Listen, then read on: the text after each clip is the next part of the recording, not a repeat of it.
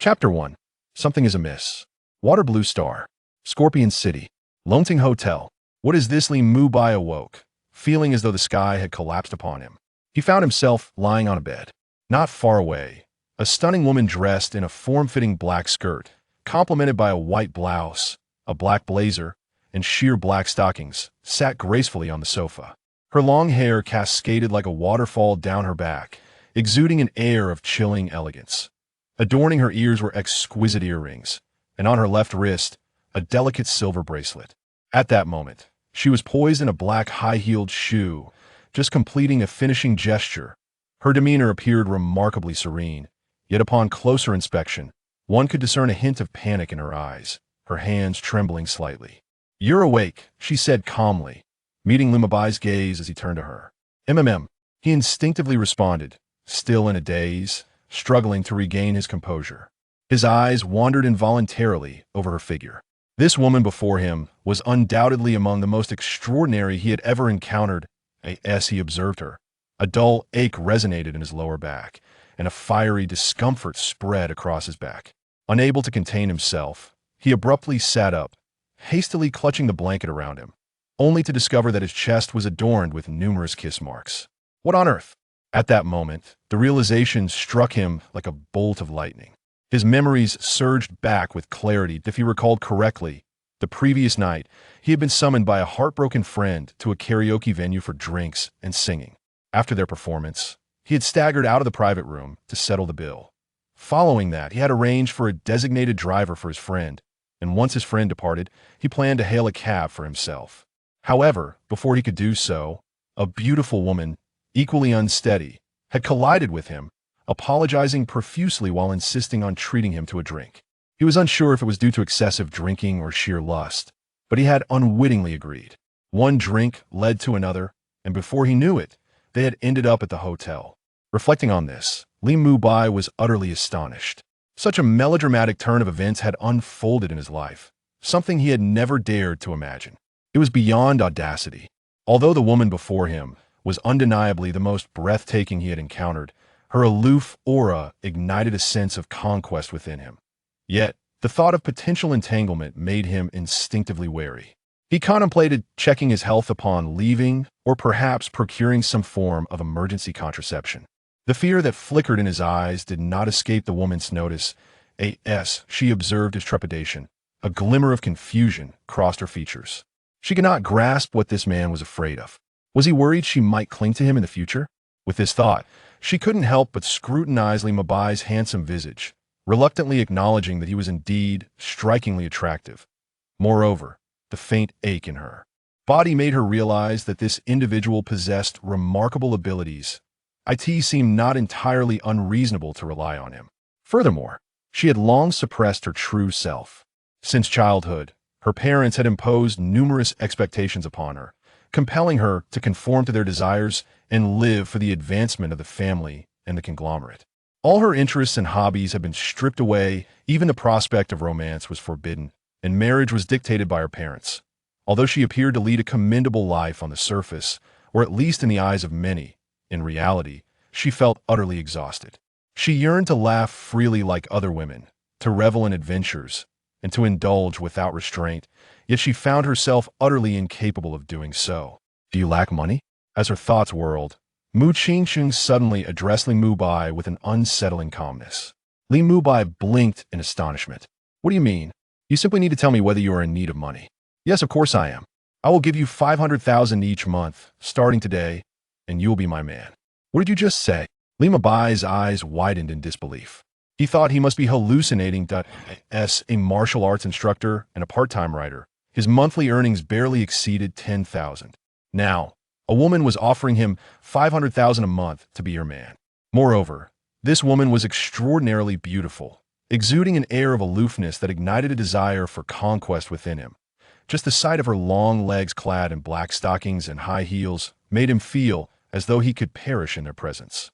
Although he sensed the risk of falling into a trap, the prospect of spending a night with such a woman was undeniably tempting, and now she was offering him 500,000 for a monthly arrangement.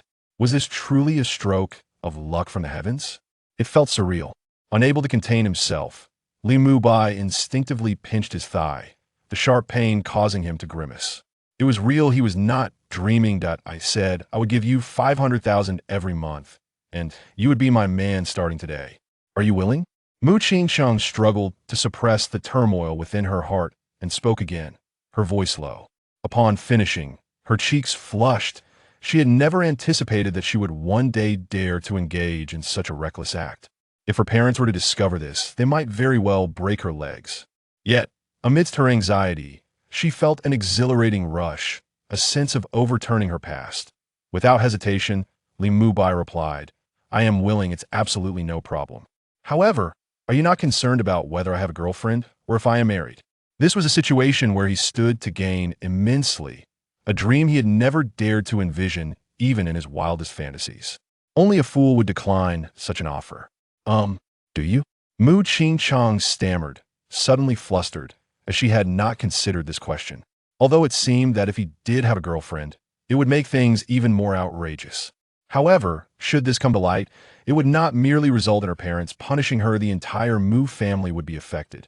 The notion that she, Mu Qingcheng, could become someone else's mistress was enough to shatter her entire social circle. The very thought was overwhelmingly disruptive, a reality she was unwilling to accept. Mubai inquired, Do you wish for me to possess it or not? Without a moment's hesitation, Mu Qingcheng replied, Of course, I hope you do not. With a smile, Li Mubai responded, Indeed, my dear, at present, I truly do not. Although this was his first experience being supported, he had perused many anecdotes and was well acquainted with the demeanor one should adopt when encountering a wealthy woman, especially one as stunning as she. The endearment from Li Mubai caused Mu Qingcheng's cheeks to flush a deep crimson. Throughout her life, she had never been addressed in such a manner, not even by her own parents. Chapter 2. The beautiful President Mu, living off soft rice. Upon seeing Mu Qingcheng's charming face flush with color, Li Mubai felt a heavy weight lift from his heart. Judging by her bashful demeanor, she seemed unlikely to be a person of ill repute. Thus, he confidently declared that she need not take any precautionary measures. With this thought, Li Mubai boldly threw back the covers. So, my dear, shall we have another test of your skills? Ah, you. Quickly cover up, Mu Qingcheng exclaimed, her face reddening further, unable to meet his gaze. Although she harbored a desire for some wild escapades, the notion of a retest felt rather overwhelming. Just moments ago, he appeared so shy, tucking himself under the covers. How could he transform into such a bold figure upon receiving financial backing? Oh, my generous benefactor, do not be shy.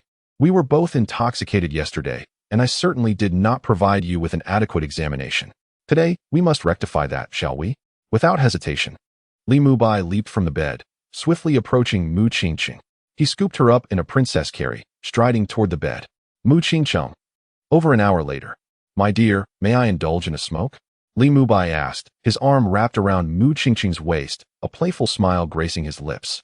At that moment, he felt utterly at ease. Initially, when he spotted her seated on the sofa, she exuded an air of aloofness that stirred within him a desire to conquer. Yet, in truth, this conquest was most exhilarating. He pondered her thoughts, trying to fathom what had led her to this point. Mu Qingcheng nestled deeper into Li Mubai's embrace, feeling as if her very bones had turned to jelly. Until today, she had been unaware that the connection between a man and a woman could reach such dizzying heights. No wonder so many were captivated by it. Feel free to smoke, but do try to cut back for your health. And do provide me with your bank details. I shall transfer this month's funds to you. Also, if possible, please get a health checkup today and send me the report. Mu Qingcheng replied lazily, completely shedding her previous icy demeanor. Those who were familiar with her would hardly believe their eyes, witnessing this version of Mu Qingcheng, the cold, formidable president who inspired trepidation in countless hearts. All right, that poses no issue. Li Mubai was already planning to undergo a health examination himself. With such a stunning beauty suggesting it, he was all the more inclined to comply. By the way, I still do not know your name, my dear. May I inquire if I am the only man you are supporting, or are there others? Li Mubai teased, lifting her delicate chin with his fingers. This is my first time in such a situation. Do you really think I have other men? Mu Qingcheng shot him a playful glare. And you are quite audacious. Do you even realize who the true benefactor is? Isn't it true that you adore my audacity? Just now you were. Be quiet. Mu Qingcheng quickly covered Li Mubai's mouth, feeling extremely embarrassed. He. Li Mubai grinned mischievously, promptly shifting the topic. Mu Qingqing shot him another playful glare before retrieving a bag from the bedside table. She pulled out her phone and said to Li Mubai, "First, let us add a green bubble and my phone number." Li Mubai readily took out his phone and added her as a contact, even directly changing her nickname to Darling and pinning it at the top, which made Mu Qingqing quite pleased. "By the way, my name is Li Mubai. I still don't know my darling's name," he inquired curiously. Mu Qingqing smiled and replied, "My name is Mu Qingqing. That name sounds somewhat familiar. I feel like I've heard it somewhere before." Li Mubai blinked, genuinely believing he had encountered that name before. The sense of familiarity was quite strong. Mu Qingqing calmly stated, "I am Mu Qingqing from the Mu Group." "It's you? Really?" Li Mubai was astonished. Mu Qingqing of the Mu Group was famously known in Scorpio City as the icy beauty CEO.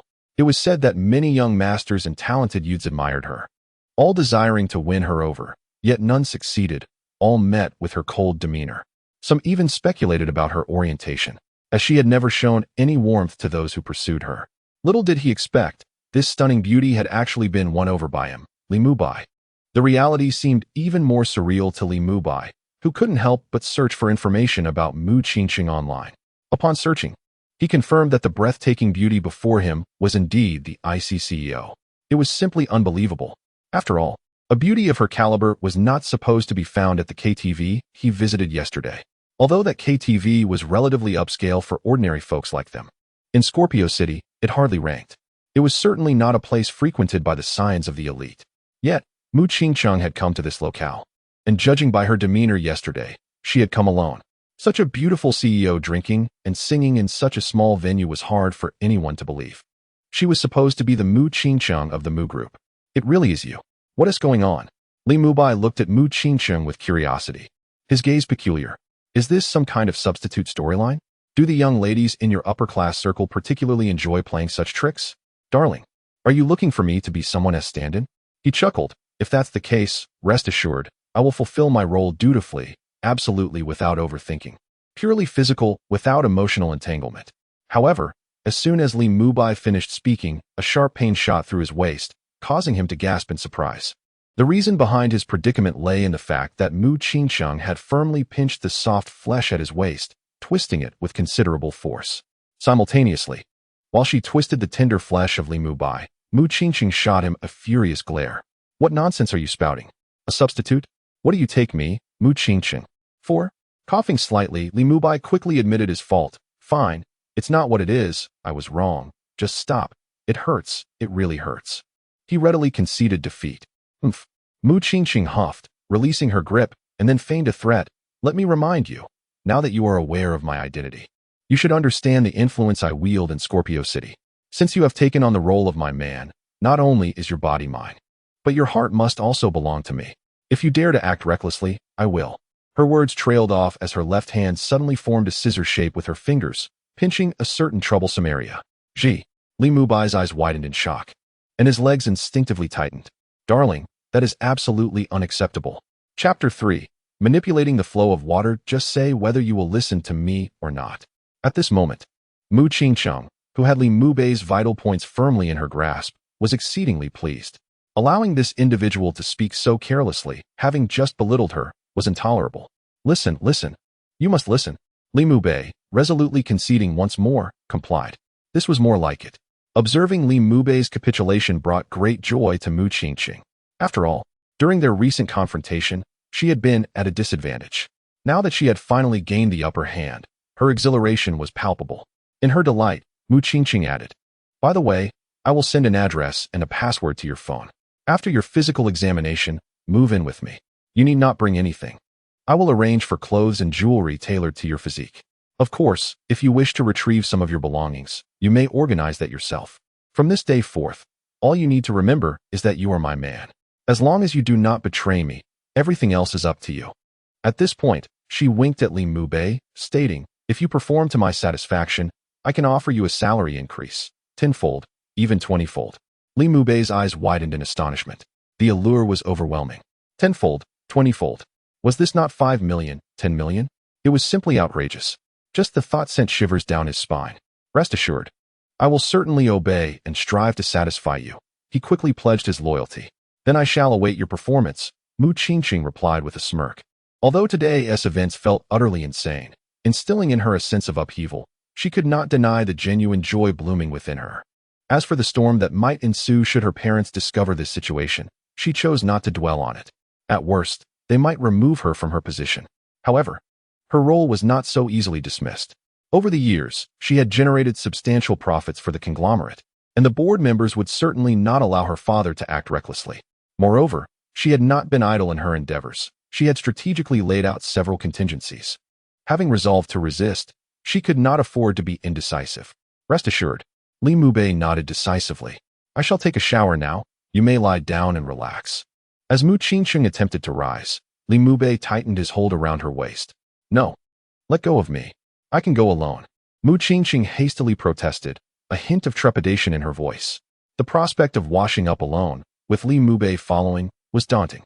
Li Mubai was reluctant to let her go alone, but Mu Qingqing's firm refusal left him no choice but to acquiesce. Soon, she made her way to the bathroom. After she left, Li Mubai propped himself up slightly, leaning against the bed. He then retrieved a pack of cigarettes from his pocket, extracted one, and lit it for himself, attempting to calm his racing heart. The unfolding of events was indeed quite revolutionary to my understanding. I never anticipated that after 23 arduous years, I, Li Mubai, would suddenly find myself in a period of flourishing. Mother, I have finally succeeded. Thoughts raced through Li Mubai's mind. Although he was acutely aware that all of this was genuine and not a mere dream, he still felt somewhat lightheaded. It was truly surreal. He couldn't help but touch his well-defined abdominal muscles, affirming that opportunities are indeed reserved for those who are prepared. My efforts since middle school to transform my physique and study various instructional videos were not in vain. Half an hour later, Mu Qingqing emerged from the bathroom, wrapped in a towel, and said to Li Mubai, "You should wash up too." Li Mubai did not refuse. After the intense exercise, he was drenched in sweat and certainly needed to freshen up. He promptly threw off the covers and stepped out of bed. Ugh, can't you be a little more discreet? Although she was already familiar with him, Mu Qingqing could not help but roll her eyes at the sight. Li Mubai merely chuckled and winked at her before entering the bathroom. He turned the water on with ease and stepped under the shower head.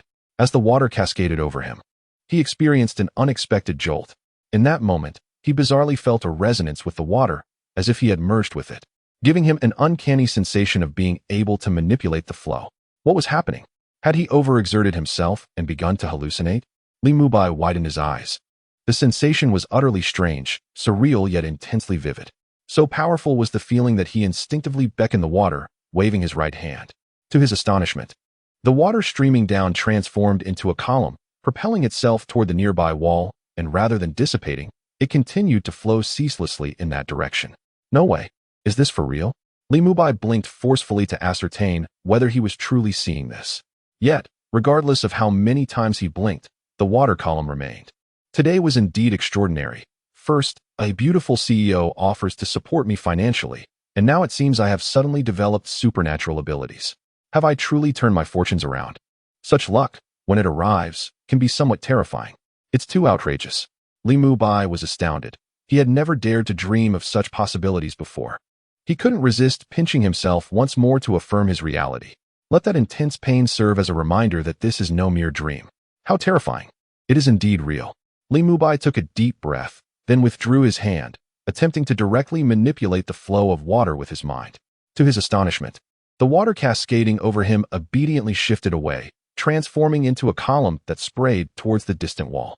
It further morphed into a sphere, suspended before him, creating an ethereal spectacle akin to magic or sorcery. Moreover, the column and sphere of water were not the limits of this transformation. They swiftly adapted to Li Mubai's thoughts, taking on various shapes: water roses, water rabbits, and an array of animals and plants. All imaginable forms could come to life at his command.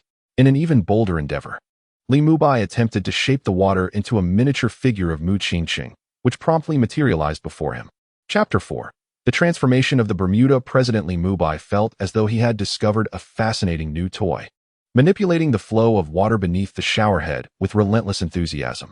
Fortunately, it was summer. Standing under the shower, he could frolic with the water without feeling cold. Had it been winter, the spectacle of him splashing water away from his body might have left him susceptible to a chill. As he continued his playful experimentation, Li Mubai soon realized that, while he possessed the ability to control water, He required direct physical contact with it to exert any influence. The water needed to cascade upon him, or at least touch his hands, for him to manipulate it effectively. If he distanced himself from the water, severing that direct connection, he found himself powerless.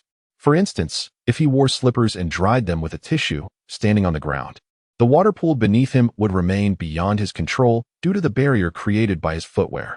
However, as soon as he removed the slippers, even the slightest contact with the water on the ground would enable him to exert his will over it. The extent of his control depended on whether the water on the ground was interconnected with other water sources.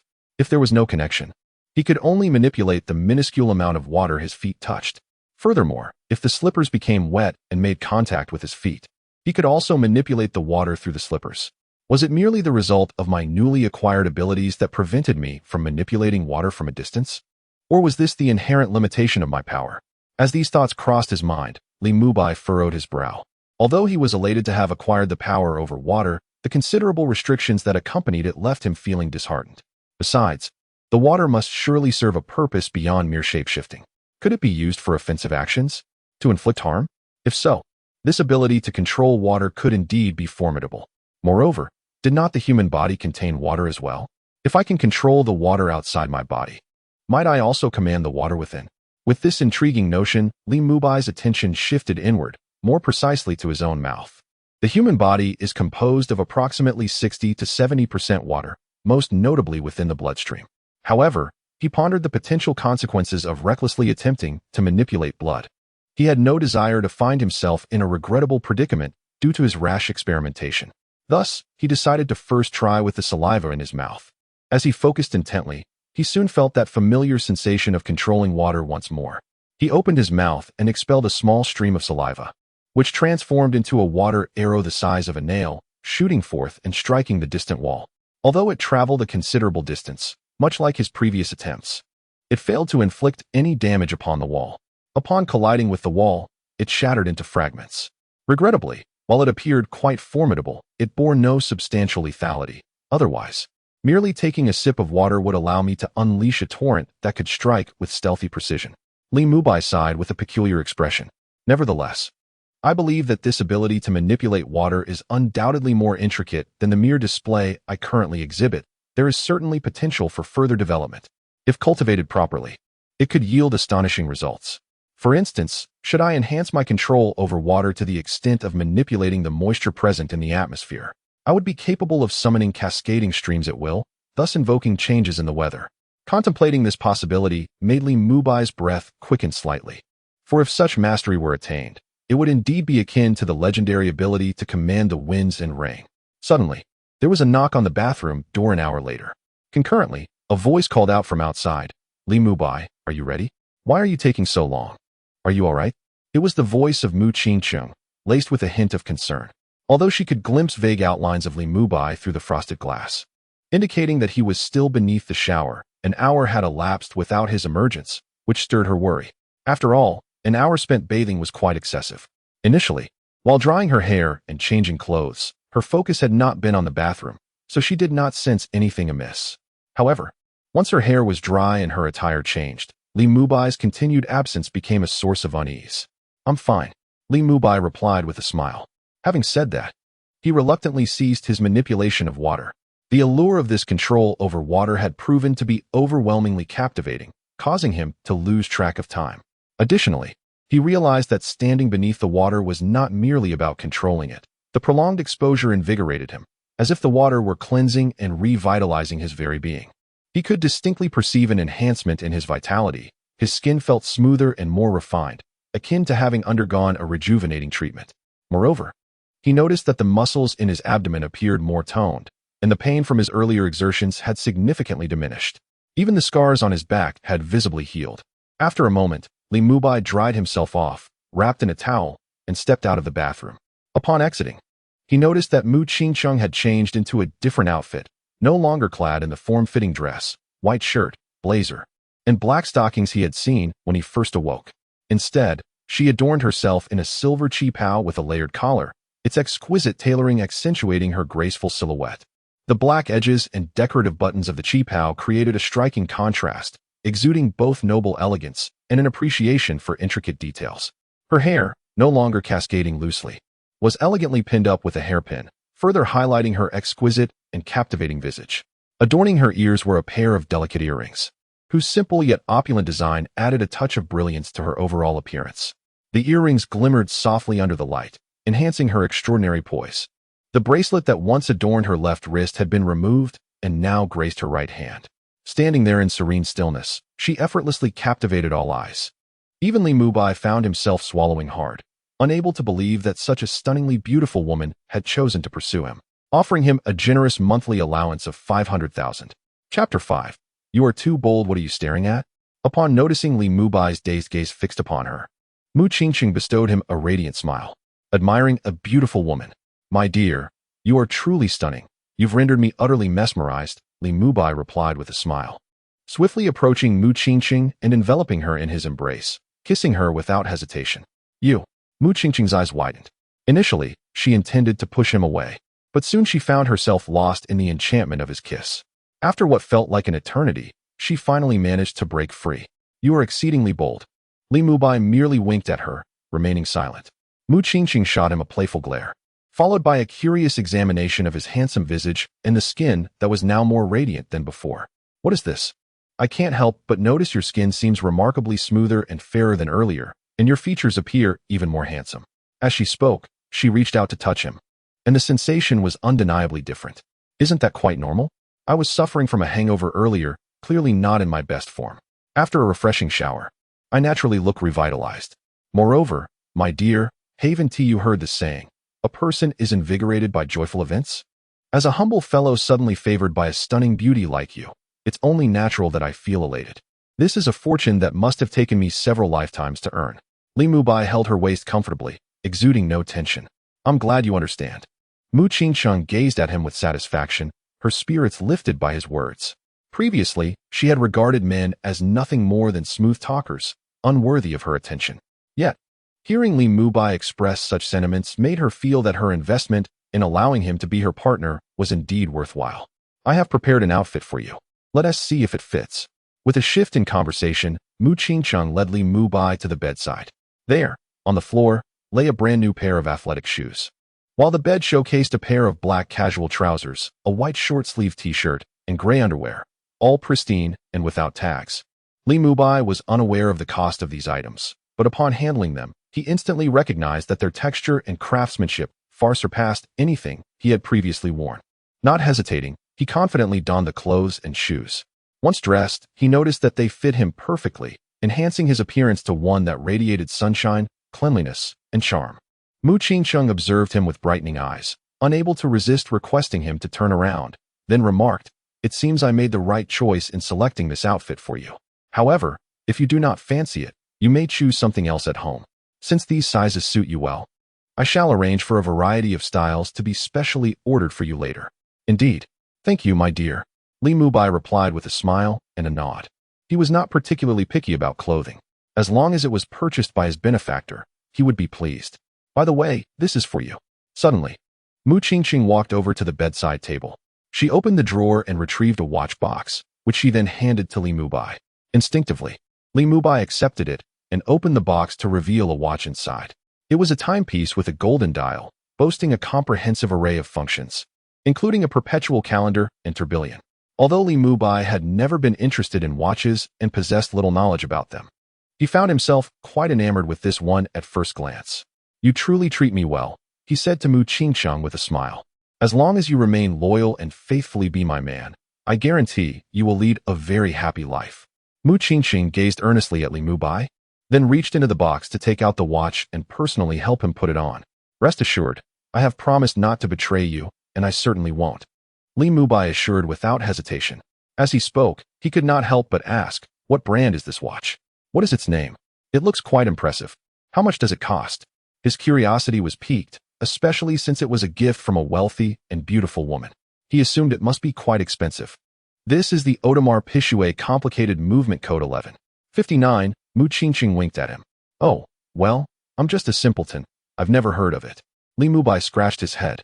The name was quite a mouthful, and he had never paid attention to such matters until today. But how much does it actually cost? He could not help but inquire again. Mu Qingqing smiled slightly. You can look it up yourself. I have matters to attend to, so I won't keep you company any longer. I've arranged a car and driver for you. If you have places to go or luggage to move, just instruct her. I will send her phone number to your mobile." After speaking, she lowered her head and gently bit Li Mubai's alluring Adam's apple. Then she slipped out of his embrace, waved goodbye, and walked out of the room. "Take care, my dear.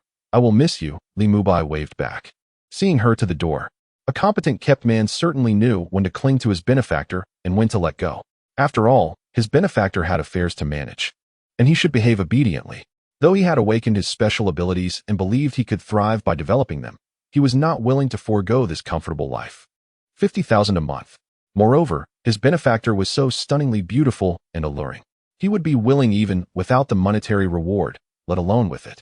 As he escorted Mu Qingsheng to the door, he noticed 2 bodyguards dressed in black suits standing respectfully at the entrance, one male and one female.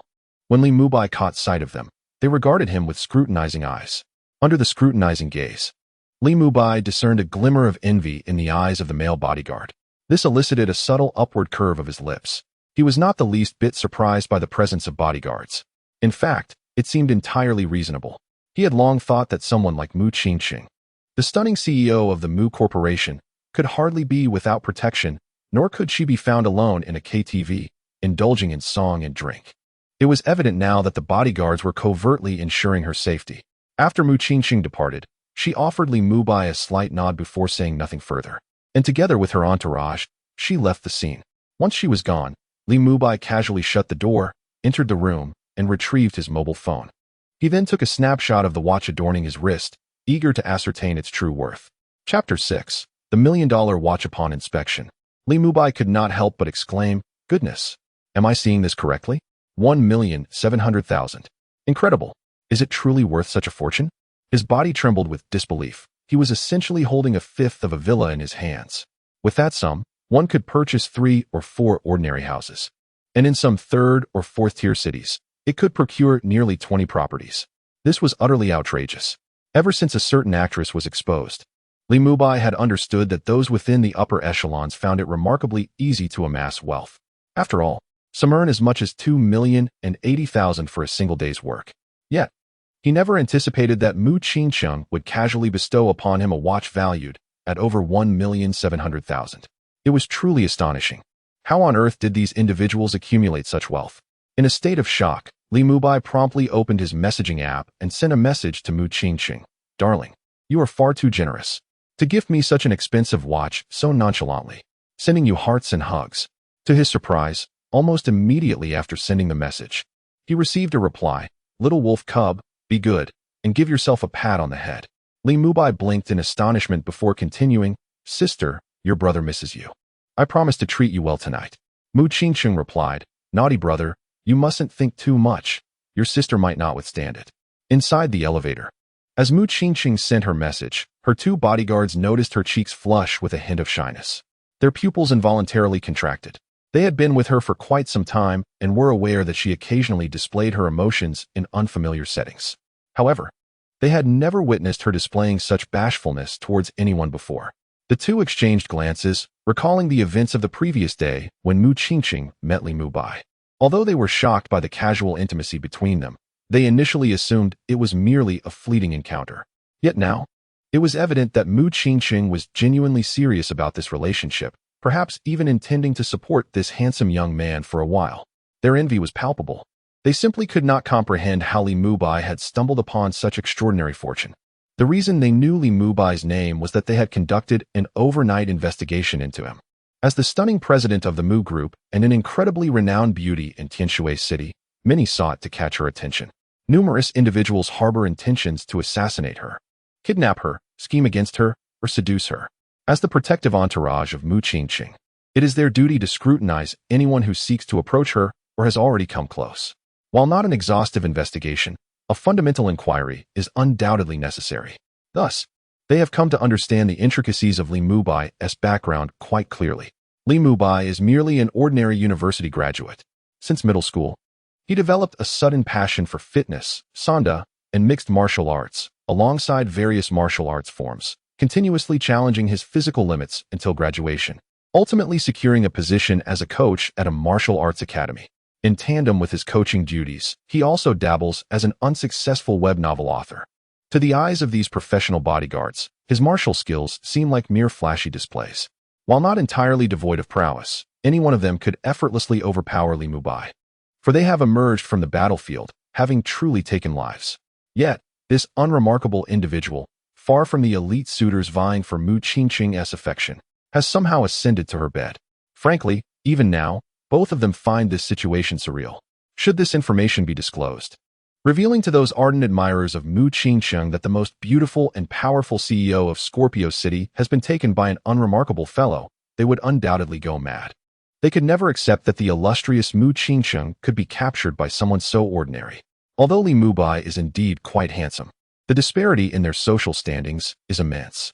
Moreover, given Mu Qingqing's power and looks, what kind of handsome men could she not attract? There are certainly more appealing suitors than Li Mubai, yet she offers them not a shred of warmth. Hence, witnessing Mu Qingqing's cheeks flush in her shy response, they truly feel a tumult within their hearts, struggling to maintain composure. Mu Qingqing, however, paid no heed to the thoughts of her bodyguards. She was utterly delighted as she exchanged messages with Li Mubai. This was her first experience of such candid flirting on a green bubble platform. The mere thought of Li Mubai's promise to treat her well that evening made her legs feel somewhat weak. It was truly overwhelming. No wonder someone she knew had remarked that when seeking a partner, one should look for a younger man. There's something invigorating about them. Before long, Mu Qingqing exited the hotel. As she stepped outside, she noticed two Rolls-Royces parked nearby. With calmness, she entered one of the vehicles. Once inside, a male bodyguard took the wheel while a female bodyguard settled beside her, presenting a tablet. "Madam, here are some details regarding Li Mubai. Would you like to take a look?" Mu Qingqing accepted the tablet and saw a photograph of Li Mubai displayed prominently, accompanied by various pieces of information about him. Age, residence, interests, family background. All of these details are meticulously recorded. Even the number of romantic relationships Li Mubai has engaged in is documented. In total, it notes that Li Mubai has been in 2 relationships, one ending after high school graduation and the other after university graduation. The first breakup involved a childhood sweetheart who departed to study abroad. The second breakup occurred when his girlfriend's parents disapproved of Li Mubai's background and forcibly separated them. Upon witnessing this, Mu Qingqing's eyes glimmered slightly. She was not surprised that Li Mubai had previous girlfriends. After all, he was remarkably adept in matters of romance. The very thought of those intimate moments stirred a sense of unease within her. However, she found herself quite astonished by the timing of his breakups, which coincidentally aligned with the common peaks of relationship dissolutions following high school and university graduations. Though she had never experienced love due to her parents' control, it did not imply that she was oblivious to the fact that these 2 periods are particularly prone to heartbreak. Chapter 7. 500,000 no longer appealing. Mu Qingqing merely glanced at the information before she ceased further scrutiny. She returned the tablet to her female bodyguard and opened the car window, directing her gaze outside. Her eyes shimmered, revealing a hidden contemplation. Yet, as her thoughts deepened, her delicate face suddenly flushed. A hint of shyness surfaced within her clear, serene eyes, exuding an enchanting allure that rendered the nearby bodyguard momentarily awestruck. It was evident that their esteemed Mu was once again pondering the enigmatic Li Mubai. The bodyguard couldn't fathom the extent of his charm. How could a mere night's encounter captivate Mu Qingqing to such a degree? Such perplexity lingered in her mind. On the other side, Li Mubai, after confirming the watch's price, stood in shock for a moment before scrutinizing the timepiece adorning his wrist. He truly could not comprehend what made this watch so exorbitantly valuable. However, despite his inability to discern its worth, he was acutely aware that from this day forward, even if Mu Qingqing were to cast him aside, the watch alone could ensure a comfortable life for him. What am I even thinking? He mused, bewildered by his own thoughts of being dismissed. Such considerations were irrelevant at present. All that mattered was his current satisfaction. A smile crept across Li Mubai's lips as he discarded his soiled clothes into the trash bin. Although that outfit had cost him a few hundred, with newfound wealth, such concerns were trivial. After all, he had just received a transfer of 500,000 from Mu Qingqing. His immediate priority was to visit the hospital for a health check, a request from his benefactor. Yet, knowing Mu Qingqing's status and having seen the blossoming plum blossom on the bed, he felt reassured that he was unlikely to be ill.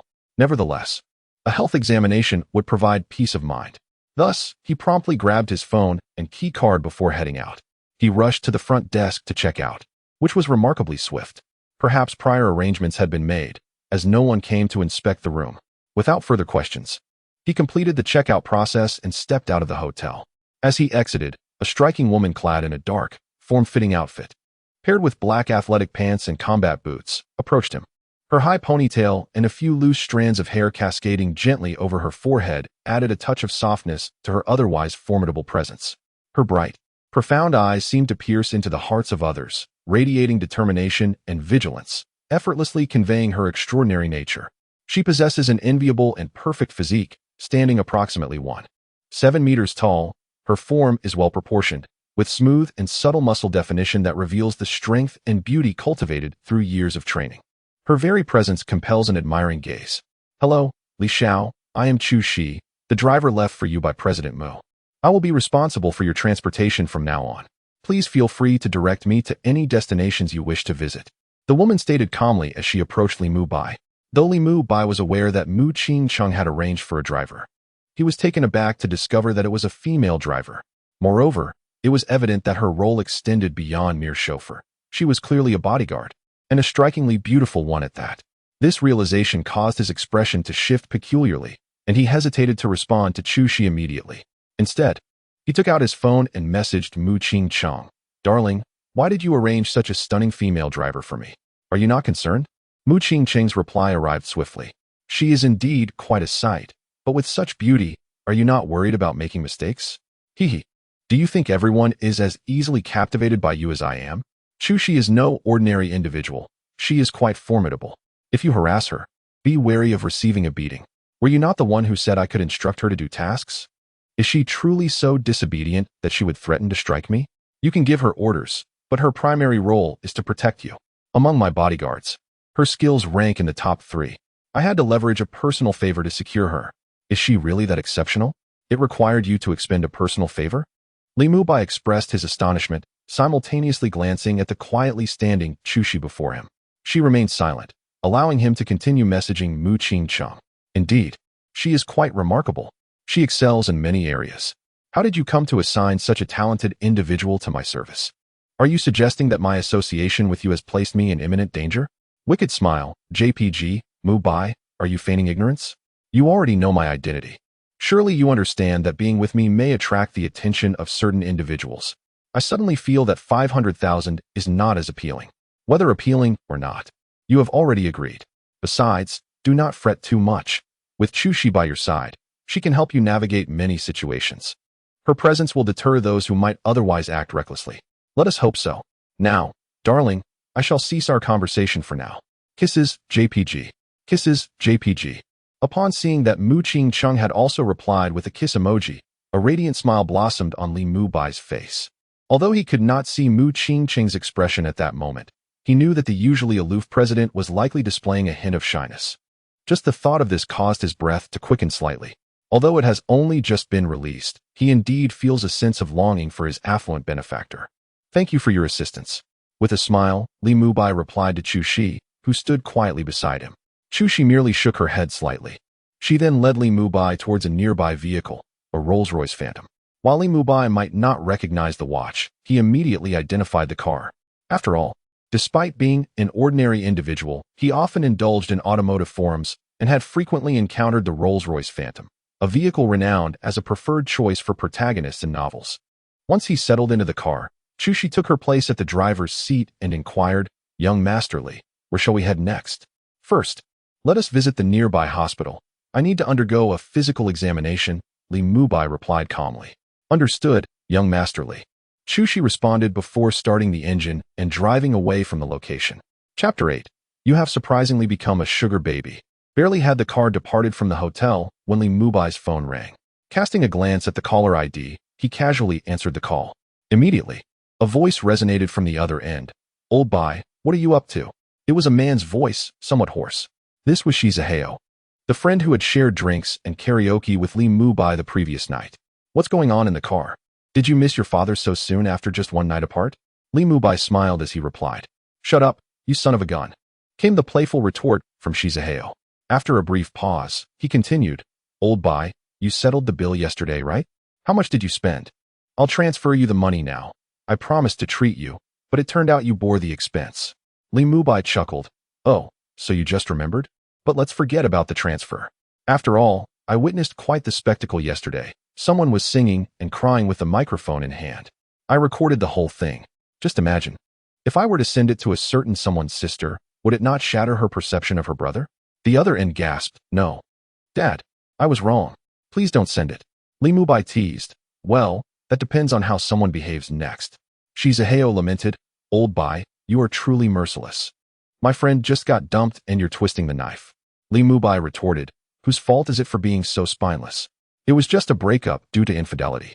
Did you really need to cry like that? Move on to someone better. Shizaheo sighed, but I still feel awful. We managed to get through the breakup season in college, so why couldn't we handle this one? She once told me she admired my basketball skills and was willing to endure hardships with me. I still play ball regularly. My physique hasn't deteriorated. And I earn over $10,000 a month. It may not be extravagant, but I could still create some romantic surprises for her. Why did she change her heart? Lee Mubai paused before thoughtfully replying. Isn't it said that one would rather cry in a BMW than laugh on a bicycle? There's no definitive right or wrong in this. Shizaheo cursed. Damn it, this world is truly messed up. To hell with love. I will never believe in it again. Lee Mubai responded, It's good that you feel that way. Look at me. I broke up even earlier than you. Sorry, Old Bai, for bringing up your sorrow. Speaking of which, do you still keep in touch with Lin Yuqing? Shizaheo inquired. Lee Mubai replied. Her mother has already said as much about me. What is the point of staying in contact? I'm not looking for self-punishment. After all, she has a point. Someone like me, lacking any background, is hardly worthy of a young lady like her. Shizaheo lamented. This world is truly unforgiving. All right, let us not dwell on this any longer. Move on to someone better. Don't be too heartbroken. On a lighter note, let me send you something nice. Lee Mubai smiled as he shifted the topic. He then took out his phone and snapped a picture of the front row of the car, sending it to Shizaheo. Old Bai, where did you find that picture online? Do you think it's an online image? Is it not? Haha, just consider it as such. What do you mean? Guess. Let's see if you can guess.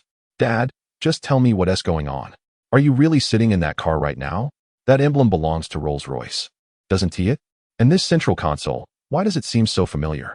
Could it be the central console of a Rolls-Royce Phantom? No way. Is this for real? The voice on the other end suddenly elevated in pitch. After that, Shizaheo quickly followed up with, Old Bai, what is really happening? Lee Mubai couldn't help but smile. This is all thanks to you, Zaheo. Your father met a wealthy beauty at KTV yesterday and ended up enjoying the benefits. Huh? What did you say? Shizaheo was utterly shocked, almost convinced he was imagining things. Lee Mubai chuckled. I can't explain it all right now. When I have the time, I'll tell you in detail. It's not convenient to talk while I'm in the car, so I'll hang up for now. After that, he ended the call. Just as he hung up, a flurry of green bubble messages flooded in. Without needing to look, Lee Mubai knew it was undoubtedly his good son reaching out. Indeed, it was. These messages were a barrage from Shizaheo.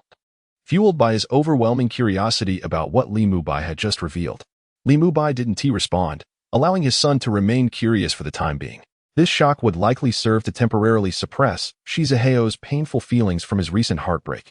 When Lee Mubai hung up the phone, the eyes of Chushi in the front seat flickered slightly.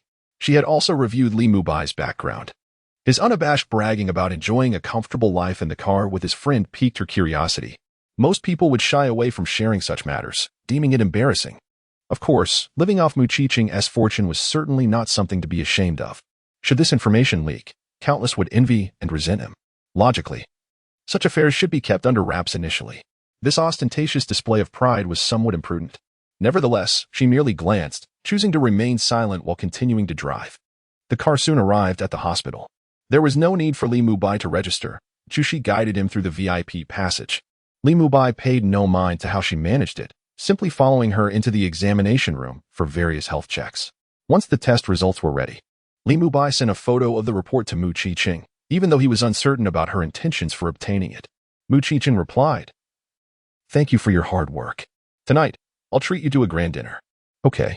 Smiling, Lee Mubai responded with a message and then sought out a place to dine. In the early morning, he had yet to partake in his breakfast. He dined alone, as Chushi did not accompany him. Once he finished his meal, He followed Chu Shi to a splendid villa nestled within a vast estate. Upon his first glance at the property, Li Mubai was struck by its sheer size. Immense, indeed. One of the grand buildings alone occupied an area of no less than 5 or 6,000 square meters. This villa estate boasted a private golf course, an inland lake, and landscaped rock gardens, epitomizing opulence. Upon entering, Li Mubai felt a profound sense of incongruity with his surroundings. This was undeniably a residence for the elite. A place where young masters and mistresses resided. Should this place be unveiled to the world?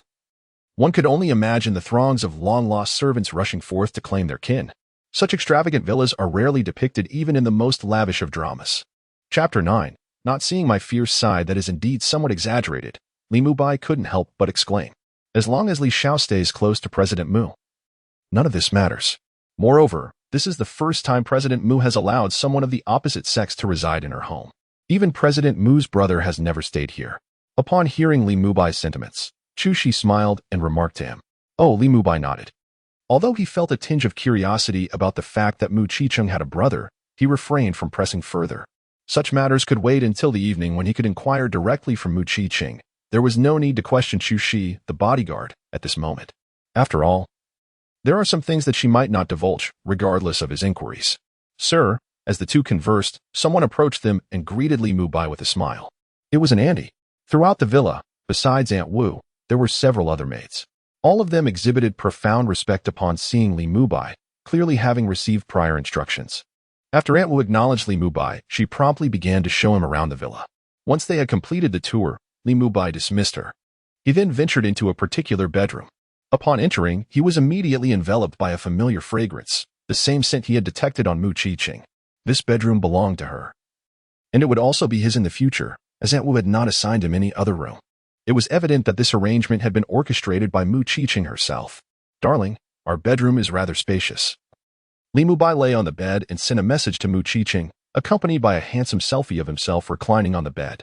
He could hardly wait for her return to enjoy their time together. Stop teasing me incessantly, I can't handle it, she replied. With more practice, you'll be able to endure it, he retorted. Knocking my head won't help. It requires practice, she teased back. You mischievous brother, you only bully your sister. I can't fathom how you possess such audacity, completely unafraid of me. How could I possibly fear my darling? He replied confidently. That's only because you haven't witnessed my fierce side. Is that so? Would you like me to visit your office later to see that fierce side? I'm curious to see you looking at me with disdain. Ah, you're truly incorrigible, she responded, exasperated yet amused. If I weren't a bit wicked, you wouldn't love me so much, he grinned. Just accept that you have me under your thumb. I must get back to work now. Oh. Will you return for lunch? I'll be having lunch at the office, so I won't be coming back. I see. Do you need me to bring you lunch so we can eat together? Perhaps not just yet. Let me enjoy some peace for a while. Although I know I cannot hide this from my parents for long, if I can manage to keep it under wraps for another day, I shall. Very well. I'll do as you wish, my dear. Then you should obediently stay at home. If you have anything you wish to eat at noon, let Aunt Wu prepare it for you. She is quite adept at cooking. Li Mubai replied with an and concluded his conversation with Mu Qicheng. His fondness for the beautiful president was growing increasingly apparent. As for Mu Qicheng's query about why he was unafraid of her, he possessed a naturally bold disposition, further augmented by the awakening of his extraordinary abilities. Although these abilities currently appeared to be somewhat limited, he firmly believed that with diligent development, they would undoubtedly shine with brilliance. Contemplating this, Li Mubai's thought shifted, and he felt an urge to take a bath. For he had grown fond of the sensation of being enveloped by water. However, just as this thought crossed his mind, another idea emerged. Based on the morning's experiment in the bathroom, he realized he could control his saliva. Logically, he should also be able to manipulate the blood within his body. This led him to ponder whether he could exert control over the blood within another's body. While testing this on a person would be out of the question. Perhaps animals would suffice. Earlier, he had noticed that the villa boasted an inland lake, likely teeming with fish. Should he venture to the lakeside for a closer look? With this thought, Li Mubai sprang upright from his bed, fueled by an intense desire to conduct his experiment. He swiftly exited his room and descended the stairs. Upon reaching the first floor, he spotted Aunt Wu in the living room. Good day, sir. Aunt Wu greeted him promptly. Li Mubai smiled and inquired, Aunt Wu, does the inland lake on the estate contain fish? Indeed, sir, Aunt Wu responded cheerfully. Is fishing permitted in that lake? He asked further. Certainly, sir. This estate was designed by President Mu. and you may fish as you please. Additionally, we have fishing gear at home. If you wish to go fishing, I can assist you in selecting the equipment. To his surprise, Li Mubai exclaimed, "You have fishing gear at home." He couldn't help but ask, "Does Qiqing fish often?" And Wu shook her head. The young lady does not fish frequently, but occasionally she enjoys casting a line. "Oh, then please take me to select the equipment, Aunt Wu," Li Mubai said, intrigued. Without hesitation, Aunt Wu led him to a room. Upon entering, he was greeted by walls adorned with an array of fishing rods and various lures, alongside standard fishing poles. Although Li Mubai had fished before, he had never encountered such high-end lures and equipment. Their prices were beyond his means, and he had no idea of their actual cost. However, he understood that the gear specifically acquired for this room by Mu Qiqing was undoubtedly of significant value. After a cursory glance, he randomly selected a lure rod, accompanied by a lure bag filled with artificial baits and fishing line tools, and then exited the room. As he stepped outside, he encountered Chu Shi, who was practicing martial arts in the courtyard. "Is Li Xiao going fishing?" Chu Shi paused her boxing practice and approached Li Mubai with a question. "Yes, I am preparing to cast a few lines. May I accompany you?" "No need. I shall go alone." "Well, be careful then. Although the lake isn't very deep, do take precautions." "I understand," Li Mubai replied with a smile. Though he wasn't particularly skilled at swimming, he could manage to paddle a bit. Furthermore, he had recently awakened his water-related abilities, which bestowed upon him an innate affinity for the element. How could he possibly fear water? With that response, he promptly set off towards the lakeside. Before long, he arrived at the shore, finding it devoid of other people. Skillfully, he rigged his fishing line and switched to a metal lure before casting into the lake. Admittedly, aside from catching a few bass, he had yet to land any other types of fish, his skills being rather novice. Nevertheless, his casting technique was certainly commendable, and expertise honed from countless lures lost along the riverbank in days gone by. Chapter 10. The incredible speed in the blink of an eye. Half an hour had elapsed. At this moment, Li Mubai's countenance was dark, his gaze fixed ominously upon the lake before him. Could there truly be target fish suitable for lure fishing in this lake? Despite the passage of 30 minutes, he had yet to feel a single bite. Logically, if this lake harbored any target fish, its unique geographical setting should ensure an abundance of catches, particularly since this location was generally inaccessible to ordinary anglers. Li Mubai could hardly believe that his lure fishing skills were so lacking, although he had not frequently caught fish in the past. The places he had visited were vast rivers and lakes, where the expanse was great and the competition fierce. He felt it was entirely reasonable for him to struggle in such circumstances.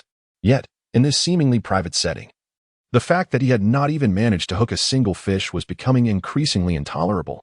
With determination, he removed his shoes and socks, rolled up his pant legs, and settled himself upon the bank, dipping his feet into the water.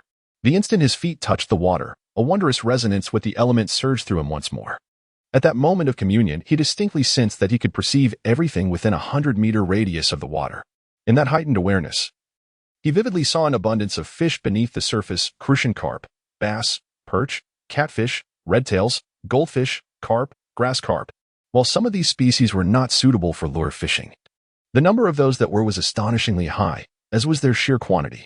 This perception was a peculiar form of sight, not a visual experience, but rather an intuitive awareness, truly remarkable. Li Mubai was both astounded and embarrassed. Prior to this revelation, he could mask his lack of skill with the excuse that there were no fish present. However, upon discovering the multitude of fish beneath the surface, he found it increasingly difficult to maintain his composure. With so many fish around, how could he possibly fail to catch any? Doubts began to creep in. Did the fish even bite lures? Yet he recalled instances in the past when he had successfully caught fish using lures. Furthermore, his lure techniques had been honed through countless instructional videos, and he had practiced diligently by the water's edge. This surely could not be attributed to a deficiency in skill. It must be that the fish simply refused to bite the lure. Indeed, the notion of lure fishing was beginning to feel like an elaborate deception. The idea that fish would take the bait was surely one of humankind's greatest fabrications of this century. Frustrated, Li Mubai cast his fishing rod aside, no longer wishing to continue.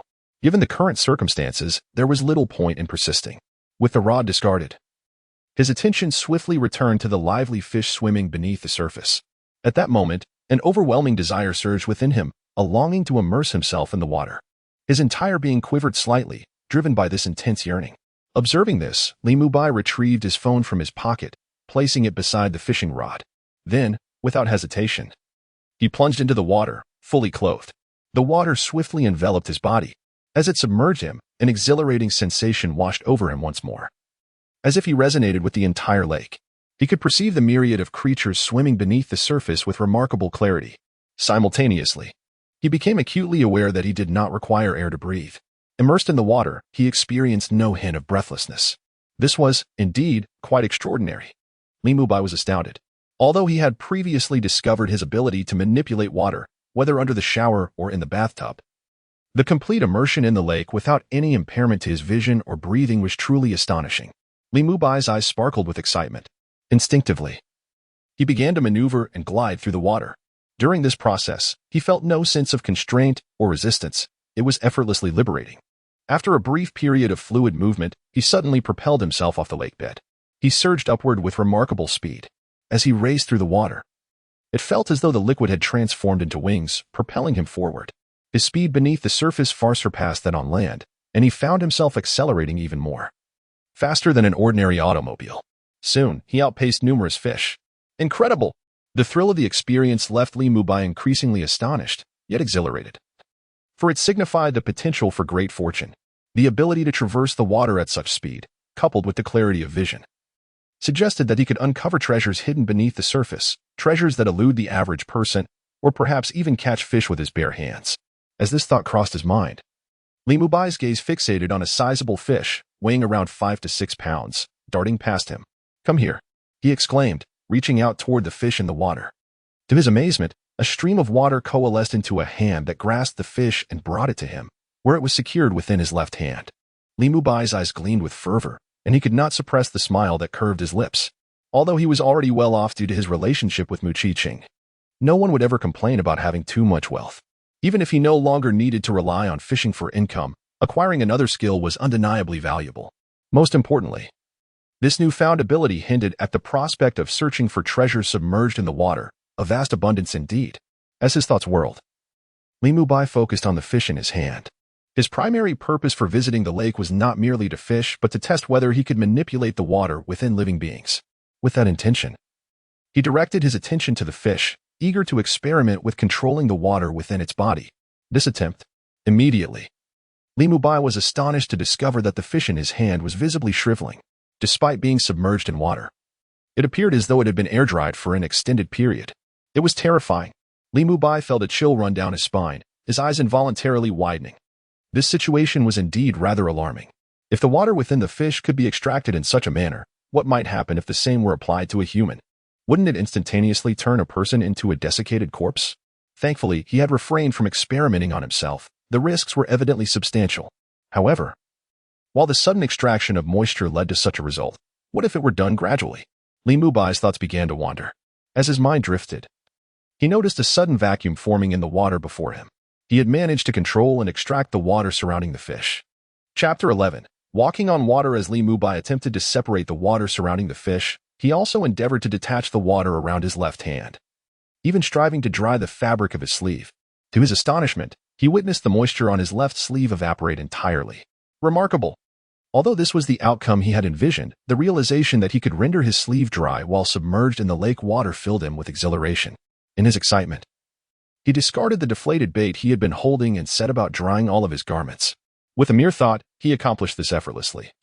Both his clothes and trousers became completely dry. It seemed that laundering would now be exceptionally convenient, requiring no drying time, merely controlling the moisture within the fabric would suffice. A smile crept upon Mubai's lips once more as his gaze turned to the fish swimming beneath the surface.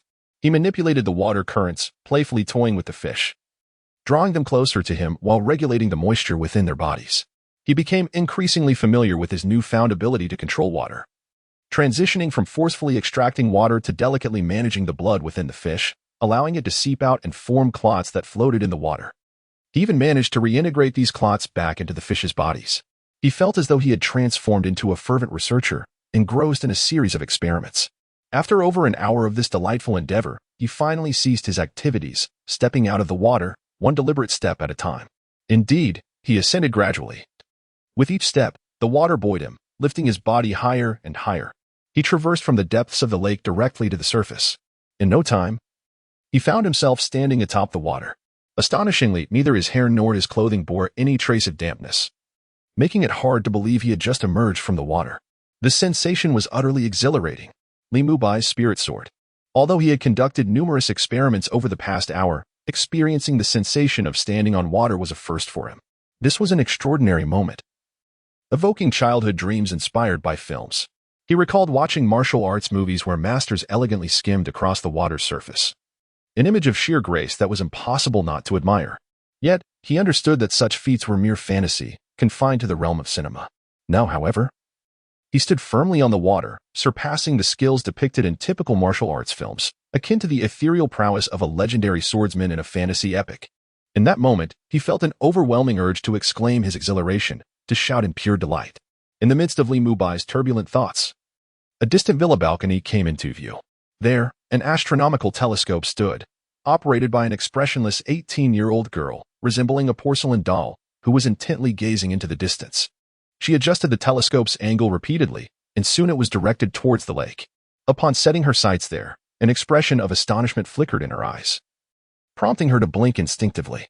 She then scrutinized the view through the lens, her eyes suddenly alight with an unprecedented brilliance.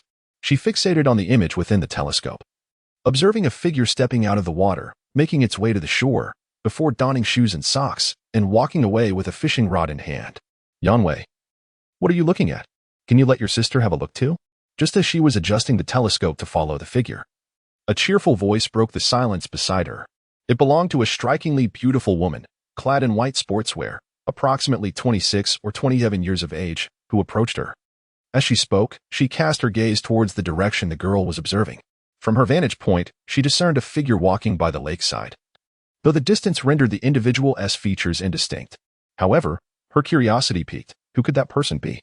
It was the first time she had seen Yanwei so engrossed in observing someone through a telescope, her face adorned with a smile that had long been absent. It was known that since Yanwei's abduction a decade prior, she had become quite reserved, uncomfortable with social interactions and disinclined to focus on others.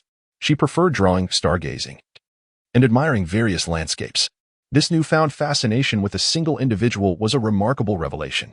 Upon hearing her sister's inquiry, Lin Yanwei withdrew her gaze and shielded the telescope with her hand. Lin Yushi was taken aback. She had never witnessed Yanwei behave in such a manner before. Although Yanwei was typically reticent, she would share the telescope to observe scenic views whenever asked. Yet today, Yanwei had outright blocked her view, exuding an air of secrecy that ignited Lin Yushi's curiosity. Unable to resist, she peered intently into the distance, but alas, the figure remained too far to discern any details. Even the gender was unclear. All she could make out was that the individual appeared to be holding a fishing rod. Could it be that the person had caught a sizable fish, thereby captivating Yanwei's interest? However, if the other party merely caught a fish, it would be unreasonable for Yue to withhold even the telescope from her. This situation is indeed quite peculiar. Yue, do you harbor a secret? Lin Yushi's lips curled into a smile. Lin Yue responded with a flat expression, no. Her voice was icy, devoid of any discernible emotion. Nevertheless, having spent many years with her sister, Lin Yushi understood Yue well. Although Yue appeared expressionless and her tone remained frigid, Lin Yushi could clearly observe that her eyelashes trembled as she spoke those words. Thus, it was evident that Yue was not being truthful. However, despite recognizing Yue's deception, Lin Yushi refrained from pressing further. Instead, she reached out to gently ruffle Yue's hair and said, "Come on, let us go inside and enjoy some watermelon." Chapter 12. Growing more handsome on the other side, Li Mubai, with his fishing rod in hand, remained blissfully unaware that he was being observed through a telescope. Had he known of this peculiar predicament, he would undoubtedly have remarked on the absurdity of it, attributing it to the eccentricity of his acquaintance, Lao Lu. After all, who else would take to peering through a telescope in broad daylight? In this moment, however, he was enveloped in a state of exhilarations, still reveling in the extraordinary sensation of walking upon the water's surface. Regrettably, the lake was not sufficiently expansive, and given that he was situated in a residential area, he dared not linger too long. Otherwise, he would have relished the opportunity to frolic on the water for an extended period. As he ambled homeward, his mind wandered, contemplating the possibility of discovering a larger body of water to fully immerse himself in this newfound experience. Regardless of the circumstances, his recent experiment had confirmed his ability to manipulate the moisture within living beings. Yet, his current capabilities were somewhat limited. He required water as a medium for control, rather than merely touching a person to exert influence. Nevertheless, a solution existed. He possessed saliva. By applying a small amount to his fingertips and then making contact with another's skin, he could presumably allow the saliva to permeate through their pores, thereby triggering the water within their bodies. Once he could manipulate the moisture within another, the subsequent actions would be far easier to execute. This method was undeniably a subtle yet lethal means of exerting power. Moreover, the longer he remained submerged in water, the more invigorated he felt. After spending over an hour in the lake, his stamina had more than doubled compared to the moment he had first entered.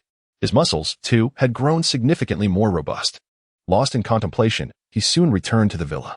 Upon his arrival, he discovered that Chushi was still engaged in her martial arts practice. The moment she caught sight of him, a flicker of curiosity crossed her features. She noted that Li Mubai appeared even more spirited than when he had departed, and he seemed to exude an enhanced handsomeness. While his face remained unchanged, there was an inexplicable aura of refinement about him, as if he had been subtly polished. This perplexing transformation led Chushi to ponder whether she was merely experiencing an illusion. However, her current mental clarity dismissed the notion of hallucination, and it was impossible that her vision was deceiving her. What could possibly account for this? Her gaze flickered momentarily. Despite her curiosity, she refrained from probing further and redirected her attention to Li Mubai's hands. Noticing the absence of any catch, a faint smile graced her lips. It seemed Mr. Li had returned empty-handed. "Mr. Li," she said, pausing her practice and greeting him with calm composure. "You needn't be so formal. There is no need for greetings each time." Li Mubai replied with a smile. After saying this, he bypassed Chushi and entered the villa. Chushi did not say much either, continuing her practice instead. The fact that Mu Qiqing went to such lengths to request her as a bodyguard speaks volumes about her formidable prowess, which is undoubtedly a result of her diligent training. As for Li Mubai, once inside the villa, he returned the fishing rod to its original place and asked Aunt Wu to bring him a bottle of cold soda. Sipping the refreshing beverage, he made his way back to where Chushi was practicing. He observed her martial arts with a leisurely demeanor. At that moment, Chushi was performing a set of punches, which Li Mubai recognized as Xingyi Quan, though he was a coach specializing in free fighting and sanda. His curiosity led him to learn some traditional Chinese martial arts forms, albeit mostly ornamental and lacking practical application. Thus, he predominantly taught punches and kicks focused on free fighting and sanda. To be honest, Li Mubai was quite intrigued by Chushi's execution of Xingyi Quan, noting a significant distinction from his own practice. Her strikes produced a tangible sound of breaking air, each delivering potent explosive force. He had no doubt that such attacks could easily fracture bones upon impact. Was this what they referred to as the difference in power generation techniques? It seemed that traditional martial arts indeed possessed authentic transmission. Although it may not appear as exaggerated as depicted in novels, its practicality was undeniable. Li Mubai blinked, continuously appraising Chushi from head to toe. In response to his gaze, Chushi remained unwavering in her practice. Remembering that Li Mubai had stated there was no need for constant greetings, she was not one to indulge in pleasantries either. Were it not for Mu Qingqing's instructions to heed Li Mubai's commands during this period, she certainly would not have felt compelled to acknowledge him repeatedly. Thus, she paid no mind to his scrutiny. Before he realized it, Li Mubai had finished the soda, yet Chushi remained undeterred, transitioning from Xingyi Quan to another form, Bagua Zhang. Her movements flowed like water, a captivating spectacle. Many of her techniques surpassed even those he had observed in films, showcasing an evident mastery that spoke to her expertise. It was clear that she was not merely performing for show but was indeed a skilled practitioner. In the blink of an eye, half an hour had elapsed. Chushi's breathing remained steady, betraying no sign of fatigue from over an hour of practice. Moreover, although it was not yet noon, the sun had already risen. Yet Li Mubai failed to notice that there was any perspiration on Chushi. This left Li Mubai quite astonished. It is worth noting that he had previously instructed others in sanda and freestyle fighting. If one were to train for over an hour in such a manner, they would undoubtedly be drenched in sweat. "Are you not fatigued from this training?" Li Mubai could not help but inquire curiously. "I'm not tired. I'm accustomed to it." Chushi replied calmly. "Oh, then might we engage in a sparring session? I wish to experience the prowess of a professional expert such as yourself." Li Mubai shifted the conversation. With his physique having significantly improved, he was eager to assess his combat capabilities and determine how much he had advanced from his previous state. Additionally, he sought to gauge the disparity between himself and a professional expert. Chushi glanced at Li Mubai and smiled. "I apologize, Mr. Li, but I do not engage in sparring with others." Li Mubai shrugged. "Are you afraid of injuring me?" Chushi simply smiled in silence. Chapter 13. The increasing velocity upon witnessing her demeanor, Li Mubai swiftly grasped the underlying meaning of Chushi's words. He felt no indignation, for it was entirely reasonable for her to harbor such thoughts. After all, as someone who required the extraordinary protection of a strikingly beautiful CEO like Mu Qiqing, it was only natural to expend a favor to secure a formidable bodyguard. Under normal circumstances, his capabilities as a martial arts instructor could hardly be compared. Thus, it was understandable that she would hesitate to engage in a sparring match, fearing the possibility of injuring him. With a casual shrug, he ambled away to a nearby open space. Chushi blinked, choosing not to call him back, but instead observed him curiously as he moved further into the distance. She wondered what Li Mubai intended to do. To her intrigue, he arrived at the open area, halted, and stretched out lazily. He began to rotate his body from side to side, followed by leg stretches and some jumping exercises, clearly engaging in a warm-up routine. After a considerable warm-up, Li Mubai suddenly assumed a fighting stance and commenced practicing punches, employing the techniques of Sanda. His movements were surprisingly precise. This spectacle elicited a quiet chuckle from Chushi. It appeared that Mr. Li was rather determined. However, as a bodyguard, it was not her prerogative to engage in sparring with her employer. Should an injury occur, the implications would be regrettable. While she could certainly temper her strength to accommodate him, such an approach would lack excitement. The most prudent course of action would be to preemptively eliminate any possibility of sparring to avoid potential mishaps. In the industry, there have been instances of bodyguards and employers engaging in supposed training sessions, where the employer insisted on demonstrating their strength, only for the encounter to result in actual injury. If one were to encounter a reasonable individual, the situation might be manageable, yet a confrontation with an unreasonable one could lead to dire consequences. Amused yet observant, Chushi meticulously scrutinized Li Mubai. Although her research indicated that he lacked practical combat experience, she was nonetheless eager to ascertain the level of proficiency he could attain in Sanda, perhaps reaching an amateur rank. Initially, she paid little heed, but soon her expression shifted to one of astonishment. Li Mubai's movements quickened, and the force behind his punches intensified. Although his techniques still lacked the finesse of someone seasoned in combat, the acceleration of his speed and power unmistakably signified a considerable combat potential, transcending mere amateur status. From the astonishing velocity he exhibited, it was evident he could compete at a professional level. Moreover, it seemed that typical professional fighters might not stand a chance against him. This was intriguing indeed. He appeared to surpass the capabilities documented in her records. Furthermore, his speed continued to escalate, leaving Chushi increasingly astounded. From the initial indifference to later moments when her gaze could not help but sparkle, Li Mubai was filled with excitement. This marked the first occasion of practicing his martial arts since acquiring his extraordinary abilities. He had been unaware of the potential until he began to train. The moment he did, he was astounded. Despite his awareness that his physical prowess had significantly enhanced his combat capabilities, he had not anticipated such a remarkable improvement. Each punch he delivered felt as though it could effortlessly vanquish his former self, and his speed of attack was exceedingly swift. Many of the combination techniques he had previously struggled with now flowed seamlessly and ferociously. Immersed in the experience, he completely overlooked Chushi by his side. He continued to practice for over an hour until Aunt Wu called him for lunch, prompting him to reluctantly cease his training. Ah, what a delightful sensation. This is the benefit of a substantial boost in physicality. It had been ages since he had felt so invigorated while training. No wonder she had seemed unfazed by the effort. He too felt no fatigue and yearned to continue. As he walked towards the house, he reveled in the rush of blood coursing through his body, blissfully ignoring Chushi's peculiar gaze. Chushi pondered silently. Through Li Mubai's hour-long display of martial arts, she discerned that, although his technique lacked real combat experience, his overall proficiency was surprisingly formidable. As he trained, his speed increased, initially posing no threat to her.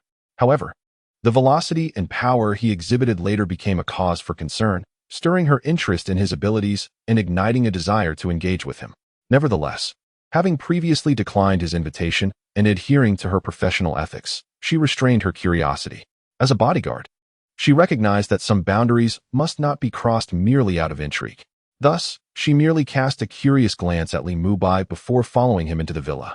Upon entering, they washed their hands and proceeded to the dining area. There, a lavish spread awaited them, with an array of 8 dishes and a soup. Despite the fact that only the two of them would be dining, each dish was a feast for the senses, leaving Li Mubai momentarily speechless. Without hesitation, He took the chopsticks and sat down, indulging heartily in the meal. Chu Shi, too, accepted her utensils from Aunt Wu without any formality. Clearly well accustomed to dining in the villa with her employer, and partook of the food with unabashed enjoyment. In response, Li Mubai chose to remain silent. He rather appreciated this casual atmosphere. If Chu Shi were overly formal, it would only render him uncomfortable. However, after indulging in his meal for a while, he suddenly recalled something. He promptly set down his chopsticks, took out his phone, and snapped a picture of the dishes on the table, sending it to Mu Qingqing. "Darling, I'm having dinner now. Are you eating?" After sending the message, he did not receive an immediate reply. Li Mubai, unfazed, set his phone aside and resumed his meal.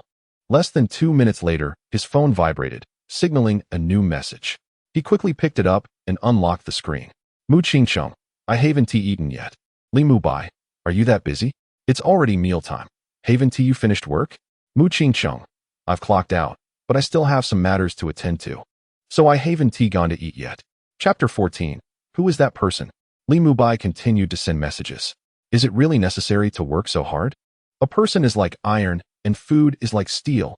When it's time to eat, one must prioritize nourishment. An irregular diet can easily lead to gastric ailments. Mu Qingqing replied, "You remind me too late. I already have a stomach issue. Moreover, I must strive. If I do not, how can I support you, dear brother?" Seeing this, Li Mubai couldn't help but smirk. They say that 9 out of 10 domineering CEOs suffer from stomach problems, and it appears to be true. As for supporting me, isn't that merely a drop in the bucket for you, my precious? Mu Qingqing responded, "I thought you would say I should spend less money. Yet it turns out to be just a drop in the bucket." Li Mubai replied, "There's nothing I can do. I'm poor, but I believe in your capabilities. My treasure." Mu Qingqing chuckled. Li Mubai continued, "Stop chuckling. Since you haven't eaten yet, let me bring you a meal. We can dine together." Mu Qingqing questioned, "Are you certain you want to expose our relationship so soon? Once you arrive, troubles may commence immediately." Li Mubai remarked, "It will be revealed sooner or later. Whether it's today or tomorrow, it makes little difference." Mu Qingqing conceded, "In that case, please bring it over." Li Mubai responded, "Please wait a moment." After sending the message, he stood up from his seat and called out, "Aunt Wu, how may I assist you, sir?" Aunt Wu promptly approached. "Do we have a thermos? I need to deliver a meal to Qingqing." "Yes, sir. Please hold on." Aunt Wu quickly went downstairs. Before long, she returned with a thermos and swiftly packed the meal. "Chu Shi, you can have your meal at home. Please hand me the car keys," Li Mubai instructed once the packing was complete. "I'll take you there. My task today is to protect you." Chu Shi smiled in response. "Thank you for your trouble." Li Mubai did not refuse. As they spoke, the two exited and got into the car, heading straight for the Mu Corporation. They soon arrived at the underground parking lot of the Mu Corporation. Once there, Chu Shi took out a card and swiped it to access a private elevator, bringing Li Mubai directly from the parking garage to the top floor, the president's office area. Upon their arrival, the secretary outside the president's office was taken aback by the sight, puzzled as to why Chu Shi was accompanied by someone carrying a thermos. However, since Chu Shi was Mu Qingqing's personal bodyguard with considerable authority, the secretary, though curious, did not obstruct their entry and allowed Li Mubai to push the door open. While Li Mubai entered, Chu Shi remained outside. Observing this, the secretary, dressed in black stockings, a white bodycon skirt, a white coat, and a black undershirt, could not contain her curiosity and quietly asked Chu Shi, "What is going on? Who was that person who just went in?" The secretary, Fan Zixuan, had been accompanying Mu Qingqing for quite some time. Her professional capabilities were commendable. In her daily interactions with Chu Shi, they had developed a certain rapport. Chu Shi smiled gently, suggesting, "You might as well direct that question to President Mu." Fan Zixuan blinked her eyes in curiosity. "Is it really that mysterious?" Chu Shi shrugged. "There's little I can do. As a bodyguard, I must tread carefully with certain matters." Fan Zixuan understood and replied, "All right, I shall inquire with President Mu later." Given her frequent assistance with Mu Qingqing's personal affairs, there were indeed some questions she felt emboldened to ask, particularly as she was undeniably part of Mu Qingqing's inner circle. Meanwhile, upon entering, Li Mubai was greeted by the sight of Mu Qingqing elegantly seated in an exquisite qipao, gracefully crossing her legs while swiftly handling documents. She appeared utterly engrossed, so much so that she did not notice the door opening. The focus on her strikingly beautiful face exuded a unique charm, causing Li Mubai's eyes to sparkle with admiration. He promptly approached her, placing the thermos on the desk. As he did, Mu Qingqing instinctively looked up, only to meet his fervent gaze, which bore an intensity that momentarily startled her. "What are you staring at me for?" she asked. "Darling, you are quite tempting," Li Mubai replied, crossing the desk to stand beside her. Without hesitation, he lifted her from her chair, settling himself down in her place. He then wrapped an arm around her waist, drawing her onto his lap, and leaned in close to whisper teasingly, "My dear, will you indulge in me first, or shall we have a meal?" Mu Qingqing's cheeks flushed with warmth, her body feeling somewhat pliant under his touch. Unable to suppress her playful retort, she chided, "You audacious fellow, how do you possess such boldness?" Truth be told, Mu Qingqing was genuinely intrigued. Based on Li Mubai's background, he should have been more reserved around a strikingly beautiful CEO like herself. Yet, since she had allowed him to accompany her, he had become increasingly daring, continually testing her limits, leaving her momentarily at a loss. It was perplexing. Who truly was the one in charge here? Li Mubai exhibited no fear of her authority, and paradoxically, the bolder he became, the more she found herself enchanted by him. Even during her workday, her thoughts were irresistibly drawn to him. Had he been timid and hesitant, she would have found him utterly uninteresting. Therefore, while curiosity enveloped her, Mu Qingqing could not deny the truth. The adage that a woman loves a man who possesses a hint of mischief held its weight. Oblivious to Mu Qingqing's musings, Li Mubai leaned in closer to her ear once again, inquiring playfully, "Do you recall the message I sent earlier? My dear President, will you look at me with disdain, as if I were trash?" Mu Qingqing's eyes widened in an instant, her entire being enveloped in a state of panic. It felt as though something within her heart had exploded. An hour later, Li Mubai sat refreshed in his office chair, deftly maneuvering the mouse and keyboard as he engaged in a game. Meanwhile, Mu Qingqing, regarded by many employees of the Mu Corporation as the frigid beauty president, lounged lazily in the adjacent chair, her legs draped over Li Mubai's lap, displaying an air of utter nonchalance. They say beauty can lead one astray.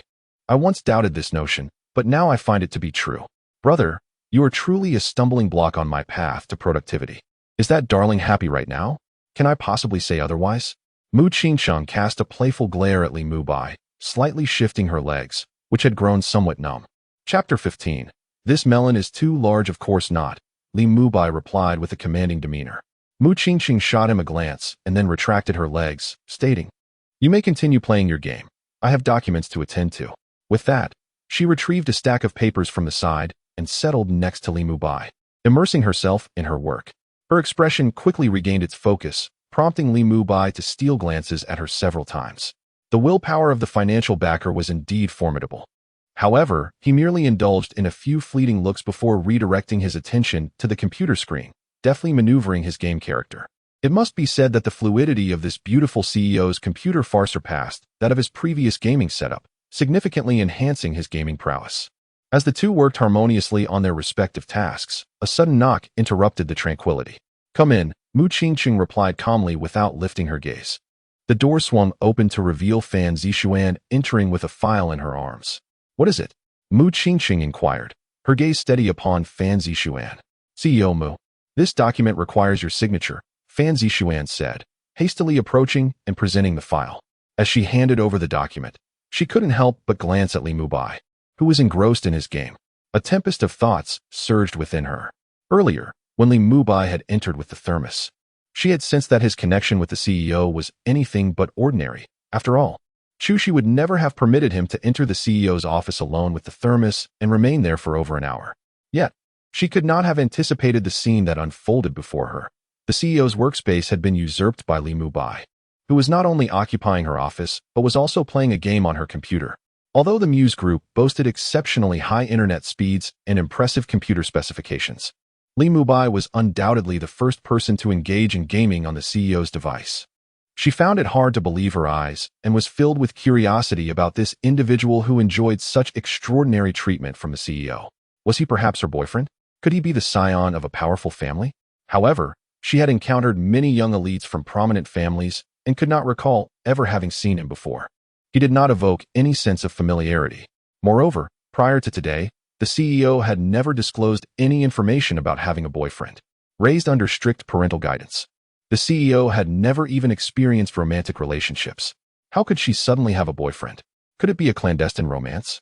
Had the CEO concealed it so well? Yet, if it were so deeply hidden, why had it suddenly come to light? Something felt amiss. As she was lost in her thoughts, Li Mubai suddenly turned his head and offered her a meaningful smile.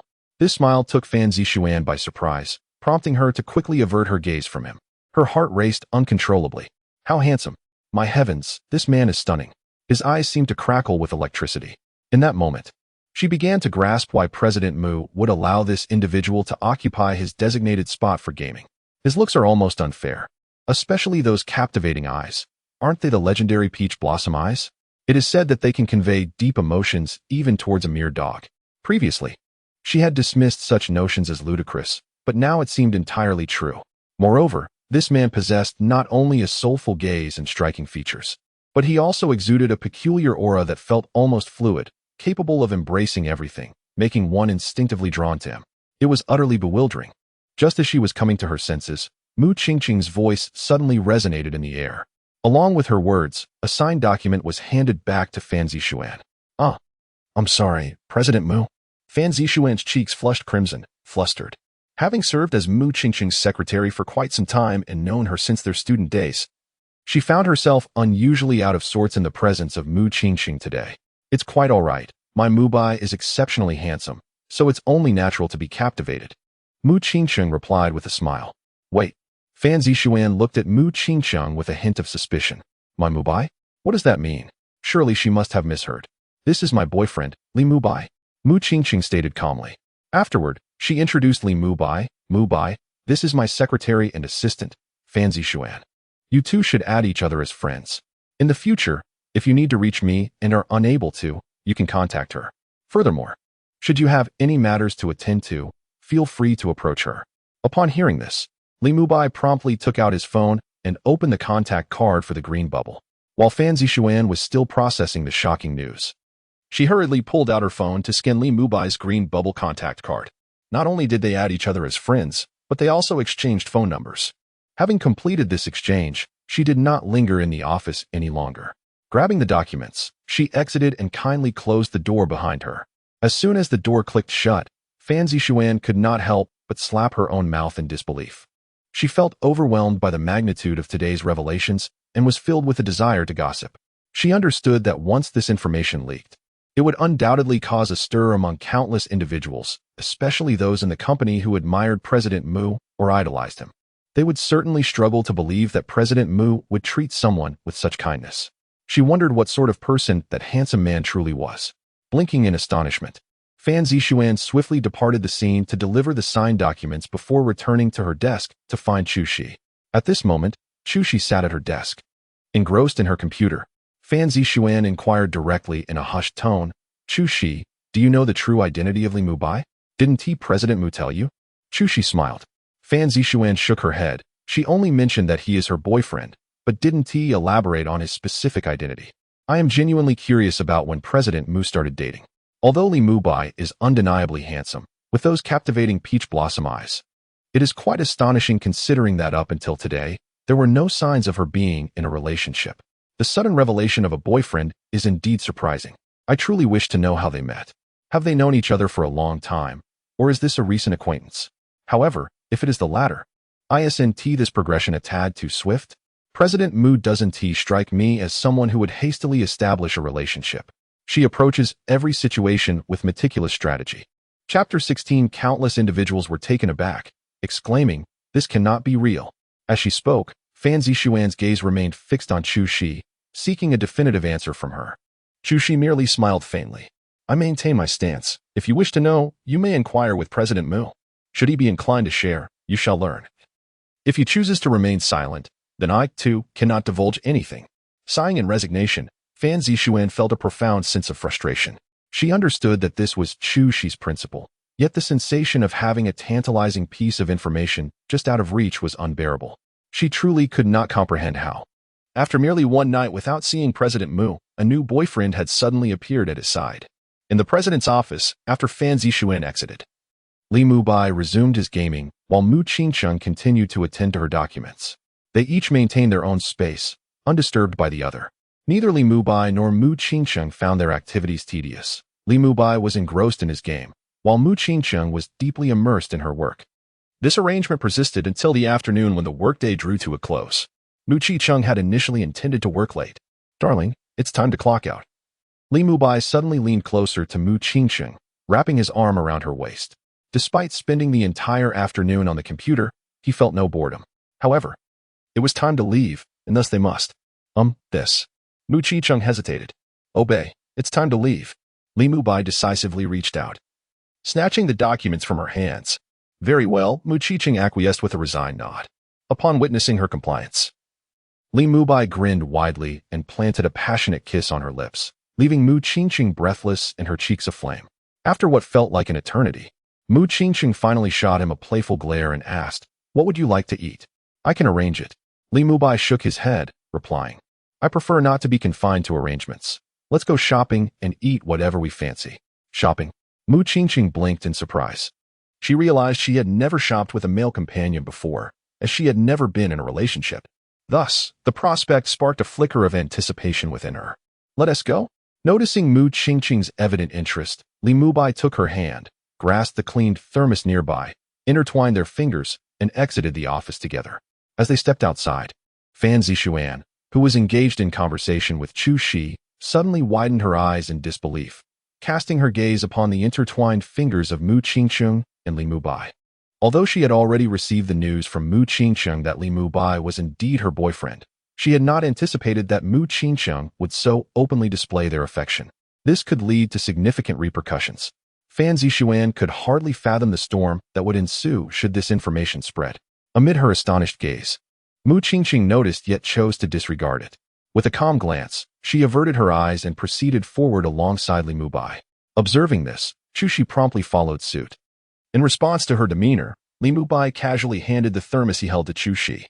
Simultaneously, Mu Qingsheng instructed Chu Shi with an air of nonchalance. "Chu Shi, please head to the parking lot to fetch the car and wait for us at the entrance. I shall accompany Mubai for a brief tour of the group." "Certainly." "General Manager Mu," Chu Shi replied with resolute affirmation, taking the thermos and swiftly making her way to the elevator, unperturbed by any concerns for Mu Qingsheng's safety. After all, Mu Qingsheng was not without her bodyguards, and they were currently within the secure confines of the Mu Group's premises, where no untoward incidents could possibly occur. The headquarters of the Mu Group was an imposing structure, expansive in its footprint, encompassing a staggering 36 floors, capable of accommodating thousands of employees simultaneously. In Scorpio City, countless individuals yearned fervently to join the Mu Group. However, despite the multitude of employees within the headquarters, not everyone possessed the privilege to ascend to the uppermost levels. Those fortunate enough to work there had never witnessed Mu Qingsheng's smile within the confines of the corporation. Whenever they encountered her, it was always her aloof, icy demeanor they beheld. Thus, when Mu Qingsheng descended the stairs intertwined with Li Mubai's fingers and proceeded to guide him through various facets of the group, many were left in a state of astonishment, their eyes wide with disbelief. Particularly, when they observed Mu Qingsheng smiling gently while introducing Li Mubai, they were utterly flabbergasted. "My heavens, what am I witnessing?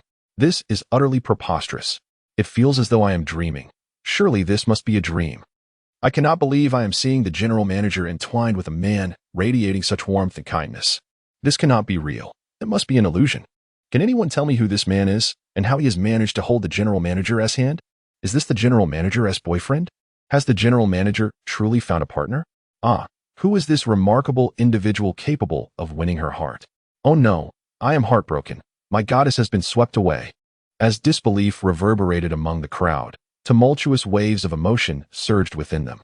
The spectacle spread with astonishing rapidity. Someone captured this moment and shared it within their circles. In no time, gossip flourished and a multitude engaged in fervent discussions, fervently investigating Li Mubai's identity. Everyone was eager to uncover the nature of the man who could so intimately connect with the general manager. Moreover, this event transcended the confines of the headquarters, spreading with exaggerated fervor beyond the group's walls, as the Mu Group was supported by numerous shareholders, each with their own network of associates. Moreover, a considerable number of individuals have been keeping a watchful eye on Mu Qingsheng. Among them are the second-generation heirs and members of various families and factions.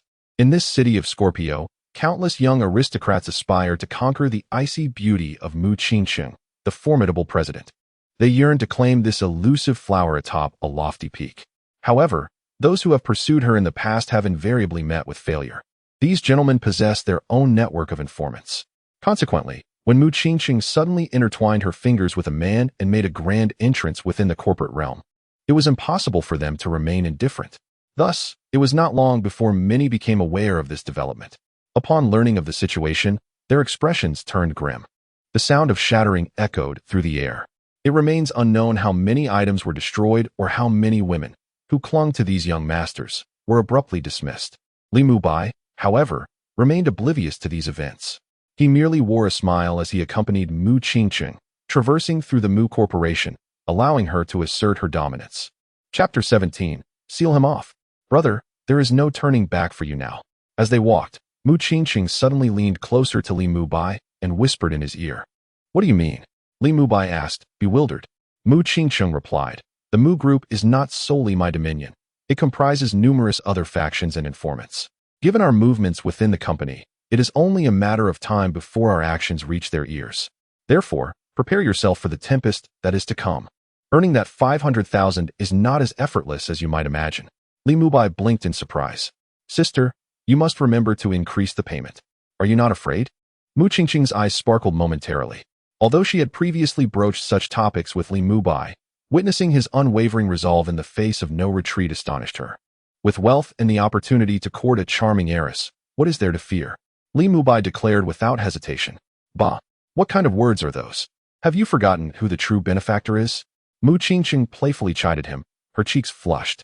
Their conversation remained low, rendering it inaudible to those nearby. Yet, despite not catching the words exchanged, the onlookers could not help but notice Mu Qingqing's blushing demeanor as she playfully admonished Li Mubai. Their eyes widened in astonishment, with some rubbing their eyes to confirm their sight. When had they ever witnessed Mu Qingqing display such allure prior to this day? In that moment, she was no longer the frosty, aloof Xiao, but rather a captivating woman enraptured by love, stirring hearts in her wake. Oh my, I'm in love. Wow. I never knew President Mu could smile so beautifully. Look at the candid shot I captured. Can you believe this is President Mu? I always thought she was merely indifferent towards others. Who could have breached the iceberg's defenses? Who is this person? This is maddening. I can't believe I finally saw President Mu smile and tease, yet it's under such circumstances. A frenzy erupted in a group chat for the Mu Group, as countless individuals expressed their astonishment over the enchanting photograph of Mu Qingqing blushing and playfully scolding Li Mubai. In a private club, a handsome young man donned in casual attire stared coldly at the messages and images on his phone, an ominous aura radiating uncontrollably from him, as if he were a volcano on the brink of eruption. Damn it! Damn Mu Qingqing! How dare she? I pursued her relentlessly, humbling myself to cater to her. Yet she has never bestowed upon me a kind glance. I once believed she had little interest in men, and now she is actually entwined with another man. Hua Yufan's voice was frigid, his teeth nearly grinding to dust. He never anticipated receiving such distressing news and images from his informants. Gazing at the pictures on his phone, he felt an overwhelming urge to crush the device in his grasp, the veins in his hand bulging with intensity. Bring him to me. He suddenly barked. Young Master Hua. A bodyguard clad in a black suit swiftly approached, his demeanor respectful as he regarded Hua Yufan. I want all information on this man within 10 minutes. Hua Yufan turned the phone's display towards the bodyguard, who quickly scrutinized the image. Upon seeing the scene, his pupils constricted in shock, finally comprehending the source of Hua Yufan's fury. In the social circles of Scorpio City, who was unaware of Hua Yufan's deep infatuation with Mu Qingqing. He had pursued her relentlessly, even enlisting his parents to propose to hers. Although the proposal had faltered, Hua Yufan had always regarded Mu Qingqing as his coveted treasure, believing he would eventually win her over. Yet, he was not the only one fixated on her. Other signs of Scorpio City's elite also harbored similar intentions. Now, to witness Mu Qingqing entwined with another man, her cheeks flushed with playful defiance, was akin to a dagger plunged into Hua Yufan's heart. I shall investigate this immediately. The bodyguard, his pupils still narrowed, hurried off to gather information. You come here. My patience is wearing thin. Once the bodyguard departed, Hua Yufan shifted his gaze to a woman seated on the nearby sofa. Upon hearing his command, the woman approached him without hesitation, eager to comply. One must acknowledge the formidable investigative prowess of the second-generation elites. Mere minutes later, the bodyguard returned, a tablet in hand, which he respectfully presented to Hua Yufan. Having already vented his ire twice, Hua Yufan's expression was a mask of cold fury as he accepted the tablet, swiftly scrolling through the recorded information. As he read, His countenance darkened ominously. With a sudden motion, he hurled the tablet to the ground, shattering it into pieces. Ah, Lee Mubai, a mere instructor from a run-of-the-mill martial arts school, a foolish web novelist, dares to steal my woman. This is truly outrageous. Issue a directive to blacklist this imbecile. I want him unemployed, banned from both the martial arts school and writing. I want him to find no refuge in Scorpio City. Hua Yufan roared vehemently. The bodyguard, taken aback, gazed at Hua Yufan with uncertainty, unsure of how to respond. Due to the urgency of the situation, he had yet to ascertain how Mu Qiqing had come to be involved with Li Mubai. Yet, he is aware that now Li Mubai is together with Mu Qiqing, having become Mr. Mu's boyfriend. Therefore, he can no longer be short of funds. Is there truly a need for a complete industry-wide ban? According to investigations, this fellow didn't even show up at the martial arts school today. He simply took a leave of absence. Furthermore, it seems that the book he was writing inexplicably stopped updating last night and has yet to be refreshed today. What? Did you not hear what I said? I demand that you immediately impose a ban on him. I want him to be unemployed. Hua Yufan's countenance darkened as he glared at the bodyguard, his voice chillingly ominous. I will attend to it at once. The bodyguard shuddered and hastily set about his task. He was not only Hua Yufan's bodyguard but also his personal assistant. Well aware that when young Master Hua becomes agitated, it can be quite terrifying. Nevertheless, while he was attending to the matter, he couldn't help but silently critique young Master Hua's erratic behavior. This truly seems somewhat superfluous, doesn't it? Chapter 18. A Rainy Night with a Sword. Not a knife. The Wang Kuan deemed Hua Yufan to be quite deranged. He dutifully executed Hua's orders. Thus, it was only a short while later that Li Mubai, still touring the headquarters of the Mu family conglomerate, was abruptly startled by the ringing of his mobile phone.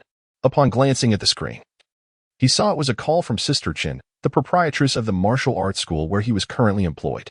He promptly answered the call, greeting her with a smile. Sister Chin, what's the matter? A grave female voice echoed from the other end. Mubai, what kind of trouble have you gotten yourself into? Someone has instructed me to terminate your employment, and I've received word that all the martial arts schools in Scorpio City have been alerted to blacklist you starting today. Is the response really this swift? Furthermore, isn't this a tad absurd? Li Mubai replied, his expression one of amusement. Sister Chen's voice resonated again, regardless of its absurdity. Mubai, the individual behind this is someone I cannot afford to offend. Therefore, please do not hold it against me for lacking in righteousness. As of today, you are officially dismissed. The compensation owed to you will be transferred shortly. From now on, do not come to the school. Your belongings will be sent directly to your residence. Understood. I want to need my things. Just send me the money. Very well, take care of yourself. Oh. And if possible, consider relocating to another city. If all goes as expected, your life in Scorpio City will be quite challenging. For the sake of our years of acquaintance, heed my advice. Some people are best avoided. Do not delude yourself into thinking that a few days of training in martial arts makes you invincible. There are battles one cannot withstand. Do not act rashly. I understand. Let us leave it at that. Take care. After Sister Chin abruptly ended the call, Li Mubai let out a resigned sigh. Has someone taken action against you? Mu Qiqing suddenly remarked with a smile directed at Li Mubai. Li Mubai nodded. Yes, they have. Someone has issued an ultimatum to the martial arts school where I work, compelling them to dismiss me. And they've apparently informed all schools in Scorpio City to enforce a comprehensive ban on me. At this, Li Mubai cast a peculiar glance at Mu Qiqing. Darling, who do you think is behind this decree? How could one be so thoughtless? I am already dependent on you, receiving a mere 5,000 a month. What do they expect me to do? Continue to toil for such a pittance? Li Mubai's remarks were not intended to belittle those orchestrating his blacklist, but stemmed from a genuine belief that the individual was rather foolish. Judging by the manner of their actions, it was likely Hua Yufan. Mu Qiqing's eyes flickered slightly. In Scorpio City, she was pursued by an abundance of admirers. Yet among them, the most foolish undoubtedly was Hua Yufan, the most persistent of suitors, whom she had rebuffed countless times without a hint of regard. However, this individual persistently approached without any sense of shame. Previously, he had engaged in actions to undermine other suitors, but this was merely her conjecture. She remained uncertain of the truth. Hua Yufan? Li Mubai blinked, his expression swiftly shifting to one of peculiarity. He had heard of this name, the third son of the Hua group, notorious for his arrogance and tyrannical demeanor. He recalled a video he had stumbled upon, depicting Hua Yufan driving a high-end sports car worth millions, where he audaciously pulled the driver of a Ferrari from his seat and assaulted him. That video had circulated briefly before being swiftly suppressed. Nowadays, it was nearly impossible for the average person to locate it. The public relations department of the Hua Group claimed it was a fabricated video, noting that the individual in the footage bore an additional mole compared to Hua Yufan. Anyone disseminating the video would receive a lawyer's letter from the Hua Group. Nonetheless, despite the suppression, Hua Yufan had gained notoriety and become widely recognized in Scorpio City as an arrogant young aristocrat. Previously, Li Mubai had regarded this incident as mere entertainment, never imagining that a person of his humble stature would intersect with such a debauched young master. Yet, unexpectedly, he found himself being systematically eliminated from his industry by this very scion. This was indeed absurd. While they conversed, Li Mubai's phone suddenly rang again. Upon checking, he found the incoming call was from an unfamiliar number. After a moment's hesitation, he chose to answer.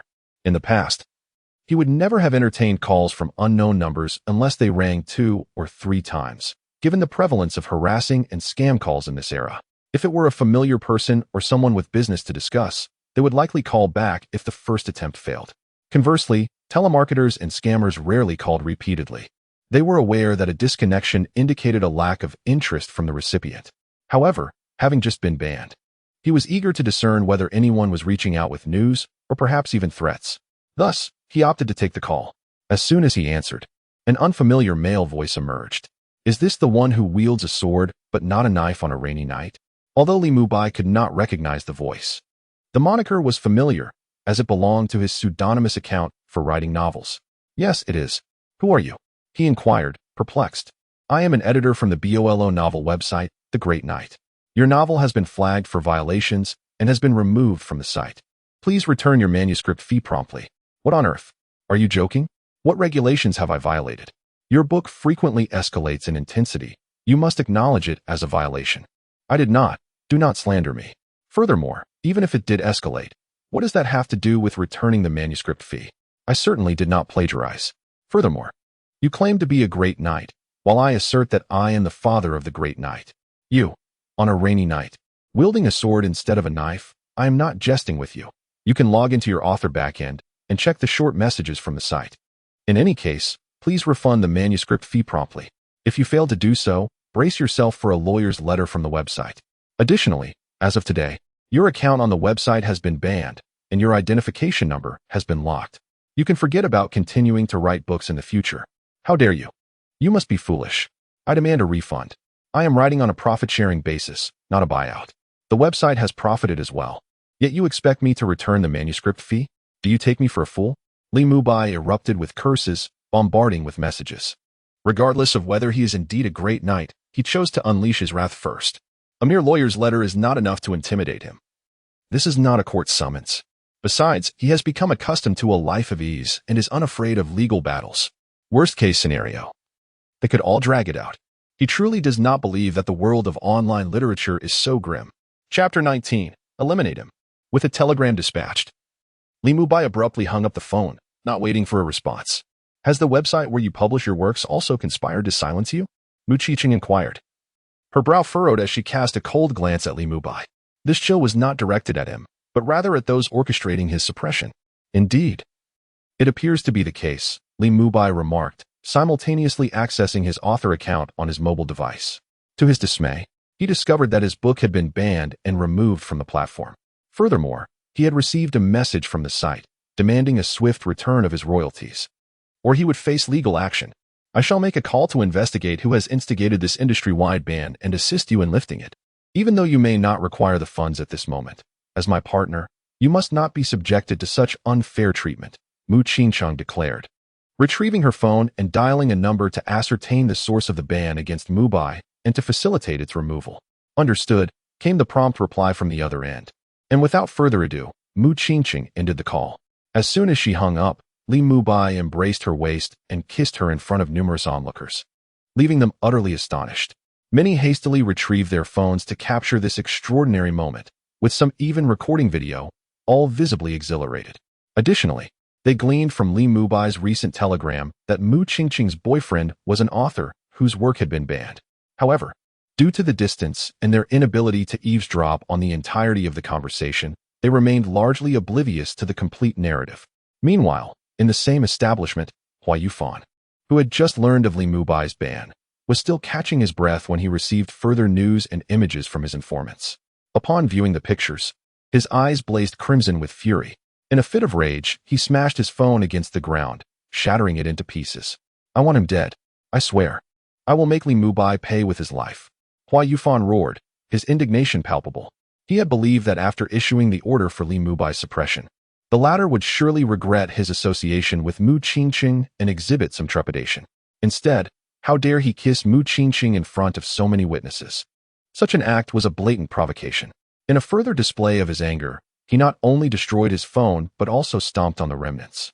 As if he were crushing Li Mubai beneath his feet, he exerted all his strength, leaving a nearby woman, who had already witnessed 2 outbursts of his wrath, trembling in fear. In a flurry, she hastily distanced herself from Hua Yufan, retreating to the corner of the nearby sofa, curling up in a ball, engulfed by fear. Meanwhile, Hua Yufan was utterly unconcerned with the woman's plight. After several forceful stomps, he bellowed in a deep, commanding voice, Wang Kuan, come here immediately. With that thunderous call, Wang Kuan quickly returned to his side, cautiously regarding Hua Yufan. Young Master Hua, how may I assist you? He inquired, internally mocking Hua Yufan's erratic behavior. He simply could not fathom why Hua Yufan escalated matters to the extent of contemplating the demise of Li Mubai. Although he served as Hua Yufan's bodyguard and personal assistant, entrusted with managing various private affairs, the notion of committing murder was utterly beyond his comprehension. Setting aside the legal ramifications of taking a life, the fact that Li Mubai was currently associated with Mu Qingqing only intensified his apprehension.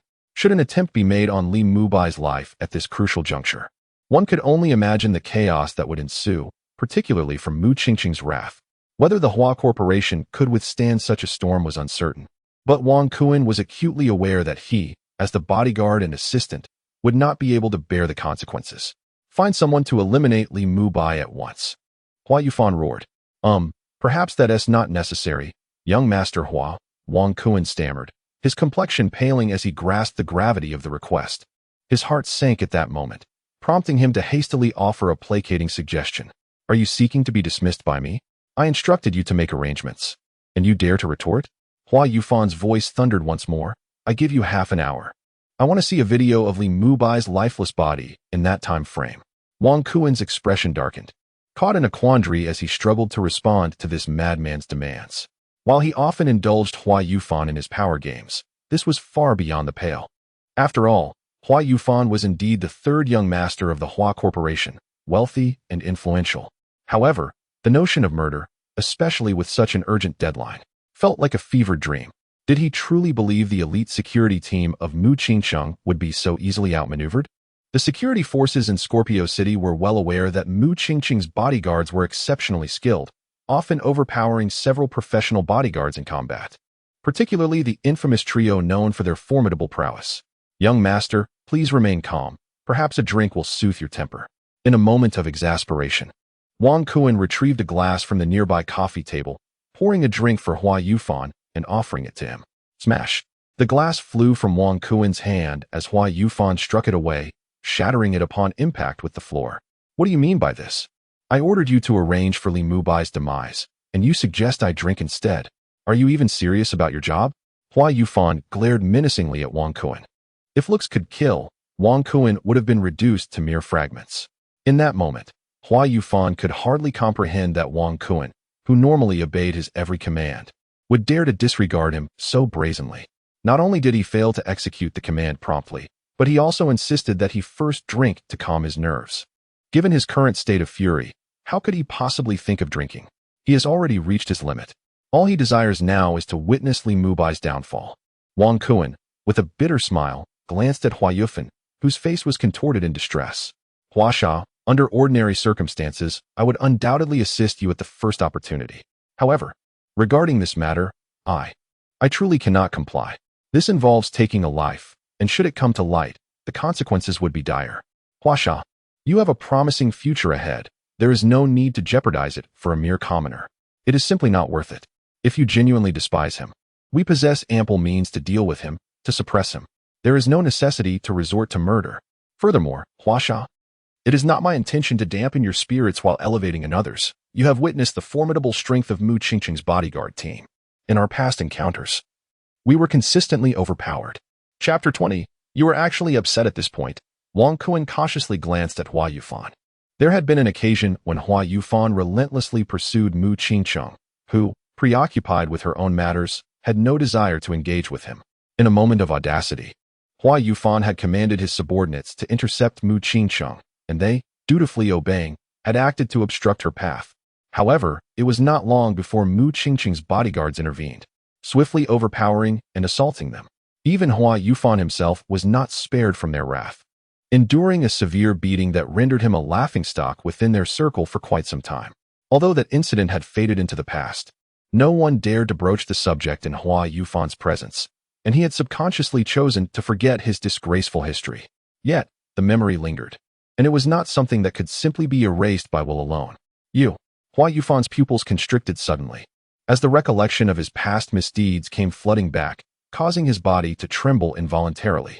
Rage surged within him, and he raised his hand sharply, delivering a resounding slap to Wang Kun's face, causing his head to tilt violently. Damn it! Wang Kun cursed silently, realizing he had encountered a truly capricious young master. Were it not for the generous financial support he received from Hua Yufan, coupled with the fear of offending the Hua family, he would have considered abandoning his duties altogether. The situation had become unbearable. Despite having assisted Hua Yufan with numerous matters, this ungrateful wretch dared to strike him. It felt as though his genuine loyalty had been thrown to the dogs. After delivering the slap, Hua Yufan was momentarily taken aback, his expression shifting uncontrollably. Reflecting on the fact that Wang Kun had been by his side for 2.5 years, serving him loyally and diligently, he felt an urge to soften his tone. Yet, he hesitated, reminding himself that as Wang Kun's superior, there was no reason for him to apologize. After all, he had been the one providing Wang Kun with financial support all along. What did it matter if he had struck him? If Wang Kun had not dared to defy him, this incident would never have occurred. Thus, Wang Kun had brought this upon himself. With that thought, Hua Yufan scoffed coldly, deliberately avoiding Wang Kun's gaze as he solemnly stated, "You should understand that some matters, once forgotten, should remain unspoken in my presence." Wang Kun turned his head away, refusing to meet Hua Yufan's eyes, muttering, "I understand." Though his demeanor suggested a lack of anger, this response caused Hua Yufan to furrow his brow. Momentarily distracted from the incident involving Li Mubai and Mu Qingcheng, he then asked, his voice low, "Are you upset? On what grounds do you have to be angry?" Wang Kun spoke in a hushed tone once more, asserting, "I haven't." "You clearly do," Hua Yufan retorted, his eyes wide with disbelief. "I do not." "You do." "Wang Kun, what do you mean? Are you implying that I am?" "You seem intent on opposing me," Hua Yufan exclaimed, frustration simmering within him. "I merely slapped you in a moment of anger. Is it necessary for you to speak to me in such a sarcastic manner? Must you adopt this attitude towards me?" His eyes, brimming with rage, glared at Wang Kun, reddening even more than when he had witnessed Li Mubai kissing Mu Qingcheng. He felt a profound sense of grievance. The woman he pursued had not only humiliated him, but was now entwined with another man, kissing him intimately. This alone was enough to ignite his fury. Yet here was Wang Kun, this scoundrel, daring to cast him a disdainful glance. What audacity! It was evident that his slap had not been intentional. Wang Kun, intimidated, murmured again, internally mocking Hua Yufan's erratic behavior. The truth was, Hua Yufan's slap had genuinely hurt him. They say men should not shed tears, but only those who have not reached that point remain dry-eyed. He was genuinely concerned for Hua Yufan, not wanting to witness his tragic downfall. Yet this fool had the audacity to strike him so harshly. Seeing Wang Kun's demeanor, Hua Yufan's anger flared anew. He intended to hurl further insults but ultimately gritted his teeth, tugging at Wang Kun's sleeve, and whispered, "Please, don't be angry." His actions caused the woman curled up on the distant sofa to widen her eyes in shock, as though she had stumbled upon something unspeakably filthy. Her body trembled involuntarily. Yet her eyes gleamed with intrigue. She had not anticipated witnessing such a scene. Although she, like Wang Kun, considered Hua Yufan to be a lunatic, often volatile and lacking empathy, she was astonished to see him display such humility towards his bodyguard. In that moment, he appeared less like a domineering CEO and more like a petulant child seeking to appease a beloved. She felt as though she had stumbled upon a juicy secret. Unable to resist, she discreetly took out her phone to capture the moment, eager to share this delightful spectacle with her friends. Such a revelation was too tantalizing to keep to herself. Time slipped away unheeded until Hua Yufan finally managed to placate Wang Kun. Upon seeing Wang Kun's anger dissipate, He let out a sigh of relief. Once calm, Wang Kun regarded Hua Yufan with a serious expression and said, Hua Xiao. It's not that I wouldn't seek retribution against Li Mubai. There are simply some things that cannot be done. You are young and wealthy. Any woman you desire is within your reach. There is no necessity to be so enraged and irrational because of that woman, Mu Qingqing. Moreover, the individuals we seek to employ would not only find it exceedingly challenging to eliminate Li Mubai in the presence of Mu Qingqing's formidable security team, but even if they were to succeed, it would be quite effortless for the opposition to trace the incident back to us. At that point, a conflict between the Hua and Mu families would be inevitable. Your elder brother and second brother would undoubtedly seize this opportunity to exacerbate the situation, which would be decidedly detrimental to you, Hua Xiao. Instead of irrationally seeking to eliminate Li Mubai, it would be far wiser to explore alternative means of venting your frustrations. For instance, engaging in commercial rivalry or enlisting the help of the Mu family to deal with Li Mubai. It is widely recognized that while Mu Qingqing possesses formidable capabilities and currently holds the position of CEO of the Mu Group, she has always been constrained by her parents, who forbade her from pursuing romantic relationships independently. Now, with the sudden emergence of Li Mubai in her life, the Mu family is unlikely to allow him to remain by her side for long. Once the Mu family takes action against Li Mubai and distances him from Mu Qingqing, it will become considerably easier for you to address the matter at hand. Chapter 21. Revel in your arrogance now with a simmering rage that had begun to subside. Hua Yufan's eyes sparkled with excitement as he listened, unable to resist delivering a hearty slap on Wang Kuen's shoulder. Why didn't you say this earlier? Wang Kuen, with such cunning at your disposal, why did you not speak up sooner? Had you done so, I would not have quarreled with you, nor would I have struck you. Truly, you are the hidden dragon by my side. Your analysis is remarkably astute. How could I have overlooked this matter? Indeed, it was evident that Mu Qingqing's parents had imposed strict control over her from a young age, forbidding her from engaging in romantic relationships. The sudden emergence of a Li Mubai in her life was decidedly suspicious. Given Mu Zhenghong's character, he would undoubtedly reprimand Mu Qingqing and take action against Li Mubai. Thus, it was clear that I need not intervene. I merely have to observe the unfolding drama. Upon hearing this, Wang Kuen could not suppress a roll of his eyes. The intellect of this gentleman had finally reached a pinnacle, an achievement not easily attained. I too did not consider this until now. It was my oversight. My apologies, Hua Xiao. Despite the internal complaints, Wang Kuen felt compelled to shoulder the blame publicly. From now on, think more quickly. If you did, I wouldn't become unnecessarily angry. Nor would I wrongfully accuse you. I've caused you distress today. I shall transfer you 200,000 as a gesture of apology. Seeing Wang Kuen take the blame, Hua Yufan was quite pleased. He couldn't help but pat Wang Kuen's shoulder again, then waved his hand to pull out his phone and transferred the sum without hesitation. Your brilliance is commendable. Wang Kuen's eyes lit up as he began to flatter. You know it well. Hua Yufan chuckled smugly, returning to the sofa and directing his gaze toward the woman curled up in a ball. What are you still doing over there? Hurry up and come to serve me. Turning to Wang Kuen, he added, Wang Kuen, go outside and bring in a few more women. One is simply not enough for our enjoyment. Bring several so we can indulge together. Understood, Wang Kuen promptly replied. The woman, still curled up, found the situation quite amusing and could not help but stifle a laugh. In just 10 minutes, she had effortlessly allowed Hua Yufan to vent 2 waves of anger, deliberately slowing the pace. For someone like Hua Yufan, who appeared quite inexperienced, to claim she was insufficient for his satisfaction was utterly humorous. One had to wonder where he found such audacity. Yet, despite her amusement, the woman dared not reveal her mirth openly. Instead, she suppressed her laughter and cautiously approached Hua Yufan, adopting a demeanor of a submissive figure. On another front, with Mu Qingqing's orders dispatched, the investigation results swiftly came back. Mu Qingqing cast a brief glance at the information on her phone before addressing Li Mubai with a serious demeanor. The matter has been thoroughly investigated. It turns out that my initial suspicion was indeed correct. It's that fool, Hua Yufan.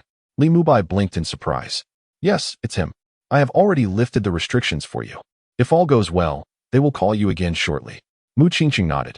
No sooner had she spoken than Li Mubai's phone rang once more.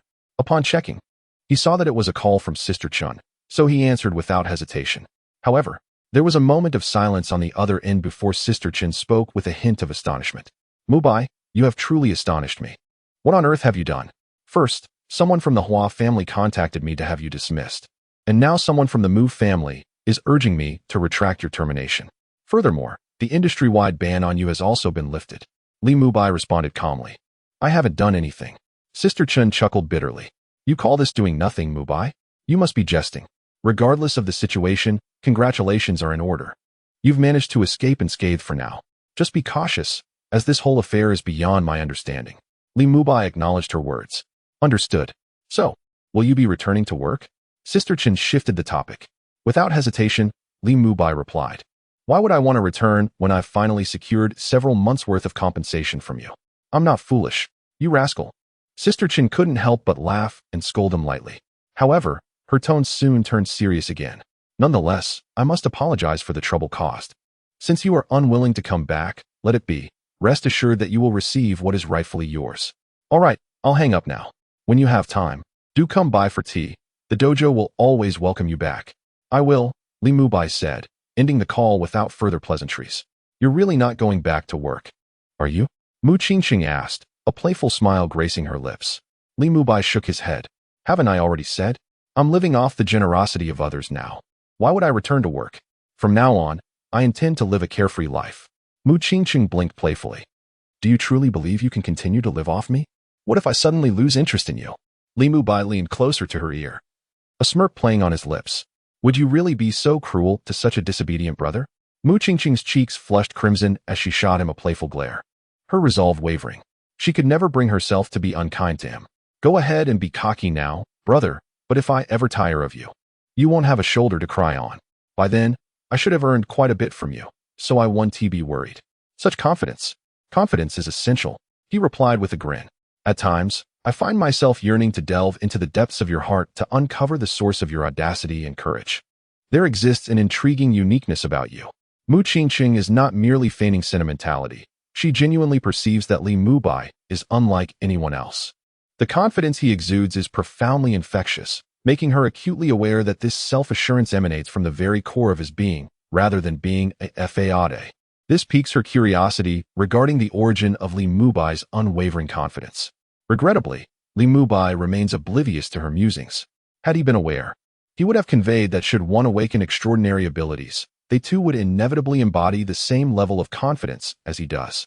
If one cannot be confident even with such extraordinary powers, then they are utterly doomed and unworthy of possessing them. Amidst their conversation, Li Mubai received a call from the Great Knight.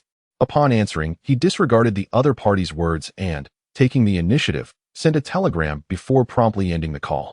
He had no desire to engage further with such foolishness. Chapter 22. Pinch me beside him. Mu Qingqing observed Li Mubai's demeanor and couldn't help but smile. He truly was a brother who never fell short. If it were anyone else, such brazen behavior in her presence would strike her as vulgar. Yet, witnessing Li Mubai in this manner, she found him undeniably charming.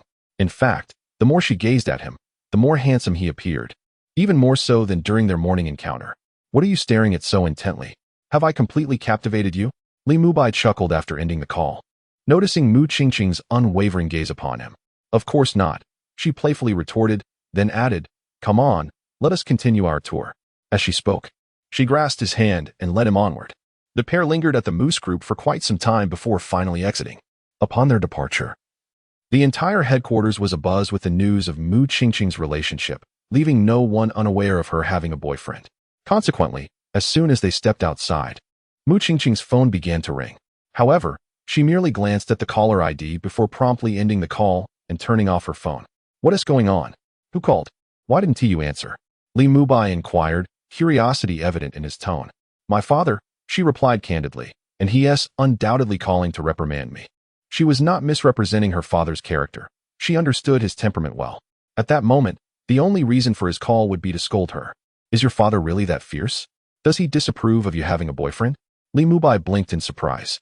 It's quite common. The upper crust often emphasizes advantageous marriages. Even though the Mu family stands as one of the premier families in Scorpio City, and our group is exceedingly strong, I am still a woman. Regardless of how I develop the business, I will inevitably be viewed as a pawn in some grand game, Mu Qingqing explained with a bitter smile. She tightened her grip on his hand, their fingers interlaced, and fixed her gaze upon Li Mubai's eyes. So, dear brother, since you have agreed to be with me, You must not even think of leaving without my permission. Otherwise, I may very well lose my mind. Before she could finish, a sudden cry escaped her lips as Li Mubai unexpectedly pinched her exquisite face with his other hand, causing her pain as he grasped the flesh beneath. What are you doing, brother? Mu Qingqing scolded, looking at him reproachfully. I simply had to interrupt your incantation. Your tone was veering towards the obsessive. Li Mubai replied with a playful glint in his eyes. Mu Qingqing retorted, it's absurd for you to be scared. If you truly were, you wouldn't have the audacity to pinch me so hard. As she spoke, she tenderly touched the spot on her face where he had pinched her. This naughty brother of mine certainly has a heavy hand. It hurts terribly. The more afraid one is, the stronger the grip. This merely indicates my flustered state. Li Mubai grinned mischievously. Bah, you rascal, I wouldn't believe you if you were the last one. She exclaimed. Go ahead, pinch me. As Mu Qingqing spoke, she reached out to pinch the soft flesh at Li Mubai's waist. He swiftly sidestepped to evade her grasp. Ah, you dare to dodge? Take this. Yet, unable to catch him, she playfully exclaimed as Li Mubai released her hand and sprinted ahead. Don't run, stop right there. Without a moment's hesitation, Mu Qingqing called out in a charming manner while quickly pursuing him. This scene left some employees of the Mu Corporation, who had accompanied them, utterly astonished. Was this truly the icy beauty, the president they had always known? Such a transformation was utterly astonishing. Ultimately, Li Mubai was indeed caught by Mu Qingqing. However, despite being caught, she failed to grasp his waist. Instead, he seized her hand and, with a commanding fervor, pressed his lips against hers, causing her to melt into his embrace. Nearby, standing beside a car, Chushi could not help but sigh at the sight. She truly could not fathom the enchanting power Li Mubai possessed. How could he transform President Mu in just one day? Was it Li Mubai's charm that was so potent? Or had President Mu truly been so lonely and isolated over the years that she easily succumbed to him? Though it is often said that the quickest route to a woman's heart is. The speed of President Mu's descent into affection was indeed astonishingly rapid and felt surreal. Nevertheless, while she could not comprehend the extent of Li Mubai's allure, it was evident that the smile gracing President Mu's face was genuine and heartfelt.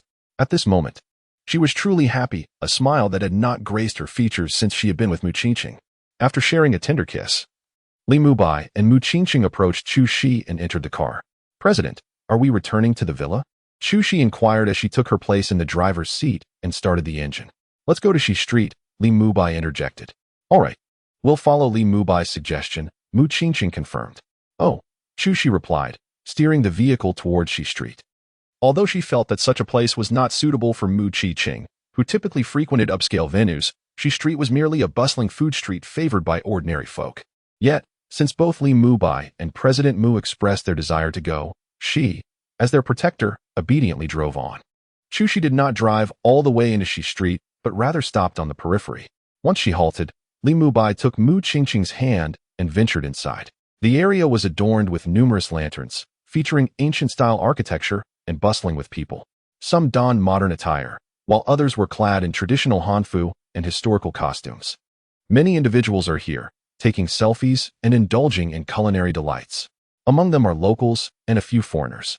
As Mu Qingqing follows Li Mubai, her gaze instinctively wanders around, her eyes brimming with curiosity, resembling a character from a classic tale entering a grand garden. This reaction stems from her stringent upbringing. Despite being a native of Tianxia City, she had never set foot in this western street until today. In her youth, she was burdened with numerous studies, her schedule packed, leaving no time for leisure. During her university years, she juggled academics while beginning to assist with the family business.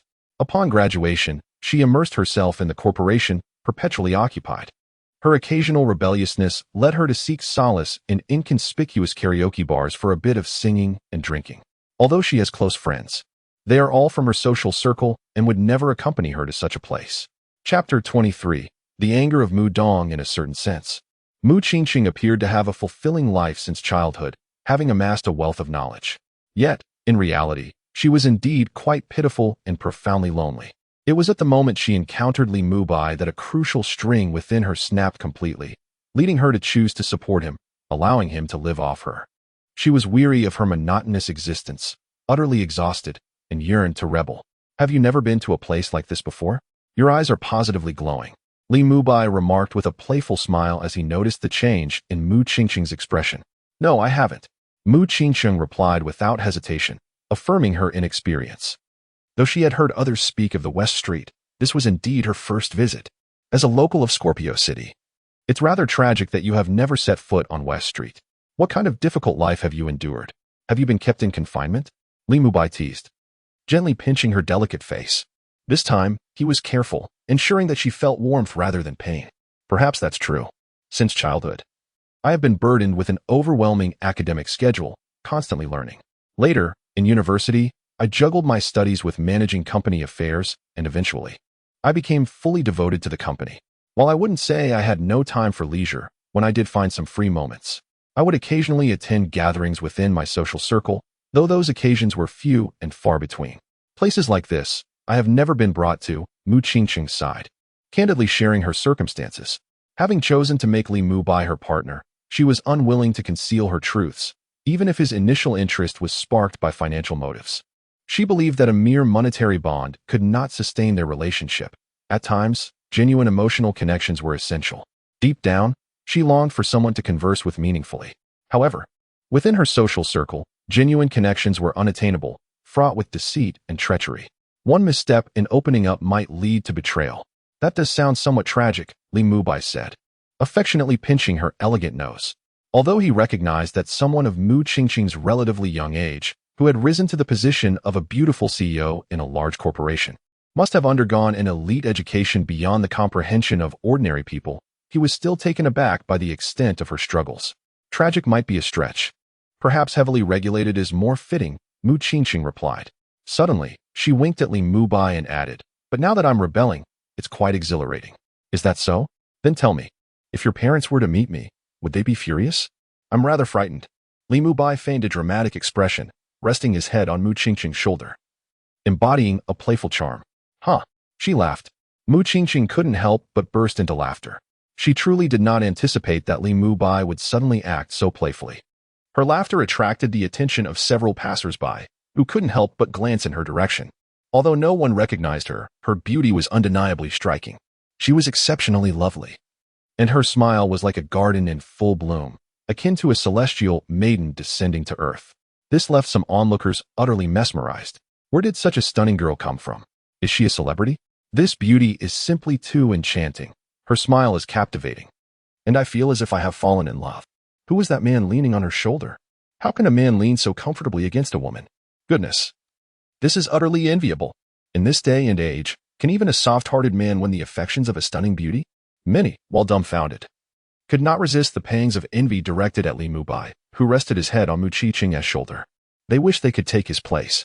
Meanwhile, Li Mubai remained oblivious to the envious gazes. As someone who enjoyed the benefits of his wealthy partner, there was nothing unusual about him playfully leaning against her. Thus, he not only felt no embarrassment but also playfully pecked her cheek, further inciting the envy of those around them. However, this action also revealed his handsome features to some, leaving them feeling sour. How did he come so close to looking as handsome as I do? This fellow's attractiveness poses a threat to me. He is as striking as a beloved author-esque character. In the midst of others' envy, Li Mubai took Mu Qingsheng to explore street stalls, indulging in various delicacies while playfully feeding each other, showering one another with affection. They spent over 3 hours in the bustling West Street, reveling in the vibrant atmosphere before concluding their leisurely stroll. Even after leaving, they chose not to take a vehicle home but instead strolled hand in hand, enjoying the moment with joyous hearts. Mu Qingsheng felt particularly elated. Today's events were novel and delightful, filling her with warmth. Is this what it feels like to be in love? How beautiful this sensation is. Yet, she couldn't help but wonder if her relationship with her younger partner truly counted as love. However, she dismissed the thought quickly, knowing that Li Mubai was hers, and that knowledge sufficed. As for everything else, it hardly mattered. While Mu Qingsheng basked in happiness, others were not so fortunate. Ever since she switched off her phone, her secretary, Fan Zixuan, had been bombarded with calls. Mu Qingsheng's parents reached out to inquire about her whereabouts and urged her to return home. Eventually, they contacted Chu Shi, imploring her to relay the message to Mu Qingsheng to return to the family residence. What could Chu Shi possibly do? Indeed, one can only respond perfunctorily. After all, although she is employed by Mu Qingsheng, she is expected to heed Mu Qingsheng's commands. Nevertheless, Mu Qingsheng's parents are her elders and relatives, and she cannot completely disregard them. It is utterly outrageous, Utterly outrageous. Mu Qingqing has truly gone against the heavens. In the Mu family's ancestral home, Mu Zhenghong sat on the sofa in the living room. His expression incredibly grim. He had made countless phone calls, yet Mu Qingqing remained unreachable, her phone persistently turned off. When he contacted her secretary, Fan Zixuan, he was informed that she too could not reach Mu Qingqing. As for Chu Shi, she merely stated that the CEO was preoccupied. Preoccupied? What a splendid euphemism. It was evident that she was spending time with that young dandy, Li Mubai. He could never have imagined that Mu Qingqing, the flawless creation he had meticulously crafted, would one day rebel so dramatically. Without a word, she had brought a young man into her life and even publicly announced it at the headquarters. From the moment he received this news, his fury had remained unquenched. Chapter 24. Old Deng, is my ghost fire safe parked downstairs? How could the illustrious Mu Dong endure such humiliation? Mu Zhenghong never anticipated that one day he would be betrayed by Mu Qingqing. Until today, she had always been obedient, adhering to the path he had meticulously laid out for her. But now, the mere thought of Mu Qingqing cavorting with that dandy, possibly engaging in indiscreet activities, twisted his features in revulsion. It felt akin to a scenario where a ghostly youth on a spectral motorcycle approached and inquired, "Old Deng, is my ghost fire safe parked at your doorstep?" And then, under your astonished gaze, made off with your beloved daughter. Mu Qingqing was truly his pied d'or assistance. In all of Scorpio City, few women could rival her prowess. From her university days, she had propelled the family's business to unprecedented heights, expanding their assets from hundreds of billions to trillions. Such an achievement. He vehemently refused to allow her to be sullied by a mere dandy, regardless of whether he possessed golden hair or not. Yet, the thought of that dandy stealing Mu Qingqing away filled him with a nauseating revulsion, akin to swallowing a fly. It drove him to a near frenzy. A primal urge to lash out. "Zhenghong, please try to calm down. Take a sip of water to ease your anger." Observing the tumultuous rise and fall of Mu Zhenghong's chest, a beautiful woman nearby, bearing a resemblance to Mu Qingqing, hurriedly poured him a glass of water. "Calm down. How can I possibly calm down? I never expected Mu Qingqing to rebel at this age. She has long surpassed the rebellious phase." He fumed, his face contorting further. "And not only is she rebellious, but she has also crossed the line. If she had chosen a suitor of suitable standing, I might have had my reservations. Yet I could have accepted it. But she has chosen a dandy, a mere martial arts instructor, a struggling web novelist. Is he even a web novelist? He is nothing but a web beggar. Such a person has taken away my most exquisite creation. I am filled with rage, unbridled rage." Mu Zhenghong bellowed, his words twisting his features into a mask of fury. Upon hearing this, Madame Mu fell silent. She too had been enraged upon receiving the news. Yet, what could be done? With Qingqing not returning, they were left to wait. Alas, Zhenghong, do not let your anger consume you. Let us wait until Qingqing returns to discuss this matter. She sighed wistfully. Her gaze shifted to a nearby sofa, where a young woman in a pink gown, barefoot with her hair styled in a bun, was engrossed in sending messages on her phone. She appeared to be in her early 20s.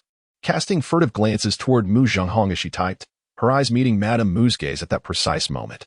Hastily withdrawing her gaze, she then composed herself with utmost seriousness. This was Mu Inen, the fourth sister of Mu Qingqing. Unlike her elder sister, who had excelled from a young age, Mu Inen struggled with her studies, facing numerous obstacles throughout her academic journey. After much perseverance, she finally entered university, passionately embracing the realms of anime and the two-dimensional world. In addition, she secretly harbored aspirations as an online literature author. Thus, when she averted her gaze, she could not help but stick out her tongue in exasperation.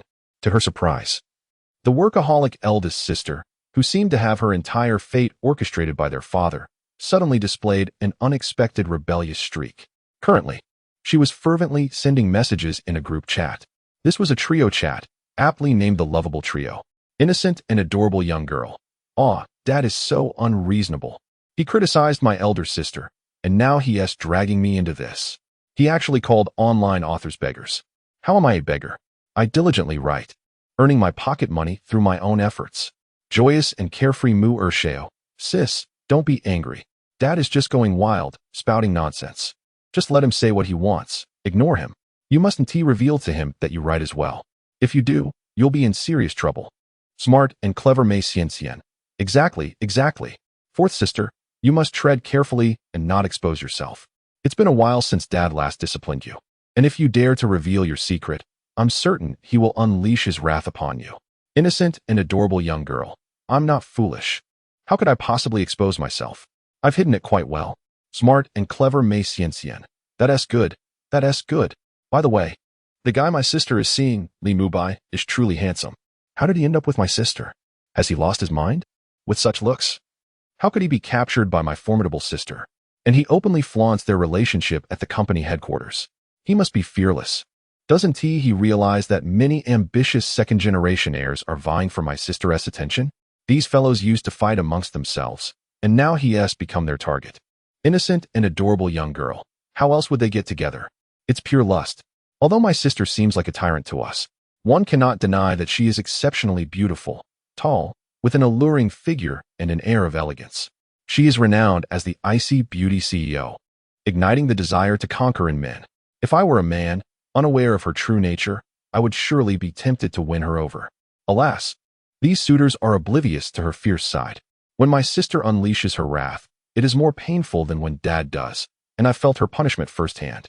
She doesn't stop even when one cries, akin to a demon. Happy-go-lucky Mu Er Shao. Sister, you may revel in your joy. But what you've experienced pales in comparison to my own misfortunes. During my middle school years, I was subjected to her torment. Not only did she have her bodyguards restrain me, but she personally wielded a 7-wolves whip against me. If it weren't for my early training in martial arts, my resilience would have surely succumbed to her blows. Clever and nimble Mei Xian. Dear brother, spare us your dramatics. The beating you received was entirely deserved. You were caught clandestinely using our elder sister's office notebook to view inappropriate content, which resulted in the device becoming infected. This mishap caused our sister to lose significant planning time and crucial documentation for over half a year. You ought to feel fortunate that she didn't end your life that day. Happy-go-lucky Mu Er Shao. Ahem. Third brother. Whose absurd tales have you been listening to? How could I possibly have been punished by the female overlord for such a trivial matter? Surely, I am not the sort to indulge in such behavior. This is slander, pure and simple, a blatant defamation of my character. Chapter 25. The best in the world? The clever and charming fairy. Second brother. Is that really slander? You can deceive others, but please do not deceive your own sister. The cheerful and carefree second young master Mu. It is indeed slander. I did not watch anything. I merely clicked on a link inadvertently. And then some inappropriate content popped up. I had no idea how I got infected. The clever and charming fairy. Inadvertently, you say? Can you explain how our eldest sister's search bar suddenly displayed terms like mother's friend and neighbor's aunt? The cheerful and carefree second young master Mu. You know about this? In shock, how did you find out? The clever and charming fairy. So, second brother, you are no longer pretending. The cheerful and carefree second young master Mu. I admit my fault. Please spare me. The child has indeed erred. The pure and lovely young girl. Second brother, you are truly unfortunate.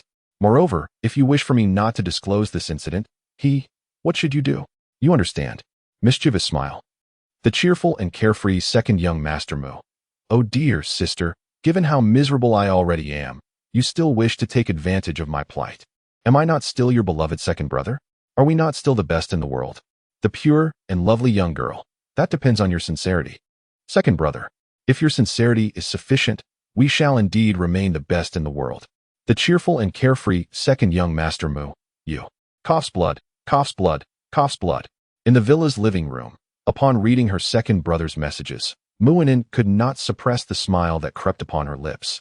No matter how hard she tried, she truly did not anticipate that the youngest would unveil such a significant revelation in the group chat. Although she had heard whispers of her second brother being reprimanded by their eldest sister before, she had never known that the reason behind it was his indiscretion with her computer. Her second brother had indeed displayed an audacity akin to that of a bear with a leopard's heart. It was well known that their eldest sister was under the strict control of their parents, burdened with various studies. Since high school, she had busied herself with numerous projects, and her computer was strictly off-limits to others. Yet, her second brother not only trespassed but also engaged in viewing inappropriate content. He was indeed a true warrior. As she pondered this, Muinin found it impossible to stifle her laughter, letting it escape freely.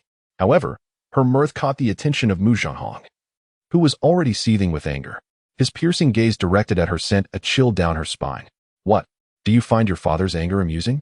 Mu Zhenghong's eyes were bloodshot as he glared at Muinin, his voice icy. And no, How could this be funny, father? I merely came across a video sent by a friend and couldn't contain my laughter. It certainly has nothing to do with your anger. Regarding the incident with our eldest sister, I believe she was utterly in the wrong. She has been exceedingly vexatious and ought to be reprimanded.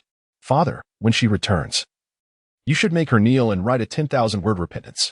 Muinen's expression stiffened, and she hastily feigned a righteous indignation as she addressed Mu Zhenghong, as if she truly possessed some remarkable insight. She appeared utterly united with her father against a common foe. Humph. Mu Zhenghong snorted disdainfully, his gaze upon Muinen decidedly unfriendly. Although Mu Qiqing was his most exemplary creation, he had concurrently nurtured Muinen and others. At that time, he believed that having successfully developed Mu Qiqing, cultivating Muinen and her peers would naturally be more manageable.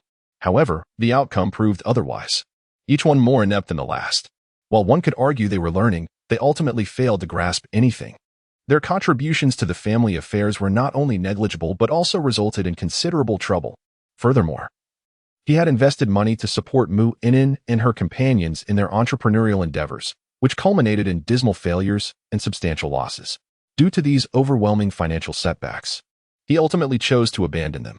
These individuals were truly indulgent and idle. What was truly alarming was their ventures funded by his wealth. No fortune could withstand such a toll. After a cold snort, Mu Zhenghong lost interest in Muinen entirely. Meanwhile, Muinen stuck out her tongue, secretly relieved. Pure and lovely young girl. Ah. Old Ding is truly terrifying. I merely smiled, and he almost dealt with me. You should have seen the glare he gave me in that moment. I felt like I was facing death itself. Carefree second young Master Mu. Serves you right. You flaunted yourself. Besides, how bold of you to linger near old Ding when you know he acts like a volcano about to erupt. Why aren't you retreating to a safer place? Smart and clever Mei Xianxian. Exactly, fourth. Why aren't you leaving? Have you lost your senses? You weren't this foolish before. Pure and lovely young girl. What do you all know? I did this for you. I was putting my life at stake to gather intelligence for you. I wanted to provide you with a live broadcast of the epic clash between old Ding and the female tyrant. Smart and clever Mei Xianxian. Hugging JPG. Fourth. You've worked hard. Carefree second young Master Mu. Waving a flag, JPG. Go forth. You are magnificent. Pure and lovely young girl. Hands on hips, laughing skyward. JPG. As long as you all understand. Carefree second young Master Mu. By the way, I just had a thought. Should we invite that little brat, fifth, into our group? Pure and lovely young girl. Invite him for what? He is our class enemy. Currently, old Ding dotes on him to an excessive degree. They say old Ding loves his youngest son, and that is no exaggeration. While he is a fearsome tyrant to us, he is kind and indulgent to that little brat, which sometimes makes me question whether we are truly his biological children. Perhaps only fifth is truly his flesh and blood. The disparity in treatment is truly astonishing. Previously, I inadvertently damaged an antique vase belonging to old Ding, for which he insisted I compose a 10,000-word reflection and even struck my palm. In contrast, when that little brat broke an antique vase, old Ding did not utter a harsh word, merely ruffled his hair and advised him to be more careful next time to avoid breaking things. Ah, the very thought of that scene drives me to the brink of madness. I am supposed to be his little darling. Yet he seems to favor that little rascal over me. It is utterly infuriating. Ah, the carefree and spirited Mu Ershao remarked. Indeed, that is somewhat vexing. The clever and charming Mei Xianxian added. Yes, it is indeed frustrating. Sigh, being one of old Deng's children is truly arduous. Excellence is not appreciated, nor is mediocrity. If one excels too much, they become akin to a big sister, subjected to old Deng's relentless control as if they were mere livestock. On the other hand, if one is not exceptional, they face reprimands as though we have committed some grave sin. Is it truly necessary for him to regard us with such disdainful eyes merely because we incurred some losses in our entrepreneurial ventures? Chapter 26. The eldest sister returns with a young charmer. Innocent and adorable beauty. By the way, regarding the compensation, may I timidly inquire how much you all lost back then? Third brother? Second brother? Clever and charming Mei Xianxian. Ah, today's weather is rather pleasant. Carefree and joyous young Master Mu. Sister, let us not dwell on the matter of compensation. We are still good friends. Innocent and adorable beauty. It appears you all indeed suffered quite a loss back then. Clever and charming Mei Xianxian. What about you? How much did you lose? I recall that after your loss, Lao Dang smashed his most cherished chessboard. Innocent and adorable beauty. Defamation. This is unequivocally slander. Lao Ding smashing his chessboard could not possibly be due to me. It was clearly because his uncle had come to visit. Clever and charming Mei Xian. Hee. In the living room, Mu Xinghong remained oblivious to the fact that his wayward offspring had formed a group to incessantly chatter about him. After giving Mu Inen a cold snort, he busily occupied himself with drinking water, showing no inclination to engage with her. Although others perceived Mu Inen as relatively obedient in Mu Xinghong's eyes, whether it was Mu Inen, Mu Xian, or Mu Lingfeng, they were all a disappointing bunch. Had they been more capable, he wouldn't need to keep a watchful eye on Mu Qingqing. Currently, the Mu family could only rely on Mu Qingqing to hold the fort until the fifth brother was fully nurtured. Therefore, he absolutely could not permit Mu Qingqing to be taken away or harmed by anyone. As time passed, after Mu Qingqing and Li Mubai had traversed the road for over an hour, Chushi approached her and said, "President Mu, the chairman has sent you an ultimatum to return to the old residence immediately. If you delay any longer, he said he would send someone to forcibly bring you back. What do you think? Should we go?" Mu Qingqing's eyes flickered momentarily before she turned her gaze to Li Mubai, who was still holding her hand. "Brother, would you dare to accompany me back to the old residence?" Li Mubai decisively shook his head. "I dare not. Mu Qingqing, I'll transfer you 1 million. Li Mubai's eyes instantly gleamed. "Then it's absolutely no problem. Silly brother." Unable to resist, Mu Qingqing pinched Li Mubai playfully. She then turned to Chu Shi and said, "Let us go. Since he wants me back, we might as well take a look. After all, this matter is unavoidable." With that, she and Li Mubai followed Chu Shi into the car, which headed straight for the Mu family's old residence. In the living room of the Mu family's old residence, a butler hurriedly entered and respectfully announced, "Master, Madam, the eldest young lady has returned." Humph. She finally realizes she should come back. Mu Zhenhong slammed his hand heavily on the coffee table. After waiting so long, he had drunk enough water. "Get her in here quickly," he coldly huffed. However, the butler did not immediately summon her. Instead, he opened his mouth as if to speak, but hesitated. "What else is there?" Mu Zhenhong furrowed his brow. As he posed his inquiry, Mu Inen, not far away, had already set her phone aside and quietly perked up her ears. Her heart raced with anticipation. She had initially believed she would not see her elder sister return. Yet she was taken aback by the audacity of the formidable figure who had caused such a great upheaval and still dared to come back. Truly, she was deserving of her reputation as a great demon. In this moment, her curiosity surged. She yearned to uncover what actions had transpired that allowed the steward to refrain from summoning anyone immediately.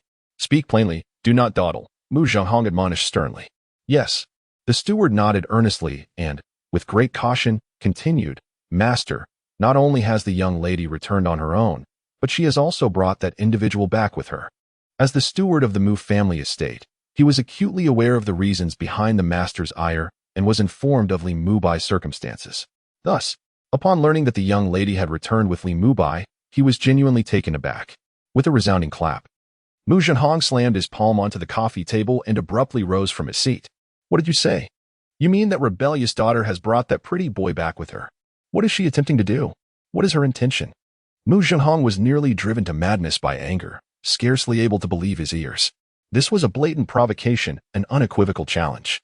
Good heavens, was the great demon truly this courageous? Under such circumstances, she still had the audacity to bring someone back. Clearly, she did not fear old Deng's wrath. When old Deng lost his temper, it was truly fearsome. Mu Inen was left dumbfounded. While she was eager to witness the unfolding drama, she had not anticipated that Mu Qingqiang would possess such bravery. Just as she was lost in thought, her phone vibrated incessantly with messages flooding the group chat. Carefree and joyful Mu's second young master. "Sis, why have you suddenly stopped talking? Has the elder sister returned to the old residence? Quickly send a message so I can grasp the situation, or discreetly initiate a group voice or video call for us to monitor the developments closely." Smart and clever Mei Xian. "Yes, fourth brother. Hurry and start a live broadcast. I also wish to know how far things have progressed." Sensing the flurry of notifications, Mu Inen snapped back to reality and swiftly directed her gaze to the phone screen. After a brief glance, she messaged, "Oh my heavens. I have just received some astonishing news. I will send you all a video, but please refrain from speaking recklessly to avoid exposure. Otherwise, we shall all face dire consequences." As she spoke, she decisively initiated a group video call. No sooner had she sent the invitation than Mu Lingfeng and Mu Xianxian quickly joined the conversation. simultaneously sending messages in the group. Carefree and joyful Mu second young master. What shocking news have you heard? Smart and clever Mei Xian. Yes, fourth brother. What have you discovered? Do not keep us in suspense. Quickly share the details with us. The pure and lovely young maiden remarked. Sister has brought Li Mubai back to the old residence. The carefree and lively second young master exclaimed. What? What did you say? In a state of shock and terror, the intelligent and charming fairy responded, My heavens! What is sister planning to do? Is she attempting to completely overthrow old Dang's reign? How dare she bring that pretty boy back during old Dang's most furious moments? Isn't that just adding fuel to the fire? The pure and lovely young maiden replied. I have no idea what the great demoness intends to do. It's quite frightening. However, I haven't seen her and that person enter yet. We must wait and see if they will indeed come into the living room. Muinen, while sending messages, stretched her neck to peek outside the door, eager to witness the situation between Mu Qiqing and Li Mubai at the first opportunity. Chapter 27. Old Dang, how dare you lay a hand on her? Muinen's subtle movements went unnoticed by Mu Zhenghong and Madame Mu, save for the ever-observant but cautious butler. The butler, lowering his head in deference, stood before Mu Zhenghong, allowing his wrath to unfold without uttering a single word of consolation. At that moment, Mu Zhenghong was engulfed in a tempest of fury, and even the long-serving butler feared the repercussions of speaking out. Fubo, you may withdraw, Madame Mu suddenly instructed the butler. Yes, madam, he replied, nodding respectfully before stepping aside. After a brief interlude, Mu Qiqing and Li Mubai entered the old residence's parlor, their fingers interlaced. Upon their arrival, they were met with a scene of utter chaos. Numerous objects lay shattered around the room. Mu Zhenghong, his face a thunderous shade of displeasure, sat on the sofa, his gaze fixed intently upon them. When his eyes fell upon the joined hands of Mu Qiqing and Li Mubai, his anger erupted like a volcano. Seizing an ashtray from the table, he hurled it toward Mu Qiqing, bellowing, rebellious daughter, how dare you? This display of rage caused Muinen, who had been observing with keen interest, to gasp in shock. While she had anticipated a clash between the formidable Mu Zhenghong and old Dang, she certainly did not wish to witness the latter being struck to the brink of bloodshed. In that moment, with old Dang's fury ablaze, the trajectory of the ashtray posed an imminent threat to Mu Qiqing's safety. Just as Muinen's heart raced, before Mu Qiqing could react, Li Mubai swiftly pivoted his body, his right hand extending with remarkable speed to grasp the hurtling ashtray. His reflexes were astonishing, leaving Mu Inen and the others momentarily stunned as he secured the ashtray firmly in his grasp. At that moment, Mu Qiqing's exquisite eyes sparkled with astonishment. Although she was aware of Li Mubai's prowess as a martial arts instructor, she had not anticipated his ability to effortlessly seize the ashtray flung by old Deng in a fit of rage. Such skill was beyond the capabilities of an ordinary martial arts coach, as the reflexes required were simply extraordinary. Smash! Outrageous! Mu Zhenghong suddenly slammed his hand down, erupting in a furious roar. For Mu Qiqing, Li Mubai's swift intervention was a source of surprise and joy, but for Mu Zhenghong, it signified an even greater act of defiance. He struck at the disobedient girl, but the young man she brought back not only refrained from trembling in fear, but audaciously dared to seize the ashtray he hurled. What was he attempting? To defy fate? Thus, while Mu Zhenghong roared in fury, his gaze bore down on Li Mubai with a ferocious intensity, his voice slicing through the air with a chilling command. Who permitted you to act? What are you that you dare to strike in my presence? His tone was frigid, exuding the essence of a dominant figure. Any ordinary person would undoubtedly quiver before such overwhelming presence. Yet, was Li Mubai an ordinary person? Certainly not. He now possessed extraordinary abilities.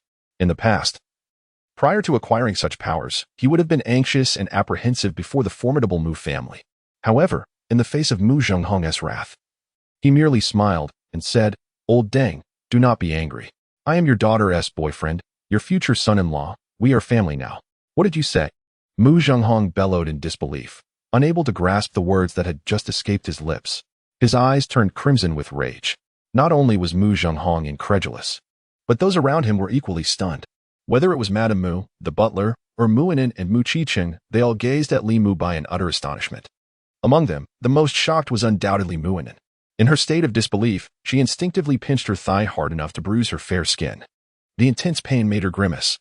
It hurts, it hurts. Is this real? It is real. Immediately, she rushed to type in the group chat. Pure and lovely young girl. Oh my goodness, what have I just heard? Where on earth did this big bad wolf find such a brave soul? How dare he be so bold? Carefree second young Master Mu. Indeed, it's astonishingly audacious.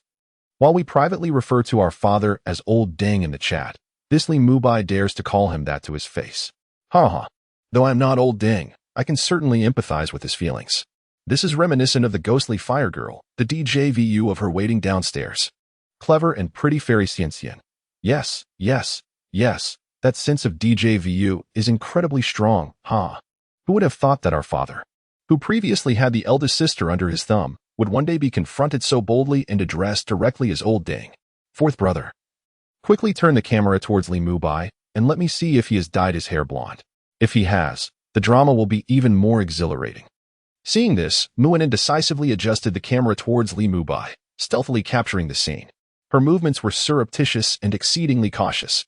Beside her, Mu Zhenghong, Madame Mu, the butler, and Mu Qingcheng remained oblivious to her subtle antics. However, Li Mubai caught a glimpse of the scene with his peripheral vision. It was inevitable. For Mu Yinen's beauty bore a striking resemblance to that of Mu Qiqing, both being exceptionally stunning. At that moment, she sat barefoot on the sofa, exposing a portion of her smooth, delicate calves. Coincidentally, she fell within Li Mubai's line of sight, making it nearly impossible for him to ignore her presence, even if it was merely from the corner of his eye. Ever since awakening his powers, he had noticed not only an enhancement in his physical strength, but also a significant sharpening of his senses. Even a fleeting glance could effortlessly etch itself into his mind, compelling him to lift his gaze for a closer look. When his eyes fell upon her, Mu Ainen instinctively withdrew her phone, akin to a thief caught in the act, her demeanor betraying a hint of panic. Clever and charming fairy. Wow, wow, wow. How handsome. This Li Mubai is incredibly handsome. He is even more striking than in the photographs. No wonder my sister is enamored with him. Chapter 28. Face to face with a bang. Carefree and happy Mu Er Xiao. Indeed a bit handsome, but not as handsome as I am. Besides, sis, please don't move the camera. We can't see anything. Clever and graceful Mei Xian. Second brother, you are truly shameless. Carefree and happy Mu Er Xiao. Black man ? JPG, what do you mean? How am I shameless? Clever and graceful Mei Xian. Clearly, this Li Mubai is more handsome than you. Second brother. Carefree and happy Mu Er Xiao. Third, it's not my fault if your taste is poor. You should really consider a visit to an ophthalmologist with me sometime. Clever and graceful Mei Xian. I'll tell eldest sister that you said she has poor taste. Carefree and happy Mu Er Xiao. No. I was wrong. Clever and graceful Mei Xian. Humph. As Muinen swiftly retracted her phone, Li Mubai could not suppress the smile creeping upon his lips. He then redirected his gaze toward the visibly enraged Mu Zhenghong, smiling as he remarked, Old Ding, you seem a bit frail. Perhaps it's time for some nourishment. Speaking at such close range, and yet you can't even hear me. I know a remarkable traditional Chinese doctor who guarantees you'll have 7 encounters in one night after a visit. Shall I take you tomorrow? What do you mean? Mu Zhenghong instinctively began to respond, but as realization dawned, his face flushed with anger as he retorted, You scoundrel, what are you babbling about? Someone, seize this ruffian. Mu Zhenghong bellowed. In response to his furious call, several men in black swiftly emerged, poised to apprehend Li Mubai. However, just as these dark-clad figures appeared, Chu Shi unexpectedly stormed in through the door, accompanied by several of her own men in black, effectively blocking those intent on capturing Li Mubai. The atmosphere in the living room instantly turned tense. Seeing that Li Mubai had shifted his attention away from her, Muinen hastily pulled out her phone, excitedly broadcasting live while typing eagerly. Pure and adorable young girl. It looks like a fight is about to break out. Who would have thought such a grand scene would unfold at our Mu family's old residence? Carefree and happy Mu Er Xiao. It seems eldest sister truly has a fondness for this Li Mubai. Had she not ordered protection for him, Chu Shi and the others would never have dared to confront Mu family security in this way. Clever and graceful Mei Xian. It's quite evident. One can only say that Li Mubai is truly impressive. Of course, his looks are indeed quite the asset, perfectly aligning with eldest sister's taste. Pure and adorable young girl. He. Regardless of that, let us just enjoy the show. This scenario is becoming increasingly thrilling. Chu Shi, what are you doing? Hurry and take your companions and leave. Who permitted you to enter without my consent? Mu Zhenghong glared furiously at the unfolding scene, sternly admonishing Chu Shi. Chu Shi maintained a calm demeanor, responding neither with subservience nor arrogance. I apologize, Director Mu, but I am a personal bodyguard hired by CEO Mu, and I only heed your orders. Mu Zhenghong's pupils constricted, Very well. Go ahead and strike. I am eager to see if you can protect this pretty boy today. With a wave of his hand, the Mu family security team charged towards Chushi and the others. Although they advanced, there was palpable trepidation in their eyes. For they were well aware from past encounters that they were no match for Chushi and his companions. Nevertheless, under the directive of Director Mu, they felt compelled to act for the sake of their livelihoods. Then came the sounds of fists meeting flesh. Bang, bang, bang.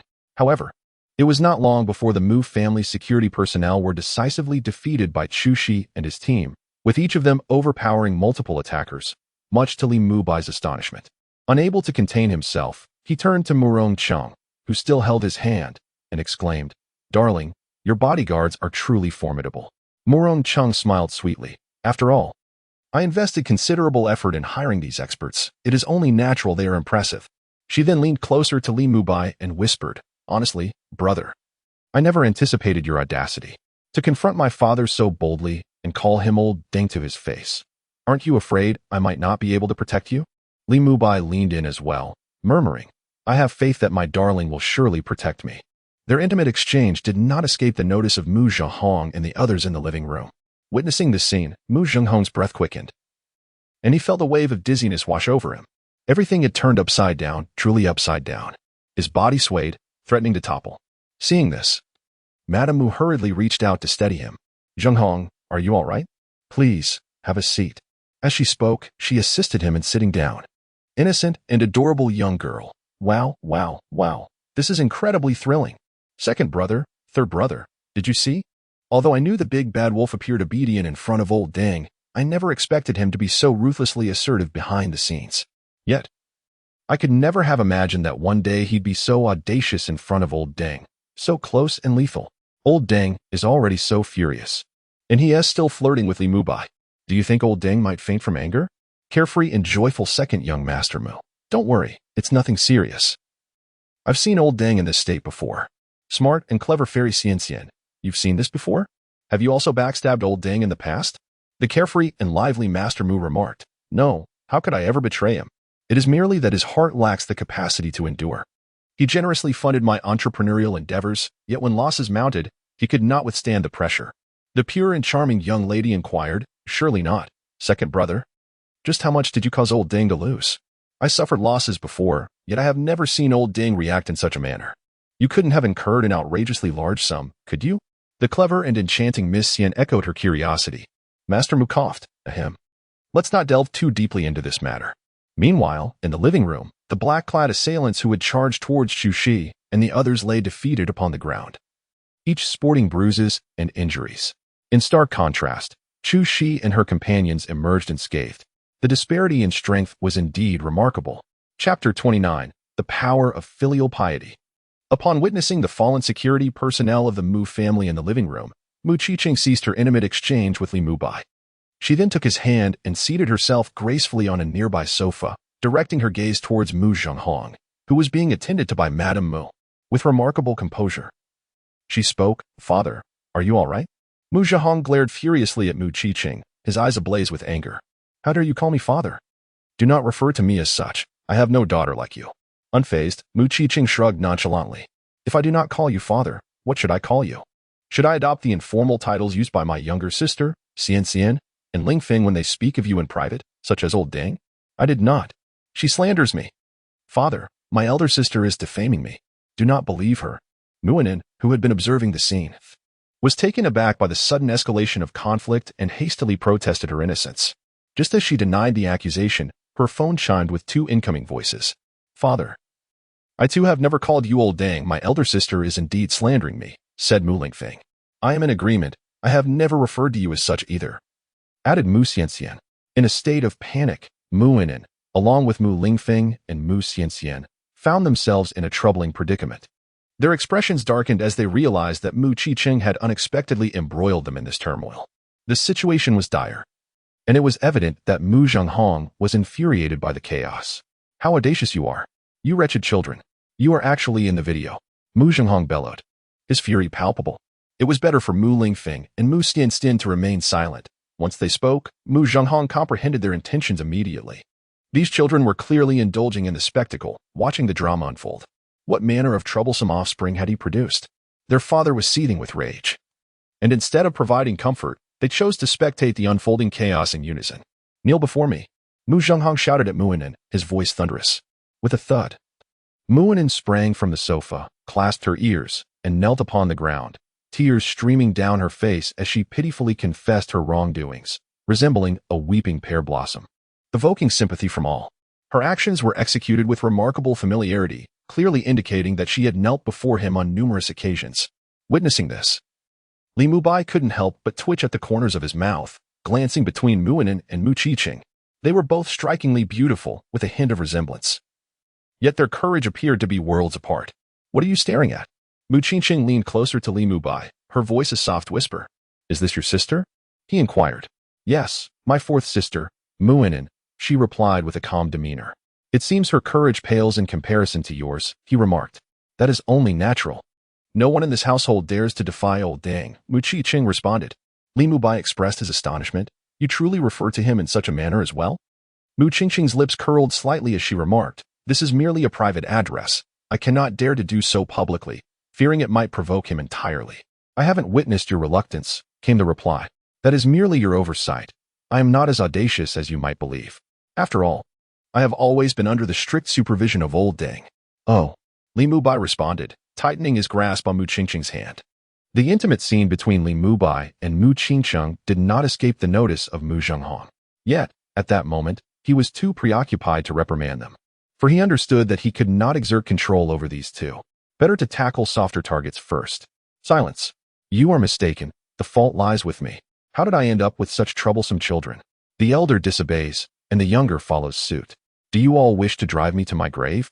Mu Zhenghong bellowed at Muinen. "Dad, I truly apologize. I never intended to upset you," Muinen pleaded pitifully. "Did you not? How can you claim that? And you too, why the silence? You have the audacity to video call but lack the courage to speak?" While reprimanding Muinen, Mu Zhenghong's gaze shifted to the phone resting on the sofa. "Cough, cough. Dad, please calm down," Mu Lingfeng interjected. "Dad, it's been so long since I heard your voice. Xianxian misses you," added Mu Xianxian.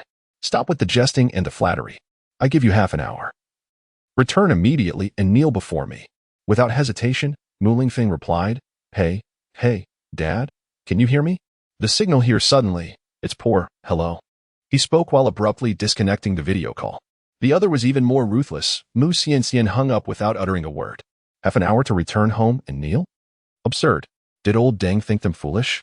There was no way they would return to kneel, with old Deng in such a foul mood. Waiting for a beating seemed preferable. Why return now when they could wait until he calmed down a bit? Troublesome children. Mu Zhenghong's face flushed crimson with rage, his chest heaving violently. Though he did not glance at his phone, he could easily discern the situation of those two troublesome offspring. Clearly, they had ended the video call. "Calm down, Zhenghong, calm down." Mrs. Mu hastily rubbed his back. Mu Zhenghong remained silent, his breaths heavy as he directed his gaze toward Muinen, who knelt, and the affectionate pair of Li Mubai and Mu Qiqing. His head spun incessantly, prompting him to close his eyes in an effort to regain composure. Yet, despite his attempts, tranquility eluded him. He reopened his eyes and requested Mrs. Mu pour him another glass of water. After drinking, he felt somewhat soothed. Fortunately, he did not suffer from heart disease. Otherwise, he feared these troublesome children would surely send him to his demise. After a brief moment of calm, he inhaled deeply several times. He then turned his gaze back towards Mu Qiqing and asked, "Mu Qiqing, what exactly do you intend to do? I have painstakingly nurtured you to reach this height, and this is how you repay me? Have you lost your sense of responsibility? You are fully aware that, apart from you, our Mu family is comprised of a group of ineffectual individuals. The entire Mu corporation still relies on your shoulders. You used to be so obedient. Why have you suddenly become so rebellious, bringing along this young man? Moreover, if you were to discreetly support him, I could perhaps overlook it, even if it would anger me. But how could you be so brazen as to take him to the Mu group, flaunting your relationship so publicly? What do you expect me to do with my dignity? How are those old-timers in our circle supposed to regard me? What do you think they will think of the Mu family?" Mu Qiqing calmly met Mu Zhenghong's gaze. "Father, I certainly cherish the training you have provided.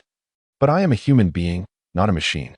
I am now 26 years old, and I have been controlled like a machine for all these years. I too can feel exhausted. I yearn for my own life, my own emotions. I wish to experience a sweet romance in my youth, just like everyone else. rather than enduring the monotony of daily life, year after year, with no anticipation for the future. I do not want to look back and regret when I grow old. Chapter 30. The Online Literature Beggar, the Uncontainable Muin in Silence. Mu Zhenghong interrupted Mu Qingqing's words with palpable fury. Did I ever say you should refrain from engaging in a sweet romance? If you desire to pursue one, let it be with someone of suitable standing. Would I stand in your way? Yet, what have you done? You have chosen a gigolo, a martial arts instructor, a beggar of online literature. How could the esteemed young lady of the Mu family associate herself with such a person? You are bringing disgrace upon the Mu family, rendering us a laughingstock in the circle. As Mu Zhenghong's words escalated, he nearly shouted the last part. Mu Qingqing did not respond immediately. Instead, she fixed her gaze upon Mu Zhenghong before breaking into a charming smile. Father, spare yourself the self-deception. Have you truly not tried to hinder my romantic pursuits? Time and again, you have advised me not to waste energy on matters of the heart. Throughout my life, you have devised ways to keep any male suitors at bay. She then regarded Mu Zhenghong with earnestness. Moreover, father, your terminology is quite inaccurate.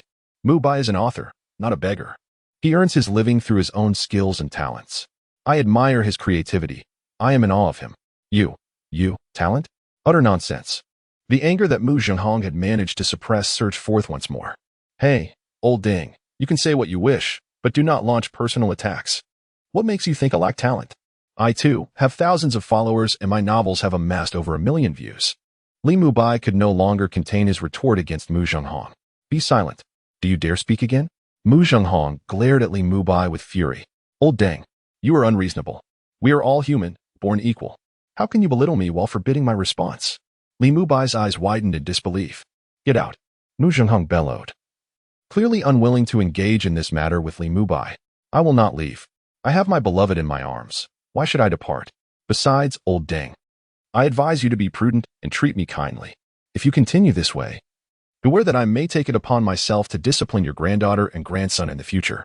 Li Mubai declared defiantly, pulling Mu Qingqing closer to him, and even daring to plant a kiss on her lips before Mu Zhenghong's very eyes. Damn it! Mu Zhenghong's pupils constricted, and the coarse language erupted from him in a fit of rage. How dare this little wretch? How could he?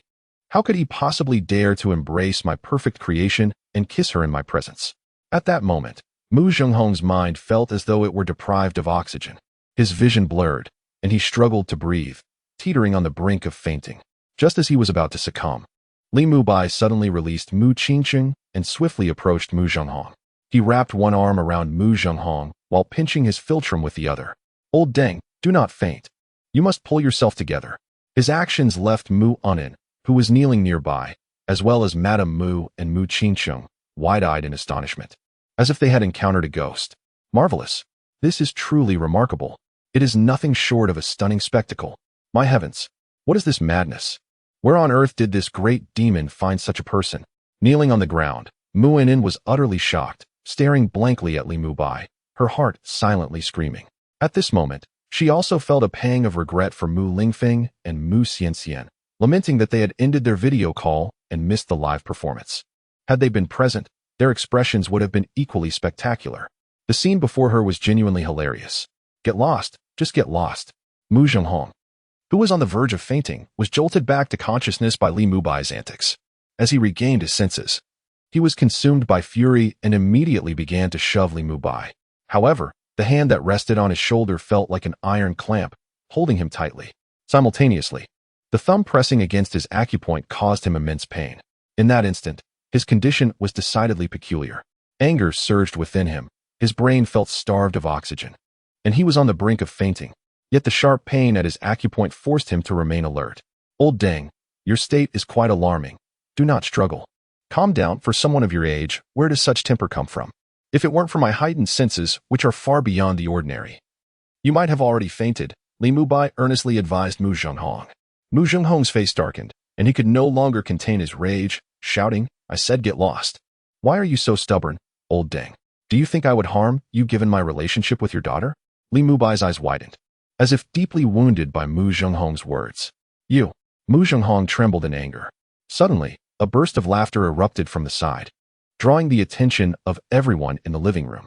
Upon closer inspection, they discovered that the source of the laughter was Mu Unin. Her exquisite face was flushed, and the laughter in her eyes was unstoppable, leaving no trace of her earlier tears. I didn't laugh. It wasn't me. Under the scrutiny of everyone's gaze, Muinen hurriedly covered her mouth, drawing her neck in like an ostrich. She never anticipated that the focus of the commotion would shift back to her. Terrifying. This was truly frightening. Muinen, Mu Zhenghong bellowed, his face contorted, his hands clawing in frustration. At that moment, he was filled with an overwhelming desire to strike someone. Without a second thought, he swung his hand towards Li Mubai. Since this little rascal refused to let him go, he would give him a slap first. However, despite the speed of his strike, Li Mubai was even quicker, merely pressing down with his right hand to seize Mu Zhenghong's. Meanwhile, the other hand descended in tandem, effectively restraining Mu Zhenghong's remaining hand. In an instant, Mu Zhenghong resembled a chicken whose wings had been tethered by an unseen force. Mu Zhenghong. Kneeling on the ground, Muinen had already covered her mouth with her hand. Yet, upon witnessing Mu Zhenghong ensnared in such a manner by Li Mubai, she could not suppress another burst of laughter. Ha. Furthermore, perhaps due to the earlier restraint on her mirth, she soon erupted into peals of laughter, her body trembling with glee. This only deepened the scowl etched on Mu Zhenghong's face. Simultaneously, on the adjacent sofa, Mu Qiqing could not help but let a smile creep onto her lips. Additionally, Chu Shi and the dark-clad individuals surrounding her also found it impossible to stifle the twitching of their mouths, each one daring not to gaze too long upon the unfolding scene. Chapter 31. The Reversal of Heavenly Tactics. Muinen. As Mu Zhenghong's countenance darkened, he could not help but unleash another furious roar. This rebellious daughter, this defiant girl, was it truly so amusing to see him bound? Ha, father. I'm not laughing, truly, I'm not. Despite Mu Zhenghong's furious shouts, Muinen struggled to suppress her laughter. However, once the laughter was triggered, combined with the fact that Mu Zhenghong was still restrained by Li Mubai, she felt no sense of impending danger. In that moment, she simply could not contain herself. Release me. Hurry and let me go. Mu Zhenghong shouted as he strained against his bindings, directing his ire at Li Mubai. Oh, Li Mubai replied, decisively loosening Mu Zhenghong's restraints. As he did so, he swiftly darted back to Mu Qiqing's side with remarkable speed. This agility was astounding, causing both Chu Shi and her bodyguards to exchange glances, their eyes gleaming with surprise. While they might have dismissed Li Mubai's earlier movement to pinch Mu Zhenghong as a mere oversight, his return showcased an extraordinary reflex that was simply unattainable for an ordinary person. Though Chu Shi was astonished, she had witnessed Li Mubai's striking speed during their time in the villa, granting her a greater capacity for acceptance. Muinen. Upon regaining his freedom, Mu Zhenghong disregarded Li Mubai entirely, rising from his seat and almost articulating Muinen's name word by word. The moment Muinen, who had just been unable to contain her laughter, sensed her father's fury, she jolted and abruptly stifled her chuckles, her expression transforming into one of pitiable innocence as she gazed at Mu Zhenghong. Father, I was wrong. As she spoke, she covered her mouth with both hands, a gesture that was as ludicrous as it was endearing. Now you realize your mistake. What were you doing just now? Extend your hand. Mu Zhenghong bellowed. Muinen whimpered pathetically. Must you truly strike my palm? Without responding, Mu Zhenghong suddenly lowered his head, peering beneath the coffee table, clearly searching for something. Seeing this, Muinen quietly exhaled in relief, understanding that he was looking for the ruler. However, that implement had long since been discarded by her, so it would be a miracle if he found it. As she relaxed, she could not help but cast a sorrowful glance at Mu Qiqing, blinking rapidly in a silent plea for help. Mu Qiqing, perceptive to her sister's gaze, allowed a slight smirk to grace her lips, offering Muinen a look that conveyed a sense of deservedness. Muinen's eyes widened in further dismay. Sister, you cannot do this. Please, save me. I beg you. Mu Qiqing remained unmoved. Seeing this, Muinen pouted her lips and quickly shifted her gaze back to Li Mubai. Although Li Mubai was encountering Muinen for the first time, and their gazes had only just met, he discerned her silent plea when she pouted and looked at him with a pitiful expression. Brother-in-law, save me. Instantly, he blinked and shifted his gaze to Mu Zhenghong, who was still rummaging for something, and cleared his throat, saying, ahem, old dang, and is still just a child. Her laughter is likely unintentional, so please refrain from resorting to the ruler to punish her. Upon hearing this, Muinen's lips curled into a smile, and she excitedly winked at Li Mubai. Although she doubted that his words would truly rescue her, as long as old Dang's attention was diverted, her safety would be significantly enhanced. In truth, as Li Mubai's words echoed, Mu Zhenghong furrowed his brow and glared at Li Mubai with palpable ire. He had not forgotten the earlier incident where this little rascal had pinched him and bound his hands. Were it not for the fact that the Mu family's security was currently incapacitated and there was no one available in the living room, alongside the watchful presence of Chu Shi and others, he would have certainly lunged at Li Mubai in a fit of rage. This detestable little rascal courting his daughter, daring to call him old dang, and even laying hands on him was an affront of the highest order. When had his family affairs become the concern of an outsider? Mu Zhenghong replied coldly. Li Mubai quickly clarified, "Old dang, please do not misunderstand. I am not trying to prevent you. Rather, if you cannot find the ruler, you might consider using a belt instead. Is it not said that a father can discipline his daughter with the 7 wolves? It seems that the time has come for you to employ those 7 wolves." Just moments ago, Muanin had felt a glimmer of happiness. But now she stood frozen in disbelief, staring incredulously at Li Mubai. What sort of devil was this? She had thought that perhaps this brother-in-law was not so bad after all, but it turned out she had misjudged him. Surely, a man favored by the great demon could not be anything but a demon himself, equally wicked. Not only was Muanin taken aback, but even the furious Mu Zhenghong could not help but twitch his lips. Though he was indeed angry and had previously disciplined Muanin, he had never resorted to the 7 wolves.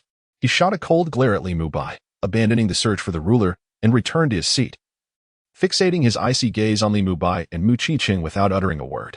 Seeing this, Mu Qiqing calmly interjected, "Father, can we not discuss this rationally? What more is there to discuss?" Mu Zhenghong snorted coldly. Mu Qiqing replied, "We must come to a resolution." Resolution? What sort of resolution? Let me tell you, Mu Qiqing. You must either immediately expel this little rascal from my sight and never see him again, or you can prepare for your dismissal. Huh, father?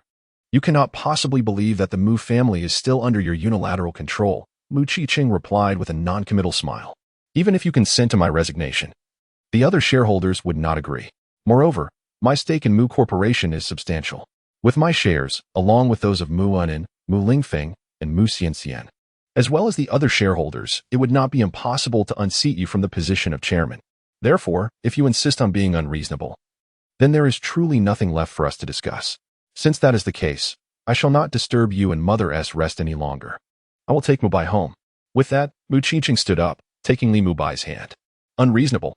Mu Zhenghong stared in shock. This miscreant had actually turned the tables.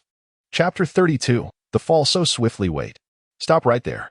In a fit of anger, Mu Zhenghong urgently called out to Mu Qiqing, who was pulling away with Li Mubai. "Old dang, do you have something to say?" Li Mubai turned his head, smiling at Mu Qiqing. Mu Zhenghong glared at Li Mubai with irritation. "Get lost. I am not speaking to you. I am addressing Qiqing. Mubai and I are now one. What he wishes to inquire is precisely what I wish to ask." Mu Qiqing replied calmly.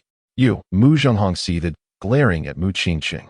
"What is it about this insignificant boy that has so entranced you? Qiqing, what has happened to you? How could you have fallen so swiftly?" Mu Zhenghong's voice trembled, infused with boundless disbelief. He had never anticipated that Mu Qiqing could change so drastically in just a day. It was utterly inconceivable. The backlash from overwhelming pressure should manifest in this manner. "For it is you who has forced this upon me." "Father," Mu Qiqing maintained her tranquil tone. Mu Zhenghong's lips twitched. He was inclined to continue his furious tirade. Yet reason dictated that if he persisted, Mu Qiqing would undoubtedly leave. Taking a deep breath, he coldly stated, "Please, sit down. If we are to discuss this, let us do so properly." "Very well," Mu Qiqing replied, pulling Li Mubai down to sit once more, her hands still intertwined with his. This time, Mu Zhenghong chose to disregard their clasped hands, recognizing that addressing it would be futile. He merely endeavored to suppress his fury, speaking in a low voice, "So, you are truly resolved to choose this fellow, willing to sever ties with me for his sake?" Mu Qiqing smiled sweetly. "Why must we sever ties?"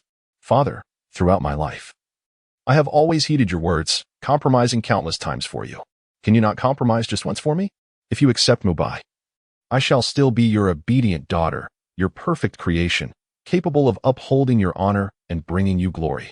Before Mu Zhenghong could respond, she continued, "As for your concerns about Mubai's status and our supposed unsuitability and the idle gossip of others, father, you can only deceive yourself.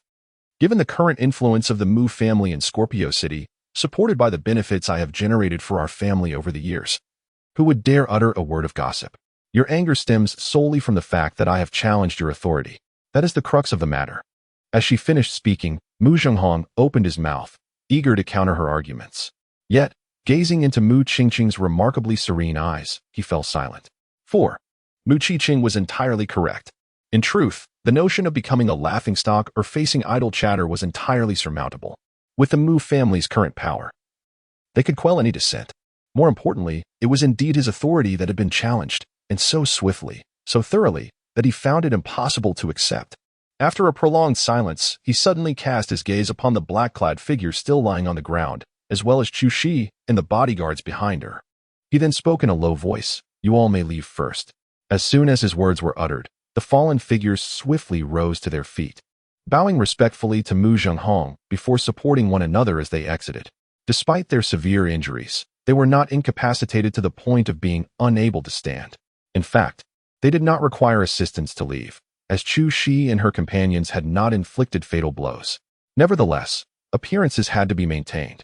With their departure, Chu Shi and her companions exchanged glances with Mu Qingqing, who, upon giving a nod, led them out. Even the butler followed suit, closing the door behind them, leaving only Mu Zhenghong, Madame Mu, Mu Ainan, Mu Qingqing, and Li Mubai in the living room. What is the nature of your relationship? When did you become involved? Once the outsiders had vacated, Mu Zhenghong took a deep breath and solemnly inquired of Mu Qingqing. With a slight smile, Mu Qingqing unabashedly replied, "We were together last night. Mubai is the man I acquired for 500,000 a month." What did you just say? Even though Mu Zhenghong had prepared to close the door and engage in a serious discussion with Mu Qingqing, her words left him utterly stunned, igniting a surge of anger within him. "So, you truly have taken up with a gigolo? You would confront me over such a man?" Mu Zhenghong found it hard to believe. Even Mu Ainan, still kneeling on the ground, gaped in astonishment, her beautiful eyes filled with shock. This revelation was indeed monumental. The unfolding drama was becoming increasingly thrilling. In her surprise, she could not help but subtly shift her legs back, inching towards the sofa. She reached behind to grasp her phone, realizing that she would burst if she did not share this juicy tidbit. Seizing the opportunity while Mu Zhenghong was distracted, she quickly typed a message in the group chat. "Innocent and charming young lady. Hurry, come out. There's big news. Do you know the true relationship between the great demon and Li Mubai? What I'm about to reveal will leave you all in disbelief. Carefree second young master Mu. Sis, I can't believe you're still alive and messaging. Didn't old Deng deal with you? Clever and charming Mei Xianxian.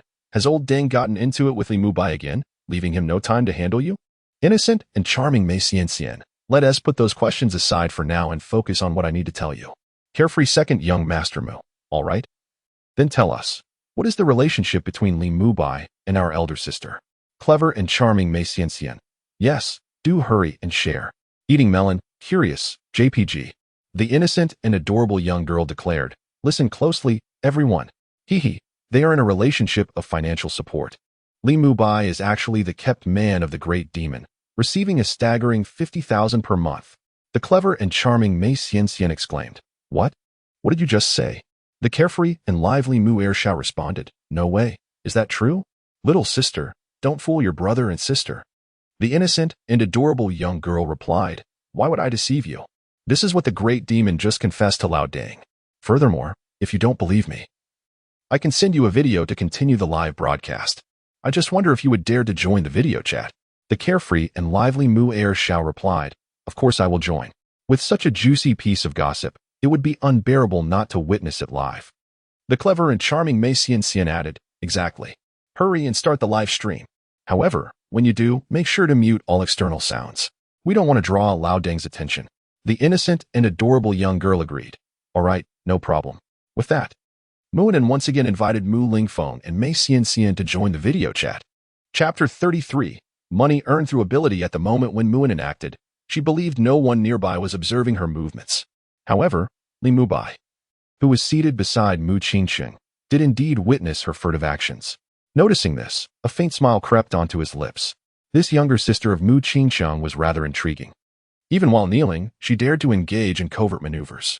Nevertheless, he merely glanced once before averting his gaze, unconcerned about being exposed by Mu Qingqing.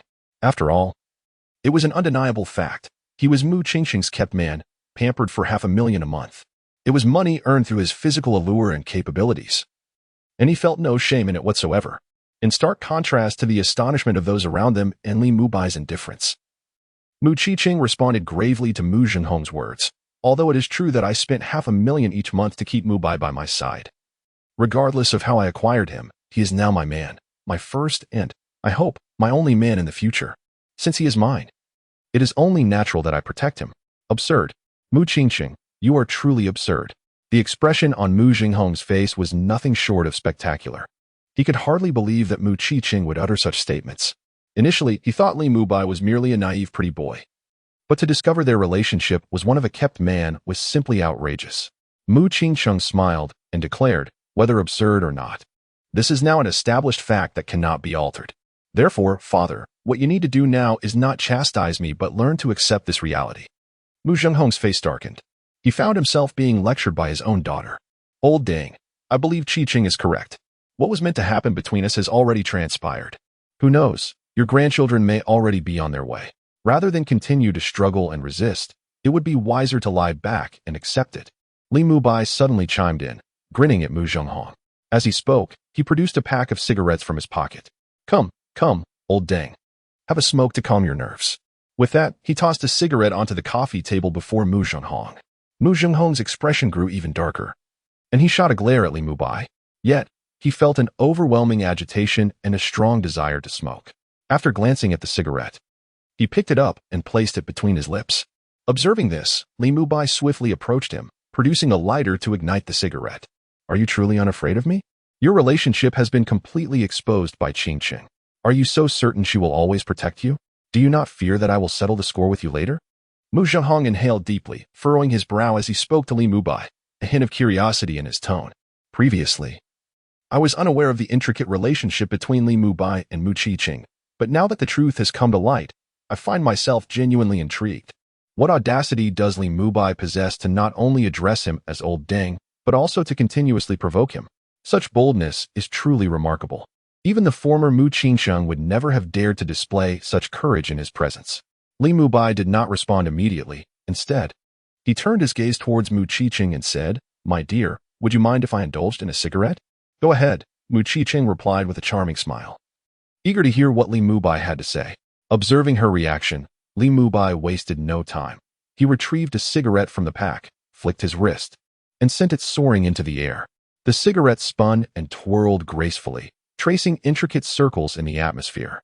With a slight parting of his lips, he expertly caught the cigarette, then casually flicked his lighter, igniting a flame that danced into existence. He brought the lighter close, igniting the cigarette, and took a deep drag before exhaling a heart-shaped smoke ring that formed elegantly in the air. This spectacle left Mu Zhenghong, who was also smoking, utterly astounded. This little rascal.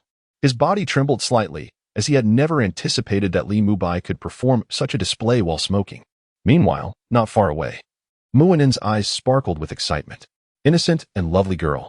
Ah, this Li Mubai is so handsome. Even smoking looks incredibly cool. Carefree Mu Ershao damn. I can't even pull off that move. Smart and lovely Mei Xianxian. He is undeniably charming. No wonder he captivates the eldest sister. Not only is his appearance extraordinary, but even smoking appears remarkably stylish. Who wouldn't fall for that? Innocent and lovely girl. In any case, if the eldest sister can secure such a gem for 500,000, that money is well spent. I want to spend 500,000 to get my own version of a pretty boy. Carefree Mu Ershao, you dare. And if you attempt that, the second brother will undoubtedly break your legs. Smart and lovely Mei Xianxian.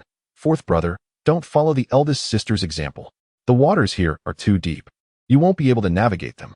After savoring a few puffs and showcasing his charm, Li Mubai finally turned his attention back to Mu Zhenghong, stating, Old dang. Your question is rather peculiar. Qiqing has already declared that I will be her only man from now on, so naturally, I trust my dear. Are you, as Qiqing's father, truly doubtful of your daughter's character? Mu Zhenghong's expression darkened once more, his teeth nearly grinding in disbelief. He had not anticipated that Li Mubai would seize this opportunity to pledge his loyalty to Mu Qiqing while simultaneously delivering a sharp jab at him. Unable to suppress his irritation, he shot a fierce glare at Li Mubai before disregarding him entirely and redirecting his attention back to Mu Qiqing, speaking in a grave tone. Are you truly resolved to tread this path to the end? Although I have adhered to your counsel over the years, you should be well aware of my disposition. Apart from the matters you previously arranged, Once I make a decision regarding any other issues, I am not prone to altering it lightly, Mu Qiqing replied calmly. Ah, what a steadfast resolve you possess, Mu Qiqing.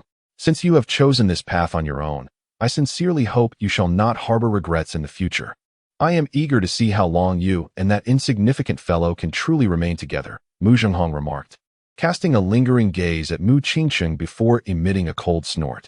Following that, without waiting for Mu Qiqing's response, he continued, moreover, since you are no longer my perfect creation, I shall now focus on nurturing Lao Wu.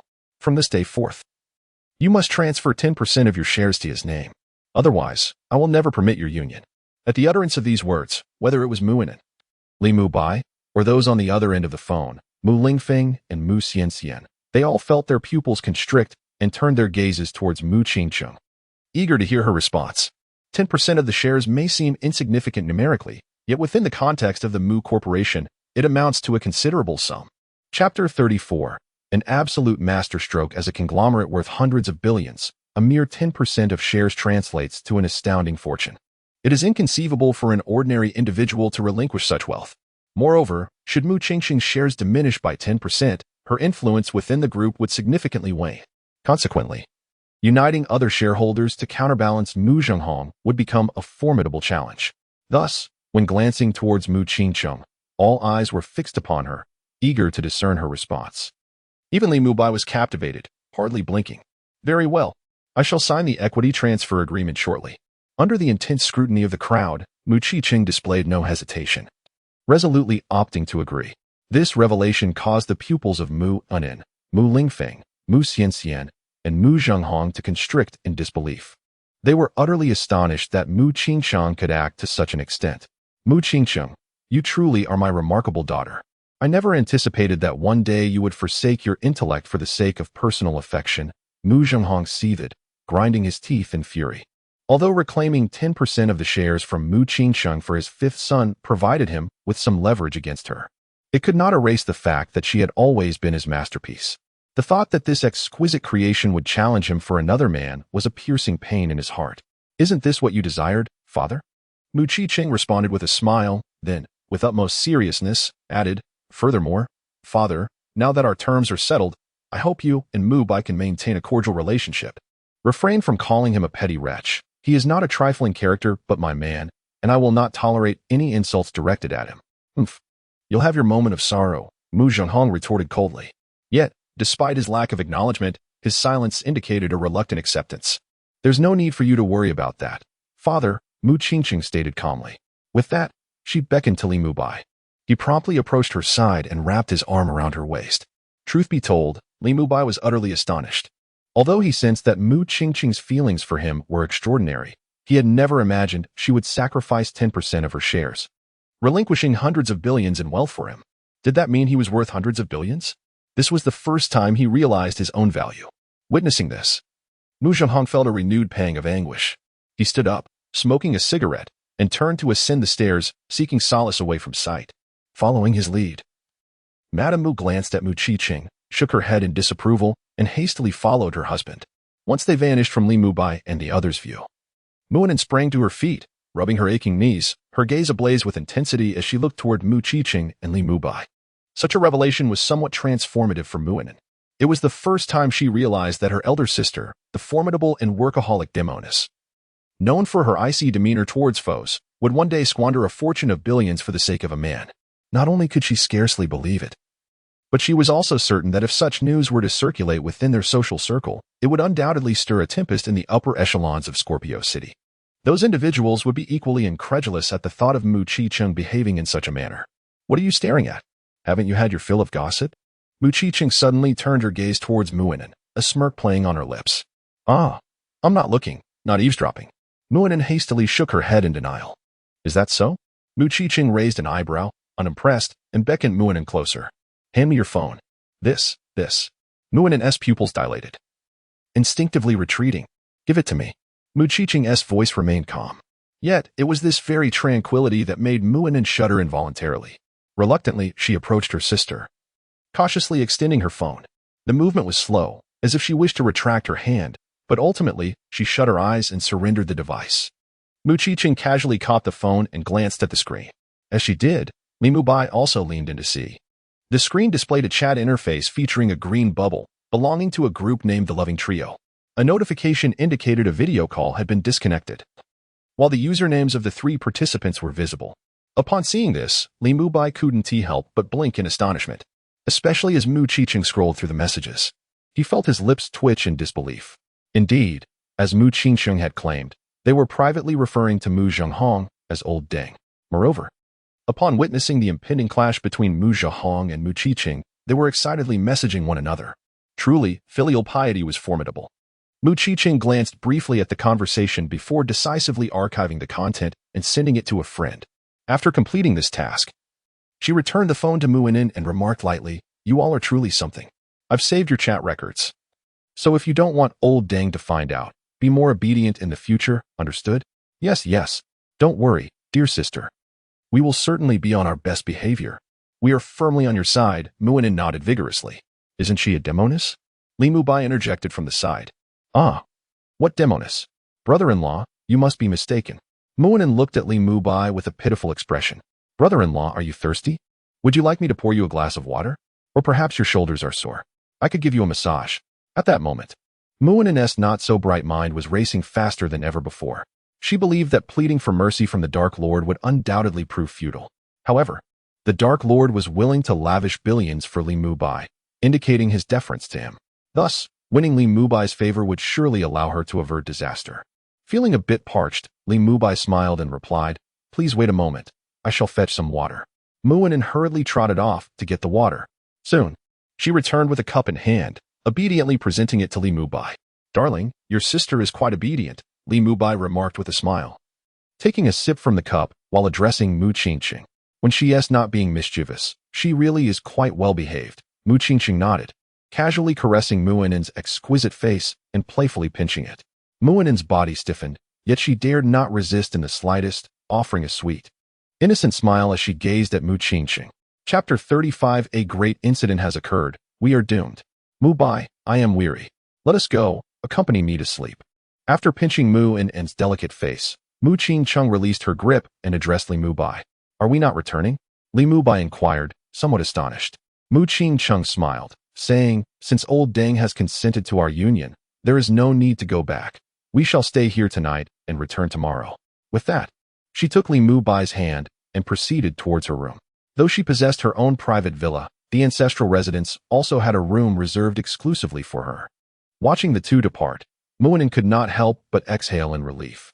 She then glanced at the direction in which Li Mubai and Mu Qiqing had vanished, her eyes twinkling mischievously. Swiftly, she left her spot. Before long, Mu Inen found herself in her room, promptly locking the door behind her.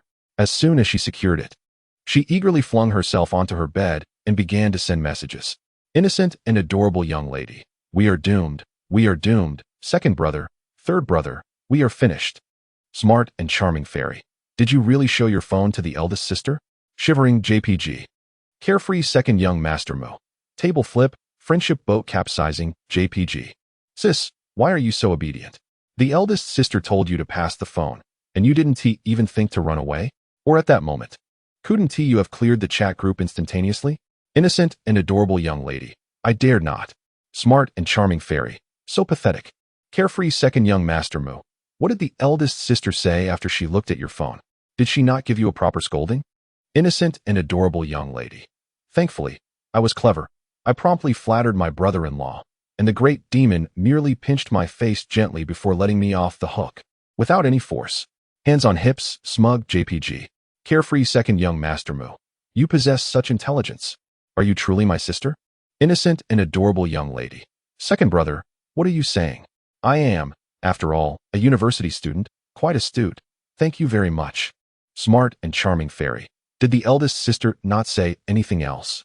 Innocent and adorable young lady. She saved our chat records and transferred them to her phone. Then she instructed us to be more obedient in the future, and I have already agreed on your behalf. Carefree second young master Mu. Wishing to perish, JPG, sis. You are truly a burden. Smart and charming fairy. How did I end up with a teammate like you? Innocent and adorable young lady. Hee. Shy JPG. Smart and charming fairy. Forget it. It's not the first time you've led us into trouble. However, regarding this matter, I am still more astonished by the eldest sister's feelings for Li Mubai. Although, at present, he is indeed handsome, daring, and seemingly loyal to the eldest sister. To be so infatuated after just one night, what extraordinary charm must Li Mubai possess to have captivated her so utterly? In a certain room, Mu Zhihong sat on the sofa, indulging in a cigarette. Behind him, Madame Mu gently massaged his head. In a soft voice, she inquired, "Zhihong, are you truly in agreement with Qingqing being with that Li Mubai?" With irritation, Mu Zhihong replied, "You witnessed the scene just now.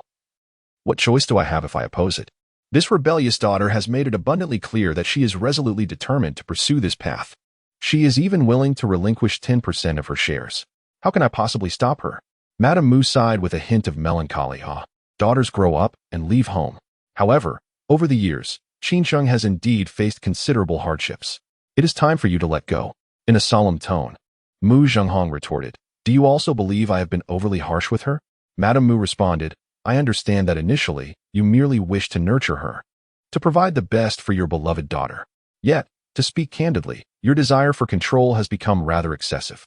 She deserves her freedom now. A strict mother often leads to a wayward daughter.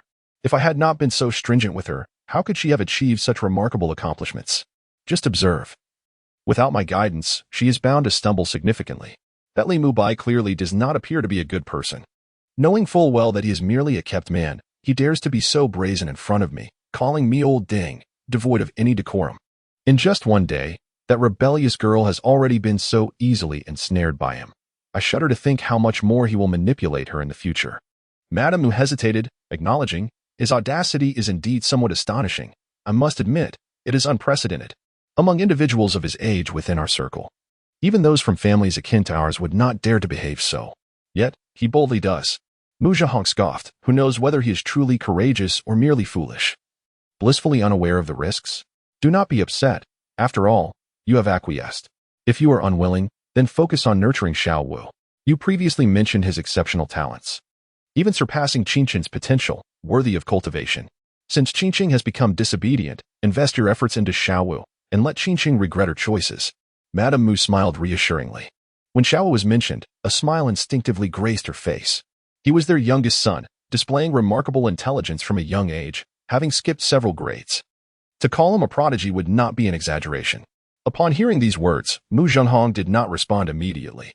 Instead, he let out a bitter smile while rubbing his temples, expressing a sense of frustration akin to disappointment in one's own kin. "I will certainly nurture them well. But I fear that Xiao Wu may align herself with those three ineffectual individuals, all of whom seem to share an unwavering loyalty to that rebellious girl. I cannot fathom what those three are truly thinking, despite their evident fear of her, as she has dealt with them harshly in various ways. They would still unconditionally yield their shares to her if she were to request them." Madame Mu smiled gracefully. "Sisterly friendship and brotherly respect. Doesn't that sound quite splendid? It indicates that our younger generation in the Mu family is remarkably united. Moreover, isn't this also a reflection of your indulgence in the personal charm of Qingqing? Although Ling Feng and her companions may not possess Qingqing's prowess, nor tread the same path, they genuinely admire her from the bottom of their hearts. Take, for instance, her remarkable achievement of multiplying the assets of our Mu Si group manifold within just a few short years. It is truly hard not to be in awe. At times, even I find myself reflecting on how she accomplished such feats. Her investment acumen is indeed extraordinary." Chapter 36. How can one endure being subservient? Humph. Mu Zhihong snorted coldly once more, asserting, "Her discerning eye has undoubtedly been cultivated by me. Moreover, I have never doubted her investment acumen. However, her judgment of people leaves much to be desired. To this day, I remain perplexed as to what sort of enchantment that young dandy has cast upon her, enabling such a monumental transformation overnight." Madame Mu chuckled. "I believe that Xiao Li's charm is undoubtedly one of the factors. Yet, the primary reason, as Qingqing aptly stated, lies in the formidable rebound that comes under pressure. Xiao Li merely happened to appear at a pivotal moment, reinforcing Qingqing's desire for rebellion. In truth, even if Xiao Li had not appeared, Qingqing would eventually have erupted. She has single-handedly transformed the Mu Group into a conglomerate worth hundreds of billions. She would never allow herself to be perpetually manipulated by others' whims, nor would she remain in a subordinate position for long." Mu Zhihong, with an air of irritation, let out another cold snort. "Whose side are you on? You speak of her remaining beneath others, yet you seem to endorse that notion. Are you suggesting she should wield a halberd against me?" "Haha. Certainly not. I merely jest, Madame Mu replied playfully, gently tousling Mu Zhenghong's hair. Whose side could I possibly be on? I am undoubtedly on yours. In marriage, one follows the rooster with the rooster and the dog with the dog. My heart has belonged to you all these years. Enough, enough. Your words grow increasingly absurd. What nonsense about roosters and dogs. All right. I shan't speak further on it. Just promise me you won't get angry. Anger harms the body, and your health is your own. Should you fall ill, it is you who will suffer. Besides, if you were to leave this world prematurely, I would have to find another. Imagine others enjoying your wife while your daughter calls him father. Wouldn't that be painful? Yu Yin. You've gone too far. Mu Zhenghong retorted in exasperation. I was only making a light-hearted comment. Look how flustered you are. Madame Mu laughed once more. In another room, this was Mu Qingqing's chamber in the old residence. Upon her arrival, she immediately turned and pressed Li Mubai against the door, initiating a passionate kiss that left him momentarily bewildered. Though Mu Qingqing was indeed the affluent sister, being so ardently embraced and kissed by her was enough to widen Li Mubai's eyes in astonishment. He instinctively reached out to grasp the back of her head, reversing their roles in the embrace, and they continued until both were breathless. Brother, I truly adore you. Your performance tonight has been nothing short of spectacular, far exceeding my expectations. Mu Qingqing gazed at Li Mubai with shimmering eyes, brimming with excitement. Although she had already chosen Li Mubai, marking her rebellion against Lao Deng, she felt a twinge of anxiety as they stepped into the old residence and the living room. It was Li Mubai who imbued her with unparalleled courage. His closeness revealed to her that Lao Deng was not nearly as formidable as she had once believed. She has indeed shattered her inner demons. My dear, as long as you are satisfied. Li Mubai smiled, and in comparison to my circumstances, it is my sister who has provided me with an immense shock. Spending billions merely for the acknowledgement from old Deng, tell me, how should I repay you, dear sister? Li Mubai whispered those final words close to Mu Qingqing's ear, playfully nibbling her earlobe. Mu Qingqing's pretty face flushed a deep crimson. The following day, at noon, Mu Zhenghong sat at the head of the dining table with a dark expression. He directed his gaze towards a nearby maid. Those two rascals, have they not risen yet? The maid cautiously replied, Miss and Mr. Mubai, indeed have yet to awaken. Nonsense. Mu Zhenghong could not refrain from slamming the table, causing Mu Ainen, who sat nearby, to tremble and promptly lower her head, her fingers flying over her device beneath the table. Innocent and adorable young girl. Old Ding is throwing another fit. Carefree and happy second young Master Mu. Oh, what's the matter now? Hasn't he already approved of the pairing between the Demon Lord and Li Mubai? What could possibly anger him? Has Li Mubai once again been too forward with him? Smart and clever Mei Xianxian. I too am curious about the situation. Cool and handsome young prodigy Mu Xiaowu. I also wish to know what is happening. Innocent and adorable young girl. Wait, hold on. What the heck, Xiaowu? How did you join this group? Who invited you? Who has betrayed the organization? Smart and clever Mei Xianxian. It wasn't me who added him. Carefree and happy second young Master Mu. Ahem, it was I who added him. Innocent and adorable young girl. Oh, second brother. I truly did not expect this from you. How could you betray the organization? Gunshot. Bang, JPG. Carefree and happy second young Master Mu. Well, we are all family here. How can this be termed as betrayal? Besides, this is for the development of the organization. Old Deng is clearly preparing to cultivate Xiaowu next. If we bring him over to our side now, we can secure an invincible position. Once Xiaowu rises in power, Old Deng will never suspect that Xiaowu has long been one of us. Smart and clever Mei Xianxian. I must admit, this strategy is quite clever. Innocent and adorable young girl. Is that truly the case? Carefree and happy second young Master Mu. It must be so. Innocent and adorable young girl. Xiaowu. You wouldn't betray the organization, would you? Cool and handsome young prodigy Mu Xiaowu. Rest assured, my foolish Oni-san, even if you were to betray the organization, I would never do so. Innocent and adorable young girl. Enemies are enemies. Get him out, quickly. His local dialect is surfacing. Get him out. Little devil with a pitchfork, JPG. Cool and handsome young prodigy Mu Xiaowu. Carefree and happy second young Master Mu. Sister. Let us not focus on Xiaowu for now. Let us discuss what the current situation is. Clever and charming fairy. Indeed, please elucidate the matter at hand. Cool and handsome Mu Xiaowu. I share the same curiosity. Pure and lovely young lady. Hee, let me enlighten you. The current situation is that the formidable demon and my brother-in-law, after visiting their room yesterday, have yet to rise even by the midday meal. Clever and charming fairy. Is that truly the case? My sister possesses an impeccably punctual biological clock. She typically rises early. Yet now, she remains in slumber until midday. Could it be that Li Mubai's prowess is genuinely that formidable? Has he rendered my sister, a powerful woman, utterly defenseless? Or perhaps, despite her outward appearance as a strong woman, she is, in that regard, remarkably inexperienced? Is she one who is both inept and playful? Carefree and joyful Mu'er Shao. Ahem, let us be mindful. There are children present in the group. Chapter 37. I have a friend. Charming prodigy Mu Xiaowu. I can't comprehend. Utterly incomprehensible. Fourth brother, you needn't worry about me at all. Newbie winks, JPG. Pure and lovely maiden. You truly don't understand. Charming prodigy Mu Xiaowu. Absolutely incomprehensible. Smart and elegant Mei Xian. Fourth brother. Do not mind Mu Xiaowu for now. Let us discuss the situation. Do you have any explosive news? Pure and lovely maiden. Not at the moment. Only that old Ding is still banging the table in anger, and he has sent Sisterly to summon more people. Smart and elegant Mei Xian. Then you should start a live stream. Pure and lovely maiden. Is that really necessary? The older sisters have yet to come down. Smart and elegant Mei Xian. If I ask you to start, then start. Pure and lovely maiden. Oh. In Mu Qingcheng's room, she felt as if her body had completely disassembled. She was reluctant to move, entirely enveloped in Li Mubai's embrace. Waving a white flag. Brother, spare your sister. I cannot endure any longer. I surrender. The readers do not enjoy such scenarios, so please do not continue. Mu Qingcheng timidly spoke, her voice noticeably hoarse. As she uttered these words, her delicate face flushed. How terrifying. How could she have anticipated that Li Mubai would be so formidable? She had thought that the previous night had been frightful, yet last night was even more so. Li Mubai blinked. Call me husband. Husband. Good. Come. Husband will take you to wash up. No, you go by yourself. I do not wish to move. Let me sleep for a while. All right. As Li Mubai spoke, he proceeded to the bathroom. Upon arriving here, Li Mubai was brimming with vitality. He stood beneath the showerhead, washing up while a smile involuntarily crept upon his lips. Water control. TSK.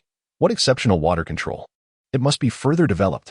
As the words fell from his lips, the water droplets from the showerhead continuously morphed before him. Approximately 10 minutes later, Li Mubai descended the stairs alone and made his way to the dining room.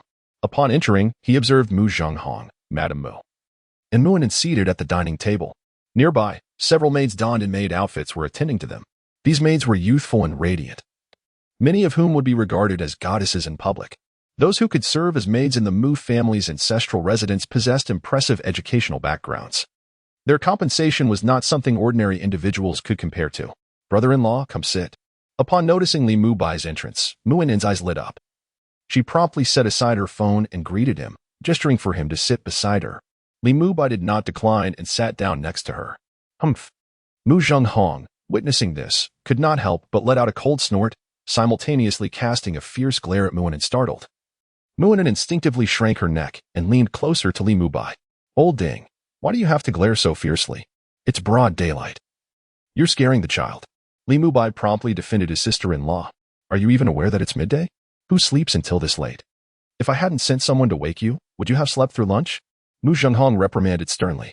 Furthermore, if you want to indulge in laziness, fine. But you're dragging Qiqing down with you. I knew that once she followed you, she'd end up in tears. Stop it. Why are you so inconsiderate?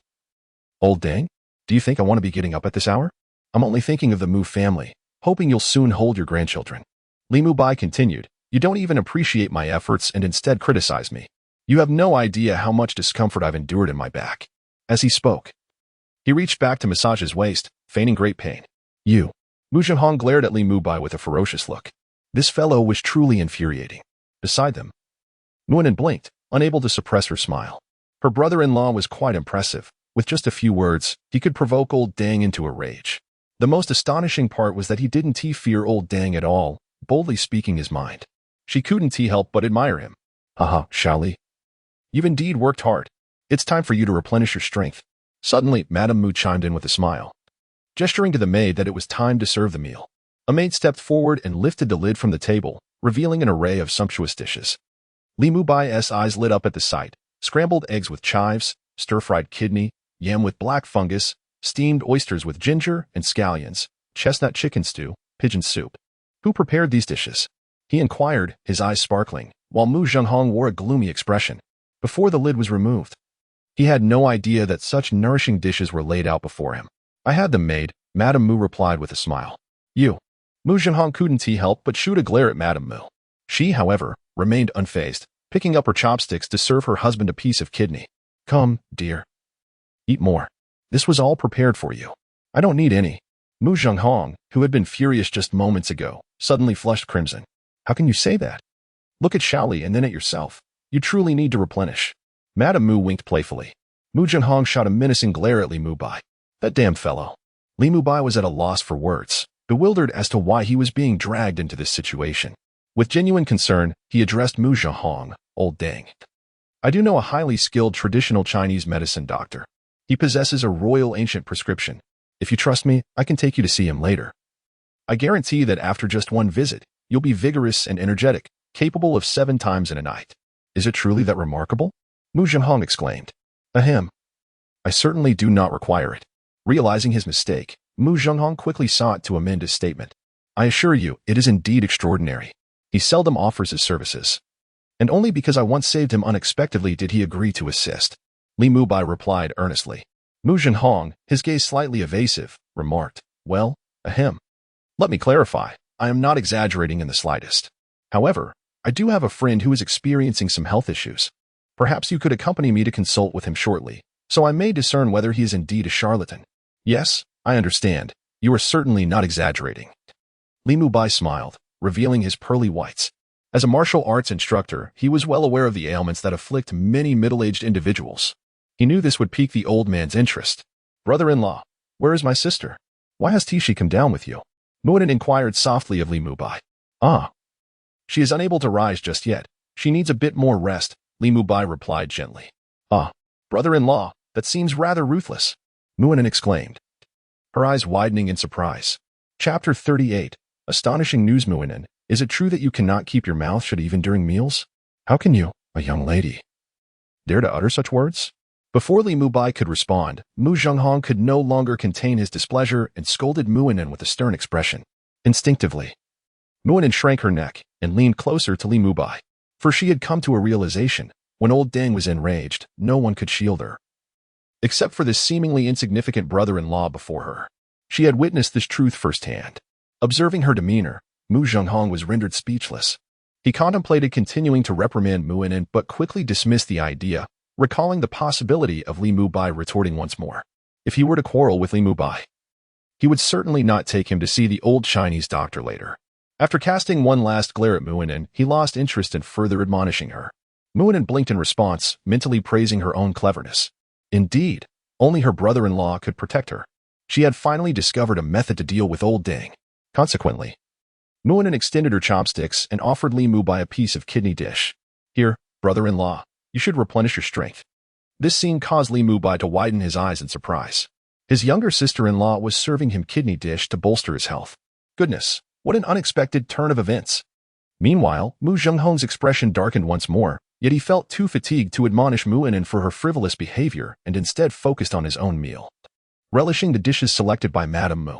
Madame Mu, on the other hand, seemed unconcerned by Muinen's actions of serving Li Mubai. Instead, she smiled and nodded at Muinen, clearly delighted to witness the camaraderie and affection among the younger generation. Even though the relationship between Li Mubai and Mu Qiqing was rather complicated, Mu Qiqing had declared that Li Mubai was to be her only man in the future. Given her understanding of her eldest daughter, it was evident that Mu Qiqing was unlikely to change her mind. Thus, Li Mubai was truly considered one of their own. During this midday meal, overall, Li Mubai experienced great joy, with Muinen continually serving him dishes and the exquisite culinary skills of the village chef. It was undeniably the most delectable meal he had ever enjoyed. By the conclusion of the meal, Li Mubai felt somewhat overindulged. Consequently, Muinen suggested that he take a stroll around the old residence to aid digestion, while also providing him with insights about the estate. Li Mubai readily agreed. However, as he began to follow, Mu Zhenghong called out to him, Remember, we will go together to find that old Chinese doctor later. Rest assured. Whatever old Deng has promised you, I shall certainly fulfill. I will seek you out shortly, Li Mubai assured him with a decisive nod. As Li Mubai leisurely explored the Mu family's old residence, the events of the previous evening and the morning continued to reverberate. Among the circles of those vying for Mu Qingqing's affection in Scorpio City, word of Li Mubai had swiftly spread. Not only did they become acquainted with the individual known as Li Mubai, but early in the morning, they were also jolted by an exceedingly shocking piece of news. Mu Qiqing, in her devotion to this fitness instructor and online writer, Li Mubai, had astonishingly relinquished 10% of her shares in the Mu Corporation to gain the approval of Mu Zhonghong. The revelation of this event left many in disbelief, their astonishment palpable as they congregated to discuss the veracity of the claims. Could it truly be that Mu Qiqing sacrificed 10% of her shares for Li Mubai? Someone must investigate immediately. I wish to know the truth of this matter without delay. Who could have possibly disseminated such absurd news? My heavens! It was one thing for Mu Qiqing to associate with a complete stranger, but to forfeit a substantial portion of the Mu family's shares for the sake of Li Mubai was utterly unfathomable. What extraordinary fortune has befallen Li Mubai to incite such madness in Mu Qiqing? Is this truly the Mu Qiqing we once knew, the frigid beauty and CEO? Could it be that she has been replaced or possessed? What nonsense! You think this is a fantasy. This is reality. There is no such thing as possession. Then, what could possibly explain this situation? Clearly, Mu Qiqing had concealed her true self for far too long. Everyone assumed she was indifferent to men, a quintessential ice queen. Little did they realize, she simply had yet to encounter the right person. Upon meeting him, her fervor would be boundless, leading her to act irrationally in love. Is this what we call love? Love, oh, the complexities of affection. Where in the upper echelons of society does such love truly exist? Meanwhile, amidst the surging undercurrents of the elite circle in Scorpio City, Li Mubai remained blissfully unaware. After meandering through the Mu family's ancestral home with Mu Anan, they eventually arrived in the living room. Seated comfortably on the sofa with his legs crossed, savoring an orange while enjoying a shoulder massage from Mu Anan, he listened to her praise. Brother-in-law, you are truly remarkable. I have never witnessed anyone able to confront old Deng in such a manner, compelling him to concede. She exclaimed. From now on, in the Mu household, Anan will be your most adorable and obedient sister-in-law. You must take good care of her. As she continued to massage, her eyes sparkled with admiration for Li Mubai, brimming with genuine adoration. She believed her brother-in-law to be astounding, and she aspired for their relationship to be the best in the world. Oh, am I really the most obedient and delightful? Li Mubai asked, blinking innocently. Absolutely. Mu Anan replied without hesitation. But if your brother-in-law finds himself short on funds, could you possibly assist him? Ah, well, cough, brother-in-law. How much do you need? She inquired. If you require 10 to 20,000, I could manage that. But if you need several tens of thousands or even hundreds of thousands, I fear Anan would be unable to help. Just moments ago, you were deemed the most adorable and obedient, yet now you find yourself unable to produce even several 100,000 or a million. Anan, this so-called obedience of yours seems overly embellished. Li Mubai felt deeply wounded.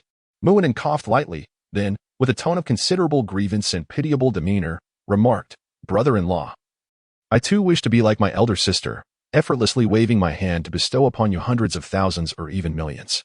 However, old Deng has long since controlled my allowance, and now I am left with merely 50,000 a month. With the month already halfway through, the amount I can offer is truly limited.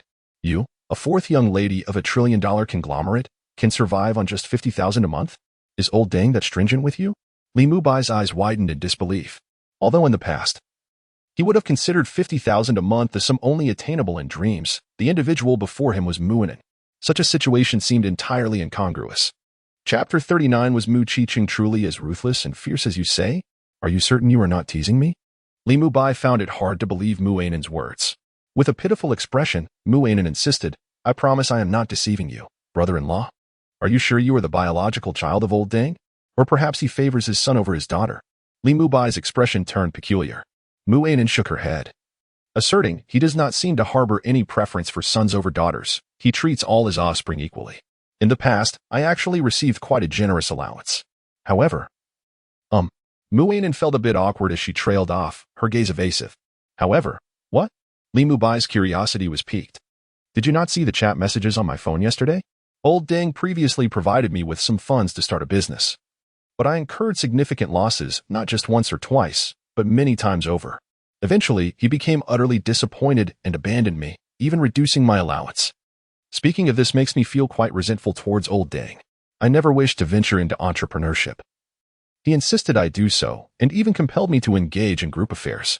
When I suffered losses, he chastised me for losing too much. Mu Anan expressed her indignation passionately. Can you tell me just how much you lost? Li Mubai inquired with great interest. Well, it wasn't exactly a small amount. Just a few. Several hundred million, I suppose, Mu Anan replied sheepishly. What did you say? Several hundred million. Li Mubai's eyes widened in disbelief. Is that not a considerable sum? Anan, it is truly remarkable that you are still alive. I now understand why old Dang gave up on you. If I were in his position, I would never permit you to continue in business. That you still receive 50,000 as an allowance is a testament to old Dang's mercy, had it been me. I would have limited you to a few thousand a month. Feeling utterly wronged, Mu Anan lamented, but I was coerced into this. You have no idea. When I was not forced to participate in group matters or venture into entrepreneurship, my monthly allowance was 1 million. That totals over 10 million in a year. But now, I only receive 600,000 annually, and during holidays, old Ding does not give me any money, not even for New Year's. He has become so miserly. All right. That is indeed quite unfortunate. Li Mubai began to empathize with Mu Anan. If he could earn over 10 million just by resting for a year, only to be pressured into entrepreneurship and subsequently face losses that resulted in a drastic reduction of his allowance, he would undoubtedly feel aggrieved. Can you understand me, brother-in-law? Mu Anan looked at Li Mubai with hopeful eyes. Li Mubai nodded. Yes, I can understand. You truly are my brother-in-law. Long live the brother-in-law. I knew it was not my fault. Not everyone possesses the genius of my elder sister or Xiao Wu. I am just an ordinary person. I merely wish to take it easy and live comfortably. Is that a crime?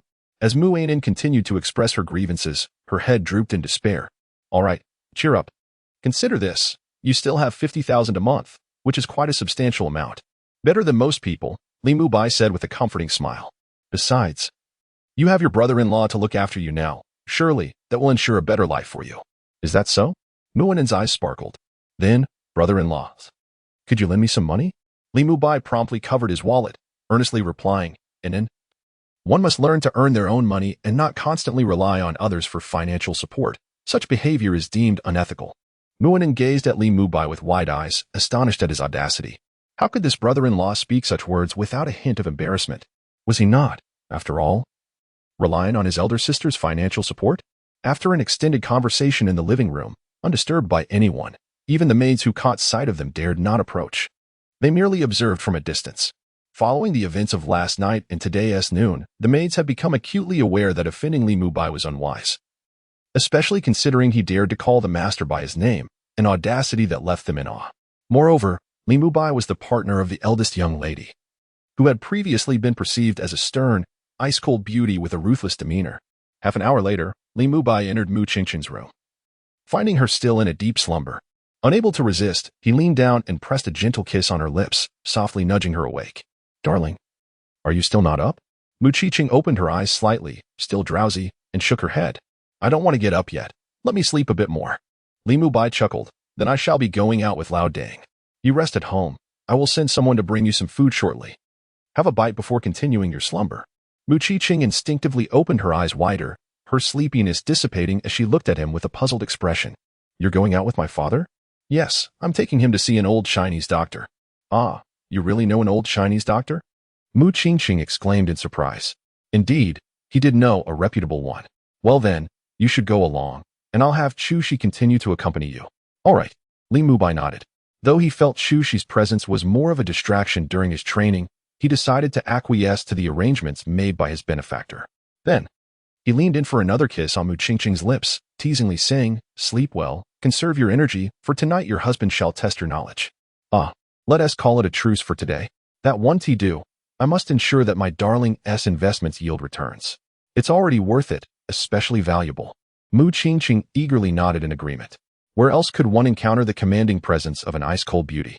Li Mubai remained silent, merely pinching the exquisite face of Mu Qingqing, then casting her a significant glance before departing the room.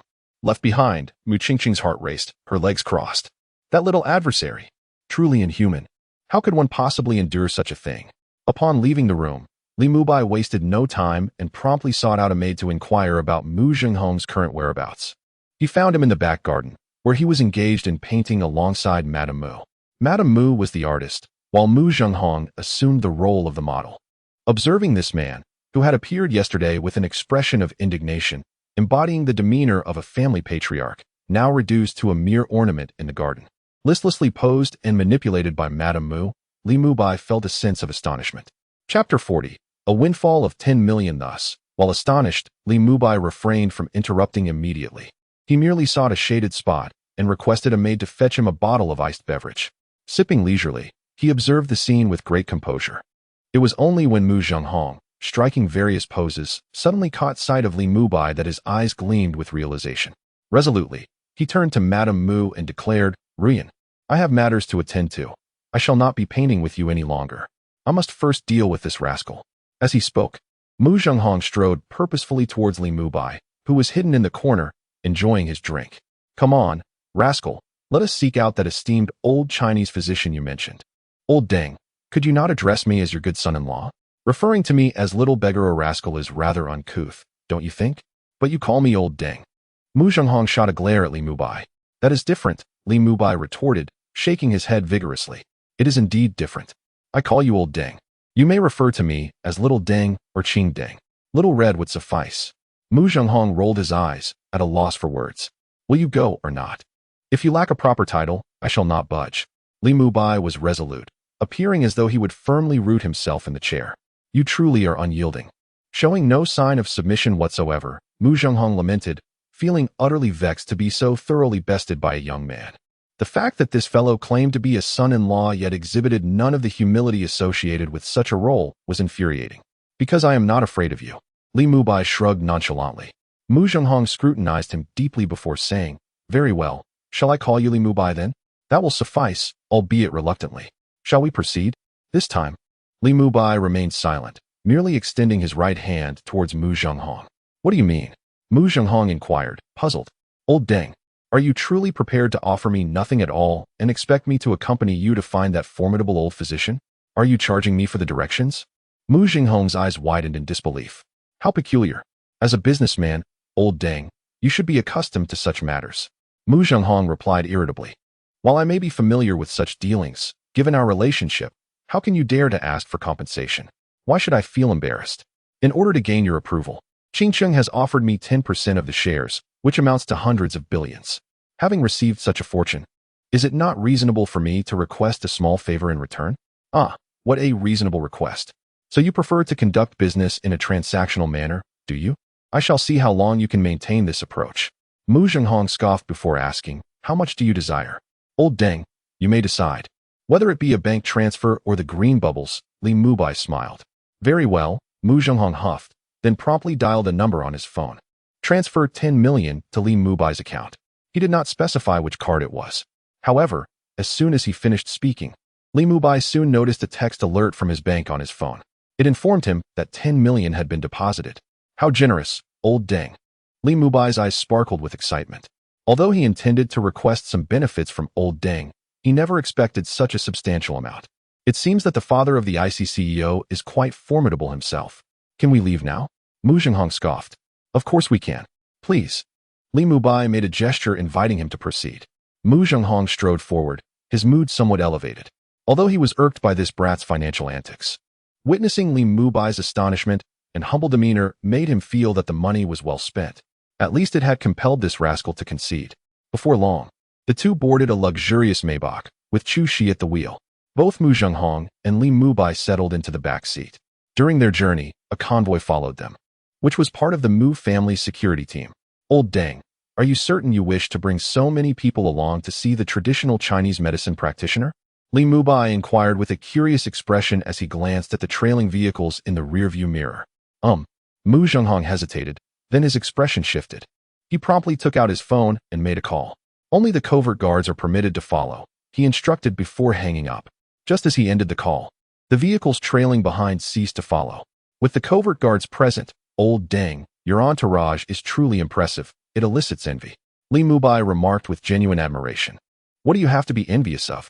My rebellious daughter has already enlisted Chu Shi for you. If you wish for her to arrange such a display, it would be effortless for her. She could even orchestrate something grander." "That is true." Li Mubai nodded in realization, showing no modesty. "Li Mubai, I genuinely wish to understand your thoughts. Based on my investigation, your family background is ordinary, and prior to knowing Qingcheng, you were hardly remarkable. How did you suddenly gain such audacity? This seems inconsistent with the persona you have previously exhibited. Although you were bold, you would show weakness when necessary." My standing is far superior to those you have previously conceded to. Yet, before me, you exhibit no sign of submission whatsoever. Is it merely because you believe Qingqing will support you? But you've only known her for a mere 2 days, haven't you? In such a brief time. What gives you the confidence that she will continually stand by your side? Keep in mind, I, her father, who meticulously crafted her into the perfect creation, have been backstabbed by her. How can you be certain she won't abandon you one day? Mu Zhenghong gazed at Li Mubai with utmost seriousness. This doubt had arisen when Li Mubai confronted him, but as time passed, it grew ever stronger. He genuinely yearned for clarity. As he posed his question, Chu Shi, who was intently focused on driving, appeared to maintain an expressionless demeanor. However, in truth, her ears discreetly perked up. Did I not provide you with the answer long ago? Li Mubai smiled. What answer? Mu Zhenghong inquired, puzzled. Because I am unafraid. Li Mubai responded with a sense of certainty. Is it simply that you are unafraid? Indeed, it is as simple as that. But what is the foundation of your fearlessness? To be unafraid is to be unafraid. What need is there for a foundation? When one suddenly perceives that there is nothing in this world to instill fear, naturally, one fears nothing at all, regardless of circumstances. We are all endowed with a singular nose, 2 ears, and a pair of eyes. Since we are all human and share a similar appearance, why should I fear you? Is it because you are more handsome than I? Li Mubai asserted with unshakable confidence. Chapter 41. This is a god, not a human. But do you not think your transformation is rather drastic? A normal person could not suddenly lose all fear. This is not a moment of enlightenment like in the dragon field. Mu Zhenghong furrowed his brow. Why can't it be a moment of enlightenment in the dragon field? Why is it that only the sage king is permitted such enlightenment, achieving the unity of knowledge and action, while we ordinary people cannot awaken early? Li Mubai blinked. Huh? Mu Zhenghong scoffed. He was no fool. How could he be swayed by Li Mubai's words? Not everyone can become the sage king. If you don't believe me, then I have no further recourse, Li Mubai shrugged, shifting his gaze to the window. Upon glancing outside, he noticed dark clouds approaching in the distance. As the vehicle advanced, the clouds drew ever closer. With their approach came a fierce wind, followed by flashes of lightning and the roar of thunder. Boom! The thunder cracked ominously, and at that moment, torrential rain began to pour down. It was as if the heavens had suddenly collapsed. A thunderstorm. Mu Zhenghong frowned. He found such weather rather displeasing. However, this kind of weather was characteristic of the sweltering summer. Often, one moment the sky is clear, and the next, a tempest brews. Although the rain brings some relief from the heat, Mu Zhenghong had never been fond of storms. Moreover, this rain was exceptionally heavy. In mere moments, the windshield wipers of the car struggled to keep up. Such weather is the most perilous for security measures. At that moment, Mu Zhenghong contemplated turning back. In contrast, as Mu Zhenghong considered retreating, Li Mubai felt an instinctive thrill at the sight of the pouring rain. His body instinctively rejoiced. He subconsciously extended his right hand out of the window to feel the deluge. As soon as his hand reached outside, an extraordinary sensation enveloped him. In that instant, he perceived everything within a radius of hundreds, even thousands of meters, as if he had suddenly gained a divine perspective. He found himself irresistibly immersed in this experience, yearning to plunge into the rain and become one with the storm. Li Mubai, what are you doing? The rain is pouring so heavily. Not only do you leave the window open, but you extend your hand outside as well. With visibility hindered, are you not afraid that your hand might be struck by another vehicle? Mu Zhenghong could not help but admonish him sternly. Though he held little regard for Li Mubai, he did not wish to witness anything untoward happen to him during their outing. If anything were to occur, who could predict how that defiant girl would blame him or retaliate against him? Yet, in response to his rebuke, Li Mubai did not retaliate. Instead, he remained enraptured, gazing out the window with a look of fascination. Mu Zhenghong furrowed his brows, unable to resist the urge to pull Li Mubai back forcefully. With that single tug, Li Mubai suddenly turned his head, locking eyes with him. The moment their gazes met, Mu Zhenghong's pupils constricted violently. He stood frozen in place, every hair on his body standing on end, as if he had been ensnared by an incomprehensibly terrifying entity. It was akin to being gripped by celestial wrath, instilling an unprecedented fear deep within him. He instinctively released his hold on Li Mubai. As he relinquished his grip, Li Mubai turned once more to gaze out the window. Concurrently, that overwhelming sensation of celestial intimidation dissipated from Mu Zhenghong's consciousness. What was that? What just transpired? A tumult of disbelief surged within him as he stared at Li Mubai, whose lips curled into a fascinated smile as he gazed outside. Mu Zhenghong could scarcely fathom that the feeling he had just experienced was real. In that fleeting moment, he had been utterly horrified. Until today, he had never encountered such an experience, particularly from someone he regarded as merely an ordinary, insignificant figure. Li Mubai, what have you done to me? Mu Zhenghong inquired, his voice betraying a tremor of fear, a stark contrast to his usual composure. Though subtle, the quaver in his tone did not escape the notice of Chu Shi, who was driving. She glanced in the rearview mirror to observe the dynamics between Li Mubai and Mu Zhenghong. After a brief assessment, she returned her gaze to the road, her brow furrowing in confusion. From her vantage point, Li Mubai and Mu Zhenghong were seated apart, with an empty space between them. Furthermore, Li Mubai had extended his hand out of the window, seemingly engrossed in the external scenery, offering no indication that he had done anything to Mu Zhenghong. Yet, the tremor in Mu Zhenghong's voice did not go unnoticed by Chu Shi. Logically, someone of Mu Zhenghong's stature in the business realm should not feel fear towards a mere junior. Even if he had been betrayed by Mu Dong, it should not evoke such trepidation in him. Yet, inexplicably, Mu Dong felt a sense of fear towards Li Mubai. This was highly unusual. In stark contrast to Chu Shi's curiosity and Mu Zhenghong's shock and dread, Li Mubai was wholly immersed in a symphony with the rain, utterly oblivious to Mu Zhenghong's turmoil. His expression was one of exuberance. Every hair and pore of his body rejoiced. What is this sensation? Is this a resonance with the heavens? My water manipulation ability, in conjunction with the rain, feels as though I am harmonizing with the sky itself. This experience is entirely different from my previous immersion in the lake's waters. This sensation compels one to a deeper obsession. In this moment, I feel like a deity rather than a mere mortal. It is a sensation of mastery. I yearn to venture forth, to completely merge with this downpour. Li Mubai's thoughts raced through his mind. Within a radius of several kilometers, he perceived every drop of rain that fell, whether upon structures, people, or various flora and fauna, with remarkable clarity. Moreover, this perception expanded as his right hand continuously made contact with the rain, enhancing his range. During this expansion, he also discovered that his physical form was growing stronger, at an astonishing rate surpassing that of his previous immersion in the lake. His body was undergoing further fortification, and his senses were amplified beyond what they were when disconnected from the rain. What exactly is the nature of my enhancement? Though it is all water, why is the rain so much more potent in its effects on me? Is it due to the extent of the range, or is there some other reason? Chapter 42, Confronting Divine Might, Shrinking the Land to an Inch? At this moment, Li Mubai found himself utterly perplexed by the unfolding circumstances. He could not fathom the nature of the situation. All he knew was that he was increasingly unable to contain himself and felt an overwhelming urge to step outside. Thus, he abruptly turned to the driver, Chu Shi, and said in a low voice, "Chu Shi, pull over." "Understood, sir," Chu Shi replied, though a hint of confusion lingered in her tone. Nevertheless, she did not hesitate in her actions, even with Mu Zhenghong seated beside her.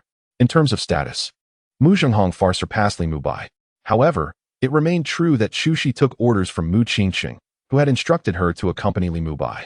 Therefore, while she could feign politeness towards Mu Zhenghong, her true allegiance lay with Li Mubai.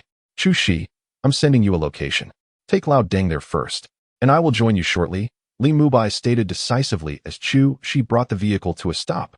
He swiftly retrieved his phone and sent a location pin to Chu Shi's device. Without a moment's delay, he opened the car door and stepped out into the torrential downpour, exposing himself to the elements. "Mr. Li." Chu Shi's pupils constricted in alarm as she instinctively reached for the car door to follow him. "I'm fine. I just need to walk alone," Li Mubai replied calmly, dismissing her concern. With that, he vanished from sight in a flash, darting forward with remarkable speed. This sudden turn of events caused both Chu Shi and Mu Zhenghong, who were watching, to gasp in astonishment. They quickly focused on Li Mubai's figure, only to realize that he had already appeared 10 meters away, his form continuing to surge forward with astonishing rapidity. Each step he took propelled him several meters ahead, as if he had indeed shrunk the expanse of land. Despite the heavy rain obscuring their vision, both Mu Zhenghong and Chu Shi were acutely aware that Li Mubai's speed was utterly abnormal. "How is this possible?" Mu Zhenghong exclaimed, a tumult of emotions swirling within him. Although he had felt a sense of divine intimidation when Li Mubai had merely cast him a glance, he had never anticipated such a display of prowess. Mu Zhenghong's astonishment mirrored that of Chu Shi, whose eyes widened in disbelief. She had witnessed Li Mubai's swift punches within the villa and had seen him exhibit remarkable speed near Mu Zhenghong before. However, the current scenario was entirely different. Previously, Li Mubai had been running and striking. Now, he was merely walking, which defied all logic. Chu Shi, do you understand what is happening with Li Mubai? Could he be one of those martial arts masters depicted in television dramas? Is this truly the phenomenon of shrinking the land to an inch? Mu Zhenghong inquired urgently, his voice laden with awe as he turned to the driver. Mr. Mu, it appears you have misjudged the situation. Mr. Li merely walks at a brisk pace. It is not a matter of extraordinary abilities. Furthermore, there are no martial arts masters in this world. Such notions are mere fabrications of novels and television. Chu Shi replied calmly. Misjudged? How could I possibly be mistaken? Chu Shi, do not attempt to mislead me. I am aware that you are a formidable individual, someone who has been brought into the fold by that enchanting girl, Qingqing. You possess significant combat prowess, mastering various security techniques and military combat skills, while primarily studying traditional martial arts. Now, be honest with me. Is there a special circle among those who practice these arts? Is your combat strength not far beyond what is portrayed in films, exhibiting an almost supernatural lethality? Mu Zhenghong inquired, his expression darkening as he pressed on. His gaze was intensely fervent. Though he was indeed the current head of the Mu family, he once harbored dreams of martial heroism in his youth. However, he had long since dismissed such fantasies, preoccupied with his career and having learned that martial prowess, as commonly understood, was non-existent.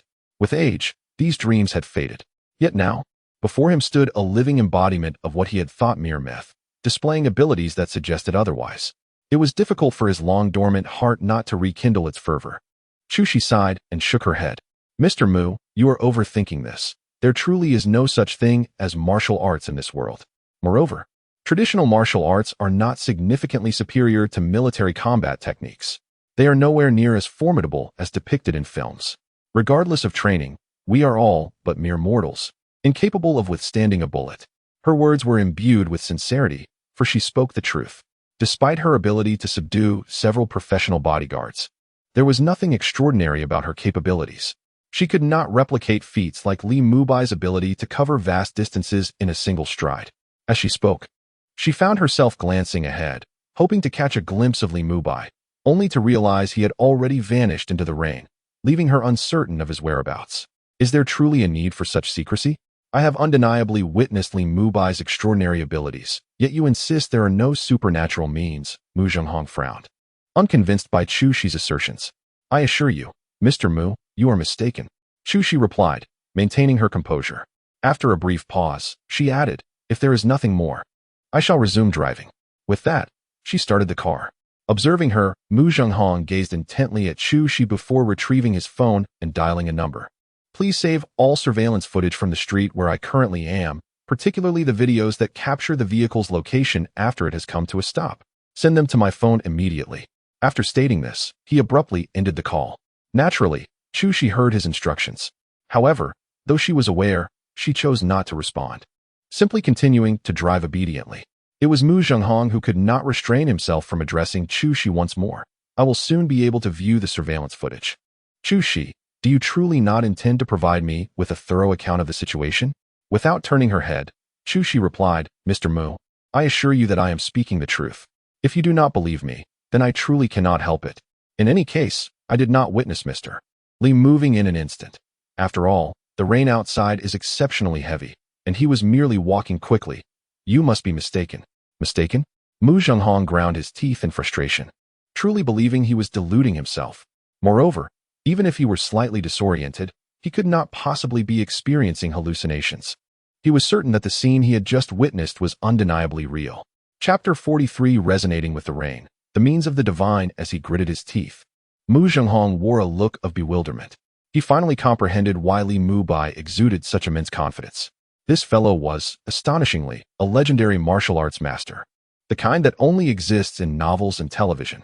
Possessing formidable strength, he naturally held an extraordinary presence, unperturbed by any circumstance. Thus, he could boldly declare his fearlessness in Mu Zhenghong's presence. Qingqing, O Qingqing, you rebellious daughter, you have truly opened my eyes. By mere chance, you have stumbled upon such an exceptional talent. Was I truly mistaken? Mu Zhenghong murmured to himself, his expression shifting continuously.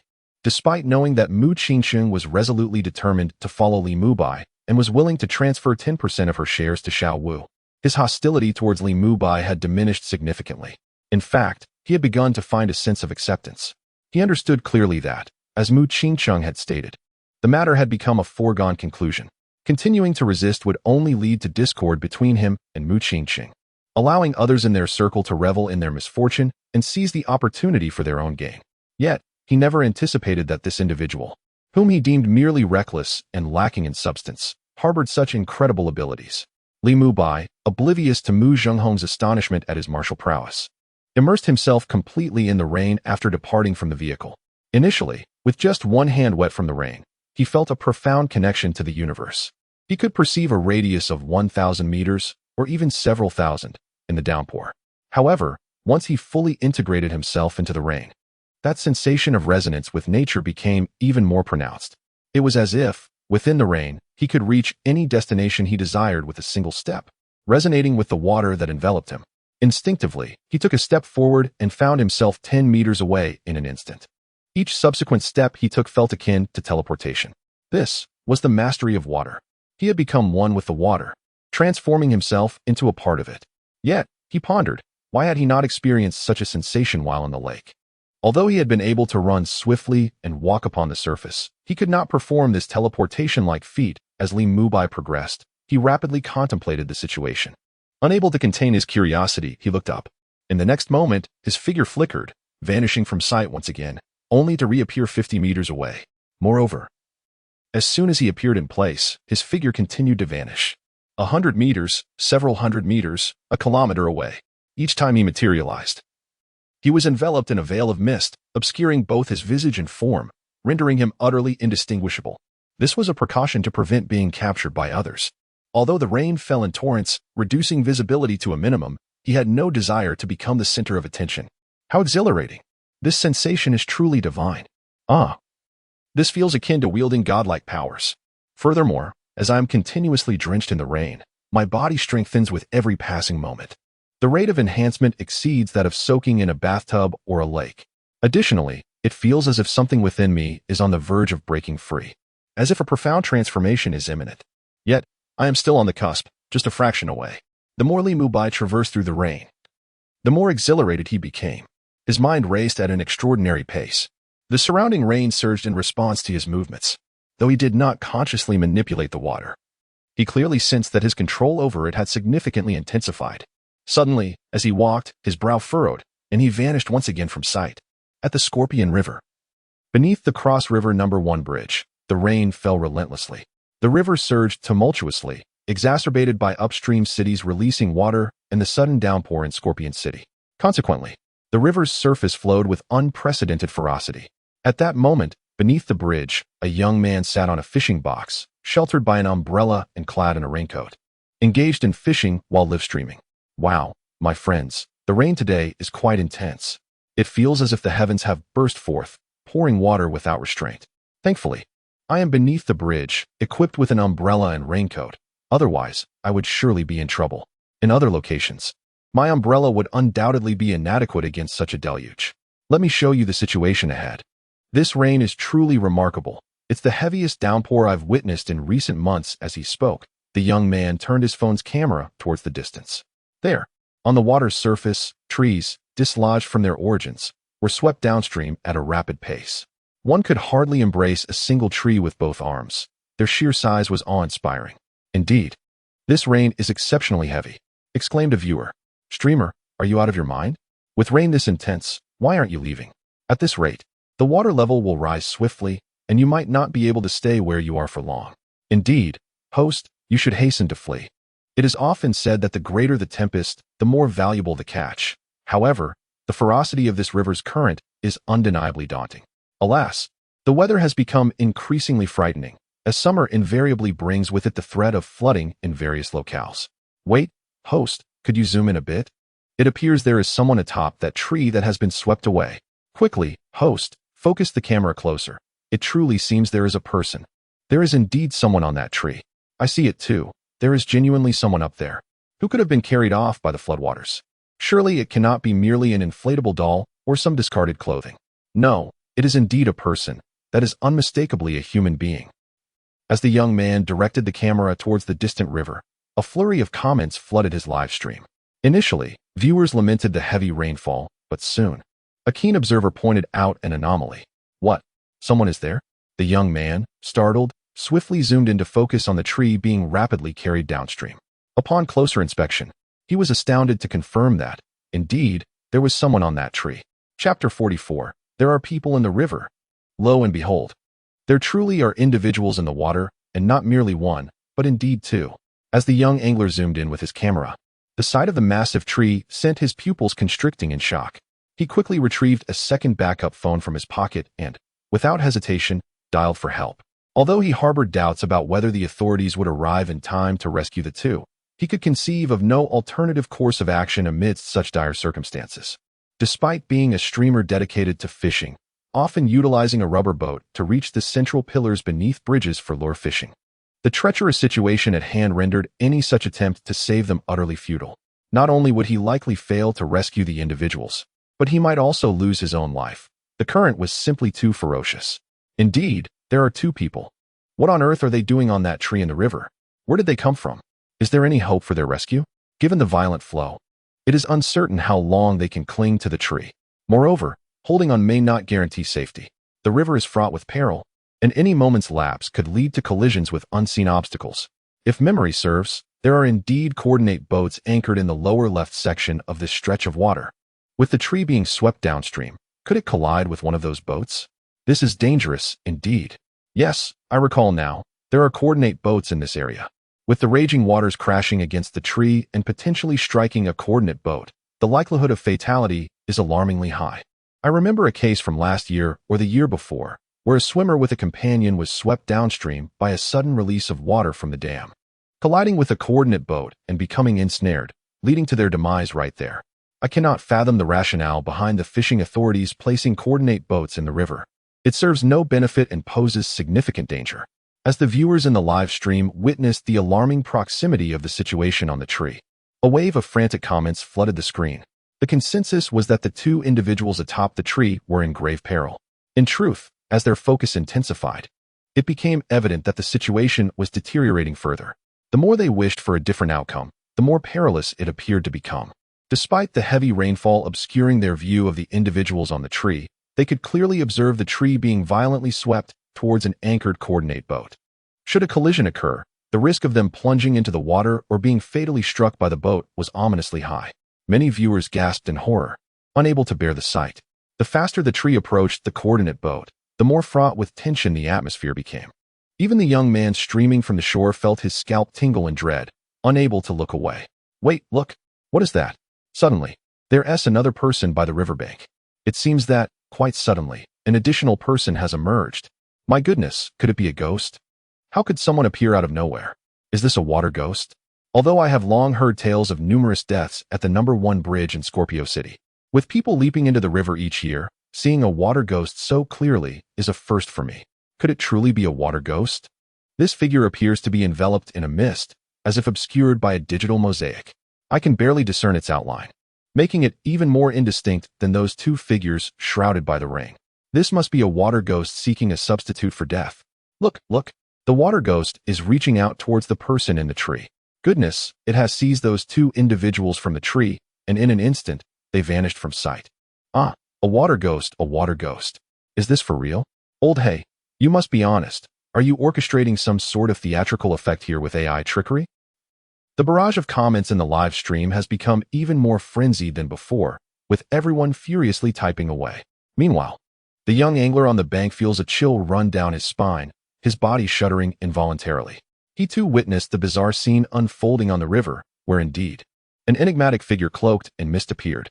That figure captured the person in the tree and then vanished as if it were a mirage. It seems remarkably unreal. If this figure is a water ghost, perhaps it truly is one, despite it being broad daylight and the sun shining brightly before the sudden downpour. Now, the sky looms dark, instilling a sense of dread in the young angler. Brothers, I think I might be feeling a bit frightened. Do you think I should continue fishing? The trembling angler inquires of his fellow viewers. I'm scared too. Goodness, I've nearly wet myself. Old hey, what on earth is happening? How did fishing turn into a supernatural event? This is utterly absurd. What was that earlier? Was it a mirage? Or could there truly be water ghosts? I have no idea. I don't know either. Approximately 200 meters away from the young angler, a brother and sister lie unceremoniously on the bank, allowing the torrential rain to wash over them. Both appear as if they have narrowly escaped a calamity, feeling that the preceding scene was surreal.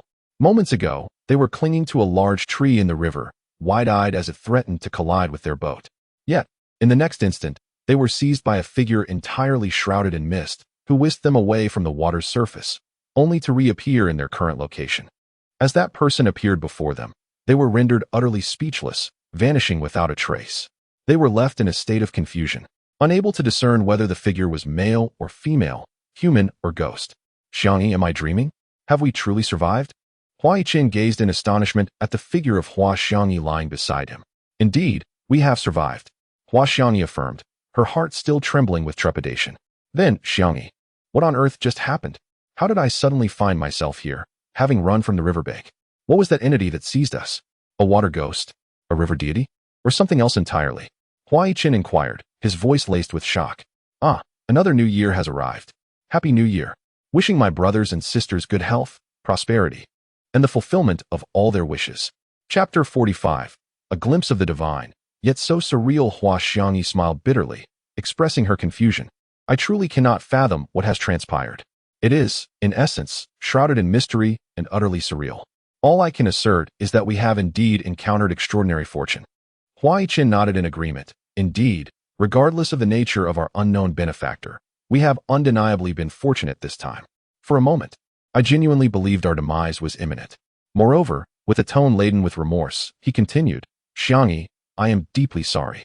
If I had ensured a thorough inspection of the vehicle before our departure, the brake failure would have been averted, and you would not have been thrust into the river, facing such peril. As he spoke, Hua Yiqin's face was etched with regret. What are you saying? You are my brother. The sudden brake failure cannot be attributed to you. It was an unforeseen incident that neither of us desired. Furthermore, had you not reacted swiftly, guiding me off the highway bridge, we would have collided with that truck and met our end. Not to mention, after plunging into the river, you desperately clung to that tree, ensuring our survival. Most importantly, if it were not for your courageous actions, I would not have witnessed that extraordinary scene and discovered that our world indeed harbors some mysterious entities. Hua Xiangyi unhesitatingly dismissed Hua Yiqin's apologies. Although today's experience was undeniably harrowing, she knew that if they recounted the events to their parents, they would be consumed by worry and fury.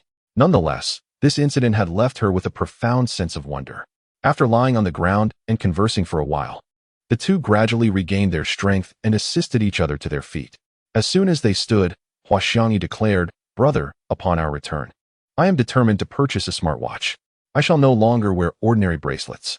In situations like the one we just faced, had I possessed a smartwatch, we could have called for help immediately after clambering up the tree. Even now, it would be invaluable, sparing us the trouble of seeking out someone to contact. Moreover, we must always keep inflatable life jackets in the car, or perhaps even diving equipment, she added. Hua Yiqin nodded solemnly, sharing her trepidation. Additionally, we should have bodyguards accompany us from now on. In the event of an emergency, they could provide immediate assistance. He chuckled ruefully, recalling how he once found the presence of bodyguards to be quite stifling. They would frequently report to their parents about his whereabouts, leading to many heated arguments with his father and mother. Eventually, he had earned the privilege of venturing out without a bodyguard. Little did he anticipate that a simple drive would culminate in such a harrowing experience. Reflecting on the incident, he felt a lingering sense of dread. Traveling at a speed of 140 on the highway, the sudden brake failure, compounded by the presence of a truck blocking the road, could have resulted in certain death.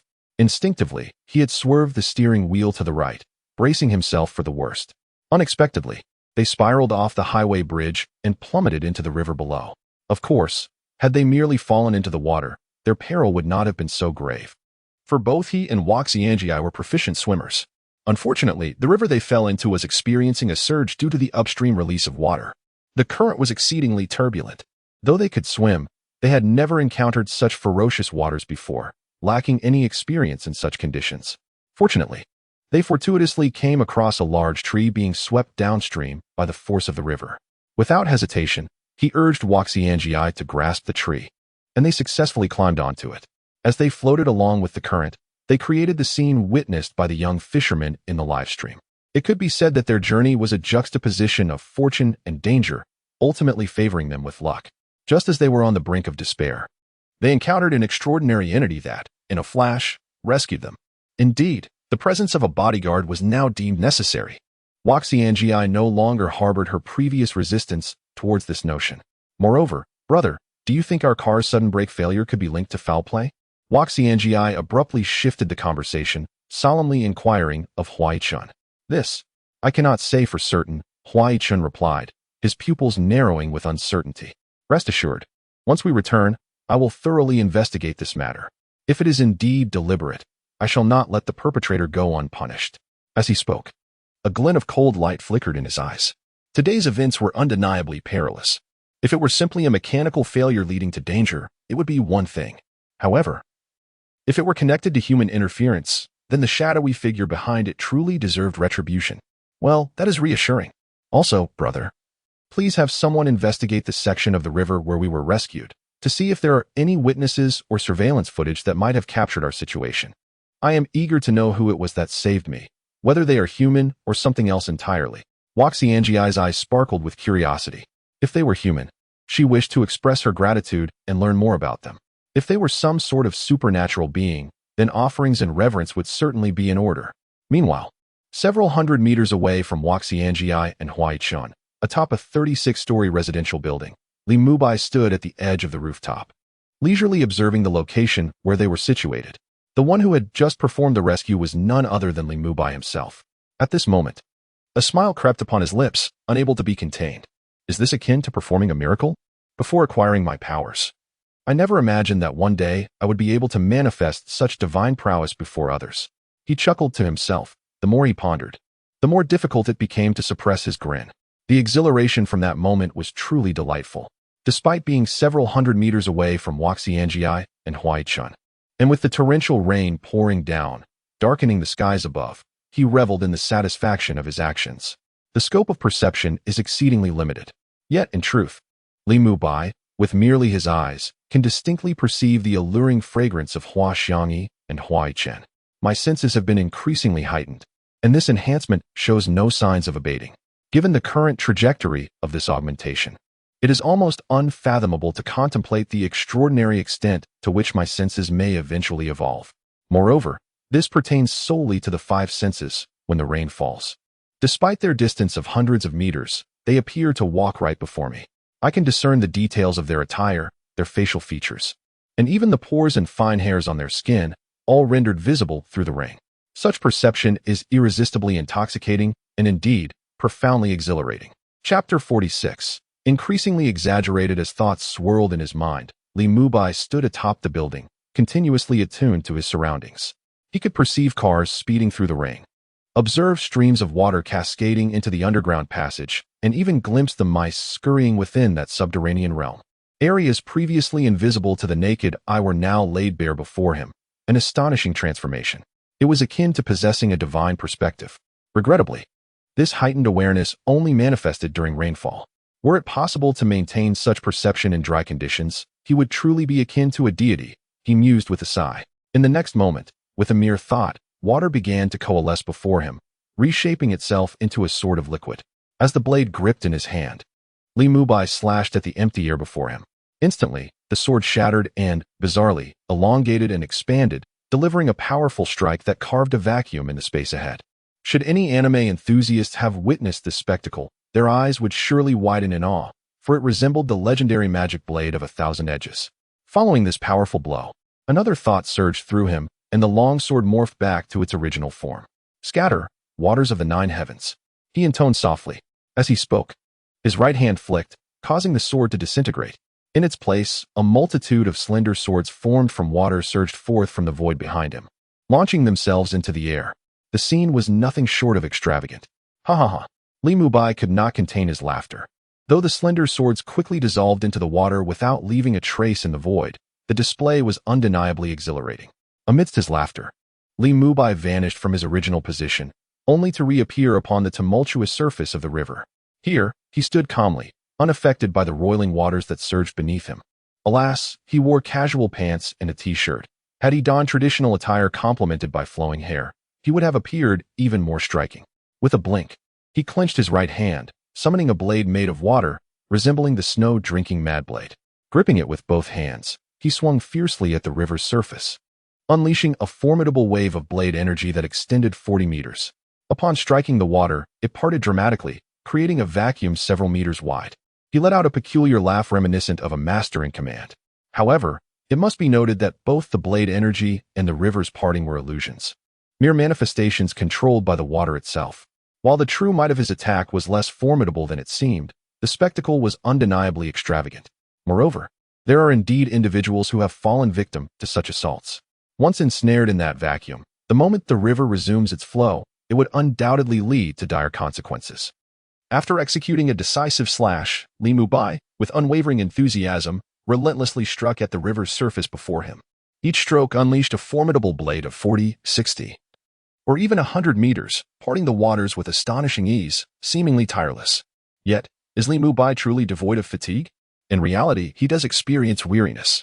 He perceives that the greater the blade aura he cultivates, the more exhausted his spirit becomes, and the wider the vacuum he creates, the more strenuous the effort required. However, this fatigue swiftly rejuvenates, recovering at a pace that surpasses his depletion. For as long as he stands upon the water's surface, his spirit remains in a state of exhilarating elevation. Is it not remarkable?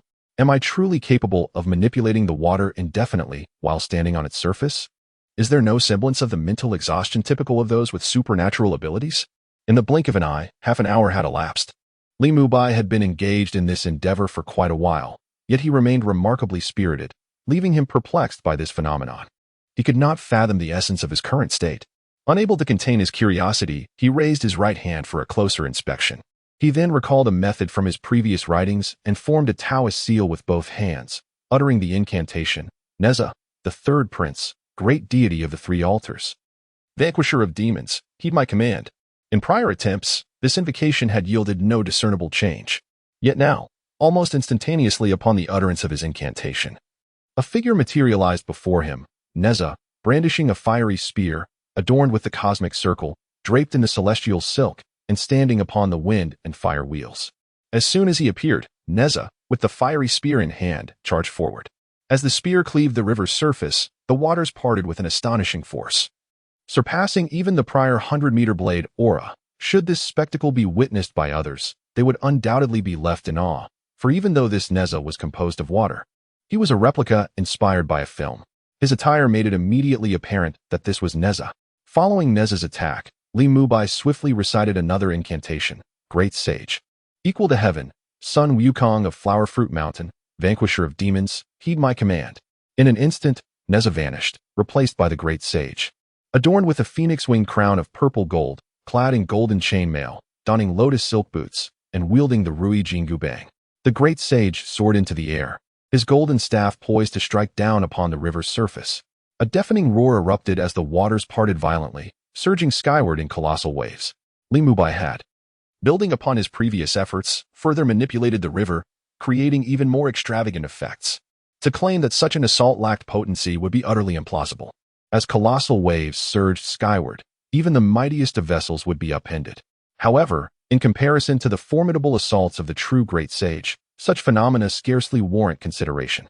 Yet, despite this, the corners of Li Mubai's mouth stretched into a broad grin, unable to suppress a peculiar, lordly chuckle. He cackled, his laughter growing increasingly extravagant, exclaiming, "The mastery of water indeed possesses myriad evolutionary paths. It can continually give rise to new manifestations.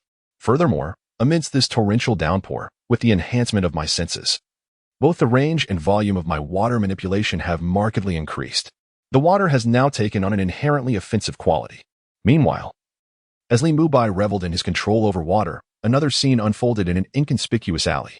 Chu Shi, driving with Mu Zhenghong, had parked in front of a modest clinic devoid of even a signboard, rendering it exceedingly unremarkable. Inside, an elderly man with a youthful visage sat comfortably in a rocking chair, listening to opera while gently swaying and humming, thoroughly at ease. Chapter 47. Mu Zhenghong, could this truly be a court secret remedy? Is this the location of the venerable old Chinese medicine practitioner who possesses the royal formula that Li Mubai spoke of? Mu Zhenghong sat in the rear of the car, peering through the window at the inconspicuous clinic before him. He could not suppress his curiosity and turned to inquire of Chu Shi, who was at the wheel.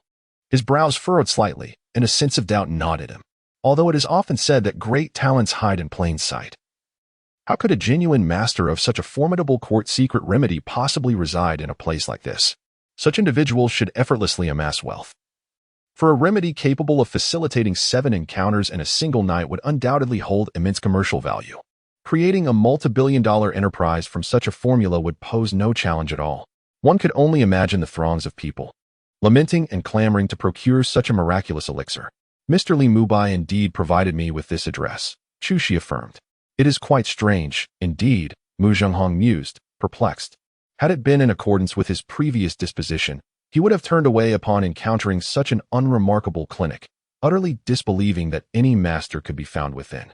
It was not a matter of stubbornness or a refusal to trust others, but rather the application of reason and analysis. The circumstances surrounding this clinic, when scrutinized, appeared fundamentally incongruous. However, having witnessed Li Mubai's remarkable ability to seemingly shrink distance, he remained baffled as to whether Li Mubai was indeed a martial arts master. Regardless of his uncertainty, it was clear that Li Mubai bore the hallmarks of a potential martial arts expert. Thus, could it not also be plausible that the old Chinese medicine practitioner he was about to meet might similarly be a hidden master of the martial arts, concealed beneath the surface of urban life? Director Mu, shall we proceed inside now, or wait for Mr. Li Mubai's return before entering? Chu Shi inquired calmly. The reason for her question was that should Mu Zhenghong decide to enter immediately, she would be ready to fetch an umbrella for him without delay. Even though she was not obligated to heed Mu Zhenghong's commands in the presence of Li Mubai and Mu Qingqing, she still held a deep respect for him as the father of Mu Qingqing and would fulfill her duties dutifully. At that moment, the rain poured down relentlessly. If she did not step out to shield Mu Zhenghong from the downpour, he would undoubtedly emerge from the vehicle drenched. Mu Zhenghong's eyes flickered with determination. Let us proceed. I wish to assess the situation now. Very well, Director Mu, please wait a moment. Chu Shi responded, retrieving an umbrella from the storage compartment. She swiftly opened the car door, raised the umbrella, and stepped out into the rain. With respect, she approached Mu Zhenghong's side, holding the umbrella over him to shield him from the rain. Mu Zhenghong was not the least bit surprised by her attentiveness. As the chairman of the Mu Group and the current head of the Mu family, he had long since grown accustomed to the diligent care afforded to him by his bodyguards and assistants. Thus, he calmly followed Chu Shi out of the car and entered the clinic, stepping inside with purpose. As they crossed the threshold, the elderly man seated in the rocking chair could not help but glance up at the two newcomers, his eyes betraying a hint of surprise. He had already taken note of the sudden arrival of a vehicle outside, but paid it little mind, as the alley often saw its fair share of parked cars. However, he did not anticipate that one of the individuals disembarking was being escorted in a manner that suggested a person of significance, exuding an unmistakable aura of authority. This was clearly no ordinary individual. This was a prime target, and his curiosity was piqued as he pondered how such an affluent presence could grace his humble abode. Ever since he had assumed a low profile in this locale, his clientele had consisted primarily of common folk, with a mixture of intrigue and delight. The elderly man rose from his seat and, after a cursory examination of Mu Zhenghong and Chu Shi's faces, addressed Mu Zhenghong. Good sir, what ailment brings you here? I have a friend whose health is somewhat frail. I have heard whispers that you possess a royal remedy capable of invigorating one's vitality, allowing for 7 encounters in one night. I have come to procure a few doses for him, Mu Zhenghong replied with a smile. Royal remedy? What royal remedy? Sir, are you mistaken? Does my clinic strike you as a place of royal secrets? The old man looked at Mu Zhenghong in astonishment. Unfazed, Mu Zhenghong replied with remarkable composure. It is Li Mubai who sent me. The old man's pupils constricted as he scrutinized Mu Zhenghong with renewed curiosity. He promptly retrieved his mobile phone and dialed Li Mubai's number. The call connected swiftly. Upon answering, the elder cheerfully inquired, Mubai, a gentleman has come to my clinic claiming you have boasted of some royal remedy here. Is there any truth to this? Indeed, it is true. That is my esteemed father-in-law. I specifically sent him to consult you. Please hold on. I shall be there shortly, Li Mubai replied before hanging up. In the next moment, Li Mubai appeared seemingly out of thin air in the alley and strode towards the clinic's entrance. As he stepped inside, his hair and clothing remained dry. Almost instantaneously, Mu Zhenghong, Chu Shi, and the elderly man turned their gazes upon him.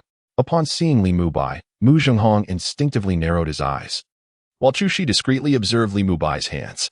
She noted with intrigue that he was not carrying an umbrella. How could he enter the clinic, soaked in torrential rain, yet remain completely dry? Not only were his clothes and hair untouched by moisture, but even his shoes were immaculate. This was undeniably peculiar. Could it be that Li Mubai was a martial arts master?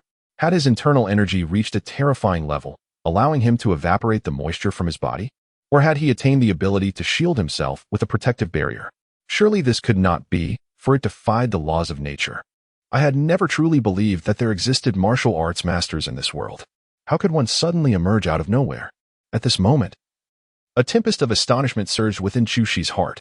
However, despite her internal shock, not a trace of it graced her countenance. Uncle Lin, it has been quite a while. How have you been lately? Is your health still well? Upon entering, Li Mubai paid no heed to Chu Shi and Mu Zhenghong's scrutiny, instead greeting the elder with a cheerful smile.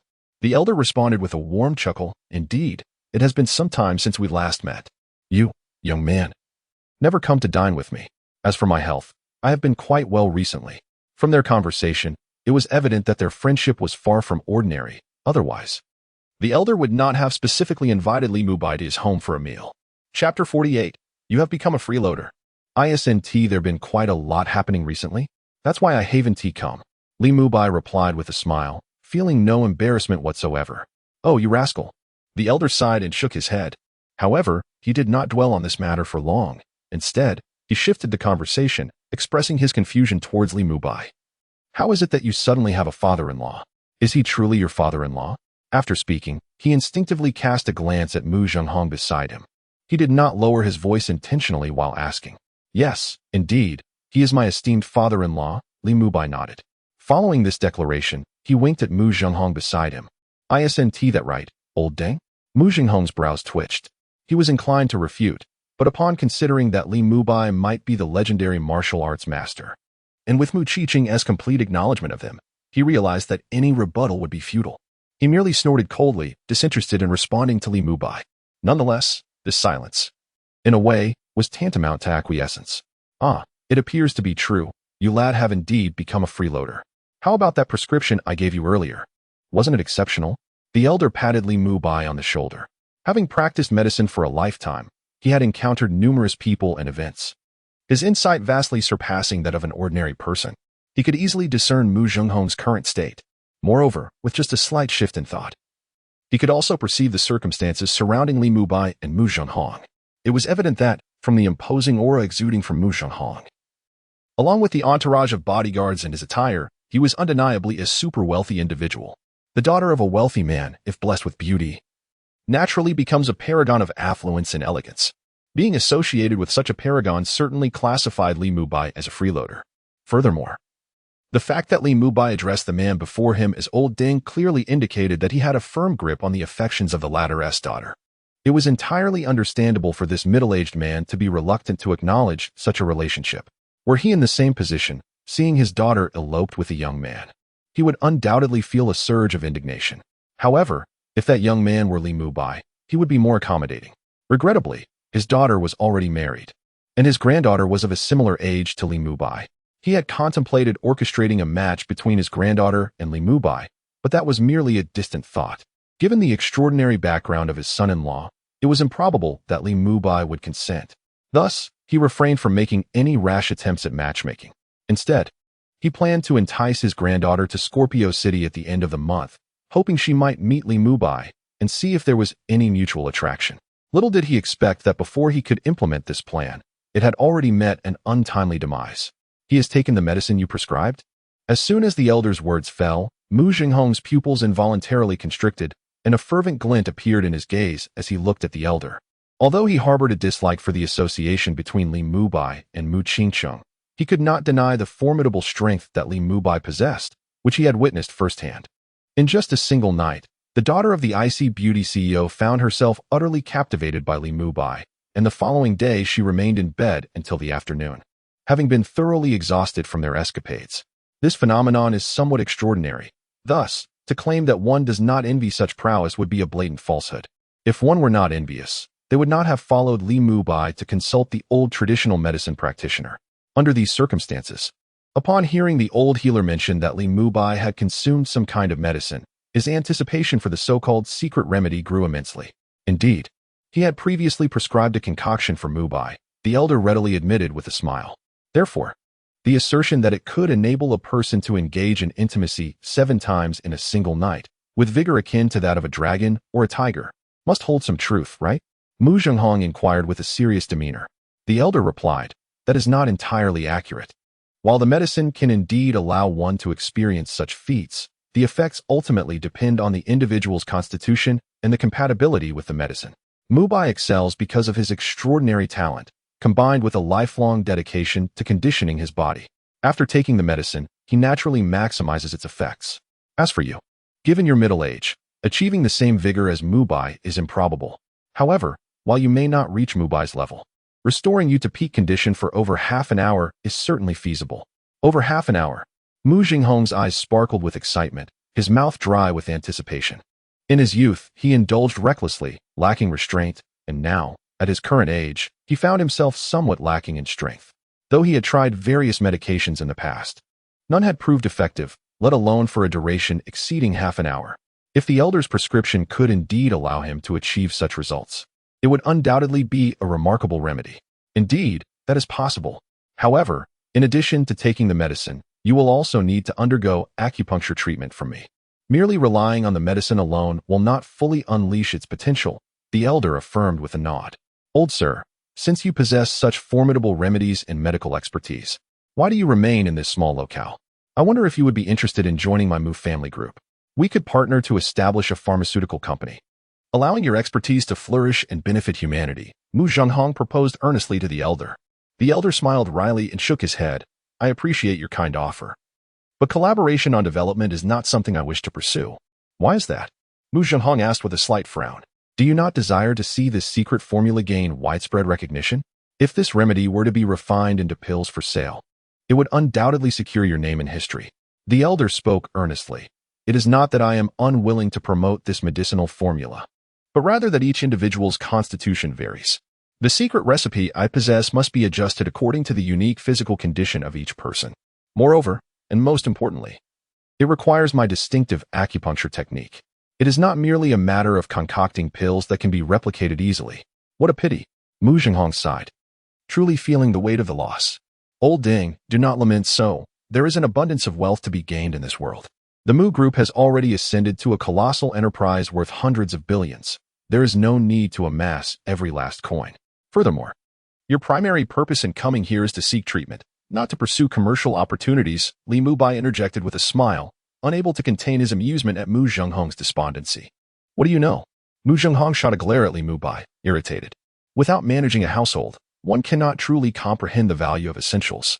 Money, in essence, is always better in surplus.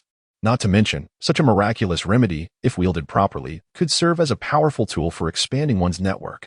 Chapter 49. Something is awry with your body. Well, I don't quite understand. Li Mubai shrugged. Although he comprehended Mu Zhenghong's implications, he genuinely felt it unnecessary. He believed that wealth was inexhaustible, and there was no need to cling to every opportunity for profit. Moreover, having awakened his extraordinary abilities and experienced the divine sensation of merging with a torrential downpour, money, while still alluring, no longer held the same appeal as before. Mu Zhenghong, upon hearing Li Mubai's words, chose to disregard them and redirected his focus to the elderly gentleman before him. With a serious demeanor, he inquired, Sir, is it absolutely essential to combine this formula with acupuncture? Would it still yield results without it? Without hesitation, the elder replied, there would undoubtedly be some efficacy, albeit not as remarkable. Furthermore, given the high cost of the medicinal materials, it becomes unaffordable for the average individual. In comparison to the delay medications available on the market, the cost-effectiveness is lacking, making it hardly worthwhile for dedicated research. Otherwise, I would have collaborated with others long ago instead of retaining this secret formula. Ah, what a pity. Mu Zhenghong could not suppress a profound sigh of disappointment. The elder chuckled lightly, seemingly unconcerned. He had reached an age where the pursuit of wealth no longer held significance. His children had established their own lives, and he continued to operate his clinic merely to stave off boredom. At that moment, Li Mubai interjected, smiling at the elder. Uncle Lin, let us not dwell on such matters. It would be best to attend to his ailments directly, prescribe the necessary medications, and perform acupuncture. If there are any precious medicinal materials, feel free to utilize them for him. There is absolutely no need to spare expenses. He is undoubtedly a lucrative client. Mu Zhenghong glared at Li Mubai with a dark expression. This insufferable brat was infuriating. While he referred to him as his cheap father-in-law, he did not take a stand with him. Now, he was assisting another by labeling his cheap father-in-law as a cash cow, effectively inviting exploitation. Had he not already accepted the situation as a fait accompli, knowing that this scoundrel had completely captivated Mu Qingqing, he would have vehemently opposed their union. The elder could not help but chuckle at the amusing dynamics unfolding before him. Ignoring Mu Zhenghong's displeased countenance, he beckoned him to the side to sit in a chair designated for consultations. Taking his usual place, he gestured for Mu Zhenghong to extend his hand for a pulse examination. After assessing one hand, he proceeded to check the other and requested Mu Zhenghong to stick out his tongue for inspection. "Well, sir, can my condition be treated?" Mu Zhenghong inquired with a hint of anxiety once the elder ceased his examination. Although the elderly man had just mentioned that he could restore him for half an hour, which amounts to over an hour, he had not observed his body in detail. Therefore, he was uncertain whether the elder's words were genuine. "Not a problem at all.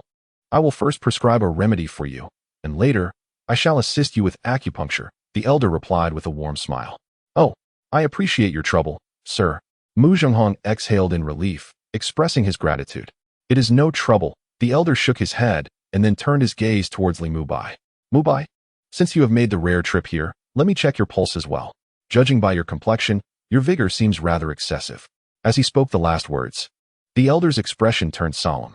Upon seeing Li Mubai in the clinic for the first time, he noticed that Li Mubai's complexion was astonishingly radiant. He understood that Li Mubai was a martial arts instructor who regularly practiced and maintained physical fitness. Additionally, Li Mubai had ingested the medicine he prescribed and had undergone acupuncture. His vitality was indeed extraordinary. However, under normal circumstances, it should not be at such an astonishing level. "All right." Li Mubai did not decline. Instead, he gestured for Mu Zhenghong to rise, then took a seat and extended his right hand, allowing the elder to check his pulse. As the elder placed his hand on Li Mubai's wrist and felt his pulse, his pupils constricted in astonishment. His expression was one of utter surprise. He quickly requested Li Mubai to extend his other hand and proceeded to check the pulse once more. After a brief moment, he withdrew his hand and gazed at Li Mubai with a hint of emotion. "Old sir, what is the situation with this rascal?" Mu Zhenghong, observing the scene, could not help but ask the elder, his curiosity piqued. The elder did not respond immediately but instead discreetly glanced at Li Mubai before smilingly remarking to Mu Zhenghong, "Mr. Mu, your daughter is indeed fortunate to be with Mubai." Mu Zhenghong's curiosity was abruptly piqued. What did he mean by that? He had anticipated hearing something astonishing, but was taken aback by this statement. After the elder spoke, he did not pursue the topic further. Instead, he picked up a pen and began to write a prescription with graceful strokes.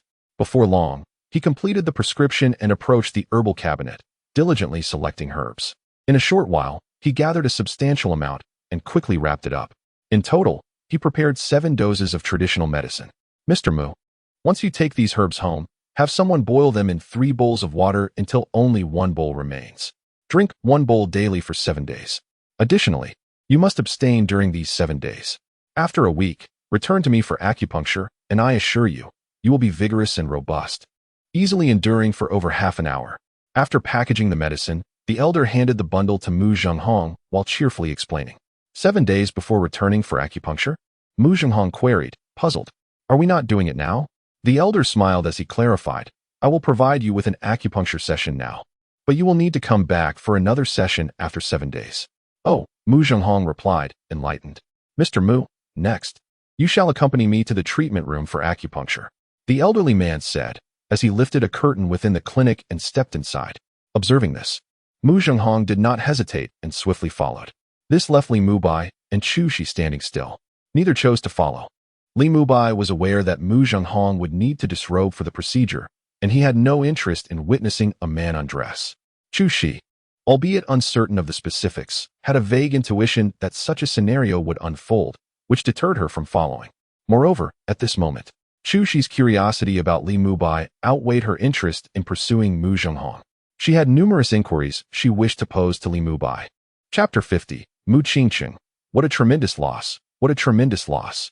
However, although Chu Shi was exceedingly curious and yearned to inquire whether Li Mubai had indeed employed the shrinking of distances amidst the rain, The decorum befitting her role as a bodyguard restrained her from voicing her curiosity. Instead, she fixated her gaze upon Li Mubai, her eyes wide with unspoken questions. "Why do you stare at me so?" Li Mubai, catching her gaze, couldn't help but glance back at Chu Shi. "It's nothing," she replied, shaking her head, feeling a twinge of helplessness. Had she known Li Mubai was so extraordinary, she would have readily accepted his invitation to spar. Now, she found herself in a state of intrigue, yet unable to express her curiosity. "Ah," Li Mubai acknowledged, not dwelling on Chu Shi any further. He settled into a chair, casually crossing his legs while he took out his phone and swiftly began typing a message. "Little lazy pig, are you still asleep? Have you woken up yet? I'm not a lazy pig. Head knock, head knock, head knock, JPG. Oh, so you finally awakened. Yet, you don't even think to call your husband or send a message. My dear, do you not miss me? Not at all. You odious brother who calls me a lazy pig. Hee. Aren't you afraid your husband will reprimand you when you return? Wicked smile, JPG. Shivering, crying, hugging the leg, JPG. Husband, I was wrong. Now that's more like it. Patting head, obedient, JPG. Husband, how are things with my father? What did the old Chinese doctor say? Is there still hope for him? If old Deng hears your choice of words, he would undoubtedly be heartbroken. Hee. You mustn't tell him. Rest assured I won't. But how is his condition? The doctor said there's nothing to worry about. He can be treated. A week's worth of medication has been prescribed, and right now, he is receiving acupuncture. They say that in just 7 days, he will feel invigorated. While he may not be as formidable as your husband, he will certainly be capable of ensuring Auntie's happiness for at least half an hour. Brother, confess honestly, have you also used this medicine? Yes, I have. You truly have. Is this medicine that potent? Where are you? I shall come find you. You don't intend to develop this prescription, do you? Has my father already set his sights on it? What a loss, what a loss. Had I known, I wouldn't have let him join you so readily. With such a prescription, given the strength you've displayed, if it were to be mass-produced, it could easily yield a fortune in the billions. This would be akin to gifting old Deng a fortune. No, I cannot allow my father to benefit without reason. When he returns, I must ensure he gives you some advantages. This is the future milk money for our children. Your elbow is rather pointedly turning outward, and furthermore, darling, you're already contemplating having children with me. Since I have already told my parents that I will only acknowledge you in this lifetime, it is only natural that I wish to bear your children. Furthermore, with both of us possessing such remarkable looks, our offspring would undoubtedly be exceptionally handsome and beautiful. It would indeed be a shame not to have children. Am I being supported, or am I to be adopted into your family? My son and daughter, they shall not bear your surname, will they? That depends on your future behavior, dear husband. I do wish for it. But if someone can't handle it, there's nothing I can do. Ahem. I won't speak with you any longer, you keep bullying me. I shall go eat now. All right, go ahead. Li Mubai's lips curled into an irresistible smile. After sending the last message, he concluded the chat. Although Chu Shi could not see with whom Li Mubai was conversing, the smile that lingered on his lips led her to harbor some suspicions. Once Li Mubai finished chatting, he put away his phone, stood up from his chair, and addressed Chu Shi. Chu Shi, please stay here with old Deng while I take a walk. I will return once his injection is complete. With that, he paid no mind to her response and strode towards the door. Outside, the rain poured down in torrents, and the sky remained shrouded in darkness. Given the current conditions, it was uncertain how much longer the downpour would persist. Almost as soon as he reached the doorway, Chu Shi's gaze was fixed upon Li Mubai. She watched in astonishment as he stepped into the deluge, only to vanish with a single stride. This is impossible. Chu Shi's pupils constricted as she hurried to the doorway, scanning the surroundings. During her search, she realized that Li Mubai's figure had completely disappeared from the road. What on earth is happening? Who is Mr. Li truly? Is he a legendary martial arts master? This is far too mysterious. It contradicts everything we previously uncovered. At this moment, Chu Shi was genuinely taken aback. As one who had to rely on Mu Qingqing's connections to secure a bodyguard, the circles she had access to were not the deepest realms of society, but they certainly belonged to a domain that many ordinary individuals, and even newly wealthy individuals, could not easily penetrate. She was aware of much darkness concealed beneath the surface, darkness that ordinary people would prefer to avoid. Yet, until today, she had no idea that such extraordinary beings existed in this world. If one were to say that when Li Mubai exited the vehicle earlier, he performed the shortening of distance trick and vanished, it could be attributed to her not maintaining a constant watch on him, leading to some disorientation. However, Now she was specifically observing Li Mubai as he left, eager to see if he would once again cover several meters with a single step. Her gaze remained fixed upon him without a blink. As a result, under her gaze, Li Mubai stepped forward and vanished without a trace. It was utterly absurd. In that moment, She felt an unprecedented urge to learn more about Li Mubai. She yearned for someone to investigate him. The desire was particularly intense. However, alas, She let out a helpless sigh. She restrained her curiosity. The rules for bodyguards dictated that certain curiosities were unnecessary and should remain unexamined. Although Li Mubai was not her employer, he was a man of great significance to Mu Qingqing. Most importantly, this enigmatic figure should not be probed too deeply. When the time was right, he would surely reveal what she needed to know. If she were to intrude recklessly into matters that were not meant for her, it might offend Li Mubai. She was not Mu Zhenghong, with the privilege of being a favored son-in-law. Nevertheless, this matter would certainly be reported to Mu Qingqing upon her return. It remained to be seen how the esteemed Mu would respond. Chapter 51. Old Deng. I still managed to profit. Li Mubai remained oblivious to Shi's astonishment. Once enveloped by the curtain of rain, he redirected his focus entirely towards the benefits the downpour afforded him. He traversed the city as if teleporting, continually harnessing the rainwater. It felt as though no amount of play could ever suffice in such a state.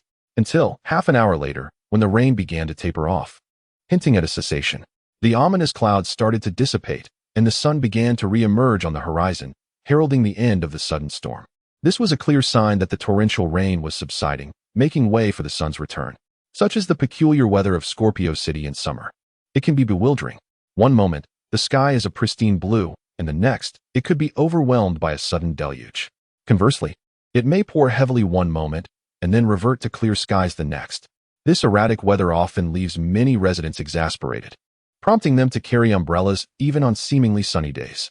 Fortunately, umbrellas serve a dual purpose, shielding one from both rain and sun, rendering them a worthwhile companion. As the rain began to wane, Li Mubai's brow furrowed slightly, and he couldn't help but sigh wistfully. Alas, the torrential rain was drawing to a close, and the exhilarating connection with the elements was gradually slipping away. Although the rain had not yet completely ceased, his awareness of the surroundings was no longer as acute as before. Thankfully, despite this diminished sensitivity, puddles still adorned the ground, and with the rain persisting, he could still reach some of the places he had previously visited. With a thought, Li Mubai maneuvered through the rainwater, returning to the entrance of the clinic. Upon stepping inside, he noticed Shi seated on a chair, her expression one of melancholy. "What is the matter?"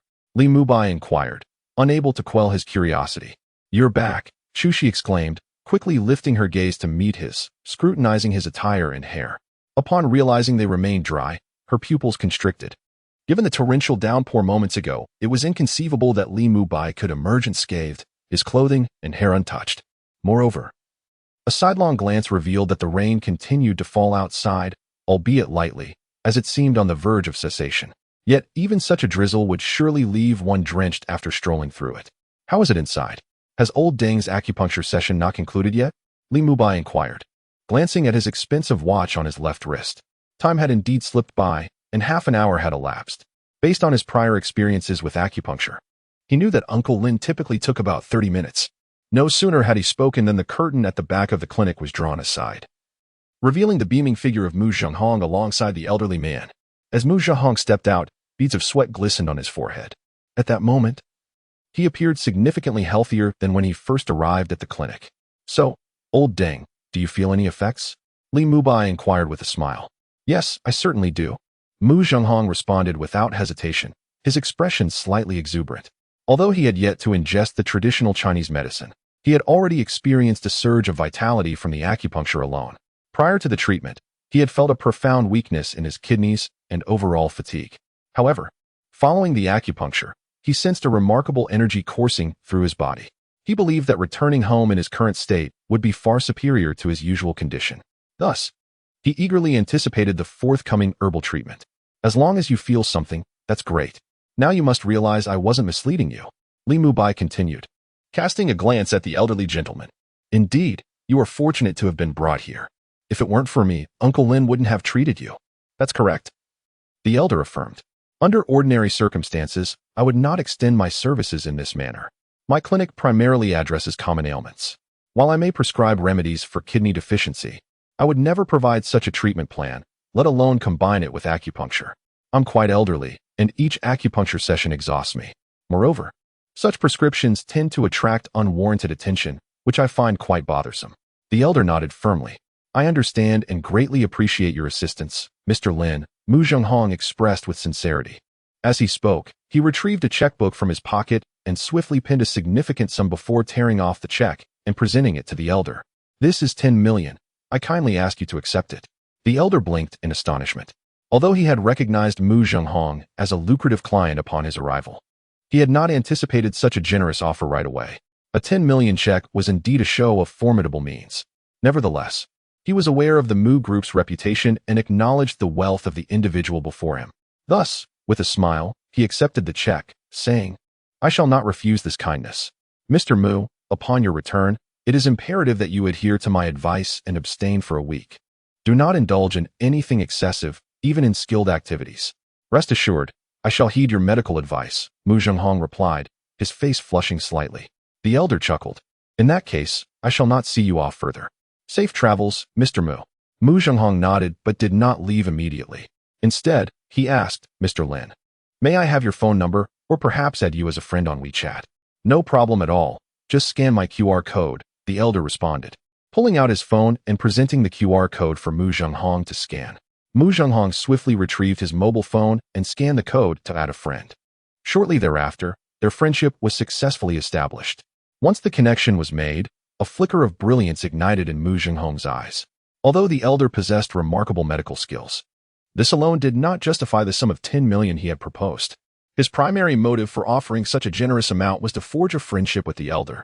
Admittedly, based on the current circumstances, the elder's formula appeared to be undevelopable. However, through acupuncture, he had already ascertained that the elder was not merely a charlatan. If he were to take the medication for 7 days and confirm the authenticity of the elder's claims, then this elder could very well become an asset in his endeavors. In the future, it was plausible that he could leverage this connection to meet others.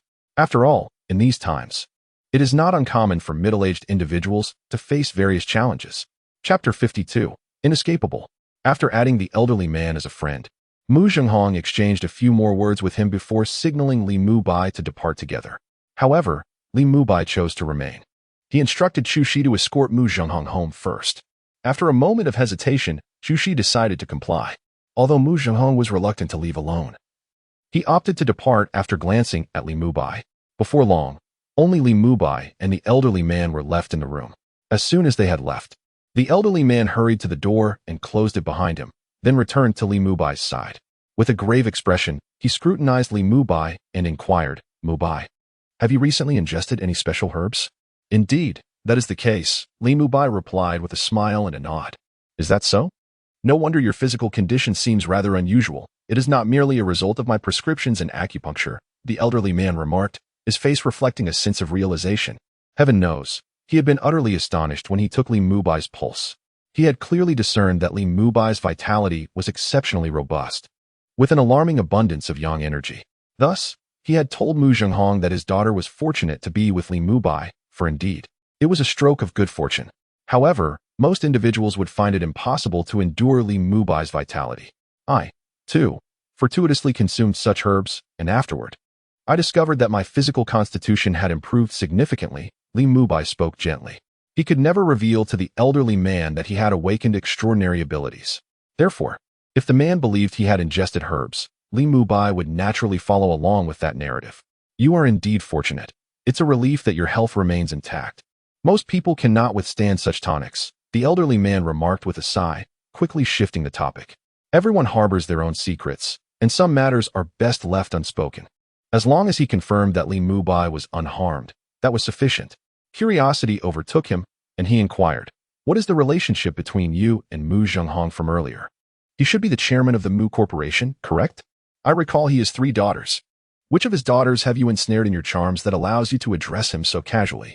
That is indeed a lengthy tale, Li Mubai replied, a smile creeping onto his lips. Then let us sit down and discuss it leisurely. I shall fetch you a drink, the elderly man suggested, motioning for Li Mubai to take a seat. He moved to the refrigerator, retrieved a chilled bottle of cola, and returned to sit beside Li Mubai, handing him the drink. Li Mubai accepted it and opened the cap, taking a sip. This all began a few days ago when I accompanied a friend, heartbroken from a recent breakup, to a karaoke venue. Li Mubai recounted, not holding back as he shared the details of his interactions with Mu Qingqing. He considered the elderly man before him, Lin Lao, to be a dear friend, despite the generational gap. Previously, the elderly man had been involved in an accident while riding an electric scooter. Although he was not fatally injured, he became trapped inside the vehicle. At that moment, none of the bystanders offered assistance. It was only Li Mubai, caught in a surge of adrenaline, who rushed forward to wrench open the car door and extricate the elderly man from within. Remarkably, just after he freed him, the car erupted into flames. Thus, Li Mubai had indeed saved the old man's life. The elderly gentleman was profoundly grateful and insisted on treating him to a meal. Through their subsequent encounters, they grew familiar with each other. As their acquaintance deepened, the old man took the initiative to mention a secret court remedy he possessed, claiming it could invigorate Li Mubai. Although Li Mubai was initially skeptical, he reasoned that since he had saved the old man, the latter would not deceive him. He agreed to let the old man administer acupuncture. The results were astonishing. Much like Mu Zhenghong, he immediately recognized the benefits. Consequently, he began to combine traditional Chinese medicine with acupuncture. Ultimately, he discovered that the old man had indeed spoken the truth. He felt revitalized. Regrettably, he was in the midst of a breakup and could not find someone to share this newfound vitality with. Thus, he could only hone his skills in solitude. Oh, so that is how it is. I can only say your luck is rather remarkable. The old man expressed his sentiments with a mix of admiration and regret after hearing Li Mubai's story. He was astonished that Li Mubai had encountered Mu Qingqing, the so-called most beautiful ice queen president of Scorpio City. However, he lamented that his hopes of matching Li Mubai with his granddaughter seemed futile. With a glimmer in his eyes, he could not help but ask, "So, Mubai, what are your thoughts now? Are you truly prepared to rely on the support that Mu Qingqing offers? While 500,000 a month is indeed substantial, you must remember who she is. She is not only the most beautiful ice queen president of Scorpio City, but also a commercial prodigy. In just a few years, she transformed the Mu Group from a conglomerate worth hundreds of billions into one valued in the trillions. Such a figure is unpredictable. No ordinary person could conquer her. Even if you currently feel vigorous and robust, seemingly having won her over, the disparity in your social backgrounds remains significant. Even if she is willing to contend with Mu Zhenghong for your sake now, should she ever change her mind, your situation could become precarious." Li Mubai shrugged. "We'll cross that bridge when we come to it. At least I feel quite content at the moment. Besides, if I can manage a few months or even years of this, I could save a considerable amount. Even if I do get kicked to the curb, I would still be able to live comfortably. Why not enjoy it?" "Indeed, that's a valid point." The old man chuckled and nodded in agreement. The two then shifted their conversation to more mundane matters, discussing various everyday topics. After half an hour had passed, Li Mubai finally exited the clinic. Watching him walk away, the old man sighed wistfully. He then took out his phone and sent a message to a certain friend on Green Bubble. "Meng On, you need not come to your grandfather's this Saturday." As soon as he sent the message, a reply swiftly came from the other side. "Grandfather, what is going on? Didn't you say before that you and Grandma missed me? Why the sudden change of heart? In truth, Grandfather wanted to introduce someone to you, but that person is already in a relationship, hence there is no need for you to come." "What? Who is this person that you speak of? To warrant such a decision? Just because they have a girlfriend, you decide against my visit? Are they truly that remarkable? Grandfather must not have informed you about my previous car accident, right?" "What? You had a car accident? When did this happen?" Chapter 53, The Peculiarities of Maximum Development. On the other end of the line, Shen Menghan was genuinely astonished by the revelations made by her grandfather. Until today, she had been completely unaware of any car accident involving him. The elderly man chuckled. "That was over a year ago." Shen Menghan exclaimed, "Such a significant event, grandfather. Why are you only telling me now? Were you hurt at all?" The old man replied with a smile, "I wasn't injured much, thanks to Mubai's timely rescue. He pulled me out of the vehicle just in time, or else I would have perished in the flames." "What? That sounds incredibly perilous." "Grandfather, if something like this happens again, you must inform us immediately. It is unacceptable to keep such things hidden." Shen Menghan was deeply shaken. Although she had not witnessed the scene, the thought alone sent shivers down her spine, prompting her to caution the old man. Yes, I understand. However, the last incident was merely unfortunate. Such occurrences will not repeat themselves. Do not worry too much." The old man nodded with a smile. "Thus, grandfather, Are you intending to introduce me to the person named Mubai who saved you? Shin Minghan shifted the topic, her curiosity piqued. Indeed, that is Mubai. However, he does not bear the surname Mu. His full name is Li Mubai, a name that embodies the spirit of chivalry. The old man responded readily. It does possess a hint of chivalric flair, Shin Minghan agreed, unable to resist asking further, grandfather. You wouldn't merely wish to introduce me to him out of gratitude for his rescue, would you? Surely there must be other reasons? You are indeed perceptive. Minghan. From my interactions with Mubai over the past year, I have discovered him to be a kind-hearted individual who treats others well. Moreover, he is a martial arts coach with an impressive physique. Common ruffians stand no chance against him. Additionally, he is exceedingly handsome. I believe he fits your ideal. And most importantly, the old man hesitated momentarily, then continued, cough, cough, you know, Minghan, I possess a palace secret recipe. At this point, the old man felt a bit shy. Previously, to express my gratitude to Mubai, I prepared a special prescription for him and even administered acupuncture. Guess what? Mubai was remarkably compatible with the prescription. His body underwent remarkable development. His vitality is exceptionally robust, and his yang energy is abundant. Now, he is truly a force to be reckoned with. Any woman who marries him would undoubtedly lead a life of extraordinary happiness. Oh dear, grandfather. Shin Minghan on the other end of the phone suddenly exclaimed, her voice laced with bashfulness. Clearly, she was well aware of the nature of the palace secret recipe her grandfather possessed. Don't be shy. If you have a boyfriend in the future, you will undoubtedly have to bring him to meet me. As for Mubai, that chapter is now closed. Alas, today he came to see me. And it was only then that I discovered he has a girlfriend. Therefore, you might as well tend to your own affairs this Saturday. There is truly no need for you to come over. If he has someone, so be it. It does not hinder my visit to my grandparents. By the way, grandfather, what does this fellow look like? Do you have a photograph of him? Or at least some basic information? I'd like to have someone look him up. Why bother? Surely you don't think he is deliberately scheming to rescue your grandfather, do you? Of course not.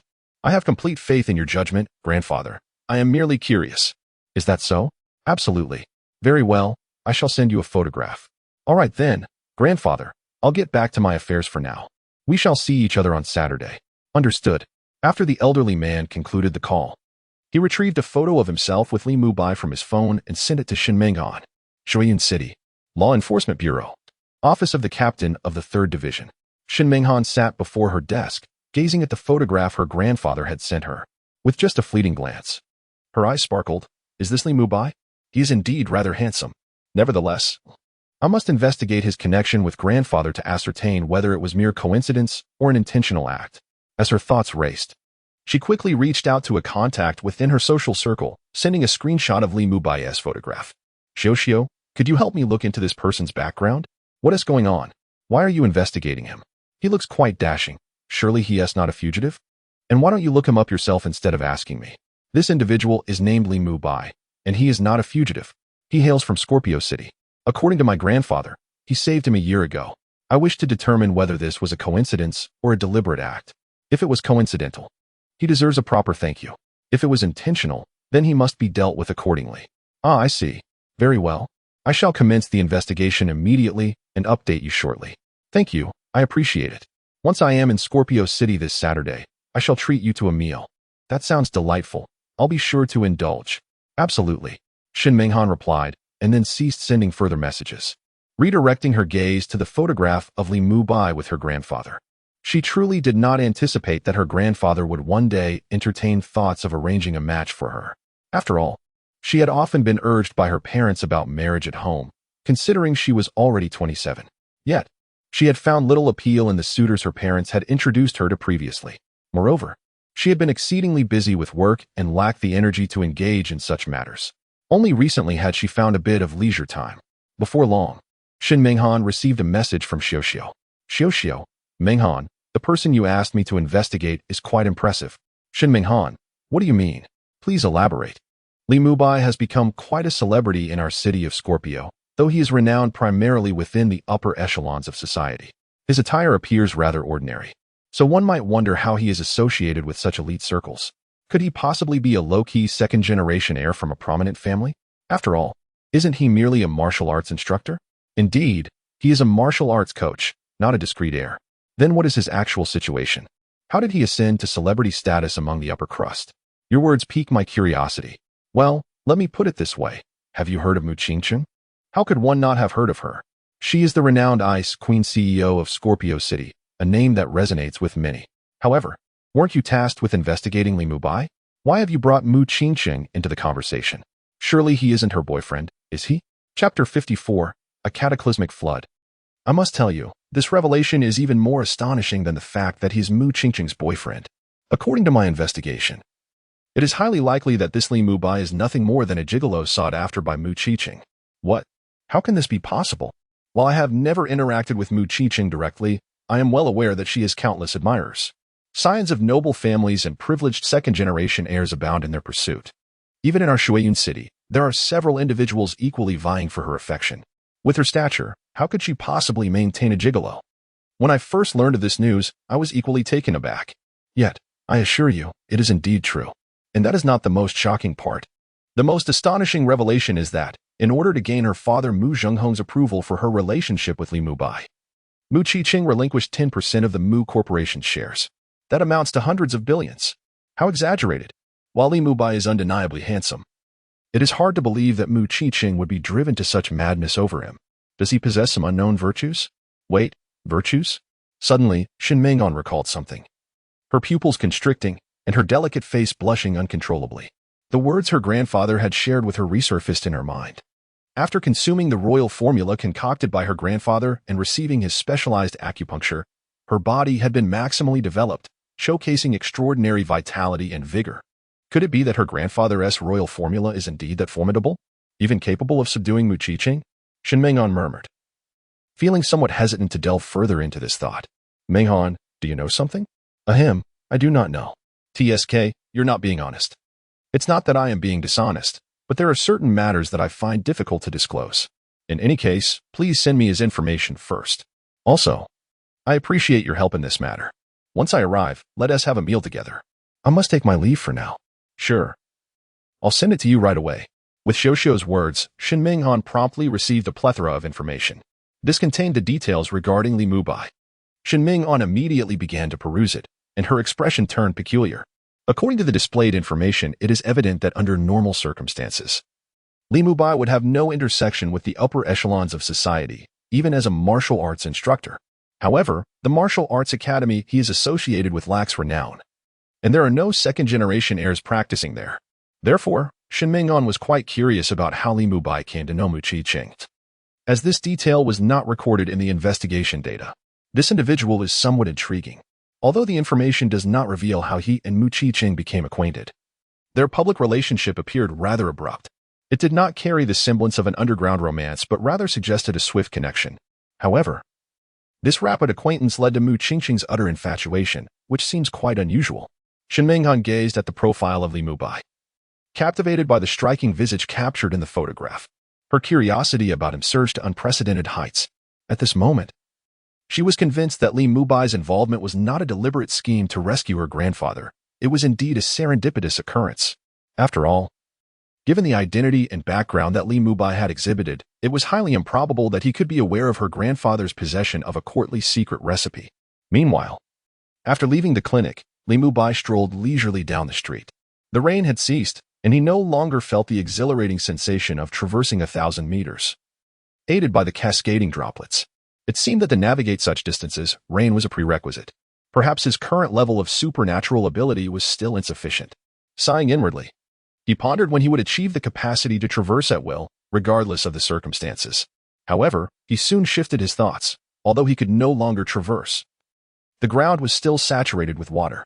He could still accomplish many feats in this environment. For instance, standing in a puddle. He allowed the water to soak his shoes and quietly summoned his powers. Before him, just beneath a sewer grate, lay a place invisible to the ordinary eye, where wastewater surged violently. With a mere thought, Li Mubai could manipulate this torrent, breaking through the grate and sending the water skyward. Moreover, he could extend his control to other locations, dismantling the grates there as well. In summary, this rainfall had enhanced his abilities beyond their previous limits. Not only was his physique stronger and his senses heightened, but also the range and ferocity of his water manipulation had been amplified. In his current state, as long as he carried a bit of water, he could unleash a destructive force beyond the imagination of the average person. As he concentrated, A droplet of water began to ascend from his shoe, climbing up his leg until it reached his hand, where it was gently cradled in his palm. This droplet was crystalline and radiant, resembling a gem in its brilliance. Under normal circumstances, it would be impossible to hold water in such a manner. Yet with his power over water, this manipulation felt entirely natural. "Mom, what's with that big brother? Why is he standing in a puddle wearing sneakers? Didn't you say that in summer, besides sandals, flip-flops, and waterproof boots, one shouldn't wear sneakers in puddles? It would easily get them wet. Why is this big brother standing there so happily? Is he out of his mind? Doesn't he fear his mother scolding him?" Just as Li Mubai reveled in this joyful moment, suddenly, a crisp sound resonated from the sidewalk nearby. Li Mubai turned his head and beheld a little girl clad in a raincoat and water shoes who was curiously scrutinizing him while holding the hand of a young woman. Her eyes sparkled with innocence, filled with a profound sense of bewilderment. Almost as soon as Li Mubai's gaze fell upon her, the young woman hurriedly covered the little girl's mouth with her hand, saying, "Lele, do not speak carelessly. This big brother has something on his mind. He is not daft." As she spoke, the woman cast Li Mubai an apologetic glance before leading the little girl onward. "But Mama, even if the big brother is preoccupied, he shouldn't be stepping into puddles like that. It can't be right, can it? Look at his shoes. They are already soaked. That big brother clearly has a problem. He will surely get scolded by his mother when he returns." Though the little girl was led away by the young woman, her innocent voice drifted back to Li Mubai on the breeze, causing the smile on his face to freeze entirely. Chapter 55. The unrestrained Mu'inin. Li Mubai never anticipated that one day he would be wounded by the innocent voice of a little girl. With a stiff smile, he couldn't help but glance down at his damp sneakers. He sighed in resignation. He, too, did not wish to stand in a puddle wearing shoes. However, in order to manipulate the water beneath him, he needed to have direct contact with it. Without wetting his shoes, how could he possibly tread upon the soaked ground? Ultimately, he decided against further experimentation and resolved to return home. Shaking his head, Li Mubai flicked his fingers, sending droplets of water splashing onto the distant ground. As he performed this feat, he took strides forward. With each step, his shoes dried a little more. After a few paces, his once damp footwear was completely dry. Yet, as his shoes dried, he realized he could no longer control the water beneath him. This was the drawback of maintaining one's pride. Sometimes, one must forego appearances. Li Mubai reflected on this with a sense of melancholy. He soon hailed a taxi and returned to the Mu family's ancestral home. Upon his arrival at the entrance, the security guards did not impede him despite his solitary presence. Instead, they greeted him with utmost respect. "Young master, you have returned." Clearly, these guards had either been informed in advance or were already aware of the current situation regarding the Mu family. No one dared to offend Li Mubai. "Yes, I have returned," Li Mubai acknowledged with a smile, pleased with their demeanor. He patted one of the guards on the shoulder, encouraging him to continue his diligent work. Before stepping into the old residence, Mu family, ancestral home, study. At this moment, Mu Zhenghong was alone in this room, seated before a laptop displaying surveillance footage. The screen revealed a torrential downpour on the streets. Mu Zhenghong stared vacantly at the images. Despite having watched this footage numerous times, each viewing left him in awe. Was this not akin to shrinking the world? Was this not the prowess of a martial arts master? In the footage, Li Mubai appeared to stride out, covering a distance of over 10 meters with a single step. Although the heavy rain rendered the visuals somewhat blurry, he was certain this figure was indeed Li Mubai. Moreover, it was not merely a matter of covering that initial distance. Once he left the vicinity of the vehicle, he traversed even further. However, the extent of his journey was obscured by the absence of surveillance at several turns. It remained a mystery which corner he had vanished around. Mu Zhenghong took a deep breath, his emotions swirling with complexity. He had never anticipated that a mere pretty boy brought home by Mu Qiqing would possess such extraordinary capabilities. Such extraordinary capabilities are truly astonishing. Is this merely a matter of perspective? Setting aside the fact that Li Mubai is a martial arts master, the mere act of accompanying him to consult an esteemed traditional Chinese physician has already conferred significant benefits upon him. After the acupuncture session, he felt a revitalizing surge of energy coursing through his body, a stark contrast to his condition prior to the treatment.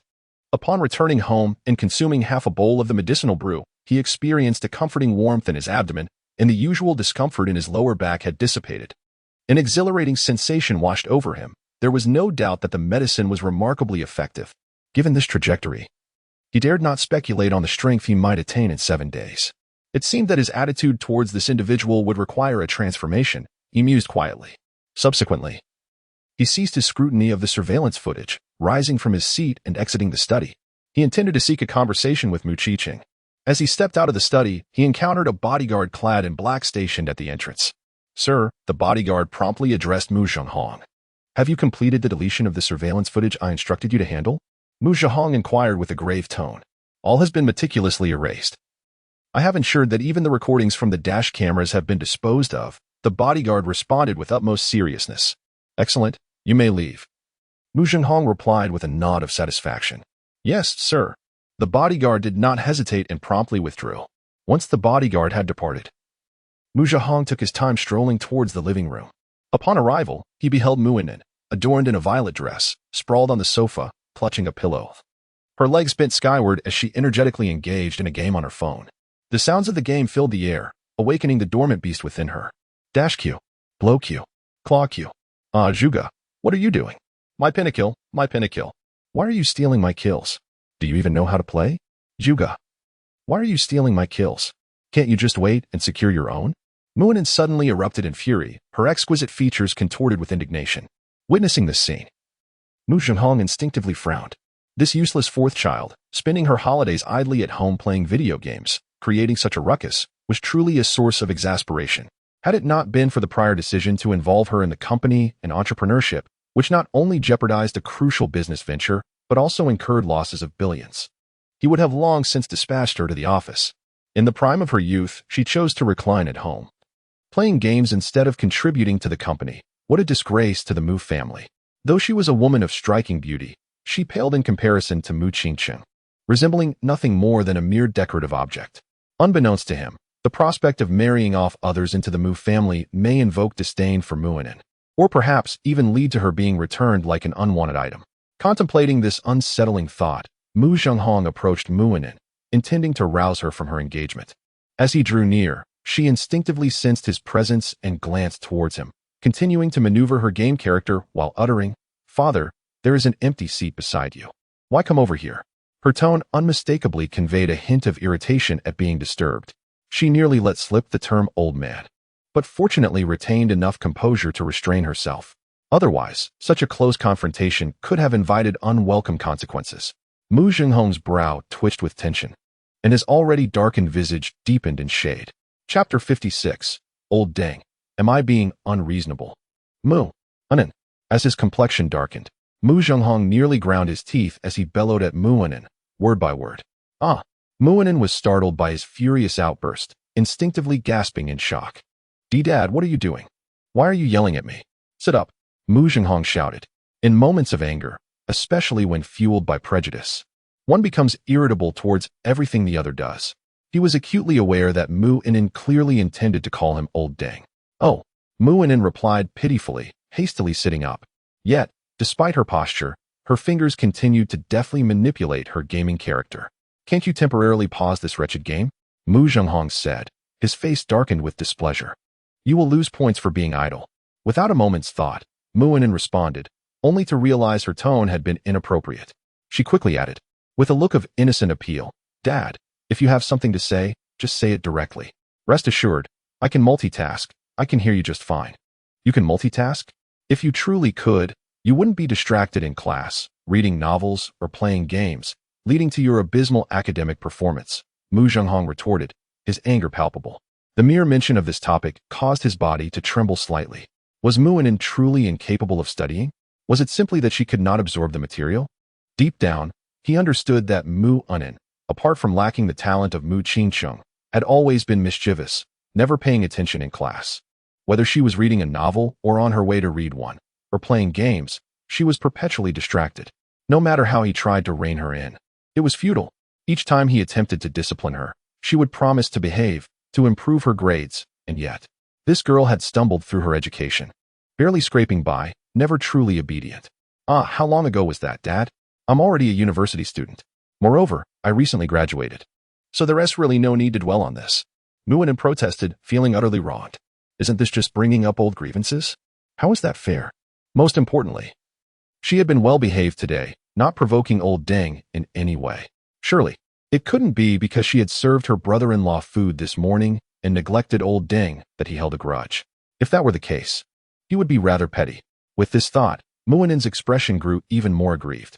What do you mean there's no need to discuss this? Isn't this a mistake you made in the past? Mu Zhenghong thundered. I admit I've made mistakes before, but Dad, I was behaving today. You can't scold me just because I was lounging on the sofa playing a game, she retorted.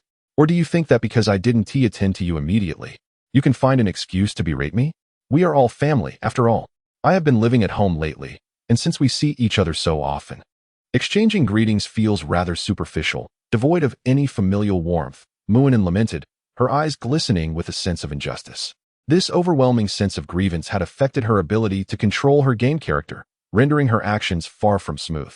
A moment of distraction led her to miscast a skill, resulting in her being overwhelmed by enemies, amplifying her feelings of unfairness. Is it because of you that I play games? No, it is because of your idleness, your lack of ambition, your refusal to pursue anything meaningful. Mu Zhenghong could never admit that his ire stemmed from Muinen's failure to greet him promptly while engrossed in her gaming. You abandoned me after I lost money that time. You told me to do whatever I wanted. Father, you haven't forgotten, have you? Muinen's eyes widened. Or perhaps you've come to terms with the fact that my older sister's main account is beyond saving, and are now considering nurturing my lesser account instead. If that is the case, then Father, I require $1 billion. I believe my previous losses were due to overly cautious investments. With that $1 billion, I plan to create a premier domestic game and launch a massive promotional campaign. It could become an overnight sensation. I've even chosen a name for it, Black Monkey. Her eyes sparkled with excitement as she looked at Mu Zhenghong. $1 billion. $1 billion. Muinen, do you comprehend what you are saying? Do you think that is merely $10?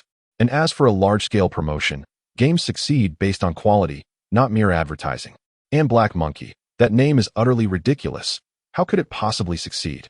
Mu Zhenghong swiftly reprimanded, dismissing her idea without hesitation. He had no faith in Muinen's investment acumen, let alone the absurdity of the game's title. And $1 billion? He wasn't foolish. He had already suffered a significant setback financially because of her. Father, how can you know I am incapable if you have never tried? If you give me $1 billion, it just might work. Besides, just a moment ago, you criticized me for being idle, lacking dreams, and not striving for improvement.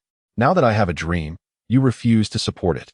Muinen felt utterly aggrieved, to the point where she no longer wished to play games. Mu Zhenghong's anger was palpable. He believed Muinen was merely twisting the conversation to suit her narrative and was about to deliver another scathing retort. Old dang, what are you all doing? However, before he could voice his indignation, a voice interrupted from the side. Upon hearing this, both Mu Zhenghong and Muinen instinctively turned toward the source of the sound. Li Mubai, brother-in-law, two distinct voices called out. At the sound, Muinen sprang from the sofa and hurried toward Li Mubai, wrapping her arms around his and whispering, brother-in-law, you must intervene with old dang. He is being utterly unreasonable. I have not provoked him. He seeks trouble with me unprovoked. Despite her soft voice, Mu Zhenghong was able to catch these words from a distance. Upon hearing them, the veins on his forehead throbbed once more. This girl, indeed, deserves some discipline. Just moments ago, this fellow instinctively reacted as if he were about to call him old dang instead of father. Furthermore, emboldened by Li Mubai's support, this individual dares to whisper provocatively about his old dang. It is utterly preposterous. Do not fear, brother-in-law will protect you. Li Mubai gently patted Muinen's head. He then turned his gaze towards Mu Zhenghong, speaking with righteous authority. Old dang, this is where you have erred. How can you unjustly trouble Anin without cause? This behavior is indeed somewhat unreasonable. Anin is a young lady, and such a sweet one at that. You ought to cherish her, for she is your little treasure. Unreasonable? Mu Zhenghong's eyes widened in disbelief. Chapter 57, Mu Qingqing. This matter is quite private. Is it not you who is being unreasonable? Li Mubai blinked. Mu Zhenghong, with a flushed face and a thick neck, retorted, of course, I am not being unreasonable. It is Muinen who refuses to listen. Is that so? Li Mubai glanced at Muinen, who was clinging to his arm with uncertainty. Of course not, brother-in-law. Don't listen to my dad's nonsense. I am quite obedient. I truly did not provoke him today. I was merely lying on the sofa playing games when he came down and scolded me, saying I was neglecting my responsibilities, that I lacked ambition, and that I had no dreams. Then, when I asked him for $10 billion to continue my investments, he refused. Tell me, if this is not unreasonable, then what is? At this moment, Muinen clutched Li Mubai's arm as if it were a protective talisman, her voice resonating with vigor. Well, Li Mubai instinctively opened his mouth, then swallowed hard, saying, Anin, I think you have a point at the beginning, but the latter part is indeed a bit excessive. 10 billion. That is a staggering amount. Be good, listen to me. Let's just play our games quietly and not delve into investment matters, as they are not particularly relevant to you. Upon finishing, he couldn't help but shoot a glare at Mu Zhenghong. And you, old man, you surely know that Anin is not adept at investments. Why do you interfere with her gaming? Is the Mu family so affluent that they cannot support such a lovely girl as Anin? Mu Zhenghong. He had the inclination to rebut, but, after some contemplation, realized he could not. The crux of the matter was that if he hadn't asserted that Mu Anin was neglecting her duties, she indeed would not have insisted on investing another 10 billion. Forget it. I am too lazy to manage her affairs. Let her do as she pleases. Mu Zhenghong waved his hand in exasperation, then turned his gaze upon Li Mubai. Rather than argue with Mu Anin over who was being unreasonable, he was more eager to ascertain from Li Mubai whether he was indeed a martial arts master. Although he had an 80% certainty from that video, he felt the need for Li Mubai as confirmation to feel at ease. Furthermore, once such a matter was confirmed, Li Mubai's significance to the Mu family would be considerable. Even if this fellow was somewhat irksome at times, he would be willing to endure a bit more. Darling, you're back. However, before he could voice his thoughts, a voice suddenly chimed in. As the voice echoed, Mu Qingcheng, adorned in a form-fitting black lace dress, approached, her gaze fixed intently on Li Mubai. Yes, I'm back. Li Mubai replied with a smile. During his response, Mu Qingcheng had already reached his side and cast a calm glance at Mu Anin. Mu Anin promptly released her grip on Li Mubai's arm, offering Mu Qingcheng a sweet smile as she distanced herself from him. The act of creating space was tinged with a hint of nervousness. Captured by the formidable adversary, Murong City clung to her brother-in-law's arm, uncertain whether this would provoke the wrath of the Dark Lord. Ignoring Murong Anin, she reached out and grasped Li Mubai's hand, stating, Darling, come with me to the room. I have something to discuss. With that, she led Li Mubai away. Li Mubai did not decline, following her without hesitation.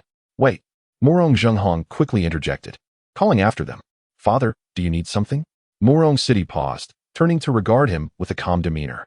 Well, I too have matters I wish to discuss with Mubai. How about we converse in my study? Murong Zhenghong proposed.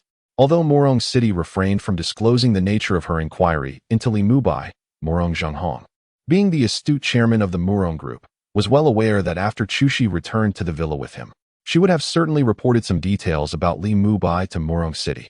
Therefore, it was reasonable to assume that Murong City's questions were intertwined with his own. Naturally, he wished for the two to join him for a thorough discussion. My conversation with Mubai concerns rather private matters, which may not be suitable for you to know, Father. Murong City replied with a slight smile, decisively dismissing his suggestion. Murong Zhenghong's brow furrowed instantly, unable to suppress an irritated glare at Murong City. This rebellious daughter. Private matters. How could he not understand her?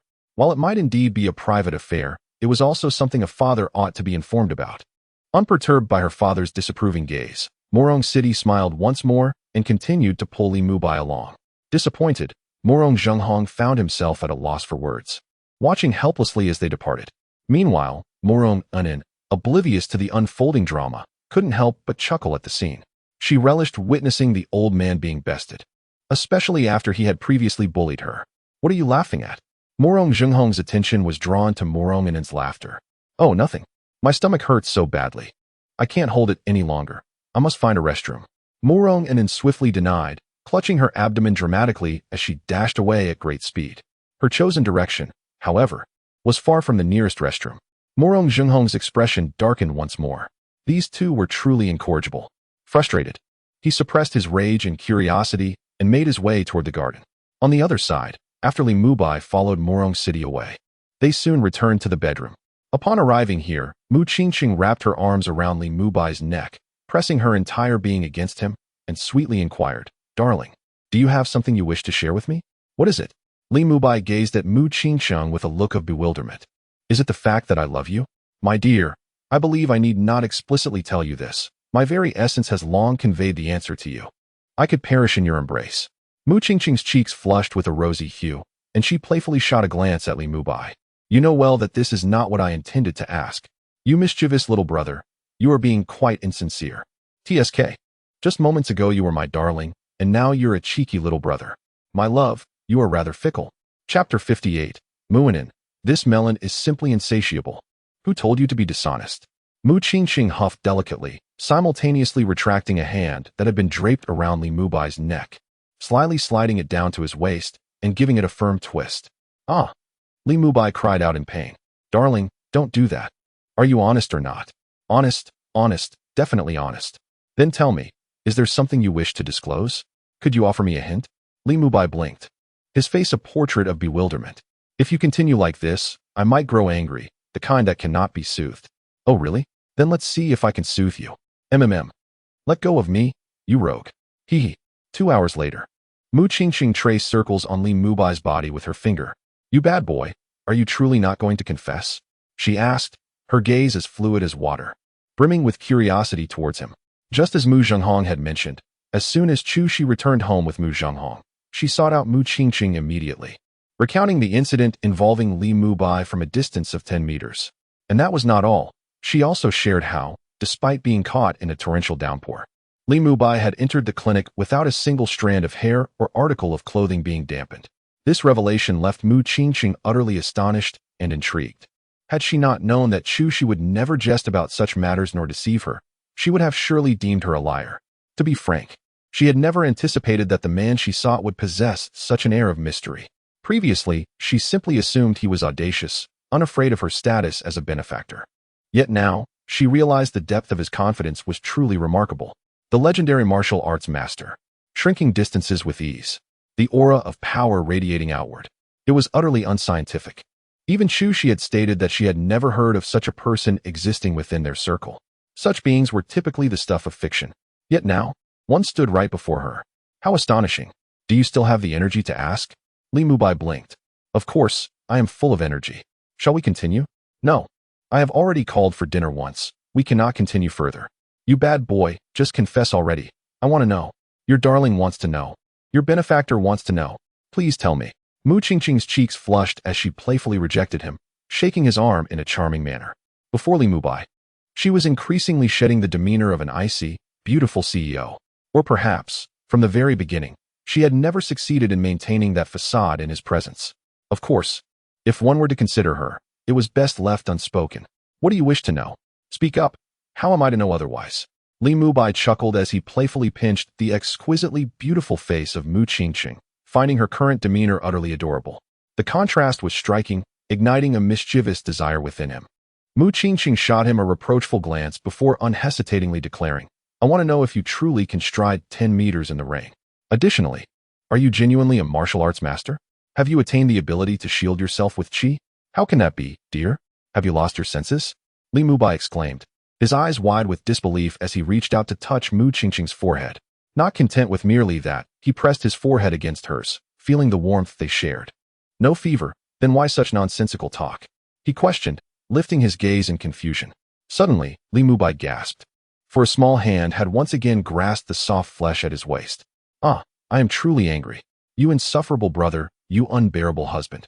You cannot placate me now. Could a kiss suffice? He inquired. Not even that, she retorted. What about two? In the old residence's dining room. Li Mubai's lack of restraint was becoming intolerable. Mu Zhenghong wore a scowl, though he was aware of Li Mubai's exaggerated state following his herbal intake and acupuncture. It was still early evening, yet Li Mubai continued to frolic with Mu Qingqing. Mu Zhenghong was far from pleased, especially since he had been waiting for quite some time to engage Li Mubai privately and glean the answers he sought. After waiting for over 2 hours, dinner time arrived.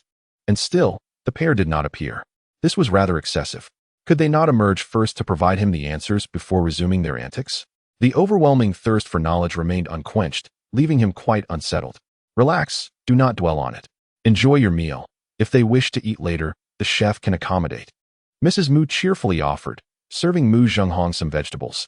Do you think I am concerned about their hunger? I find their antics completely outrageous. Mu Zhenghong retorted, glaring at his wife. Isn't it amusing how some people, in their youth, were not like this? They were always clinging to me, yet time. Mrs. Mu's lips curled into a smile. Before she could finish her thought, Mu Zhenghong hastily covered her mouth, casting a fierce glance at Muinen, who was eavesdropping with keen interest. Upon receiving such a look from Mu Zhenghong, Muinen quickly ducked her head to concentrate on her meal.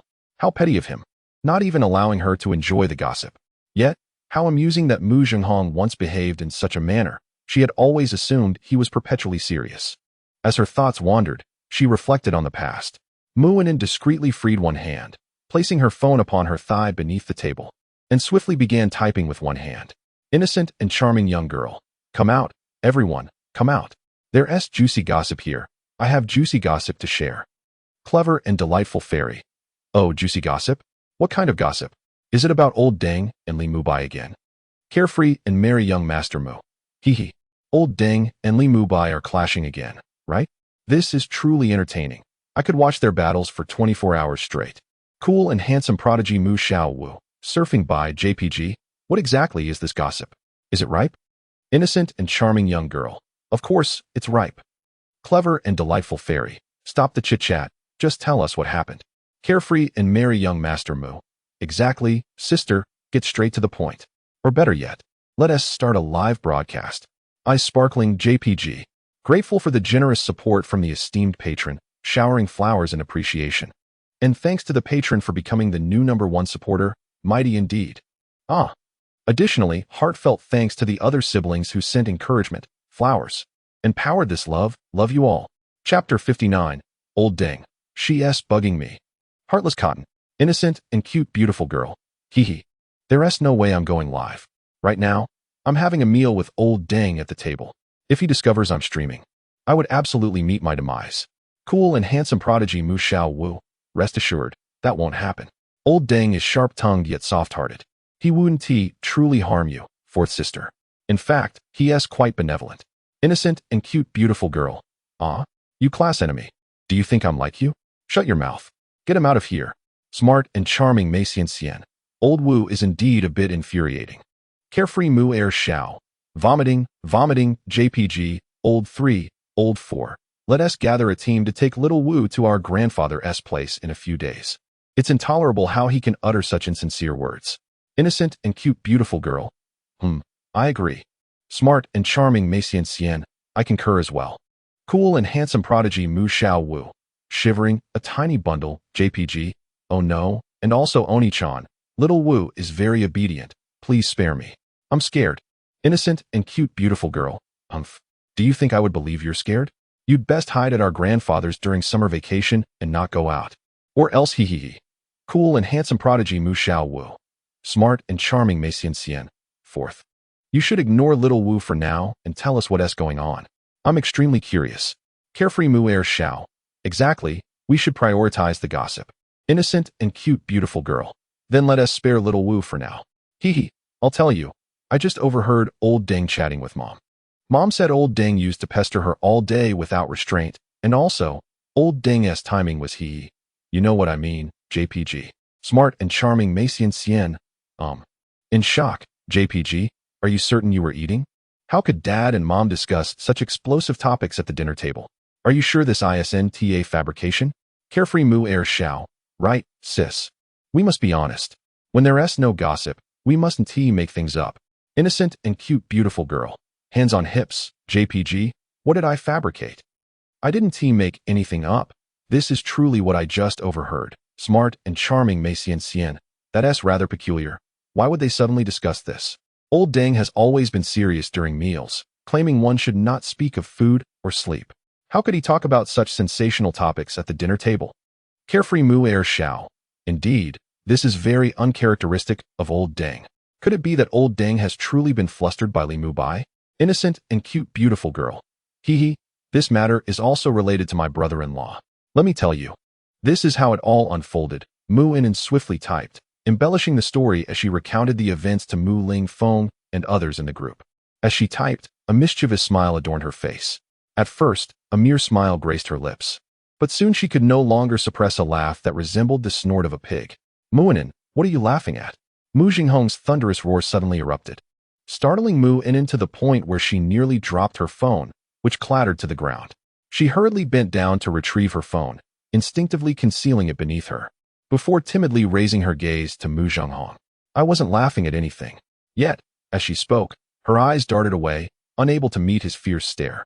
Are you once again conspiring with those two miscreants? Mu Jinghong could hardly believe Mu In, for her evasive demeanor instantly led him to suspect the truth. Anger surged within him. After all, Mu In had a history of such mischief. And no, How could that be? I merely stumbled upon a humorous video. There is no way I would collude with my second brother and third brother against you, Dad. That is absolutely impossible.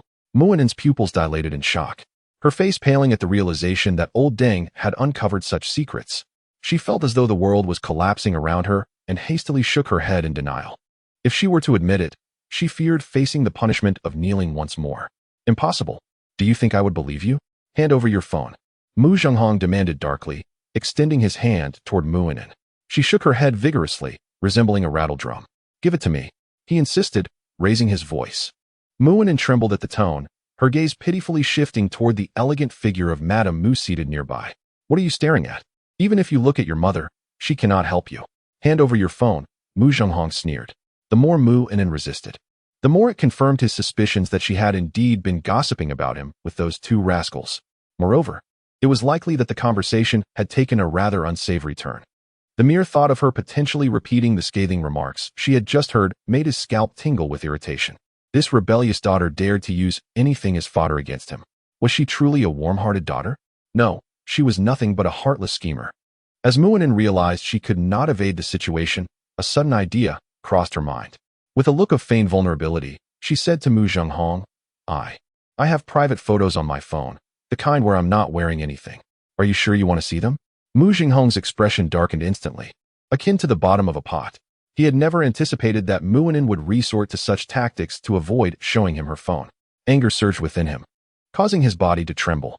If only this girl applied her cleverness to her studies, she would not have ended up in her current predicament. Enough, enough.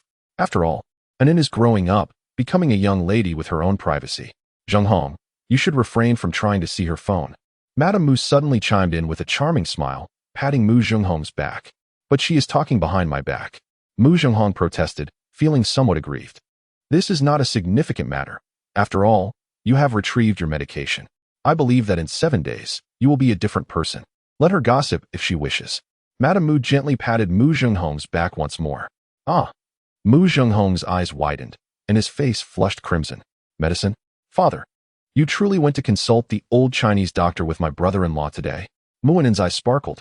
What a juicy piece of gossip this is. Silence. Mu Zhenghong hastily admonished. Muinen, I caution you to discern what is appropriate to say and what is not. If I discover that you have mentioned this matter to those two miscreants, I will ensure you regret it. Mu Zhenghong warned loudly. Father, am I truly so unworthy of your trust? I would never disclose this to them, Muinen replied, feeling aggrieved. Yet, in her heart, she mused that she would not tell the two of them. However, there were now 3 individuals in the group aside from herself. So, she reasoned that this should not be considered a lie. What are you talking about? What 2 people?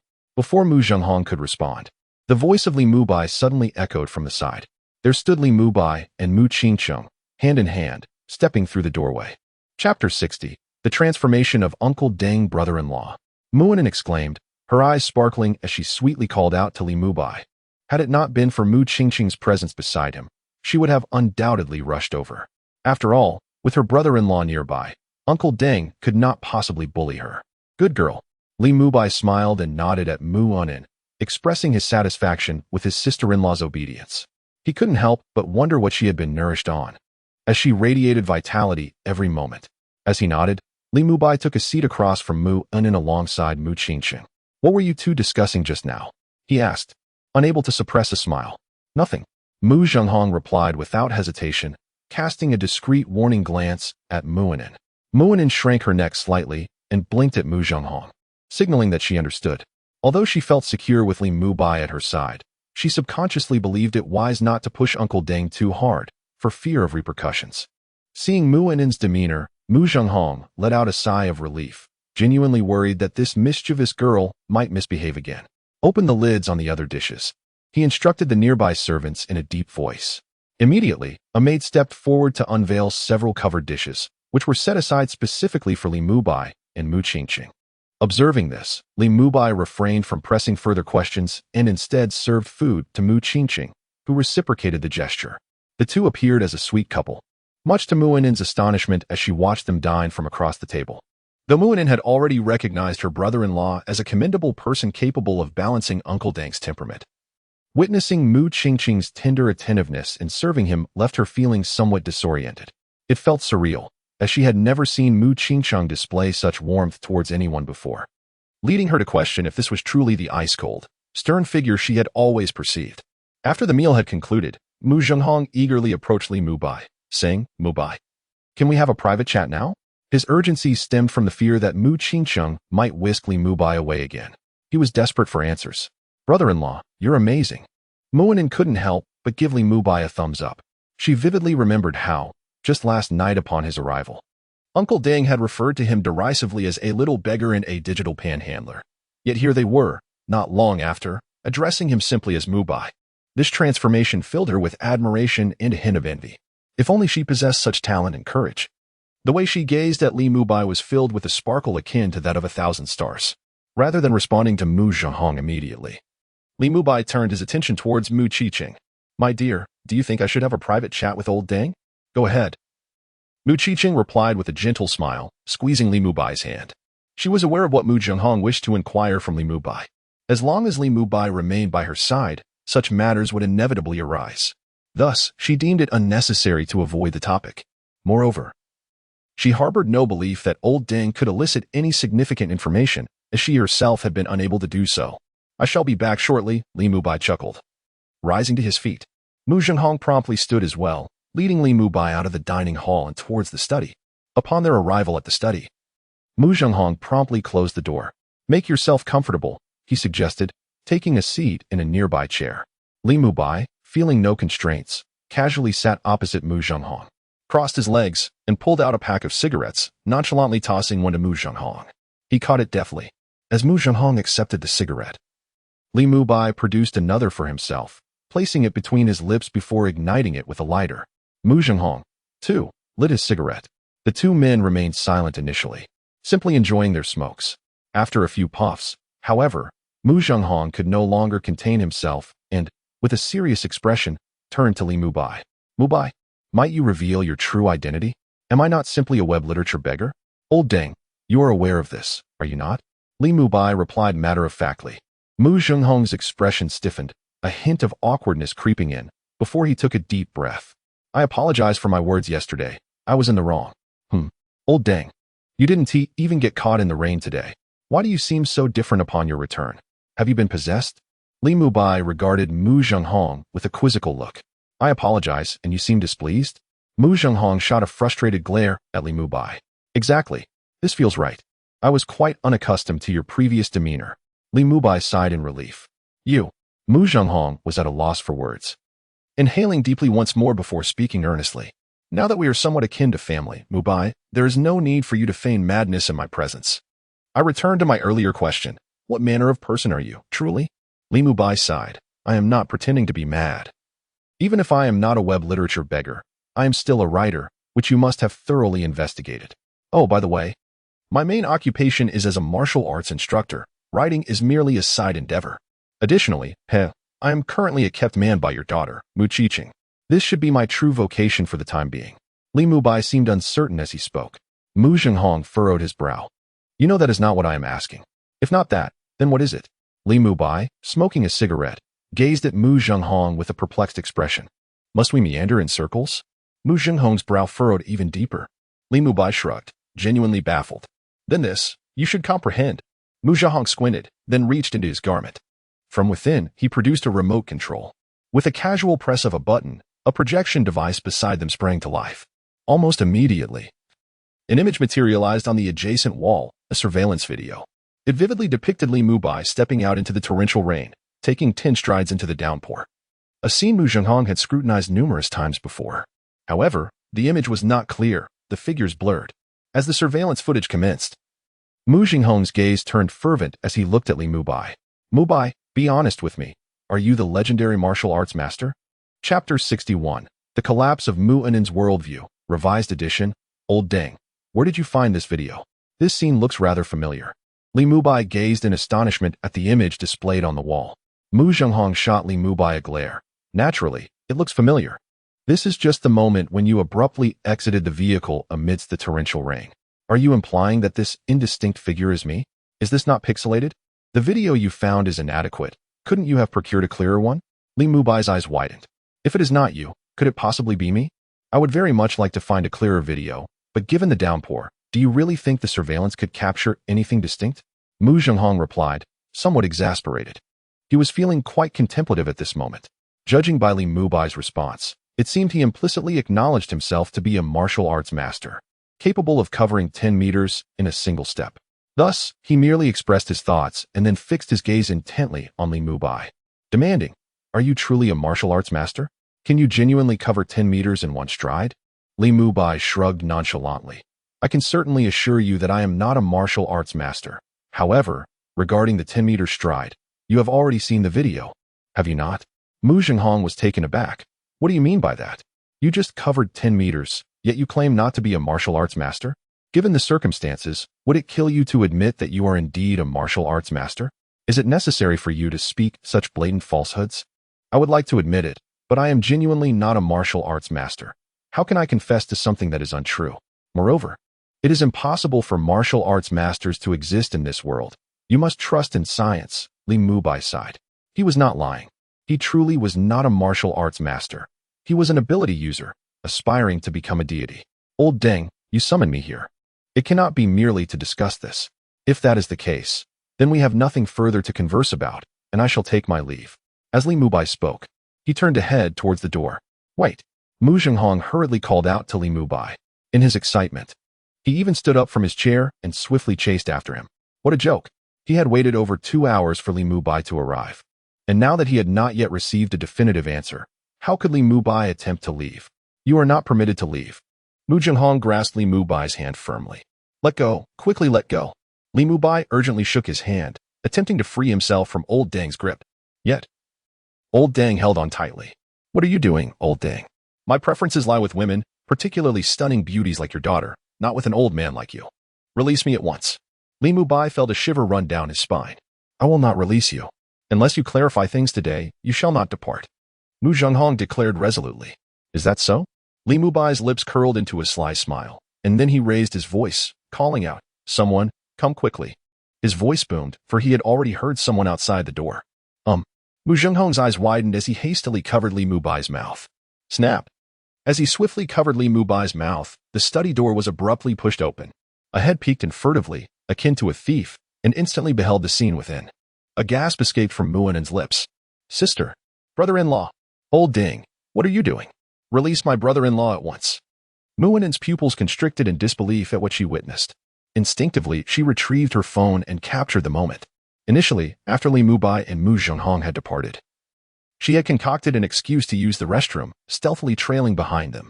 She crouched by the door, eager to eavesdrop on their conversation and indulge in some juicy gossip.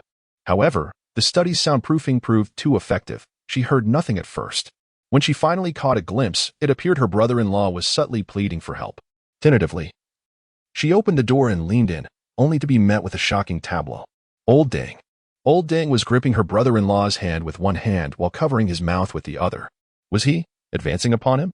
Muinen's urgent cry startled Mu Zhenghong within the room, causing him to instinctively glance at the restrained Li Mubai. His pupils dilated, and he released Li Mubai with lightning speed, creating distance between them.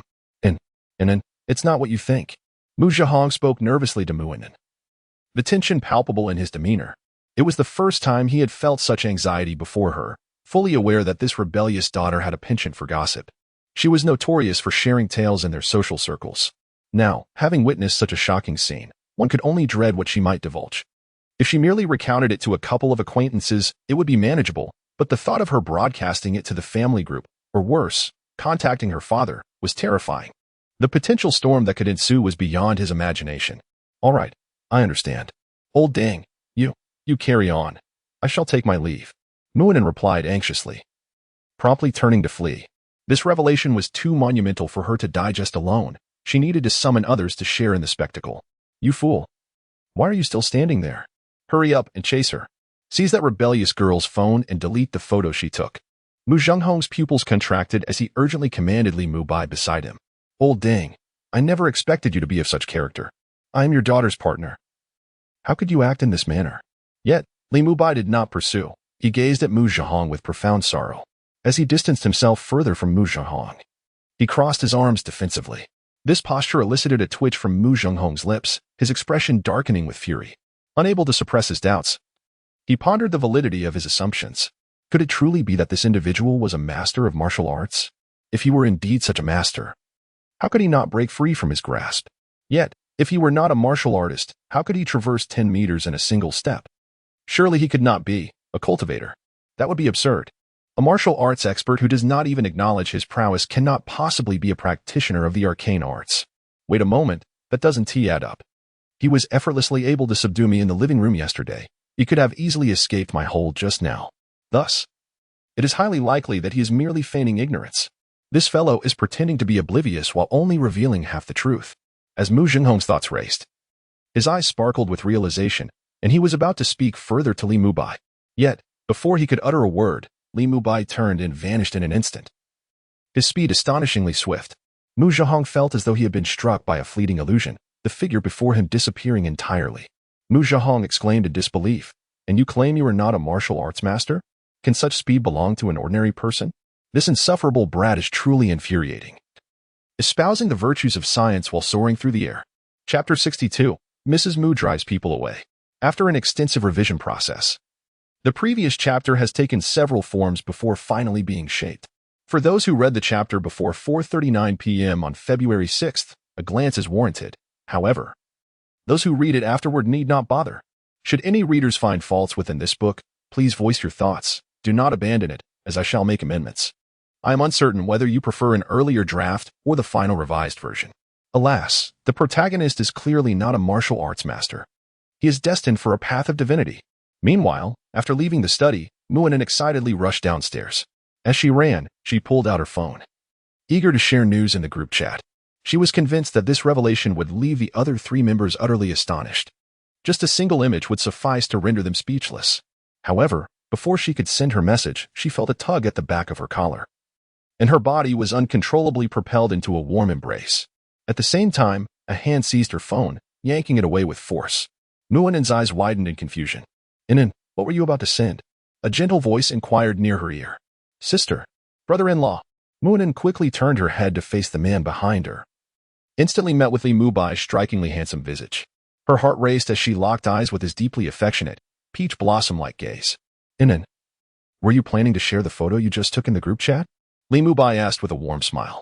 "No," Muinen hastily denied. "Oh dear," she exclaimed a moment later, cradling her head in pain as Li Mubai playfully tapped her forehead. "You must speak the truth." "Hee." Muinen chuckled awkwardly. "I've deleted the image. It was all just a misunderstanding. Nothing like what you might think. I was merely teasing old Dang." Li Mubai swiftly navigated her phone and then released Muinen, casually returning the device to her. I understand," Muinen nodded vigorously, her expression one of absolute faith in her brother-in-law. Seeing her trust, Li Mubai affectionately ruffled her hair before striding ahead, leaving Muinen momentarily behind. She quickly retrieved her phone to check her album, only to find that the recently captured images had indeed vanished. Disappointment washed over her. Yet, she held on to a glimmer of hope and eagerly checked the recycle bin. This was a feature she had previously discovered by accident. Photos deleted from the album were not permanently erased right away. As long as one acted promptly, they could be retrieved from the recycle bin. However, her excitement swiftly turned to dismay as she opened the recycle bin, only to find it completely empty. The photos in the recycle bin have been deleted as well. Is my brother-in-law so cunning? Not even a single picture left in the recycle bin. Now there's no evidence. And even if I tell my second brother and third brother about this, they would probably think I'm fabricating stories. This is truly such a pity. Muinen instantly drooped her head, feeling utterly despondent. The moments she had painstakingly captured have vanished just like that. It is indeed disheartening for her. In the living room. After leaving Muinen's side, Li Mubai found himself here. Upon his arrival, he noticed Mu Qiqing engaged in conversation with Madame Mu. "Mubai, come sit over here." There's fruit, Madame Mu beckoned to Li Mubai with warmth. Li Mubai did not decline and walked over, taking a seat next to Mu Qiqing. "Mubai, would you like an apple? I can peel it for you," Madame Mu kindly inquired. As she spoke, she reached into the fruit bowl and retrieved an apple. "Auntie, I can manage on my own. No need to trouble you," Li Mubai smiled. "Nonsense, let me peel it for you," Madame Mu replied with a charming smile. Promptly producing a fruit knife, performing a delightful flourish, and began peeling the apple with remarkable skill. It was evident that she had done this many times before. Within moments, she had deftly peeled an apple and handed it to Li Mubai, who quickly accepted it. Thank you, Auntie. No need for thanks. I should be the one expressing gratitude. If it weren't for your arrival, this girl Qi-Ching might still be wandering without direction, Madame Mu remarked. Auntie, are you in favor of Qi-Ching standing up against the old man? Of course, I am, Madame Mu's eyes sparkled. Then why didn't you ever speak up for me before? Mu Qi-Ching interjected curiously, a hint of skepticism in her gaze. Madame Mu replied slyly. I have certainly spoken up for you in private, but publicly, I would not dare. You know your father's nature, overbearing and proud. He takes sole responsibility for the children's upbringing. Forbidding my involvement, especially since you are his pride and joy. If I were to undermine him openly, it would only stir familial discord. At this point, Madame Mu cast a meaningful glance at Mu Qi-Ching. Moreover, Qi-Ching, when you do not resist on your own, how can you expect others to speak up for you? I trust your experiences in the business world have taught you this lesson well. Indeed, Mu Qi-Ching nodded. Since you understand, there is nothing more to say. The day is getting late. You should head back soon. Madame Mu suddenly rose to her feet. Auntie, are you sending us away? Li Mubai was taken aback. She seemed so amiable just a moment ago, peeling apples for him, and now she was ushering them out. In the exuberance of youth, it is inevitable that the two of you would desire to indulge in your own world. Given your circumstances, it is indeed unwise to linger in the old residence for too long. With each passing day, Zhang Hong's ire will only intensify. Since he requires medication for the next 7 days, it would be prudent for you to leave and allow him to recuperate in peace, Mrs. Mu stated matter-of-factly. Oh. And when you depart, please take that little girl in with you. She too is not suited to remain at home at this time. Li Mubai discerned the intentions of his formidable mother-in-law, recognizing her protective nature towards her husband. Very well, we shall take our leave. Mu Qi-Ching and Li Mubai stood hand in hand, nodding in acknowledgement to Mrs. Mu before making their way towards the door. We shall return to visit when time permits. Mrs. Mu waved cheerfully. Understood, Mu Qi-Ching replied without glancing back. Soon, the two of them had completely exited the premises. Just as they stepped outside, Muinen happened to descend from the upper floor, arriving in the living room. Mrs. Mu beamed at Muinen. Anin, why do you look so dejected? Hurry and tidy yourself up, then take a car to stay with your elder sister for a while. Ah, Muinen replied, bewildered. Stay with my elder sister? Isn't she and her husband at the old residence? And what purpose would I serve there? Mrs. Mu replied calmly. They are preparing to return home. As for you, do you believe your father will not seek retribution once your brother-in-law has left? A shiver ran down Muinen's spine as her pupils dilated in realization. I shall gather my belongings immediately, she declared, turning swiftly to head towards her room. Chapter 63, The Mysterious Presence. Soon, Muinen gathered her belongings, hefted them, and descended the stairs without bidding farewell to Madame Mu, hastily making her way outside. She quickly arrived at a parking space where Chu Shi awaited her by the car. Upon seeing her approach with her arms full, he hurried forward to assist her, taking the items and placing them in the trunk. As Muinen glanced through the unclosed window at the interior of the vehicle, she obediently walked to the front passenger seat, opened the door, and settled in, fastening her seatbelt. Sister, brother-in-law, I shall trouble you for a while. Muinen sweetly smiled at Mu Qi-Ching and Li Mubai. It's no trouble at all, however. You must be obedient and compliant. Can you manage that? Mu Qi-Ching replied calmly. Absolutely, I can. Muinen responded with enthusiasm. Then remember the words you just spoke. Yes, I will certainly remember, Muinen affirmed loudly, her tone unwavering, her gaze resolute as if pledging allegiance. Despite the previous interactions between Mu Qi-Ching and Li Mubai at the dining table, which portrayed her elder sister in a somewhat different light than the fearsome figure she had envisioned, Muinen remained undeterred. She vividly recalled that the formidable sister was indeed a source of dread and must not be offended. Mu Qi-Ching offered no further comment, merely casting a glance at Muinen before nestling closer to Li Mubai, appearing as the quintessential obedient daughter while he playfully held her delicate hands. Witnessing this scene through the rearview mirror, Muinen couldn't help but exhale in relief. She then retrieved her phone and began messaging. Innocent and adorable young girl. Aw. Comrades, I'm in trouble. I've been exiled. Dogeface, JPG. Smart and clever fairy. What happened?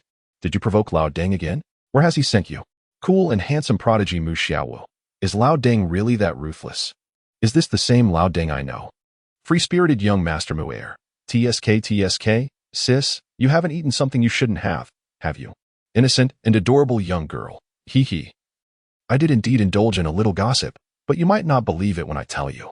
Also, I wasn't exiled by Lao Deng. It was my mother who sent me away. Smart and clever fairy. What?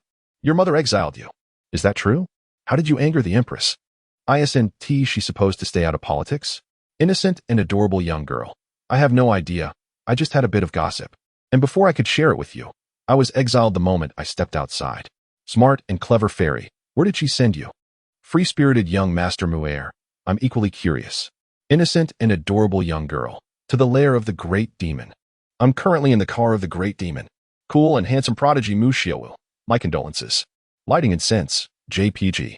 Smart and clever fairy. Lighting incense. JPG. In a villa, on the balcony, there stood an astronomical telescope. Lin Yue, who usually delighted in stargazing through this telescope on clear nights, now found herself distracted, gazing instead towards the inland lake with a listless expression.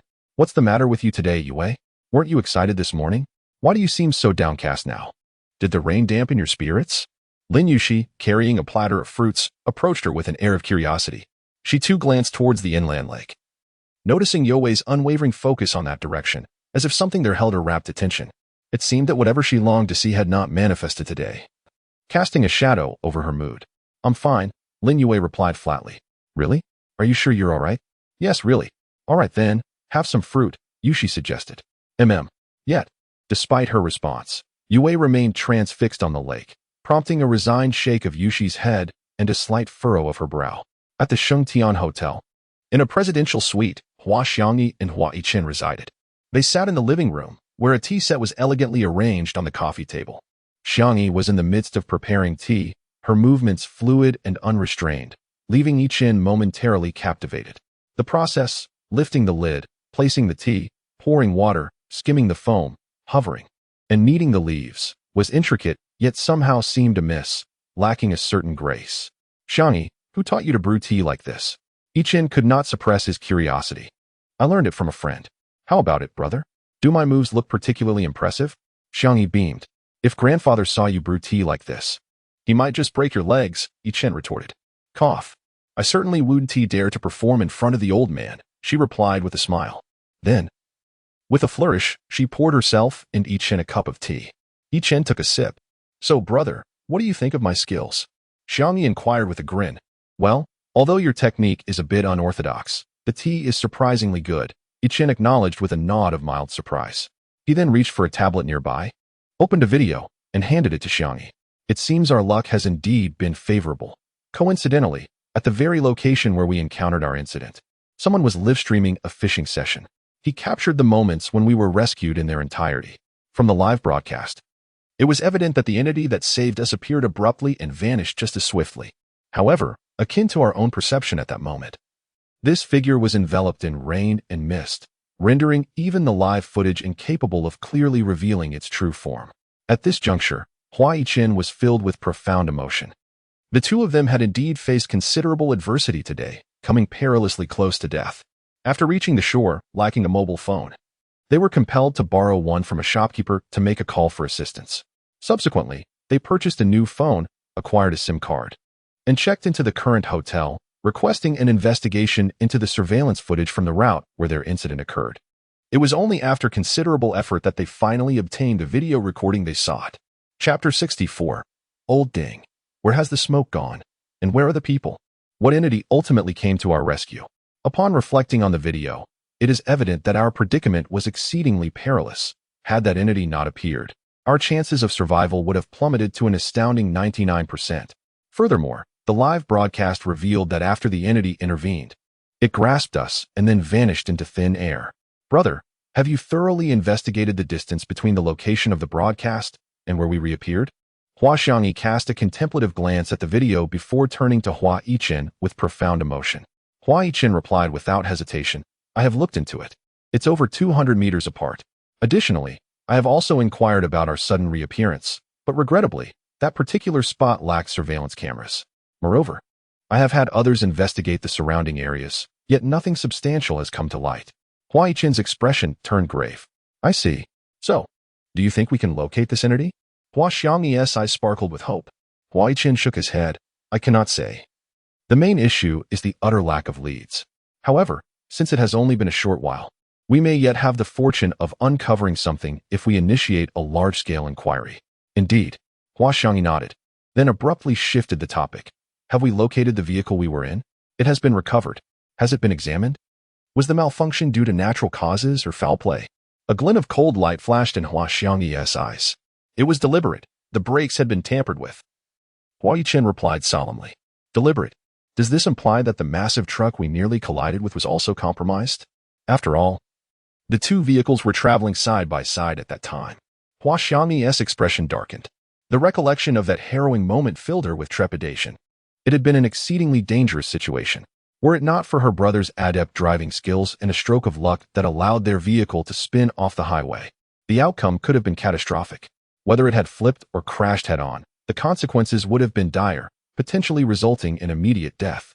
I have dispatched people to investigate those two vehicles. However, we currently await further information. I see. Have our parents been informed of our predicament? I have suppressed the news. They remain unaware of our specific situation. We should inform them as soon as possible, given that we are uncertain about who has targeted us. Let them conduct their own inquiries. Hua Yichen hesitated slightly. If we do that, we cannot safeguard the live broadcast footage. Since it was streamed live, it is impossible to ascertain how many people have viewed or recorded it. The video itself cannot be preserved. Hua Xiangyi responded without a moment's doubt. That is a valid point. Very well, I shall call father immediately. Hua Yichen's gaze flickered as he promptly retrieved his phone to make the call. At the Mu family estate, Mu Zhenghong emerged from his study after a considerable time spent in anger, making his way to the living room. Here. Only Madame Mu was seen, indulging in fruit.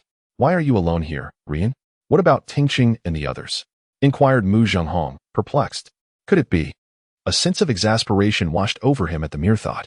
Despite having come to terms with the situation, the frequent antics of Li Mubai and Mu Tingqing still irked him considerably.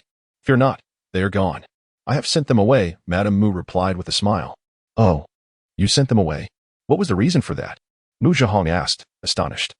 Although he was quite annoyed by Li Mubai's tendency to speak in half-sentences, he still had matters he wished to discuss with him, hoping to foster a better relationship with his son-in-law. As long as Li Mubai remained at the ancestral home, he believed he would have opportunities to extract the information he sought. After all, this impudent lad had already revealed some truths through his actions. The thought of Li Mubai being sent away was utterly disheartening. Madame Mu chuckled. It was for your health, you see. You often get quite agitated by Mubai and Tingqing. They simply are not suited to remain here for the time being. Mu Zhenghong responded.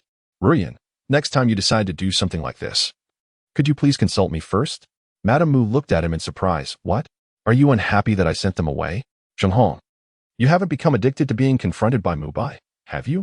With him so audaciously addressing you, calling you old dang and such, you have truly accepted him, haven't you? Mu Zhenghong's expression darkened, and he retorted stubbornly. How could that be? I have certainly not fully accepted him. However, he did just take me to get some traditional medicine. And your sudden decision to send him away feels rather inappropriate. Shall I call them back? Madame Mu blinked. Let it be. You've already sent them off. It's best to wait a few days before addressing it again. Mu Zhenghong waved his hand dismissively.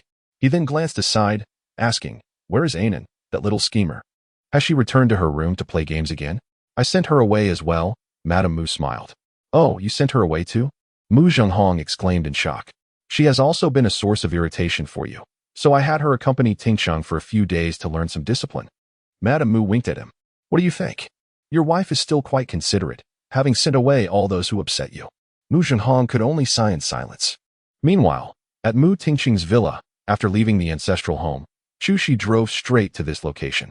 She soon arrived at the villa, where Aunt Wu greeted her with a smile, addressing Mu Tingqing and the others. Young Miss, sir, fourth Miss. Aunt Wu escorted Mu Anan to the room she had previously occupied. Yes, young Miss, Aunt Wu responded promptly, accompanied by Mu Anan. They proceeded towards a room on the second floor. Mu Anan followed obediently, displaying an air of compliance. Once Mu Anan and Aunt Wu had departed, Mu Tingqing smiled at Li Mubai and said, My dear, I must attend to some company matters in the study, so I shall leave you for the time being. If you find yourself bored, feel free to invite that girl in to join you for a gaming session. She is quite skilled at it. Understood. Please take your time. Li Mubai acknowledged with a nod, refraining from pressing Morong Tingqing further. The dutiful husband, Morong Tingqing rewarded him with a gentle kiss on his cheek, a token of her appreciation. With a sway of her hips, she gracefully made her way towards the study. Once she departed, however, Li Mubai did not seek out Mu Anan. Instead, he stepped out of the villa, yearning for a leisurely stroll, as the hour for slumber was still distant. Upon exiting the villa, Jushi noticed him but chose not to follow. As he wandered, he instinctively found himself drawn to the location of the inland lake. Almost instantaneously upon his arrival, Lin Yue, perched on the balcony and gazing through her astronomical telescope at the inland lake, felt a spark of excitement in her eyes. Chapter 65. That person appeared at the inland lake. Streetlights illuminated the surroundings. Thus, at this moment, Lin Yue observed Li Mubai through her astronomical telescope with remarkable clarity. It was indeed him. He had reappeared. Would he walk upon the water's surface as he did yesterday? Lin Yue blinked her eyes, her beautiful gaze shining with a newfound brightness, completely shedding her prior listlessness. This transformation did not go unnoticed by Lin Yushi, who was still by her side. Why has Yue suddenly become so spirited? Has she seen something? Lin Yushi pondered, curious if the object of her desires had re-emerged at the inland lake. Could it be that person with the fishing rod from before? Lin Yushi's eyes sparkled as she involuntarily directed her gaze toward the lake. However, it was late at night, and the visibility was significantly hindered. Without the aid of a telescope, she could hardly discern what lay in the distance. She could only vaguely perceive the silhouette of an additional figure at that location. Yue, could you let me have a look as well? Intrigued, Lin Yushi tentatively inquired. Lin Yue, however, promptly declined. No, sister, please set the fruit platter aside and return. I wish to be alone for a while. Lin Yushi's mouth fell open in surprise. Ever since Lin Yue had been rescued after her incident, her speech had been notably terse. This was the first time Lin Yushi had heard her speak so much, and the essence of it was to urge her to leave. This revelation stung her heart. Simultaneously, her curiosity about the indistinct figure at the inland lake grew immensely. She desperately yearned to know who that person was, and why he could evoke such concern from Yue. You ungrateful little thing. Your sister has been bringing you food every day? Is this how you treat me, refusing to let me have even a glance? You are truly making me very sad. Lin Yushi said, affectionately ruffling Lin Yue's hair. Well, then, just one glance. Lin Yue relented, her gaze reluctantly shifting away. Although her expression remained largely unchanged, it was evident to Lin Yushi that she was conflicted. All right, just one look, Lin Yushi replied with a smile. Under normal circumstances, she would not have acquiesced. However, her curiosity about the figure had become insatiable, compelling her to seek a glimpse. As she spoke, she leaned closer to the telescope, adjusting the angle that Lin Yue had set, and peered toward the inland lake. Upon doing so, she beheld a remarkably handsome young man, clad in casual attire, strolling leisurely along the lake's shore. How stunning! My goodness, he is incredibly handsome, Lin Yushi exclaimed instinctively, turning to Lin Yue. No wonder you didn't want to show me. You were watching this handsome guy all by yourself. I must say, Yue, your taste is quite remarkable. This handsome gentleman indeed possesses a certain charm. After uttering this, she was about to take another glance. Lin Yue, with an expressionless demeanor, replied, You have already stolen a glance. All right, I shall refrain. Here, you may continue to gaze. Lin Yushi sighed, stepping aside and playfully teasing her sister. She was indifferent to the comment made about her sister. After speaking, she affectionately ruffled Lin Yue's hair. Yue, if you truly fancy this handsome fellow, shall I inquire about his identity tomorrow? Perhaps arrange for you both to meet in person? Would that be agreeable? Lin Yue, devoid of expression, withdrew her gaze from the telescope and turned to Lin Yushi. Of course, but Yue, you must not maintain such a stoic facade. You ought to learn to smile. If you persist in this manner, even if I introduce you to him, he may perceive your indifference and choose to ignore you. As she spoke, Lin Yushi reached out to pinch Lin Yue's cheek. However, I do not know how to smile, Lin Yue replied coldly. Like this? With that? She attempted to curve her lips into a smile, yet her attempt appeared rather peculiar, causing Lin Yushi's lips to twitch in response. That smile is somewhat unsettling. Fortunately, your beauty is quite striking. Otherwise, encountering such a smile at this hour might send shivers down one's spine. When you smile, do not merely twitch your lips. The arc need not be so pronounced, and your eyes should convey more liveliness. You ought to emulate my smile. Lin Yushi demonstrated a smile as she spoke. Oh. Lin Yue replied expressionlessly, yet she did not imitate her sister's smile. Instead, she turned her attention back to the astronomical telescope, once again observing Li Mubai. It was evident that her interest lay far more with Li Mubai than with the notion of smiling. Lin Yushi, feeling helpless, could not resist ruffling Lin Yue's hair once more. Given the current circumstances, she had concluded that her sister was indeed very much intrigued by that handsome gentleman. This realization sparked within Lin Yuxi a determination to gather information about him. Ever since Yue's incident, she had shown no curiosity or interest in anyone. If Yue truly harbored feelings for this gentleman, perhaps he could serve as a means to coax her out of her shell. They had previously taken Yue to see a psychologist, who had explained that following her ordeal, she had lost her sense of security and had enclosed herself emotionally. To help her regain her footing, it was essential to cater to her interests, allowing her to find someone she could trust and be intrigued by, gradually guiding her out of her cocoon. Yet, whether at school or home, they had not observed Yue expressing interest in anyone. Moreover, she was quite averse to venturing outside. Apart from attending school, she seldom left the house unless absolutely necessary. This was the most challenging aspect. They dared not compel Yue to go outside, fearing it would have the opposite effect. With this thought in mind, Lin Yuxi turned to Lin Yue and said, "Well, Yue, I shall not disturb you any longer. You can stay here and watch. However, do not become too engrossed in admiring handsome men. Remember to eat some fruit. Do you understand?" Lin Yue replied expressionlessly, her voice as cold as ever. Lin Yuxi shook her head and quickly exited the room. Once outside, she made her way directly to the lower level of the villa. Soon, she pushed a bicycle out the door, heading towards the location of the inland lake. She intended to ride there, eager to meet Li Mubai up close. Initially, she contemplated running, but she feared that by the time she arrived, Li Mubai might have already left. Thus, she opted for cycling instead. Chapter 66. The High-Pressure Water Cutter. Cutting through a city? On the other side, Li Mubai arrived at the inland lake and, after wandering for a while, paused at its edge. He cast his gaze upon the water, and an instinctive yearning arose within him, prompting a desire to immerse himself once more. Though this longing was not as intense as when he first visited, his subconscious still urged him to enter the water, ensuring that no one was around. He stepped into the lake. As he waded deeper, the water effortlessly buoyed his body, making his movement feel as natural as walking on solid ground. Though it appeared that he remained completely dry, his shoes were indeed dampened, with water merely pooling at the soles. On the balcony, Lin Yue, observing through a telescope, felt her eyes sparkle as she witnessed Li Mubai step into the water. He was entering again. He could truly walk upon the surface. Was he a celestial being or a creature of the supernatural? Her eyes had never shone with such brilliance, fixated intently on Li Mubai, not wanting to miss a moment of his ethereal passage across the water. Unbeknownst to Li Mubai, deep into the night, someone was watching him through a telescope. After walking in the water for a while, his legs gradually sank beneath the surface, from his feet to his calves, thighs, until he was completely submerged. At that moment, he exerted control over the water flow, creating a vacuum around his mobile device, ensuring it would not be compromised by his aquatic escapade. As he descended fully into the depths, he realized that, although he lacked the resonance he had felt during the torrential downpour of the day, his perception of the lake's waters had indeed expanded. With a thought, he clenched his right hand in the water, manifesting a weapon formed from the very liquid itself.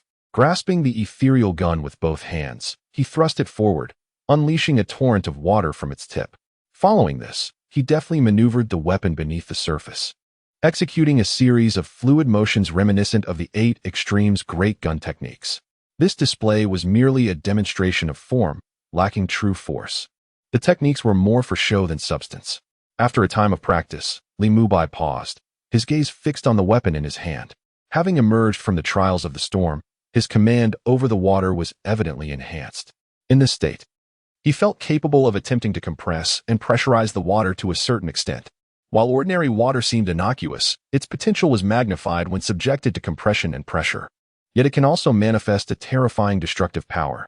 For instance, a high-pressure water knife. If I could elevate the pressure of water to its utmost, during a torrential downpour or in the presence of lakes and rivers, could I not forge an extraordinary blade capable of cleaving a mountain, a city, or even an entire continent, perhaps even severing the very planet we inhabit? Li Mubai's eyes gleamed with intensity. However, I am merely at the outset of this endeavor. Far from such a state. For now, I shall attempt to condense a standard high-pressure water knife. With focused intent, Li Mubai began to manipulate the water in his grasp, transforming it into a knife.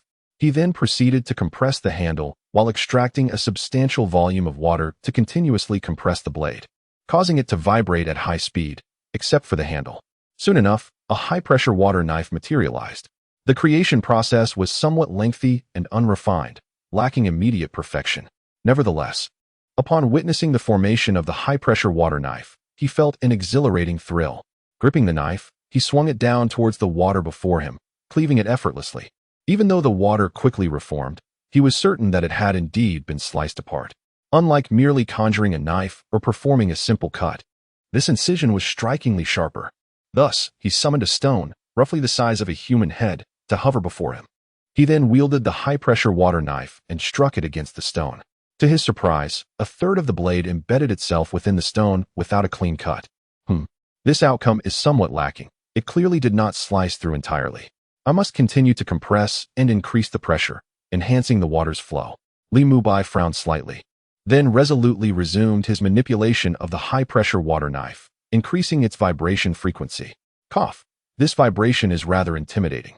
If it were to be toned down in certain aspects, that would. Observing the trembling blade, he did not immediately strike the stone again, but instead found himself lost in thought. How absurd. What am I even contemplating? Li Mubai chastised himself for this lapse in focus and promptly redirected his attention to the stone before him. With renewed determination, he swung the recompressed high-pressure water knife towards the stone once more. As the blade made contact, the stone split open as effortlessly as a watermelon. Astonishing. Incredible. Li Mubai's eyes widened in disbelief. He could distinctly sense that he had yet to compress the high-pressure water knife to its utmost potential or achieve its maximum flow velocity. What would occur if he did? It seems that upon returning, he must delve into the research of compressed and pressurized water. A mere act of compression and pressure can yield such formidable results. What, then, might the effects be if one were to apply scientific principles to compression and pressure? Furthermore, considering my ability to effortlessly manipulate water for compression and pressure, could I not, by harnessing water's properties, conjure a firearm capable of launching projectiles with terrifying lethality through the rapid compression and acceleration of water? Additionally, could I not introduce various substances into the swiftly moving water, thereby enhancing its destructive potential at the moment of discharge?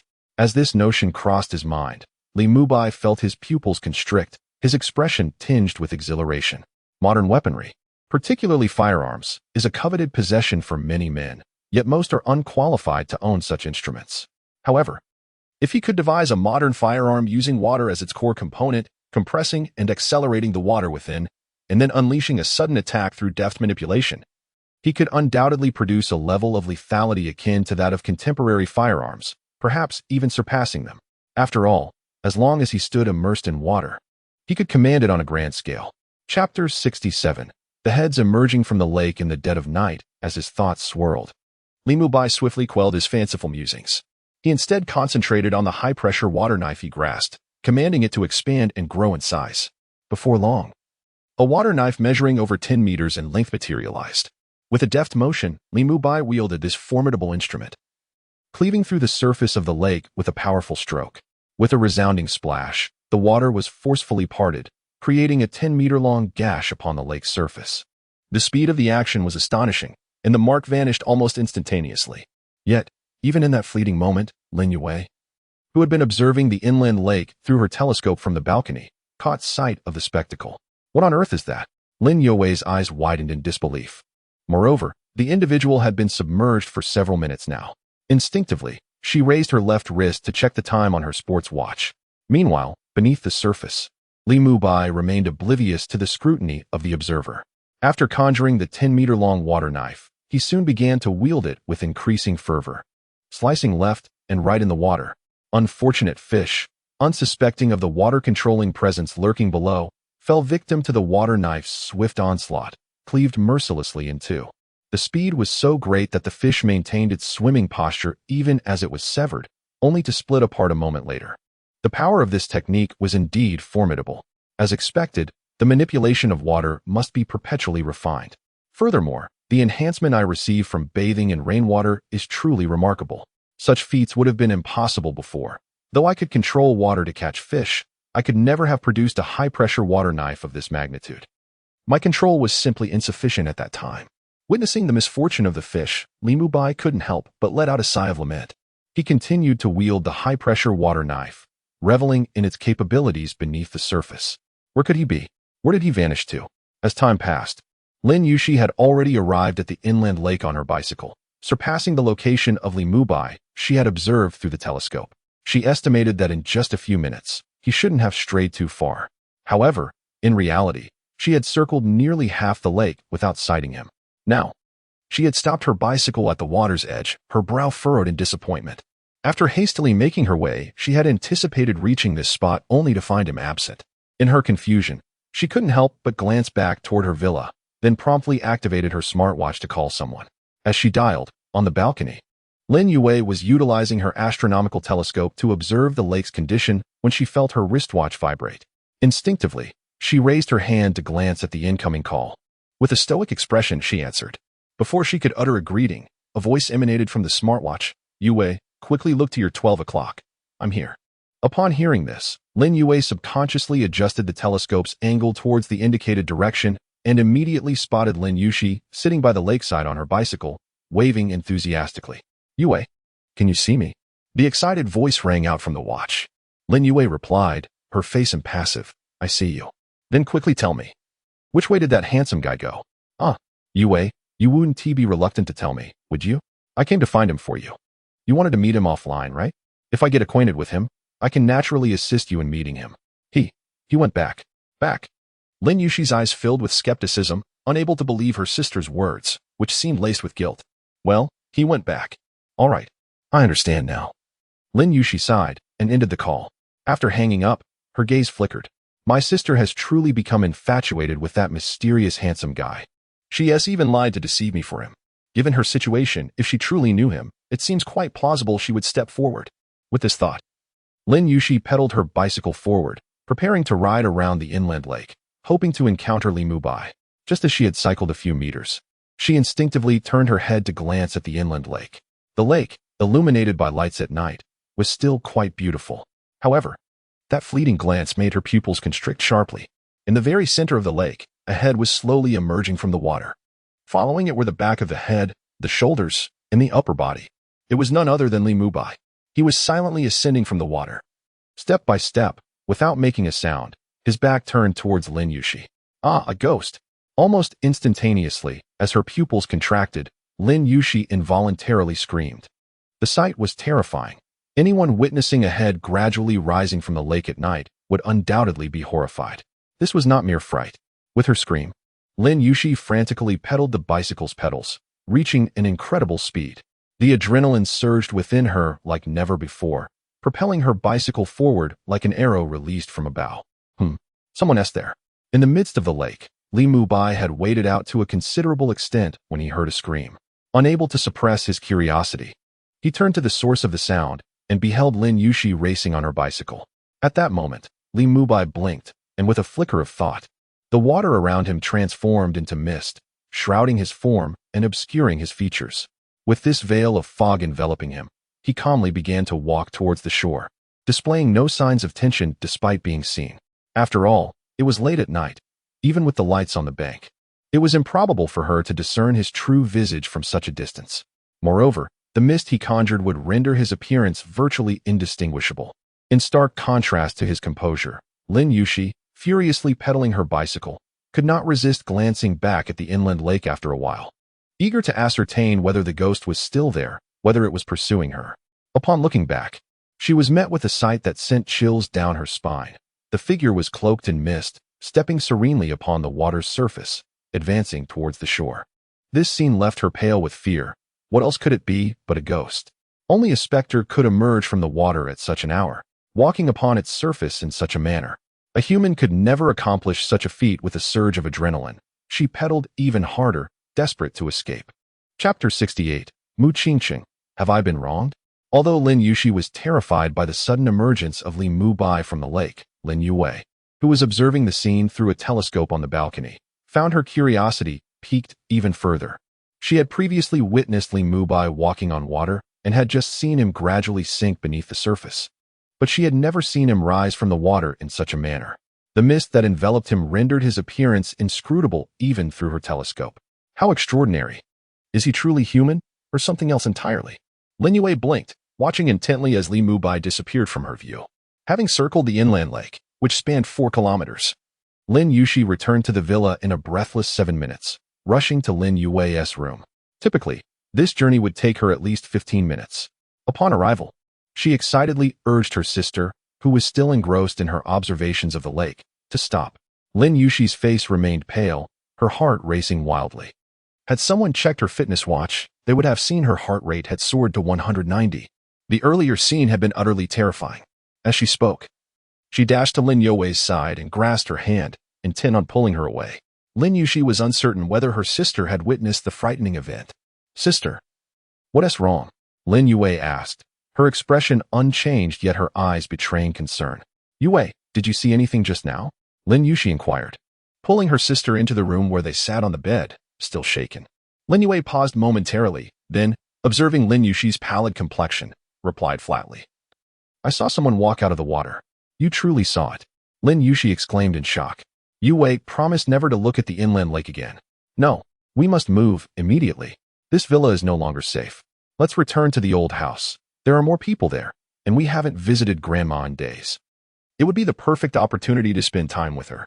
I don't want to go back. Lin Yuwei replied expressionlessly, shaking her head. Why not?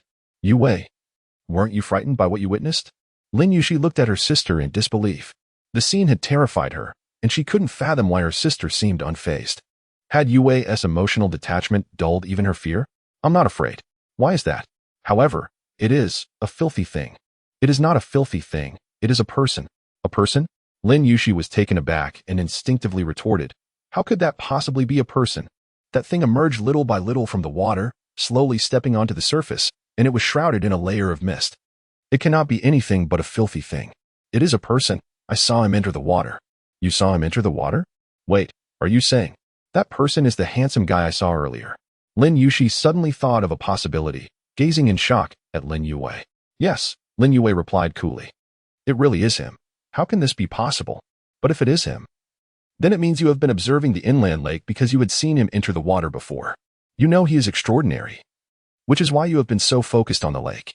You were feeling down today because you didn't see him, and when he finally appeared, you became excited. Lin Yushi stared intently into Lin Youwei's eyes. Yes, I saw him walk out of the water yesterday. Is that truly the case? Well, Yuwei, you have been quite secretive with your sister. How could you not share such a significant matter with me right away, choosing instead to hide it? You little heartless one.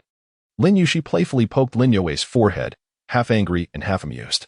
She had been contemplating how to get her sister in touch with that handsome guy, only to discover that her sister had been concealing such a major event. Moreover, it had frightened her terribly. The earlier scene had nearly caused her to faint due to the lack of preparation. I'm sorry, Lin Yuwei murmured, lowering her head and tugging at Lin Yushi's sleeve. I didn't expect him to emerge from the water that way. Huh? Lin Yushi looked at Lin Yuwei in surprise, although Lin Youwei's expression remained largely unchanged. This state of hers was something Lin Yushi had not seen in a long time. She couldn't help but reach out to tousle Lin Youwei's hair. Witnessing such a significant change in Lin Yuwei seemed worth the fright. Furthermore, if she hadn't ridden her bike out, she would never have known that their community was so full of hidden talents. People could emerge in such a manner.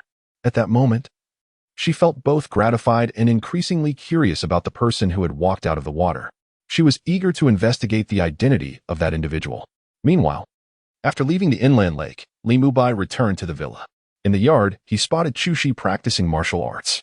It must be said that Chushi was truly diligent. Not many could dedicate their free time to such practice. He took a brief glance without greeting Chushi and proceeded toward the study.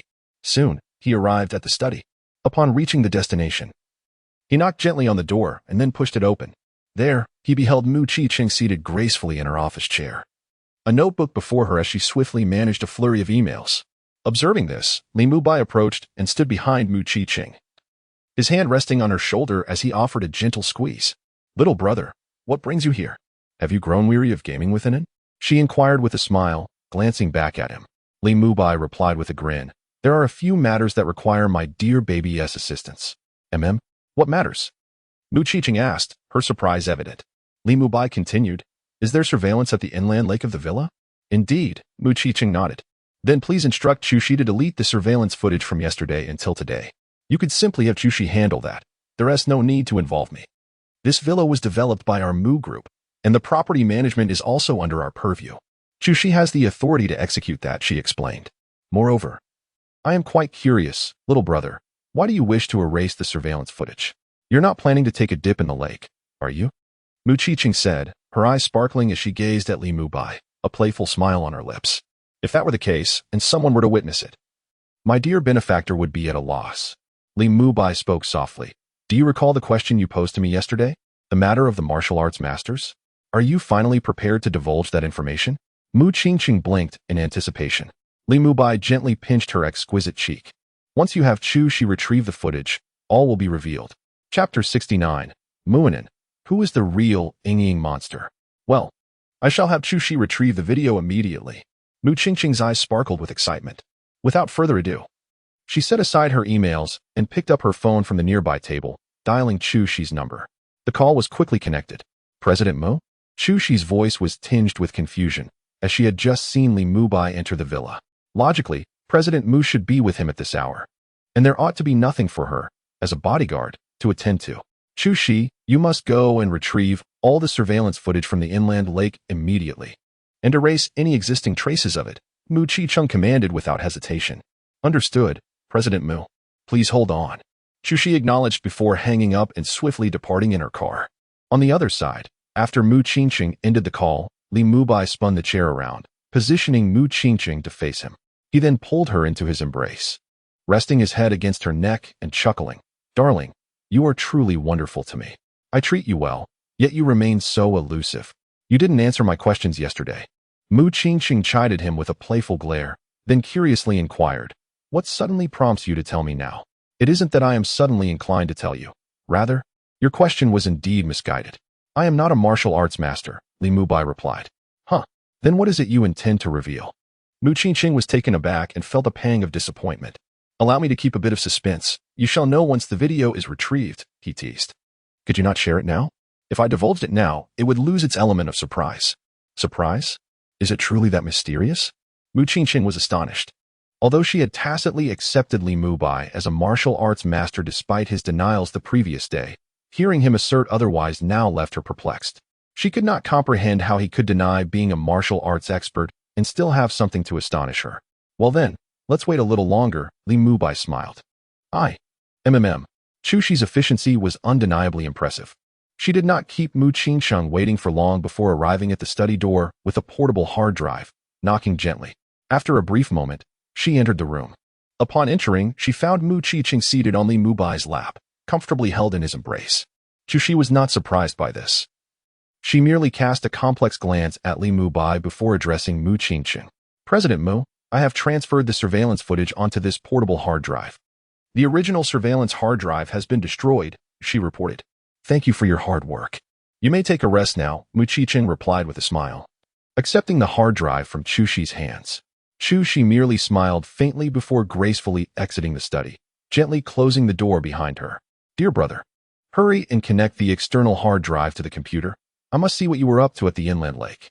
As soon as Chu Shi departed, Mu Qingqing eagerly urged Li Mubai. Her curiosity was thoroughly piqued. Li Mubai nodded with a smile, equally eager to discover what the surveillance at the inland lake had captured.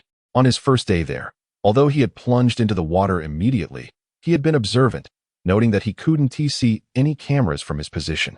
It remained a mystery where they had been placed. Nevertheless, Li Mubai swiftly connected the external hard drive to the computer and opened the drive. Inside, he found two folders, each clearly labeled with timestamps. He first opened the folder from yesterday, revealing several videos. Selecting the first one to play, they were greeted with the serene image of the inland lake, the camera positioned perfectly to capture the direction of their villa. At first, the scene was devoid of people, but it soon revealed a figure approaching from a distance, none other than Li Mubai himself. The clarity of the footage was remarkable, showcasing the high definition of the surveillance equipment. Well, I knew I might be recorded, but I never expected it to be this clear, Li Mubai sighed, taken aback. What secrets are you hiding, you rascal? Is that a fishing rod I see? Did you actually go fishing yesterday? Were you successful? I must tell you, this lake is teeming with various fish. I've occasionally tried my hand at fishing and always managed to catch a few. As Mu Qingqing nestled in Li Mubai's embrace, watching the video, her curiosity compelled her to inquire further. Li Mubai's lips curled into a smirk. Fishing is rather dull. I'll skip that part for you. He reached to drag the progress bar forward. Wait a moment. You didn't strike out, did you? You can't tell me that with such a bountiful resource. You came back empty-handed. Mu Qingqing exclaimed, stopping his actions with a gleeful laugh. Since their relationship began, Li Mubai had always maintained the upper hand, and his increasing mystery intrigued her. This was the first time she had witnessed him at a disadvantage, and it amused her greatly. Really, there is nothing interesting to see, Li Mubai insisted, attempting to fast forward again. Mu Qingqing playfully pouted. No, I want to watch it, darling, please. The way she called him darling made Li Mubai's heart flutter. Since his beloved wished to see it, he acquiesced, albeit with a sigh. All right. But it truly is rather tedious. Even in moments of tedium, affection must be cherished. My dear husband, how wonderful you are, murmured Mu Qingqing as she bestowed a tender kiss. This scene, however, was unbeknownst to Muinen. Had she witnessed it, she would have surely thought she had encountered a specter. For despite having observed Mu Qingqing gently serving dishes to Li Mubai during mealtimes, she had never before seen her so whimsically and boldly offer a kiss. The contrast from the formidable figure she knew was astonishing. As if she were beholding an entirely different person, it would leave her questioning her very existence. For such playful endearments were not supposed to be the domain of Mu Unin herself. Moments later, Mu Qingqing released Li Mubai and returned her focus to the video. Chapter 70. Are you becoming a god? Ha ha ha. You villain. You actually went airborne. How pathetic. The video of Li Mubai fishing lasts over half an hour, and Mu Qingqing watched it with great enthusiasm without skipping a single moment. After finishing, she couldn't help but burst into delightful laughter, radiating pure joy. It's not that I'm pathetic. It's just that the fish weren't biting that day, Li Mubai retorted, trying to justify himself. Hee. Mu Qingqing giggled in response, leaving Li Mubai unable to resist showering her with several playful kisses to stifle her laughter. Once he stopped, Mu Qingqing shot him a teasing glance, her cheeks flushed, before turning her attention back to the video, where she noticed Li Mubai beginning to take off his shoes. Are you going into the water to catch fish? Mu Qingqing inquired with curiosity. Something like that, Li Mubai replied vaguely. Indeed, he was. Mu Qingqing's eyes widened as she focused intently on the video, eager to see how Li Mubai would catch fish. To her surprise, after removing his shoes, Li Mubai rolled up his pant legs and sat by the lake, dipping his feet into the water. After stirring the water slightly, he muttered something incomprehensible, tossed his fishing rod aside, and without hesitation, leaped into the water with a splash. The water quickly engulfed him, causing Mu Qingqing's eyes to widen in disbelief. Husband, is this how you catch fish? You didn't even take off your clothes. Have you been thoroughly angered by the fish? Mu Qingqing was astounded, unable to help but glance at Li Mubai, who was still holding her. You'll see if you keep watching, Li Mubai replied gently. Mu Qingqing hurriedly resumed watching the video. What she witnessed next shocked her even more. After Li Mubai jumped into the water, he didn't surface. 30 seconds turned into a minute, then 2, 5, and 10. As the time ticked by, Mu Qingqing's anxiety grew. 10 minutes. You've been underwater for 10 minutes without coming up. Husband, what is going on? Is this the legendary turtle breathing technique? When will you surface? If it weren't for Li Mubai holding her, Mu Qingqing might have thought he had encountered an accident merely by watching the video. It was terrifying. Although the world record for breath holding underwater exceeds 20 minutes, that is reserved for those who have undergone special training. An ordinary person can hold their breath for at most 30 seconds to 2 minutes. Thus, witnessing Li Mubai remain submerged for 10 minutes left her genuinely astonished. You know about the turtle breathing technique? Li Mubai asked, looking at Mu Qingqing in surprise. Of course, I do. I've watched it on television. Mu Qingqing replied matter-of-factly. Well, I thought someone like you, a domineering CEO, wouldn't he have time for television and would have been too busy competing since childhood. Indeed, the relentless pursuit of knowledge persists. And although I occasionally steal glances at the television, time seldom permits me to complete a series. It has been arduous. Li Mubai gently pinched Mu Qingqing's delicate face, his expression tinged with affection. It is all in the past. Mu Qingqing smiled faintly before inquiring, how long were you submerged? Over an hour, Li Mubai replied calmly. Over an hour. Mu Qingqing was once again astounded by this revelation. She promptly reached for the video's progress bar, hastily advancing it by an hour. To her surprise, even after an hour, Li Mubai had not emerged, compelling her to fast forward yet again. She continued to skip ahead until she reached 1 hour and 36 minutes, at which point she suddenly beheld Li Mubai standing bizarrely atop the water. Her pupils constricted as she quickly rewound the video, stopping at 1 hour and 33 minutes. At that moment, the lake's surface appeared eerily tranquil, devoid of any ripples. Approximately 10 seconds later, a head abruptly emerged from the water, followed by his back, legs, and feet, As he calmly walked towards the shore, step by step, Mu Qingqing found it exceedingly hard to believe. Instinctively, her right hand clasped Li Mubai's. "Darling, what on earth is happening? Is this truly a martial art?" Li Mubai blinked. "Haven't I always denied it? I don't possess any martial skills. I am not a martial arts master." "Then what are you? A cultivator? Or perhaps a genetic anomaly with superpowers transformed into a legendary superhuman? Or is it magic?" Mu Qingqing's emotions were in turmoil. Although she had sensed that Li Mubai was not intimidated by her wealth, exuding a certain formidable confidence, she never imagined it to be to such an extent. Initially, the notion that he might be a legendary martial arts master had already astonished her, affirming her discerning eye. Little did she know, he was even more extraordinary than that. A cultivator, or so it seemed, a superhuman, or a sorcerer. If he were the former, did it not imply that Li Mubai could attain immortality? Or at the very least, possess a lifespan far exceeding that of an ordinary person, along with many unfathomable abilities? Conversely, if he were the latter, whether a superhuman or a sorcerer, both bore immense destructive potential. "To be honest, I am unsure of what I am," Li Mubai lamented, shaking his head. "I resemble a superhuman, yet I differ from those depicted in films." "Why do you say that?" Mu Qingqing inquired, her eyes wide with curiosity. "Because my strength increases whenever I come into contact with water, and my control over it grows ever stronger." "What?" Mu Qingqing gasped in astonishment. "Are you certain that you are continuously growing stronger?" "At least for now. I perceive no apparent limitations. I am utterly unaware of where my true boundaries lie." Li Mubai could not resist the urge to pinch the exquisitely beautiful face of Mu Qingqing once more. Witnessing such a stunning ice queen, the CEO, display such astonishment was indeed amusing to him. "Honey, are you on the verge of becoming a deity? Could you possibly be the reincarnation of the legendary water god?" Mu Qingqing exclaimed in disbelief. As her surprise washed over her, a sudden realization struck her, causing her cheeks to flush.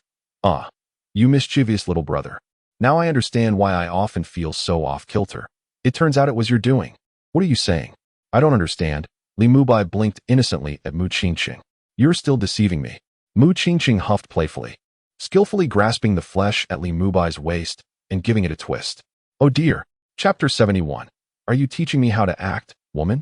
After a playful scuffle that lasted quite some time, Mu Qingqing gazed at Li Mubai with a wistful expression, her arms encircling his neck as she fixed her eyes on him intently.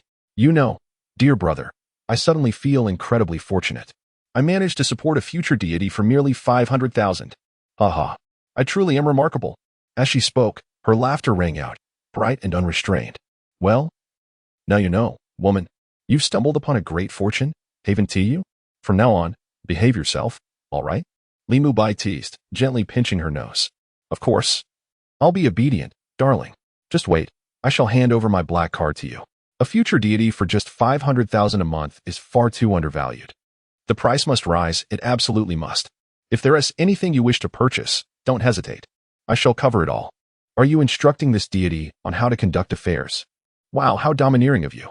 Love you, moi." Mu Qingqing cooed, leaning in to plant a sweet kiss on him. In that moment, she was not merely the future water goddess's beloved wife, but rather a charming and playful companion, far removed from the image of a cold, commanding CEO. After indulging in their affectionate banter for a while, Mu Qingqing's curiosity drew her attention back to the computer. She reached out to click on another video. Upon opening the folder, she discovered a collection of videos captured from various angles.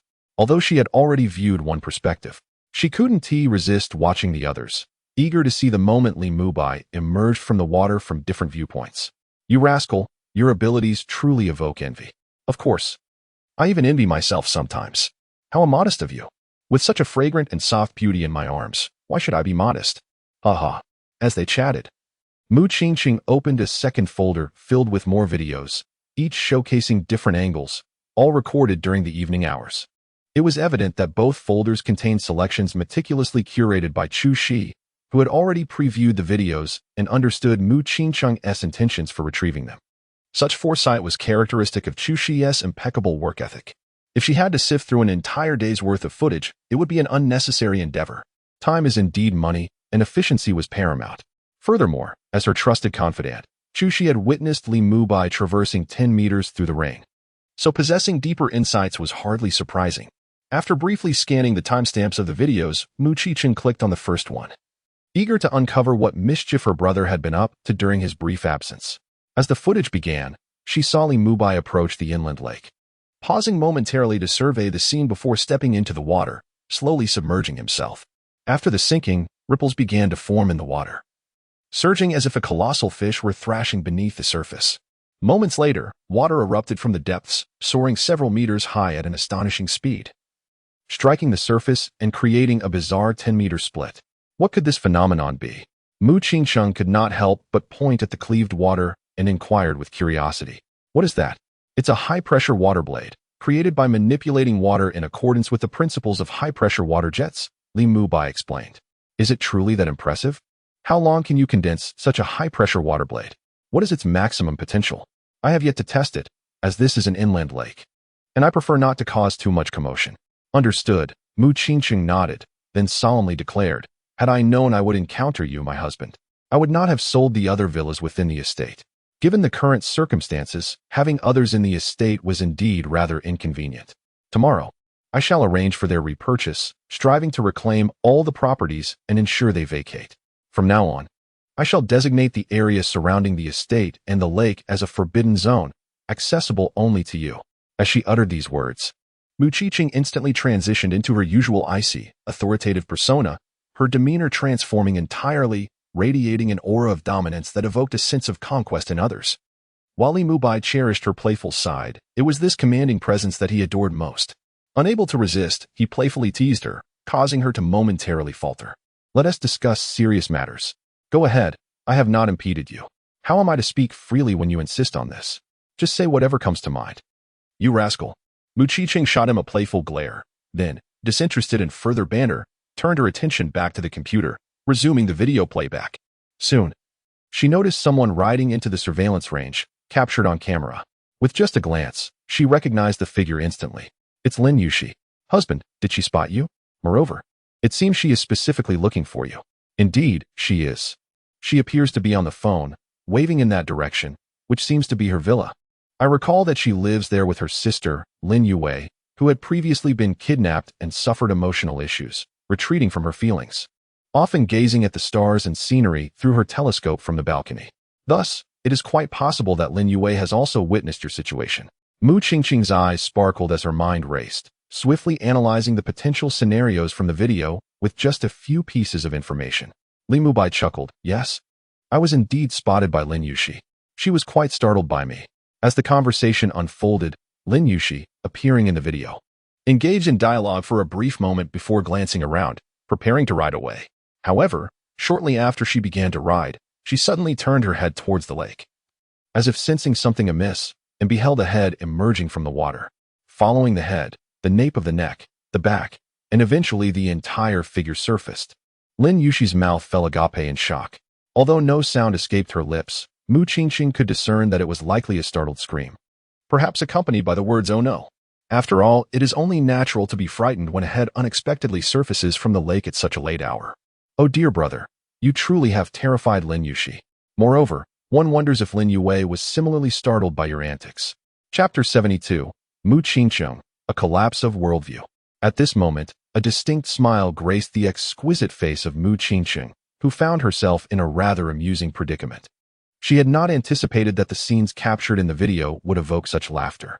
Although her relationship with Lin Yushi could not be deemed particularly close, there existed a certain camaraderie between them, rooted in the long-standing friendship between the Lin and Mu families. In days gone by, the elders of both families shared a commendable rapport. However, with the passing of both patriarchs, the ties between the two families had somewhat waned. Despite this, the two families maintained a degree of interaction. From her understanding of Lin Yushi, Mu Qingsheng considered her to be a remarkably audacious individual, self-reliant and independent. Yet, it was surprising to witness Lin Yushi so thoroughly frightened by Li Mubai.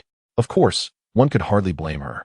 Had Mu Qingsheng found herself alone by the lakeside at night, confronted with the same unsettling scene depicted in the video, she too would have been profoundly startled. This was not merely a matter of courage, but rather an experience that was utterly disorienting, challenging the very fabric of one's worldview. Li Mubai sighed, reflecting on the unexpectedness of the situation. He had never imagined such an occurrence would transpire. Even now, knowing he had been observed, he felt little trepidation. After enduring the torrential downpour earlier that day, his mastery over water manipulation had significantly improved. Although he had not yet reached an invincible level, his ability to wield water had grown considerably. He had just tested the formidable power of high-pressure water jets beneath the surface. Despite still lacking the capability to conjure atmospheric phenomena from water molecules in the air, he could effortlessly summon large volumes of water from any drainage or plumbing system. In the city, both the drainage and water supply systems were comprehensively integrated. Water was, in truth, readily accessible. I shall have Chu Shi conduct an investigation tomorrow. Mu Qingqing mused with a sigh. Just then, her mobile phone chimed with an incoming call. She picked it up effortlessly, glanced at the screen, and a flicker of intrigue crossed her eyes before she turned to Li Mubai with a smile. Ah, speak of the devil, Lin Yushi is calling. What mischief do you suppose she intends with this call? As she spoke, she displayed the phone screen to Li Mubai. How would I know? Just answer it. Li Mubai replied, curiosity piqued. All right. Mu Qingqing responded, promptly answering the call and activating the speakerphone. President Mu, are you busy? Lin Yushi's melodious voice resonated through the phone, imbued with a hint of mirth. Upon hearing this, Mu Qingqing instinctively cast a glance at Li Mubai. There was something amiss, under normal circumstances. One who had been startled would not swiftly regain their composure. Especially when it comes to encountering ghosts, one cannot help but feel a sense of trepidation. However, the current Lin Yushi, while conversing on the phone, exuded a genuine smile, one that did not appear to be feigned. This was rather peculiar. The only plausible explanation for such behavior was that the other party had discerned that the ghost was not a tangible reality. This line of thought instinctively led Mu Qingqing to contemplate Lin Yue. It seemed that Lin Yue had indeed witnessed the entire episode through a telescope. As her thoughts whirled, Mu Qingqing calmly inquired, I have a bit of free time at the moment. Is there something you wish to discuss? Having some free time is wonderful, President Mu. I would like to request surveillance access to the public areas of the Qingcheng Manor Villa, Lin Yushi replied. What do you need the surveillance for? To investigate a person. You can simply approach the property management. I have already consulted them, but they stated that without your authorization, President Mu, they cannot easily grant access to the surveillance footage. I will make a call to the property management. You may return to them afterward, Mu Qingsheng said with a hint of indifference. Thank you, President Mu. When you are available, I would like to treat you to a meal. Lin Yushi expressed her delight. Very well, Mu Qingsheng acknowledged before concluding the call. Once the conversation ended, she tossed her phone onto the adjacent table and wrapped her arms around Li Mubai's neck once more. It seems you did not frighten Lin Yue at all. Not only was she not scared, but she also witnessed the entirety of your immersion and conveyed the situation to Lin Yushi. Unless I miss my guess, Lin Yushi will be paying us a visit soon. Given that, why not simply be forthright instead of having her make another trip to the property management? She clearly seeks to conceal a secret. And since she wishes to keep it hidden, I must ensure she takes a few detours. With a glint in her eyes, she gazed at Li Mubai with fervor. However, I'm much more curious about your water manipulation abilities. Dear husband, could you demonstrate them for me? I wish to see. Are you certain you want to witness it? Li Mubai inquired, his eyes twinkling with mischief. Yes, I want to see. Mu Qingqing replied instinctively, not sensing any impending danger. Then allow me to show you. With that, Li Mubai lifted Mu Qingqing into his arms and strode toward the master bedroom's bathroom. Upon their arrival, Mu Qingqing blinked with anticipation, eager to see how Li Mubai would showcase his water manipulation skills. Please start the water, Li Mubai instructed with a smile as he set her down. Without hesitation, Mu Qingqing complied, still oblivious to the looming threat. It was not until the tub was nearly filled that Li Mubai playfully tossed her into the bath, causing the water to ripple and splash. The following day, at noon, Muinen sat alone in the villa's dining room, enjoying breakfast while occasionally glancing toward the door and then at Aunt Wu, who stood nearby. Aunt Wu, has my elder sister and brother-in-law mentioned when they will come downstairs for dinner? If not, could you please remind them? Muinen blinked her eyes. Although she had already experienced the delay of her brother-in-law coming down late during their stay at the old residence, it was now approaching 2 o'clock in the afternoon. Typically, this was well past mealtime. Since her arrival at the villa yesterday, she had not seen her sister and brother-in-law. While she understood that the couple was deeply engrossed in their romantic interlude and needed their time together, she felt it was somewhat excessive. If she weren't so ravenous and unwilling to wait any longer, she wouldn't be dining alone. Aunt Wu smiled and said, Sir mentioned they would be down shortly. All right. Muinen sighed. Her brother-in-law truly was a source of mischief. Chapter 73, Old Dang. I am on the verge of social death.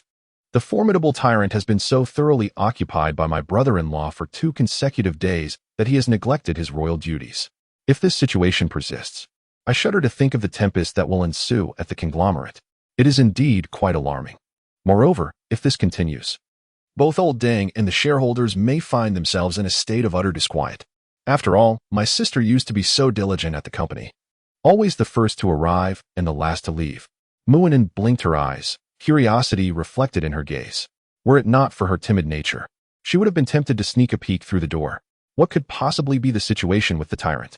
And would she risk incurring his wrath? Oh dear, Muinen, what are you even thinking? She suddenly rapped her knuckles against her head, her cheeks flushing with embarrassment. However, dining alone, waiting for someone who never arrives, rendered her meal rather lackluster.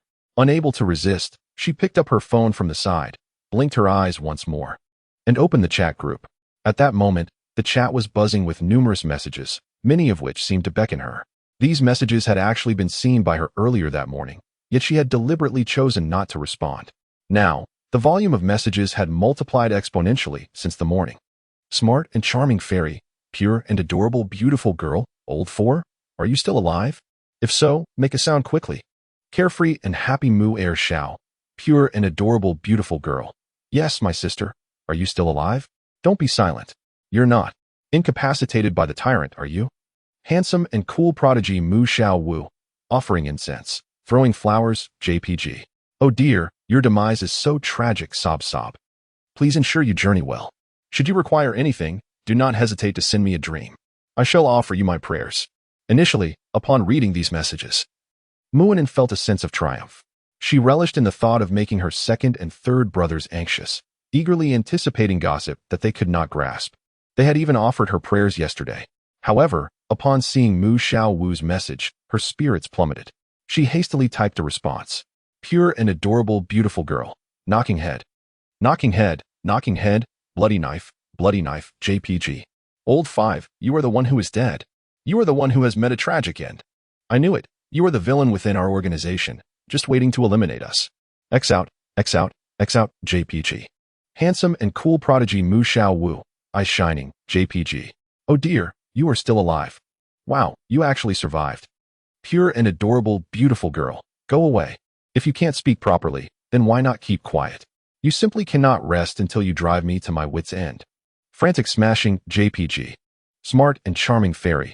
Old 4, since you are alive, why have you been silent all this time? What have you been up to? You had us all believing you were under the tyrant's control. Carefree and happy Mu Air Xiao. Exactly. Sister, you startled me. I nearly bought a plane ticket to come find you. Pure and adorable young girl. So, did you buy the ticket or not? Carefree and lively Mu Air Xiao. Ahem. It was just a near miss. Pure and adorable young girl. You're such a liar.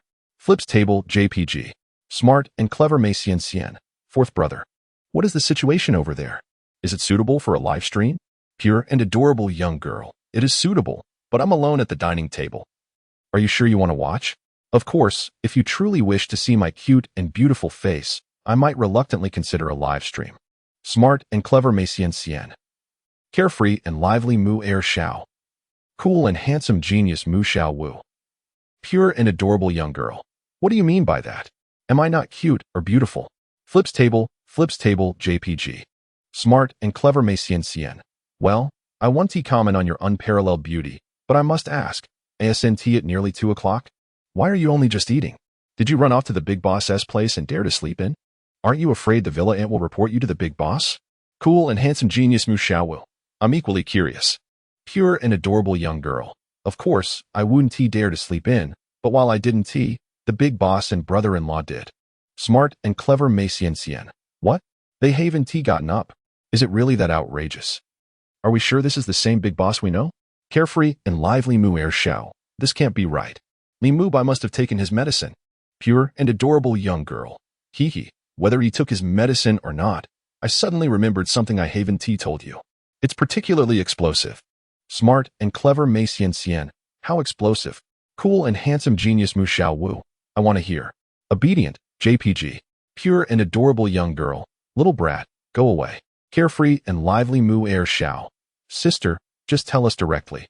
I can hardly wait to hear the gossip. Pure and adorable young girl, since you have asked sincerely, I shall generously share. No. It was old Deng. He went with brother-in-law to see the old Chinese doctor yesterday. Carefree and lively Mu'er Xiao. What? Ha ha ha. Old Deng went to see the old Chinese doctor. Smart and clever Mei Xian. Ha ha ha. Is old Deng really that unfortunate now? Mu family residence. In the back garden. In a pose, allowing Madame Mu to paint. Mu Zhenghong suddenly felt an itch in his nose and uncontrollably sneezed. Achoo. Achoo. Zhenghong, what is wrong with you? Don't move around. Madame Mu's slightly displeased voice rang out. Achoo. I don't want to move, but I can't control my nose, and also, my ears feel a bit warm. Is someone behind me playing tricks? Mu Zhenghong rubbed his nose with one hand while furrowing his brow. The mere thought of someone gossiping about him darkened his expression. Who could possibly be spreading rumors behind his back, if not Muinen, Mu Lingfeng? And that troublesome Mu Xianxian? It must be Muinen. Surely, it is that rebellious girl. Could she have divulged the warning I gave her to Mu Lingfeng and Mu Xianxian, those two miscreants? Damn it, how dare she? Did she not promise me she would keep it to herself? Mu Zhenghong's pupils contracted, and an uncontrollable numbness spread across his scalp. The idea that Mu Lingfeng and Mu Xianxian were aware of his visit to the old Chinese doctor sent a chill down his spine. Especially the thought of Mu Lingfeng knowing. He could hardly bear to imagine the ridicule he would face from them. Moreover, Mu Lingfeng had a particularly loose tongue. Once he shared the news in the family group chat, it would spell social disaster for him. In a flurry, he pulled out his phone and dialed a number. Chapter 74. Mrs. Mu, you are deceiving yourself. As soon as he dialed the number, Muinen, who was dining in the restaurant, felt a tremor in her hand holding the phone. Why is Lao Deng calling me? Muinen was taken aback, glancing around instinctively, feeling a twinge of guilt. Just moments ago, she had been discussing Lao Deng in the group chat, and now he was calling her. It was hard not to overthink the situation. The ringing phone made her hesitant to answer. This rebellious girl is undoubtedly speaking ill of me, refusing to even pick up my call. In the back garden of the old mansion, Mu Zhenghong's expression darkened further upon witnessing this scene. Seeing that no one answered after the first call, he wasted no time in dialing again. It was only on the third attempt that the call was finally connected. Muinen, as soon as the call connected, Mu Zhenghong erupted in fury. Dad, what is wrong? Muinen replied with a tone of confusion, as if just waking from slumber. What do you mean? What is wrong? Were you just gossiping about me to those two wretches? Mu Zhenghong shouted angrily. No, that is impossible. Dad, what are you talking about? I was just taking a nap, and you called me shortly after I fell asleep. Muinen responded with conviction. Sensing her father's unease, she added hastily, Dad, you can rest assured. I won't divulge what you warned me about. I would never tell Gu and Si Gu about your visit to the old Chinese doctor. Nor would I mention how you held my brother-in-law's hand in the study and covered his mouth. It was better that she had not mentioned the last part, for upon hearing it, Mu Zhenghong felt as if the ground had shifted beneath him. He knew Muinen too well. If she hadn't mentioned it, she would never have brought it up voluntarily at this moment. This was clearly an admission. For a moment, Mu Zhenghong struggled to maintain his composure. His hand clutching the phone trembling uncontrollably, engulfed by a wave of dizziness as blood rushed to his head. Muinen, tell me the truth. Did you tell those two wretches or not? Mu Zhenghong clenched his teeth, asking again in a low voice. No, Muinen replied quickly. As she responded, she instinctively glanced left and right, then at Aunt Wu in the distance, reassuring herself that Aunt Wu would not betray her. Furthermore, Aunt Wu had not seen her phone, so she should be unaware of the recent group chat. Therefore, the situation was secure. There was no need to fear Lao Deng, especially since he was not currently in the villa. There was nothing to worry about. Really not? Absolutely not. Then, Muinen, would you dare to swear on your allowance? Dad, is that really necessary? However, if you insist, I will.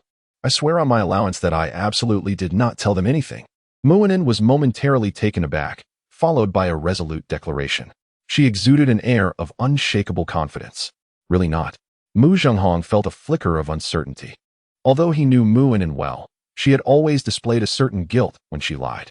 Furthermore, her pocket money had become particularly precious to her. Now, however, she was so adamantly swearing on her allowance, leaving him utterly perplexed. I truly haven't. Dad, please trust me just this once. I swear I haven't. Muinen proclaimed with unwavering certainty. All right, I will believe you this once, Muinen, but do not let me down. I'm counting on a win. Fine. He sighed before ending the call.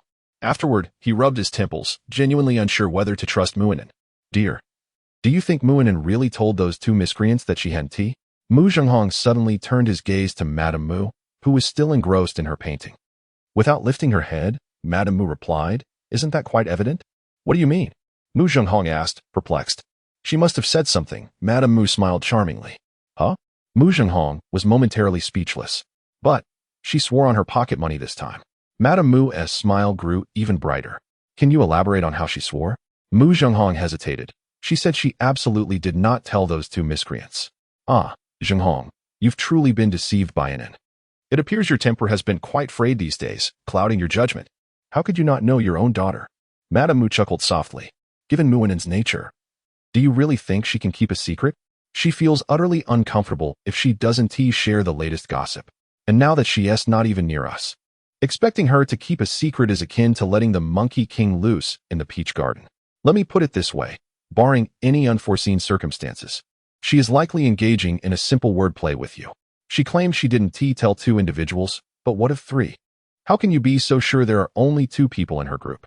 Is it not possible that Xiao Wu has also been included in that group? Upon hearing this, Mu Zhenghong was left utterly stunned, as if struck by a thunderbolt. Xiao Wu has also been added to the group? This cannot be true. Didn't Muinen and the others seem to be quite averse to Xiao Wu? Mu Zhenghong was in shock. Madame Mu smiled knowingly. Averse they may be, but what if Xiao Wu chose to join willingly? You must realize that while Xiao Wu is precocious, he still holds admiration and adoration for Qingqing. If Ling Feng and the others invited him to join under Qingqing's name, do you think he would refuse? This is impossible. I refuse to believe it. Mu Zhenghong staggered back instinctively, losing control as he took a step away. Xiao Wu is currently the person I value the most. In order to limit their interactions and to prevent them from influencing Xiao Wu, I have sent him to my father-in-law's place. How could he possibly join their group? Our treatment of him is so disparate. Given the circumstances surrounding those few miscreants, how could Xiao Wu be accepted so readily? Madame Mu did not respond immediately. Instead, she calmly regarded Mu Zhenghong before saying, Zhenghong, if you insist on deceiving yourself, there is little I can do. No, I am certainly not deceiving myself. I still refuse to believe that Xiao Wu would associate with them. He is far too astute to be unaware that indulging in such behavior would be detrimental to him. Moreover, the tasks I have assigned him over the years have been executed flawlessly. He is an unparalleled masterpiece, one that surpasses even Qingqing, and the most ideal heir for our Mu family. Mu Zhenghong retorted loudly. Well, as long as you are content. You have stated that matters of education are your responsibility.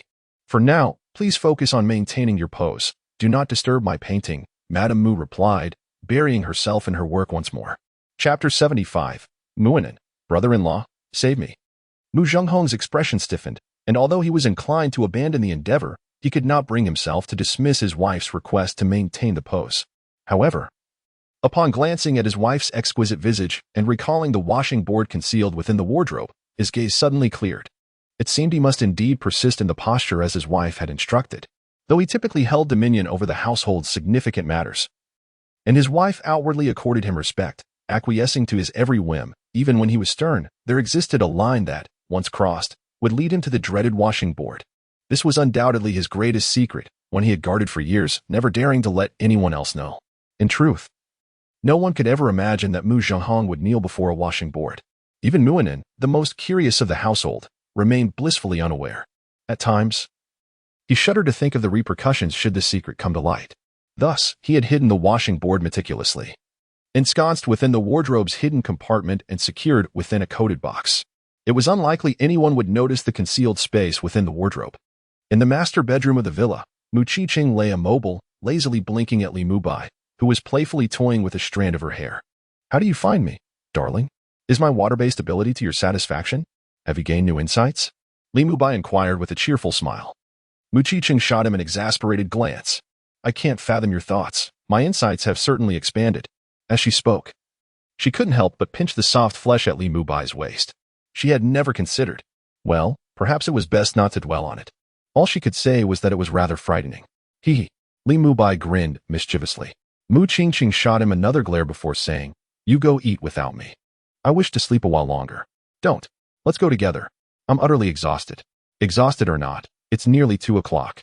Come on, we shall dine together. By the way, dear, Your complexion appears to have improved significantly, and your skin looks fairer and more delicate than before. Oh, really? Mu Qiqing blinked in surprise. Indeed. Li Mubai affirmed with a nod. Is that true? Go take a look for yourself. Then I shall. With that, Mu Qiqing rose and made her way to the vanity mirror. Upon reaching it, she was momentarily struck dumb. She realized her complexion had indeed become much more radiant. Her skin noticeably fairer and smoother. She exuded a sense of vitality that was visibly apparent, despite her body feeling soft. Could this be the nourishment of love? Or perhaps... Mu Qiqing instinctively turned to Li Mubai, her expression laden with confusion. Does my condition relate to your abilities? Li Mubai shook his head, expressing uncertainty. His doubt was genuine, for he had never anticipated such a transformation in Mu Qiqing. This change might indeed be linked to you, considering that it had not been this way before your abilities manifested. To assert that there is no connection would be plainly implausible. Mu Qiqing blinked her eyes. Her gaze fixated on Li Mubai, akin to a hungry wolf eyeing its prey. Darling, I'm beginning to hesitate about letting you go out, she remarked. Come now. It's not that dramatic. Perhaps it's merely coincidence. After all, you've often had irregular sleeping patterns and stayed up late without proper rest. Now, although you are still not sleeping well, your mood is undeniably different from before, which naturally enhances your radiance. Coincidence, you say? Mu Qiqing shot him a sidelong glance before proceeding to change her attire. In the restaurant, Muinen concluded her phone call, her brow glistening with cold sweat. She had narrowly escaped being exposed by old Dang. Fortunately, her cleverness had allowed her to deceive him. Thus, while she was drenched in perspiration, she was also exhilarated. Eagerly, she opened the group chat with the green bubbles, excitedly boasting about her earlier exploits to Mu Lingfeng and others. The response was a flurry of thumbs-up emojis, which elevated her spirits immensely. As the conversation flowed, Muinen suddenly heard footsteps and instinctively turned her gaze toward the entrance. To her astonishment, she saw Mu Qiqing linking arms with Li Mubai as they entered the restaurant. The sight left her momentarily stunned, her attention instinctively locked onto Mu Qiqing. Sister, what skincare products are you using? Your skin looks positively radiant today. I can tell without even touching it that it must be supple and bouncy. Muinen exclaimed in genuine surprise. While she was aware that Mu Qiqing had always been breathtakingly beautiful, the luminosity she exuded today was strikingly apparent. Is it really that obvious? Mu Qiqing inquired calmly. Absolutely. It's unmistakably evident. Muinen affirmed without hesitation, then looked at Mu Qiqing with a pitiful expression. Sister, could I possibly use some of your skincare products? I've been staying up late lately, and my dark circles are becoming quite pronounced. With such marvelous products at your disposal, surely you could consider your dear sister. How dare you ask for skincare products when you've been on break and have no reason to stay up late? Tell me, what time did you play games until last night? Mu Qiqing glared at Muinen with indifference. Muinen shrank back, meekly admitting, 3 o'clock. Are you certain it was 3? You'd better confess, Mu Qiqing scoffed. 6 o'clock, Muinen confessed cautiously, unable to hide the truth any longer. Muinen, you truly have a talent for this. Engaging in gaming until the early hours of the morning, have you not missed breakfast? Are you not simply indulging in sloth? Mu Qiqing cast a rather unfriendly glare at Muinen. Have you not also skipped breakfast? Moreover, Muinen felt exceedingly aggrieved. Oh dear. Before she could finish her words, a sudden exclamation escaped her lips. This was due to Mu Qiqing swiftly approaching her side and seizing her ear with a firm grip. I'll let go, sister. I was wrong. Please release me. Brother-in-law. Save me. Brother-in-law, please help. Muinen frantically directed her gaze towards Li Mubai, pleading for rescue. However, Li Mubai did not rush to her aid, for he was momentarily astounded. He gazed wide-eyed at the unfolding scene, unable to suppress a swallow. Although he had witnessed their conversations in their chat group and was aware that they privately referred to Mu Qiqing as the Demon Lord and recognized that this icy, beautiful CEO was not easily intimidated by anyone, the sheer display of her commanding presence left him trembling involuntarily. It felt as though his knees were beginning to weaken, prompting an urge to seek something to steady himself against. Chapter 76, Mu Qiqing. She is truly a treasure. Husband, will you save her? As Li Mubai was momentarily taken aback, Mu Qiqing suddenly turned her gaze towards him, smiling as she inquired. Noticing this, Li Mubai decisively addressed Muinen, saying, Ahem, Inen. I believe it is utterly excessive for you to have played video games until 6 in the morning. This behavior is entirely unacceptable and must be sternly condemned. Oh. Brother-in-law, Muinen's eyes widened in disbelief as she stared at Li Mubai, feeling as though her very faith had crumbled. In her heart, her brother-in-law had always been an invincible figure. Not only could he hold his own against Lao Dang, but he also managed to tame the formidable demon lord. Yet now, her brother-in-law actually dared not save anyone from the demon lord's grasp. Did this not imply that her days of suffering were truly about to begin? After all, she had no idea how long she would have to stay under the demon lord's roof. She pondered whether she could swiftly gather her belongings and flee. However, she was uncertain. If the demon lord were to discover her intentions of packing, would he break her legs? She certainly did not wish to spend this summer in a hospital. Yet, speaking of hospitals, they did have air conditioning, and if she could secure a VIP room, not only would she be attended to and fed, but she could also lie in bed playing games. That didn't sound too bad, albeit a bit costly. Hand over your phone. As Muinen's faith continued to shatter, Mu Qingqing shifted her gaze from Li Mubai back to Muinen. Ah! Muinen exclaimed once more, instinctively hiding her phone behind her back. Mu Qingqing remained silent, extending her hand towards Muinen and regarding her with an indifferent expression. The grip on Muinen's ear did not tighten, yet it sent a chill through her. Here you go. Muinen trembled as she handed over her phone. Mu Qingqing took the device and noticed it was locked. She casually released her hold on Muinen's ear and effortlessly unlocked the phone using a gesture password. Clearly, Muinen's chosen pattern was one that Mu Qingqing was familiar with. It was evident that this was not the first time Mu Qingqing had unlocked Muinen's phone. As soon as the screen lit up, Mu Qingqing was greeted by a familiar group chat interface. Observing this, Li Mubai, who had approached, could not help but lean closer to Mu Qingqing, peering at the phone screen. Upon seeing it, he blinked in surprise and turned to Muinen, exclaiming, "Inen, your gossiping squad has grown. You have one more member than before. Moreover, you have truly impressed me. You managed to play mind games with Lao Dang. You've really come into your own." As he spoke, Li Mubai placed his hand on Muinen's head, tousling her hair and giving her a warning glance. The moment she met his gaze, Muinen felt a sudden chill run down her spine.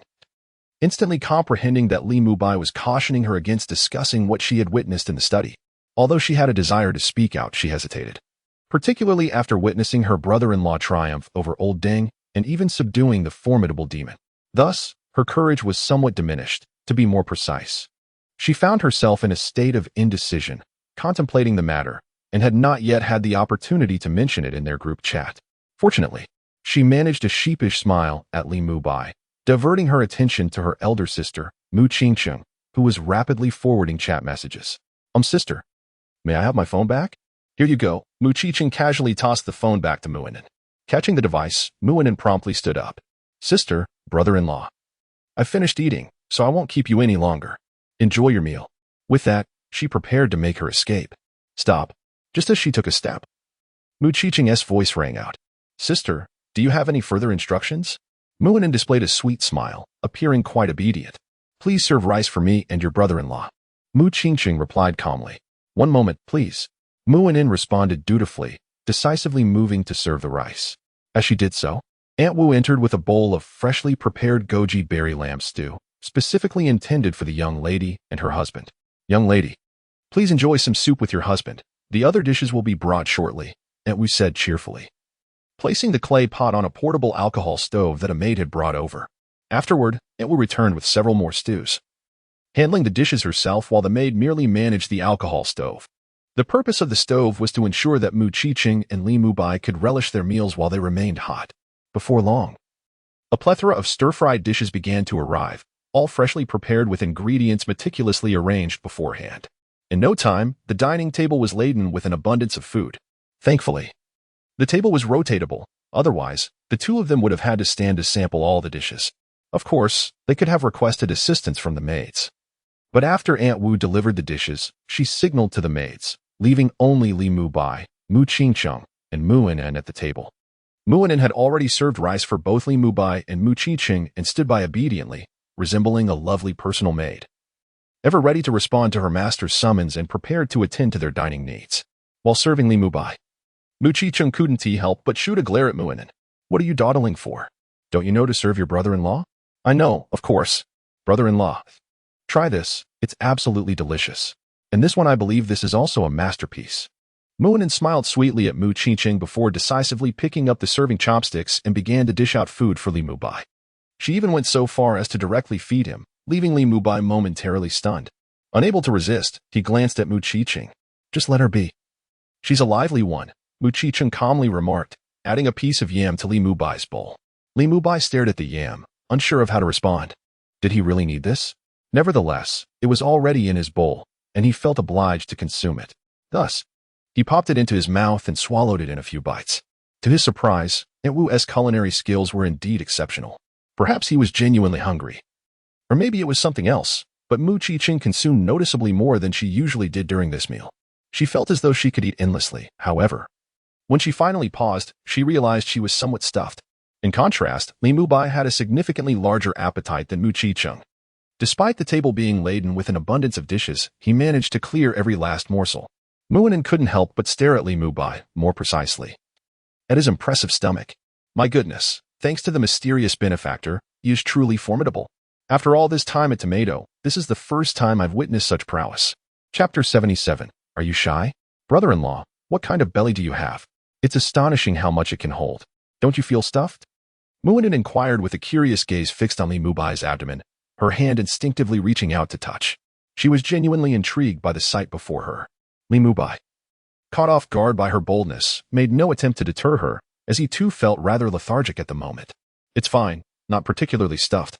He replied with a smile. Wow, it's not bulging at all. Moreover, this muscle is so firm and solid. Muinen's eyes widened in wonder as she unconsciously pinched it. Hey, if you're going to touch, at least don't pinch. Li Mubai swatted her hand away playfully. Hiki. Muinen laughed awkwardly, stealing a glance at the imposing figure beside her, the formidable demon lord.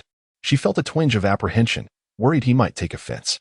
Fortunately, the demon lord appeared to be in a state of indulgence, elegantly wiping his mouth while comfortably reclining in his chair, showing no inclination to reprimand her.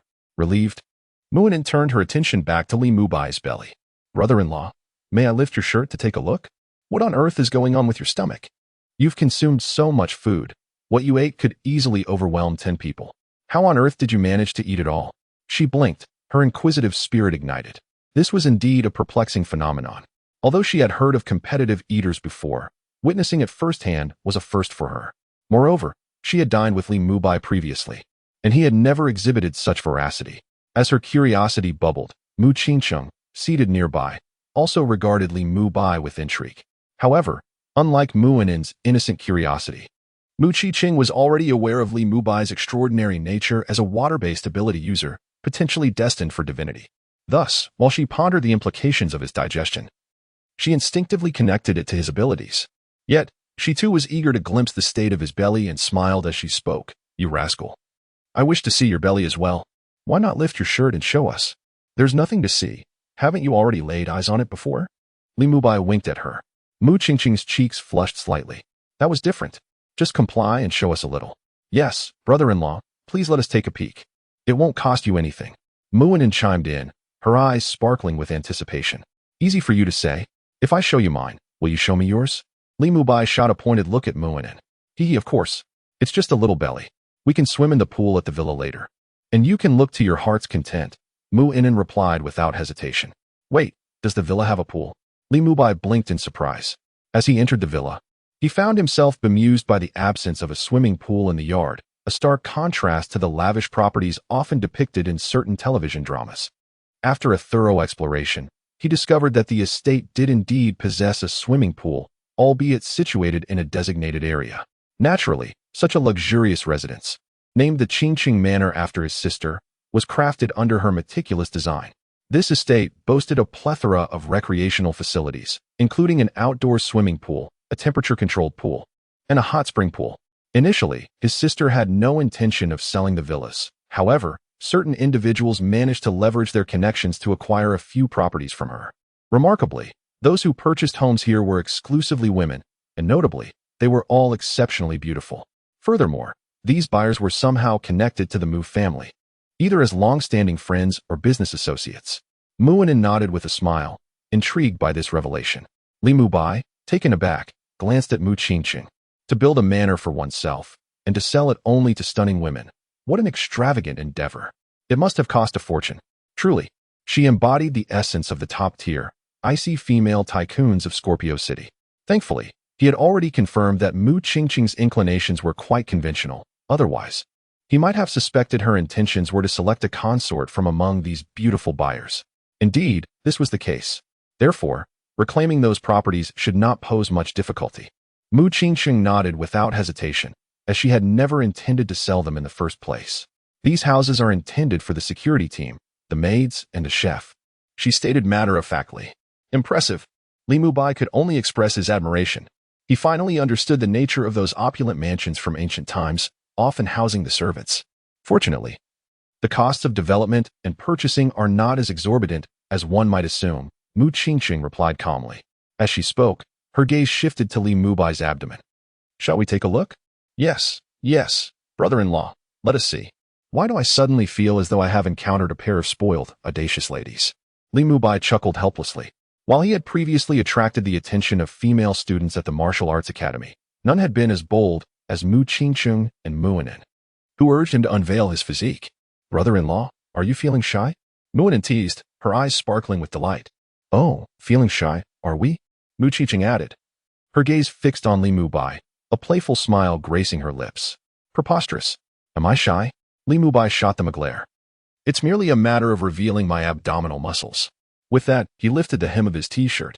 Wow, it certainly isn't bulging at all. Where is all this food truly gone? Moreover, my goodness, how stunningly sculpted those abdominal muscles are. Brother-in-law, how have you achieved such a physique? Muinen could not help but exclaim upon casting a glance. As she spoke, she reached out, eager to give them a gentle pinch. Oh, however, before her hand could advance, Li Mubai swiftly swatted it away. Brother-in-law, Muinen gazed up at Li Mubai with a pitiful expression. You cannot call me that. Nor should you touch what is not yours to touch, Li Mubai retorted, a hint of disdain in his voice. TSK, so stingy, Muinen huffed in annoyance, playfully mimicking a bite with her little tiger teeth. You mustn't say that. These little tiger teeth are quite charming and undeniably adorable, she mused. Though the topic of conversation had momentarily strayed from the intended subject. Chapter 78, The Mysterious Background of Dan Ichingwei. It is indeed quite peculiar. As Muinen revealed her small canine teeth to Li Mubai, Mu Qingqing beside her could not resist placing her hand on Li Mubai's abdomen, her eyes filled with astonishment. Although she was aware that this phenomenon was likely related to Li Mubai's extraordinary abilities, the stark contrast between what should have been a round and full belly and the current flatness was visually striking. Brother-in-law, why aren't you scolding my sister as well? Muinen exclaimed indignantly to Li Mubai upon witnessing this. Li Mubai looked at her as if she were foolish. Can this be the same? He thought. After all, she was his benefactor and beloved wife. If his benefactor wished to pinch his abdominal muscles, it was but a trivial matter. Even Mu Qingqing shot an exasperated glance at Muinen, feeling somewhat displeased. Muinen's cheeks puffed up in frustration. She certainly understood that the situation was different. But in such a public setting, if she was unable to pinch, then that formidable figure should not be allowed to do so either. Fairness must be upheld. Meanwhile, as the three conversed, Entwu had already instructed the maids to clear away the dishes, leaving the dining table spotless.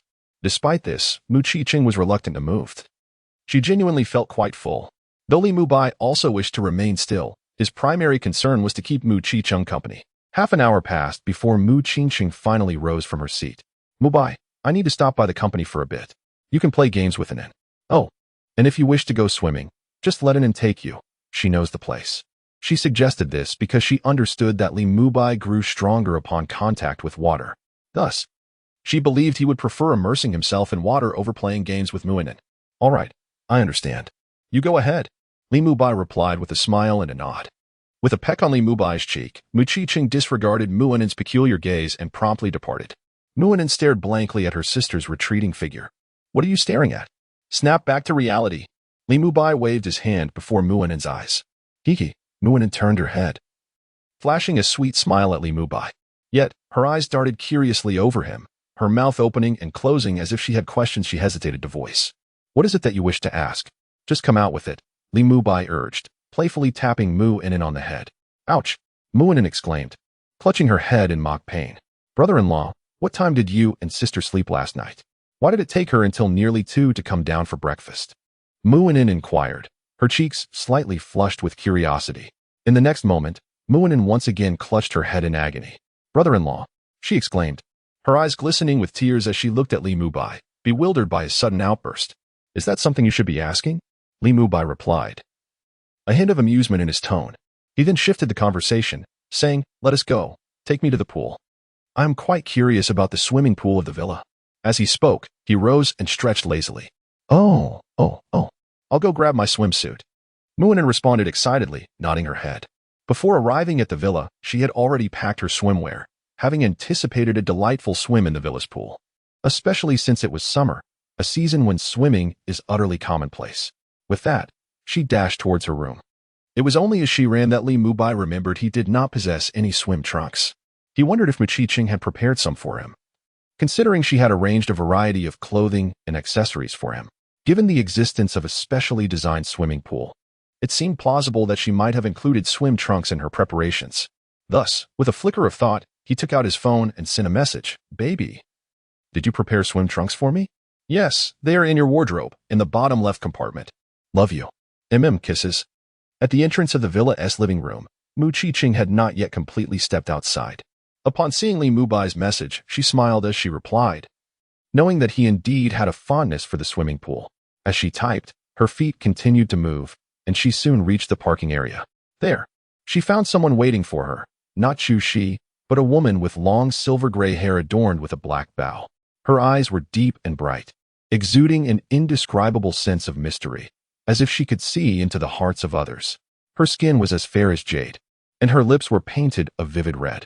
Her features were exquisite. The proportions of her facial features and the aura she emanated conveyed a sense of classical elegance. She wore a black coat, a black skirt, and black stockings, with a white shirt underneath, standing calmly by the car. President Mu.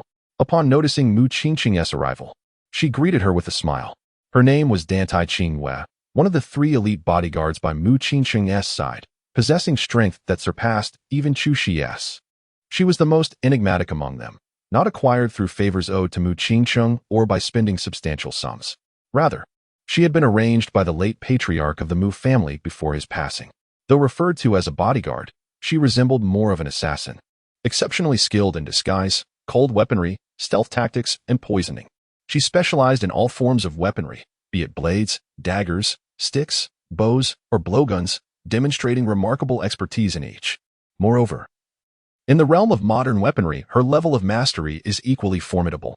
Simultaneously, she is a skilled hacker, while not among the world's elite. She surpasses the majority of hackers and possesses a remarkable proficiency in demolition. Most of the time, she operates like a shadow, concealed in corners unseen by Muqiqing. Generally, when Chu Shi is in close proximity to Muqiqing, she seldom makes her presence known. The reason for her absence in the past few days was not due to her lurking in the shadows, but rather because she had taken a brief leave to return to her hometown. She has only just returned today and was promptly assigned to Muqiqing's side. Muqiqing harbors absolute trust in Dantai Qingwei, for long before Chu Shi joined her, Dantai Qingwei had already been by her side, having clandestinely rescued her on several occasions. However, others lack a comprehensive understanding of Dantai Qingwei and are unaware that she is even more formidable than Chu Shi. Chapter 79. 1 against 100. I do not enjoy spectating. Welcome back, Qingwei. Muqiqing greeted with a gentle tone. Thank you, President Mu. Dantai Qingwei replied with a smile, promptly opening the rear door for Muqiqing. Once Muqiqing settled in, she swiftly took her place in the driver's seat and started the engine. Qingwei, during your recent return, have you managed to resolve matters at home? Do you require an extended leave? Muqiqing inquired with calm curiosity. Don't even mention it. I was deceived. The old man is not dead. I was merely tricked into returning for a blind date. A hint of helplessness surfaced on Dantai Qingwei's face. Oh, you were tricked into a blind date? Muqiqing responded, somewhat astonished as she glanced at Dantai Qingwei in the driver's seat.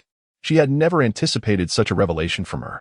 With Dantai Qingwei's striking beauty, one could only imagine the throngs of suitors eager to vie for her affection. Yet, Dantai Qingwei exuded an aura of intimidation that deterred most from approaching her.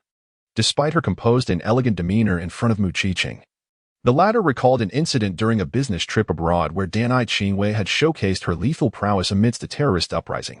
She was an unequivocal human weapon, having single-handedly annihilated over 100 armed terrorists under the cover of night, while her hand-to-hand combat skills were merely a notch above Chu Shi's. Her overall danger level far surpassed that of Chu Shi, as she possessed a unique blend of close combat, ranged attack, demolition, and intelligence. Even Mu Qingqing was left wondering how her grandfather had managed to enlist Dan Tai Qingwei in the first place.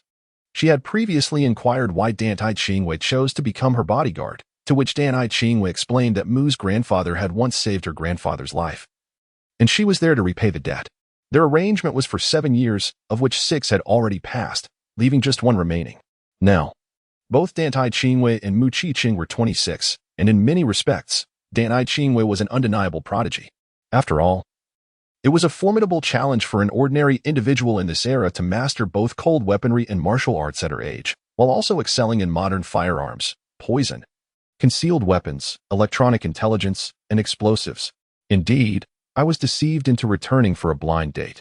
It is evident that the old man, seeing my employment term here nearing its end, is intent on sending me home to start a family. Dan Tai Qingwei sighed with resignation. God knows how frantic she was when she hurried back, initially believing she would inherit her grandfather's substantial fortune. Instead, she was confronted with the prospect of matchmaking, leaving her utterly bewildered. A trained assassin and human weapon, facing the absurdity of a blind date was simply ludicrous. Mu Qingqing gently remarked, "You are 26 this year. By next year, you will be 27. At this age, it is indeed the time to consider marriage and children. If you are truly ready to return home and marry, I can preemptively terminate our employment contract. After all, I now have Chu Shi and the others by my side and no longer require your company." Dan Tai Mingwei unhesitatingly interrupted Mu Qingqing, exclaiming, "TSK, President Mu, are you planning to abandon me now that you've no more use for me? I still wish to earn another year's salary from you. That extra year amounts to 50 million. No one can impede my pursuit of wealth. As for marriage, let us set that aside. I have no desire to wed in this lifetime. If possible, I would gladly work for you forever. After all, a generous employer like you is exceedingly rare. Moreover, the remuneration here is substantial, and the work is relatively easy, truly an ideal place for retirement. Why not sign a lifelong contract with me? You needn't offer me much, just 300 million will suffice. Look, I'm only 26 now. I believe I can maintain peak performance until at least 40. This implies I could work for you for a minimum of 14 more years, generating 700 million at the rate of 50 million per annum, while you would merely need to invest 300 million to secure my lifetime service. What do you think? It's quite a lucrative deal. Furthermore, even when I can no longer work for you, I can assist in training new talent, which would be an additional benefit for you." While speaking, Dan Tai Qingwei glanced back at Mu Qingqing, her eyes gleaming with enthusiasm. "You should focus on driving." Mu Qingqing sighed in exasperation. This is Dan Tai Qingwei, a stunningly beautiful bodyguard who appears elegant, intellectual, and aloof, yet is, in reality, quite avaricious. In the early days of her employment with Mu Qingqing, she earned merely 20 million a year. However, during their time abroad, Dan Tai Qingwei showcased her formidable combat prowess as a human weapon, prompting Mu Qingqing to voluntarily raise her annual salary to 50 million.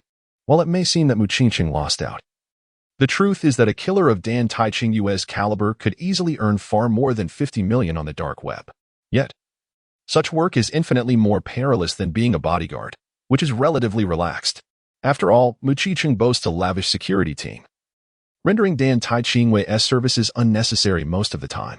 She merely needs to bide her time. Moreover, being a killer often breeds enmity.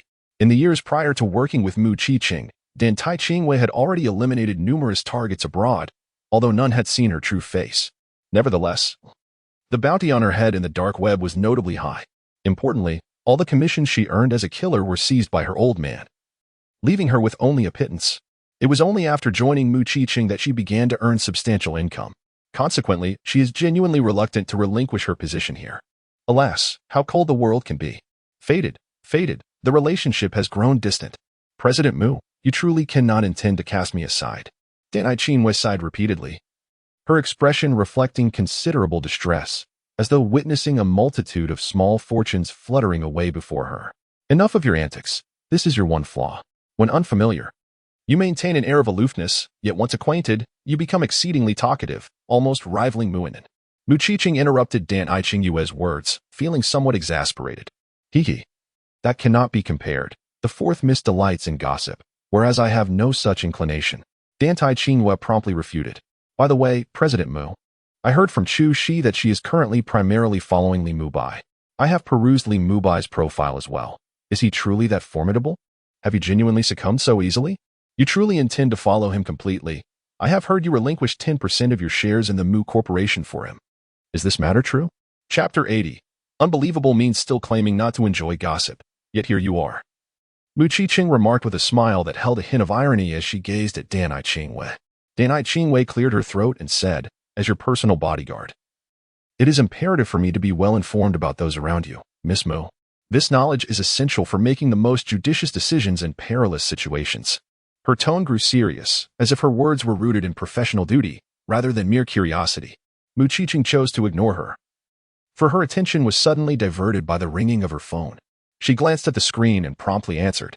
President Mu, you finally answered your phone. Came Lin Yuxi's voice from the other end. What is it? Mu Qiqing inquired calmly. How can you ask what it is? President Mu. You can't play games with me like this. I find your words rather perplexing. Is that so? Then may I inquire why the surveillance footage from Qicheng Manor is entirely blank? Is that the case? I was unaware.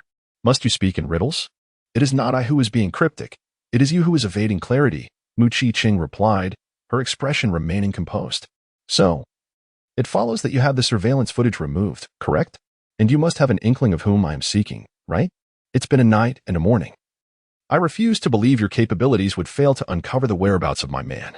Mu Qiqing scoffed lightly. Well, cough cough, I did manage to find something. But to be honest, I am quite shocked. President Mu, I can only say that your taste remains impeccable. Lin Yuxi's voice carried a tone of astonishment. I had not kept up with the latest happenings in our circle, and I was completely unaware that you, President Mu, had taken a man, one who was rather youthful. No less. It is said that you have even bestowed upon him 10% of Mu Corporation's shares. The talk around town is that you, President Mu, have been blinded by infatuation. However, having witnessed your man's incredible capabilities, I am fully aware that he is indeed worthy of your devotion. I am merely curious, what manner of being is he? A martial arts master? A cultivator? Or perhaps a supernatural being? As Lin Yuxi spoke, Mu Qiqing held her phone with an unchanging demeanor. She had anticipated such inquiries when she received Lin Yuxi's call the previous day. Understanding that her friend might reach out with similar questions, she replied, given our family's long-standing friendship, I will offer you this single piece of advice. There are certain matters that are best left unasked. Her voice was calm yet carried an undeniable authority, leaving Lin Yuxi on the other end with a distinct sense of unease. She recognized it as a warning. The rationale is clear to me, yet our relationship, while not exceptionally close, can be considered amicable. We share a bond, as I often visited your home in our childhood to play together. It is true that you have visited me, but each time, I was engrossed in my studies while you played nearby. However, this is inconsequential. What matters is the time we spend in each other's company and the profound friendship between our families. Enough of this tangential discourse. What is it that you truly wish to convey? Mu Qiqing interrupted Lin Yuxi's words. I merely wish to ascertain whether you would intervene should I choose to engage with Li Mubai. My partner is an independent entity, should you wish to approach him. Feel free, as long as he does not harbor any aversion towards you. This is what you stated, so do not come seeking trouble with me later on. Ah, how tedious. Mu Qiqing scoffed, promptly terminating the call as if indifferent. However, immediately after hanging up, she sent a message to Li Mubai, troublemaker. The trouble you stirred is approaching. Lin Yuxi intends to contact you. Do not entertain her. Understood? Understood. I assure you I won't engage. Good. Patting the dog-ass head, JPG. Woman, you are inciting a fire. Do you realize? Hee. And what of it? Silly brother, can you truly admonish me now? Hee. Very well, my dear, you have grown quite bold. Make sure you do not shed tears tonight. Ha me cry. I have never cried, all right? Excellent. Quite defiant, are we? Please maintain that audacity until you return home. Also, when you come back, do wear a haughty expression, one that utterly belittles me, showcasing your disdain fully. Oh, and I adored your demeanor when you reprimanded Mu Anan earlier. Do replicate that for me later. Little dog, who is the true benefactor here? Are you instructing me? Indeed, that is the essence. Uffed. With that exclamation from Mu Qiqing, her cheeks flushed as she tucked her phone away. A sense of restlessness enveloped her, for she suddenly hesitated to contemplate what awaited her upon returning home after work. Was her previous response perhaps too extreme? Would she be able to withstand it? Perhaps she should just stay at the office tonight? Or fabricate a sudden business trip? Up front, in the driver's seat? Upon catching a glimpse of Mu Qingqing's expression through the rearview mirror, Duantai Qingwei could not help but blink in surprise. Although she had begun to grasp Mu Qingqing's situation over the past couple of days, discovering that she had suddenly become involved with someone named Li Mubai Seemingly falling in love, this considerable transformation still astonished her. After all, she had been by Mu Qingshan's side for 6 years, and had never witnessed her display such girlish shyness towards anyone. This made her feel an intense curiosity about Li Mubai. A little over 10 minutes later, within an extraordinarily vast indoor temperature-controlled swimming pool, Li Mubai was luxuriating in the water, enveloped in a profound sense of relaxation. Immersing himself in the liquid embrace felt akin to returning home. The ambience bestowed upon him a feeling of safety, contentment, and freedom, a sensation of being in complete control. He could not help but close his eyes in bliss. Meanwhile, not far away, Mu Ainen, donned in a one-piece swimsuit adorned with butterfly patterns, had submerged her head beneath the surface, propelling herself through the water like a spirited little frog. Her arms remained still, naturally splayed behind her, as her legs tirelessly kicked against the water. With astonishing speed, she surged toward Li Mubai. Brother-in-law, brother-in-law, look at me. Brother-in-law, brother-in-law, am I swimming beautifully? After a brief sprint, Mu Ainen suddenly lifted her head, her face aglow with excitement as she called out to Li Mubai. With that, she plunged her head back into the water, resuming her fervent kicking. Li Mubai, having merely glanced at her, found himself somewhat speechless. Moreover, he felt a tinge of admiration. Realizing that within the depths of the water, his perceptive abilities were remarkably heightened, he had underestimated Mu Ainen. Chapter 81. A wall of water at hand, brother-in-law. Why are you so silent? Don't be so aloof. Let's swim together. Seeing that Li Mubai had not responded, Mu Ainen, unable to contain herself, lifted her head again, pouting slightly, and spoke to him with a hint of disappointment. Afterward, she resumed her natural swimming posture and swiftly glided over to his side with a freestyle stroke. Positioning herself less than a meter away, she splashed water in his direction. Hee, brother-in-law, if you don't want to swim, let us have a water fight. I must tell you, I am quite formidable in such battles. I have never lost. You certainly cannot defeat me. Haha, Li Mubai merely scoffed, casting a disdainful glance at Mu Ainen. Ah, brother-in-law, what kind of look is that? You don't believe in me. Take this. As Mu Ainen spoke, she splashed water at him with both hands. However, before the water could reach him, Li Mubai casually waved his hand, and a spray of water rose before him, forming a wall that completely blocked the splashes from Mu Ainen. Ah, Mu Ainen's eyes widened. Is that even possible? She felt that the scene before her was somewhat surreal. Although the water wall conjured by Li Mubai was not particularly tall, it was extraordinary to witness someone effortlessly create such a barrier in the water. Brother-in-law, how did you do that? Teach me, please. Mu Ainen promptly leaned closer, wrapping her arms around his, and pleaded adorably. You want to be able to learn it. Li Mubai wore an expression of solitary mastery. How can you be so sure when you haven't even taught me? Mu Ainen retorted, feeling defiant. Is that so? Then watch closely. I shall demonstrate only once. A smirk played on Li Mubai's lips as he raised his left hand and waved it toward the water nearby, instantly conjuring a water wall over a meter high. Mu Ainen's eyes widened once more, instinctively glancing at Li Mubai's left hand. She then released one of her arms from his and attempted to mimic his motion with a casual splash at the water beside her. Yet, she failed to produce any semblance of a water wall. Instead, she merely sent a few droplets flying. Brother-in-law, how on earth did you do that? Is it strength? Or am I using the wrong technique? Unable to contain her curiosity, Mu Ainen lifted her right hand, examining it closely, and attempted to mimic the motion in the air, seeking the right feeling. After several attempts, she submerged her hand back into the water, trying again to create a splash. However, nothing had changed. After several unsuccessful tries, she once more clung to Li Mubai's arm, shaking it gently. Brother-in-law, dear brother-in-law, please teach me. I want to learn that trick you just did. It's simply marvelous. If I were to go to a public pool and engage in a water fight with the children, I would surely earn countless gasps of admiration with that skill. So, your so-called prowess in water fights is merely against children? You are merely teasing the little one, aren't you? Li Mubai chuckled as he observed Mu Ainen. Hee. Mu Ainen giggled, a glint of mischief flickering in her eyes. How could this be considered bullying? It is merely the innocence of childhood, naive and carefree. You. Li Mubai gently tapped Mu Ainen's forehead with his finger. Brother-in-law, please teach me that move you just did. I truly wish to learn. Good brother-in-law, handsome brother-in-law. Mu Ainen playfully shook Li Mubai's arm in a charming manner. It is not that I refuse to teach you, but rather that you truly cannot master it. Li Mubai laughed in disbelief. If you teach me properly, I am certain I can learn. Mu Ainen proclaimed confidently. Very well, then watch closely as I demonstrate once more. Li Mubai nodded in resignation. He then extended his left hand, preparing to make a wave in the water once more. Wait. However, before he could even touch the water, Muainen called out to him. What is it? Li Mubai looked at her in surprise, puzzled by her sudden interruption. Brother-in-law? Slow down. Don't be so hasty. You are moving too fast, and I cannot keep up. Muainen said sweetly. Upon finishing her sentence, she released her hold on Li Mubai's arm, placing her hand on the water's surface, as if intending to synchronize her actions with him. Li Mubai's lips twitched. Yet, he complied with her request, performing a slow-motion wave in the water. The action was quite simple and casual.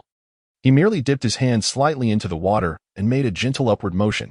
Instantly, a wall of water over a meter high rose before Muainen once more. Although Muainen was trying to follow along, her eyes fixated on Li Mubai's wrist, she exerted force but only managed to create a mere splash. This is illogical. Muainen's little head was spinning. She hurriedly dashed to the other side of Li Mubai, seizing the hand he had just used to stir the water. She turned it over and examined it closely. This doesn't add up. Though his hand appeared somewhat larger, more delicate, fairer, and with longer fingers than hers. The disparity in our ability to stir the water shouldn't be this vast. Brother-in-law, you conjured a wall of water, while I merely splashed a bit. What on earth is this force technique? Is there some mysterious secret? Brother-in-law, I am your sister-in-law, and you cannot hide your skills from me. They say a sister-in-law is half of a brother-in-law's. Muainen blinked incessantly, feeling increasingly perplexed. Unable to resist looking up at Li Mubai with a pitiful gaze, she appeared so wronged, as if he did not treat her as family. Oh dear. In the next moment, Muainen held her forehead in pain, for Li Mubai had playfully tapped her on the head. Brother-in-law, why did you hit me again? Please refrain from tapping my head so frequently. Such persistent actions may diminish my intelligence, murmured Muainen, gazing at Li Mubai with a pitiful expression. Who could blame you for your indiscretion? You truly speak without restraint. Fortunately, your sister is not present. Had she been here, I would have surely found myself in a predicament due to your words. Li Mubai shot a glare at Muainen. I have not spoken any falsehoods. Does not literature and television portray it thus? The implication of such words suggests that a younger sister-in-law is akin to kin for the brother-in-law. Do you not consider me as one of your own brother-in-law? Li Mubai was momentarily taken aback. Is that truly the interpretation? He pondered, filled with doubt. Was it possible that his own cultural knowledge was lacking, rendering him somewhat unsophisticated? Chapter 82. This is impossible. Indeed, that was precisely the meaning. In any case, dear brother-in-law, please impart the secret to me at once. Do not keep it to yourself. We are family. Muainen responded with unwavering certainty, her eyes sparkling with keen interest as she gazed at Li Mubai. She was genuinely captivated by the skill he had just demonstrated, and she was determined to master it today. It requires no secret. It is purely innate talent and practice skill. Li Mubai replied earnestly. I don't believe it. Muainen resolutely countered, utterly unconvinced by her brother-in-law's words. If you doubt me, then there is little I can do. I've shown you in slow motion. Look. I will demonstrate once more, this time even slower. Observe closely, extend your hand, immerse it in the water, and then make a flick as he spoke. Li Mubai gradually lowered his hand into the water, and with a deft flick, a towering wall of water over a meter high materialized before him. Muainen was momentarily taken aback. Were it not for her witnessing that Li Mubai held nothing in his hands, she would have thought he was using some special tool to manipulate the water. After all, how could one possibly create such a water wall relying solely on their hand? Brother-in-law, wait for me. I will submerge myself, and you can perform your trick again. I want to closely observe how you move your hand, Muainen insisted, determined to unravel the mystery. Stop. The water is crystal clear. You needn't dive. Li Mubai grasped Muainen's hand, halting her actions. You can see it clearly from here. Yet something feels amiss. Muainen pouted in dissatisfaction. Then a spark of inspiration lit her eyes. I have an idea. Brother-in-law, hold my hand and guide it through the motion. Let me experience firsthand how to exert the force for this water flick. With that, she placed her palm, facing upwards, directly into Li Mubai's left hand. Hurry, take my hand and flick the water. Let me see, Muainen urged excitedly. With a resigned sigh, Li Mubai took hold of her small hand, casually immersing it in the water before performing the flick. Instantly, a water wall of identical height reappeared before them, perfectly mirroring the previous one, no taller, no shorter, a flawless replication. Ah, I can't believe it actually worked. So this is how the force is applied. It's that simple. I have learned it. I am certain I have learned it. Muainen exclaimed with exhilaration. hastily attempting to replicate the motion and flick the water beside her, eager to build upon the momentum of having just created a water wall alongside Li Mubai. However, while her aspirations were grand, reality proved to be quite stark. She failed yet again. She could not replicate the water wall. What on earth was happening? It was supposed to be this simple. My flicking arc should not differ much from what you just executed, brother-in-law. Muinen was left utterly perplexed. She truly could not comprehend the situation at hand. Clearly, she had attempted to replicate it in the same manner. Yet, for reasons unfathomable, it simply would not work. Hence, she continuously endeavored beside him, tirelessly repeating the actions in hopes of conjuring a wall of water. Observing her plight, Li Mubai could not suppress a slight smile. It was rather peculiar that she believed she could replicate such a feat. This was not merely a skill. It was an ability belonging to the realm of water manipulation. If Muinen could indeed replicate this, it would suggest that she had awakened her own water-based powers. Brother-in-law. After a while of futile attempts, Muinen turned to Li Mubai with an expression of utter dejection. She truly felt wronged, so very wronged. Why can't I do it?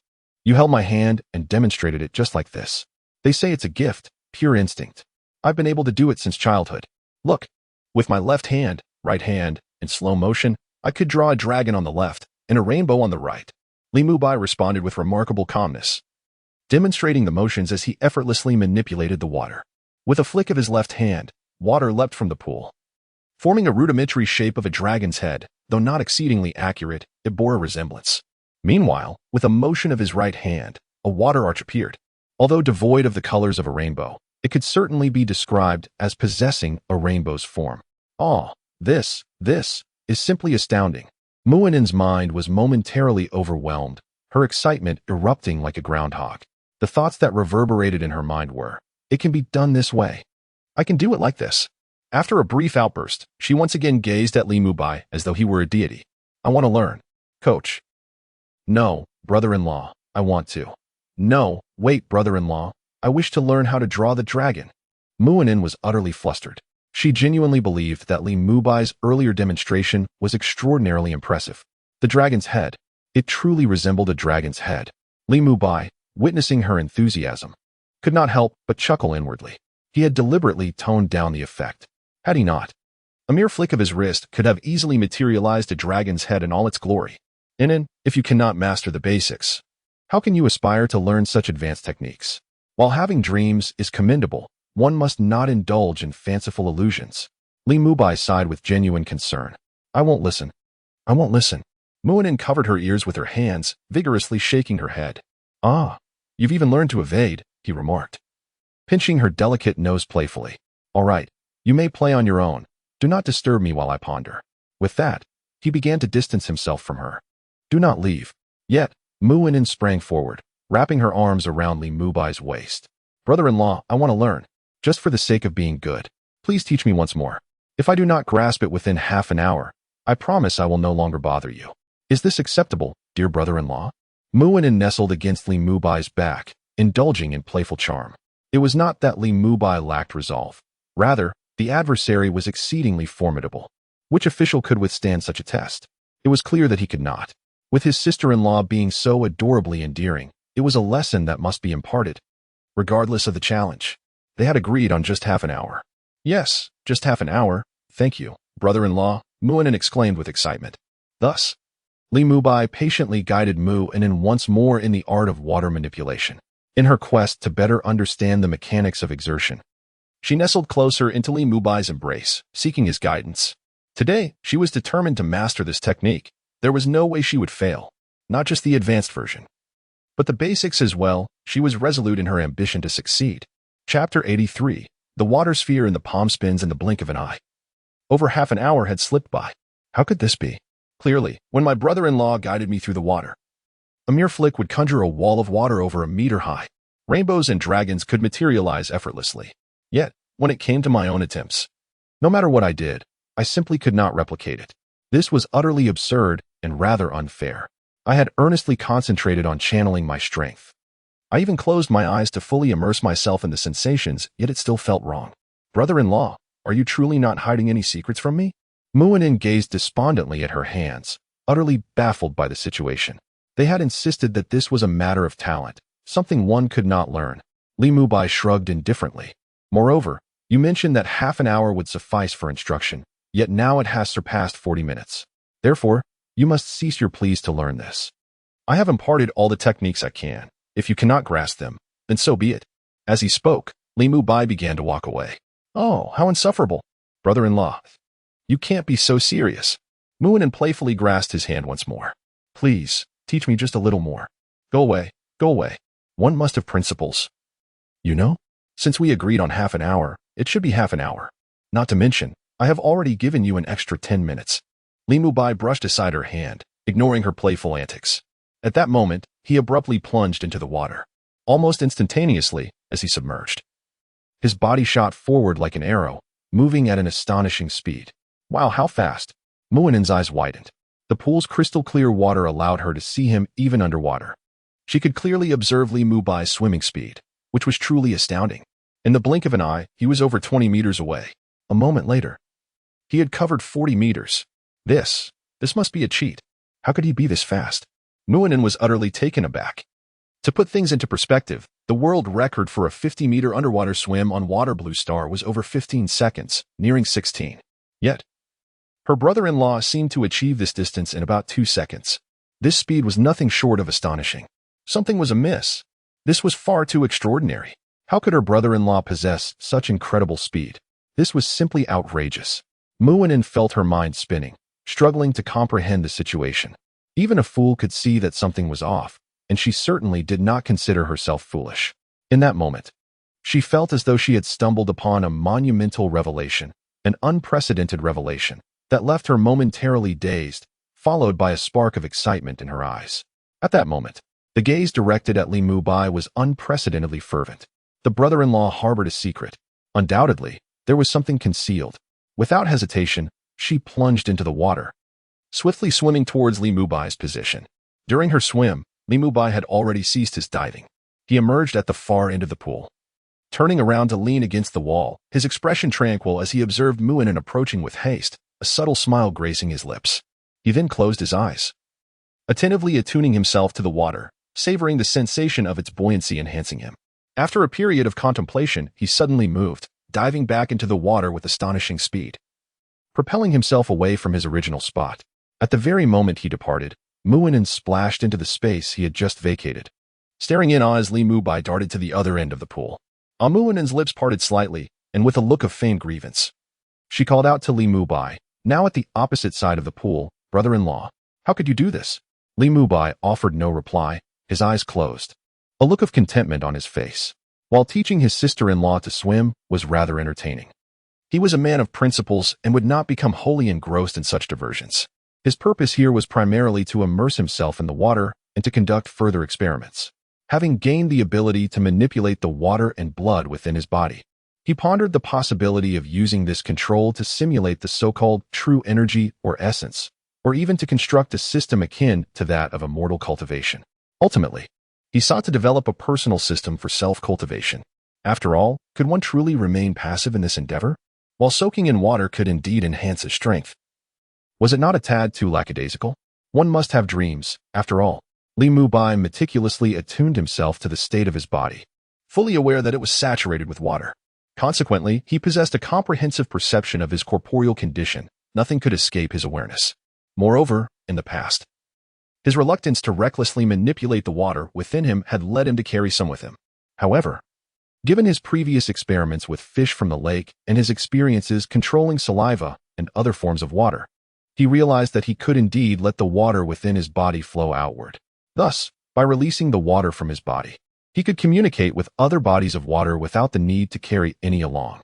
With a thought, Li Mubai extended his right hand, pinching his thumb and forefinger together. Gradually, droplets of water began to emerge from his skin, forming a single bead of water. This droplet was a manifestation of the water extracted from within him. As soon as the droplet took shape, he released his thumb, and the droplet transformed into a multitude of water needles, resembling fine hairs, appearing on his hand. Simultaneously, he commanded these water needles to whirl rapidly around his forefinger at an astonishing speed.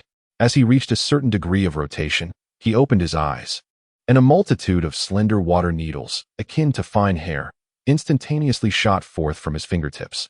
piercing the surface of the water and breaking through layer after layer before vanishing from sight.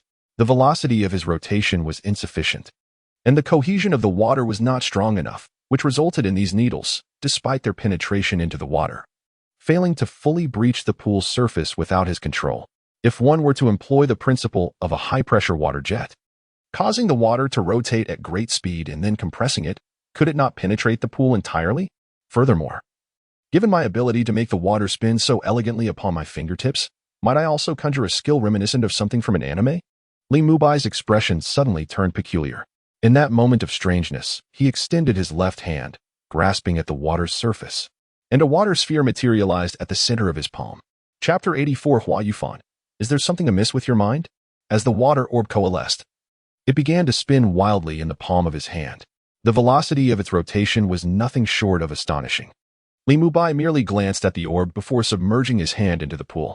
Instantly, the water orb drew the surrounding pool water into its whirlpool, creating a vortex centered around Li Mubai.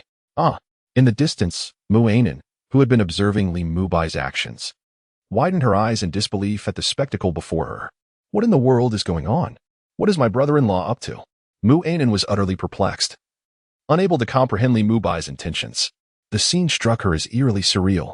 Instinctively, she stirred her hands in the water, only to realize she could not replicate the immense vortex that Li Mubai had conjured. To her astonishment, she noted that as the vortex around her brother-in-law grew larger, she too felt an irresistible pull towards it, her body being involuntarily drawn closer. Muainen gasped instinctively, determined to resist the gravitational force of the vortex. She attempted to move her legs but found herself utterly immobilized. To her dismay, her futile efforts only caused her to lose balance, and like an arrow released from a bow, she was yanked towards Li Mubai's position, spiraling along with the water. Brother-in-law. Muainen was in a state of panic, her hands flailing wildly. At the entrance of the Qingqing Villa estate, a black Rolls-Royce Phantom stood parked. It was of the same model as one of Mu Qingqing's vehicles, yet the license plate was different, for this was not Mu Qingqing's car. Inside were two individuals, a bodyguard clad in a black suit and a handsome young man in casual attire. Wang Kuan, are you certain that Li Mubai is still at the Qingqing estate? Hua Yufan inquired darkly of the bodyguard.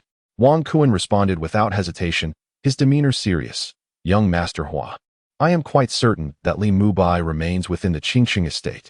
According to the intelligence from my sources, Li Mubai has not left since he returned to the estate with Mu Qingqing last night. Although Mu Qingqing left the estate earlier, she did not take Li Mubai along to the Mu group. What on earth is Li Mubai doing inside the villa?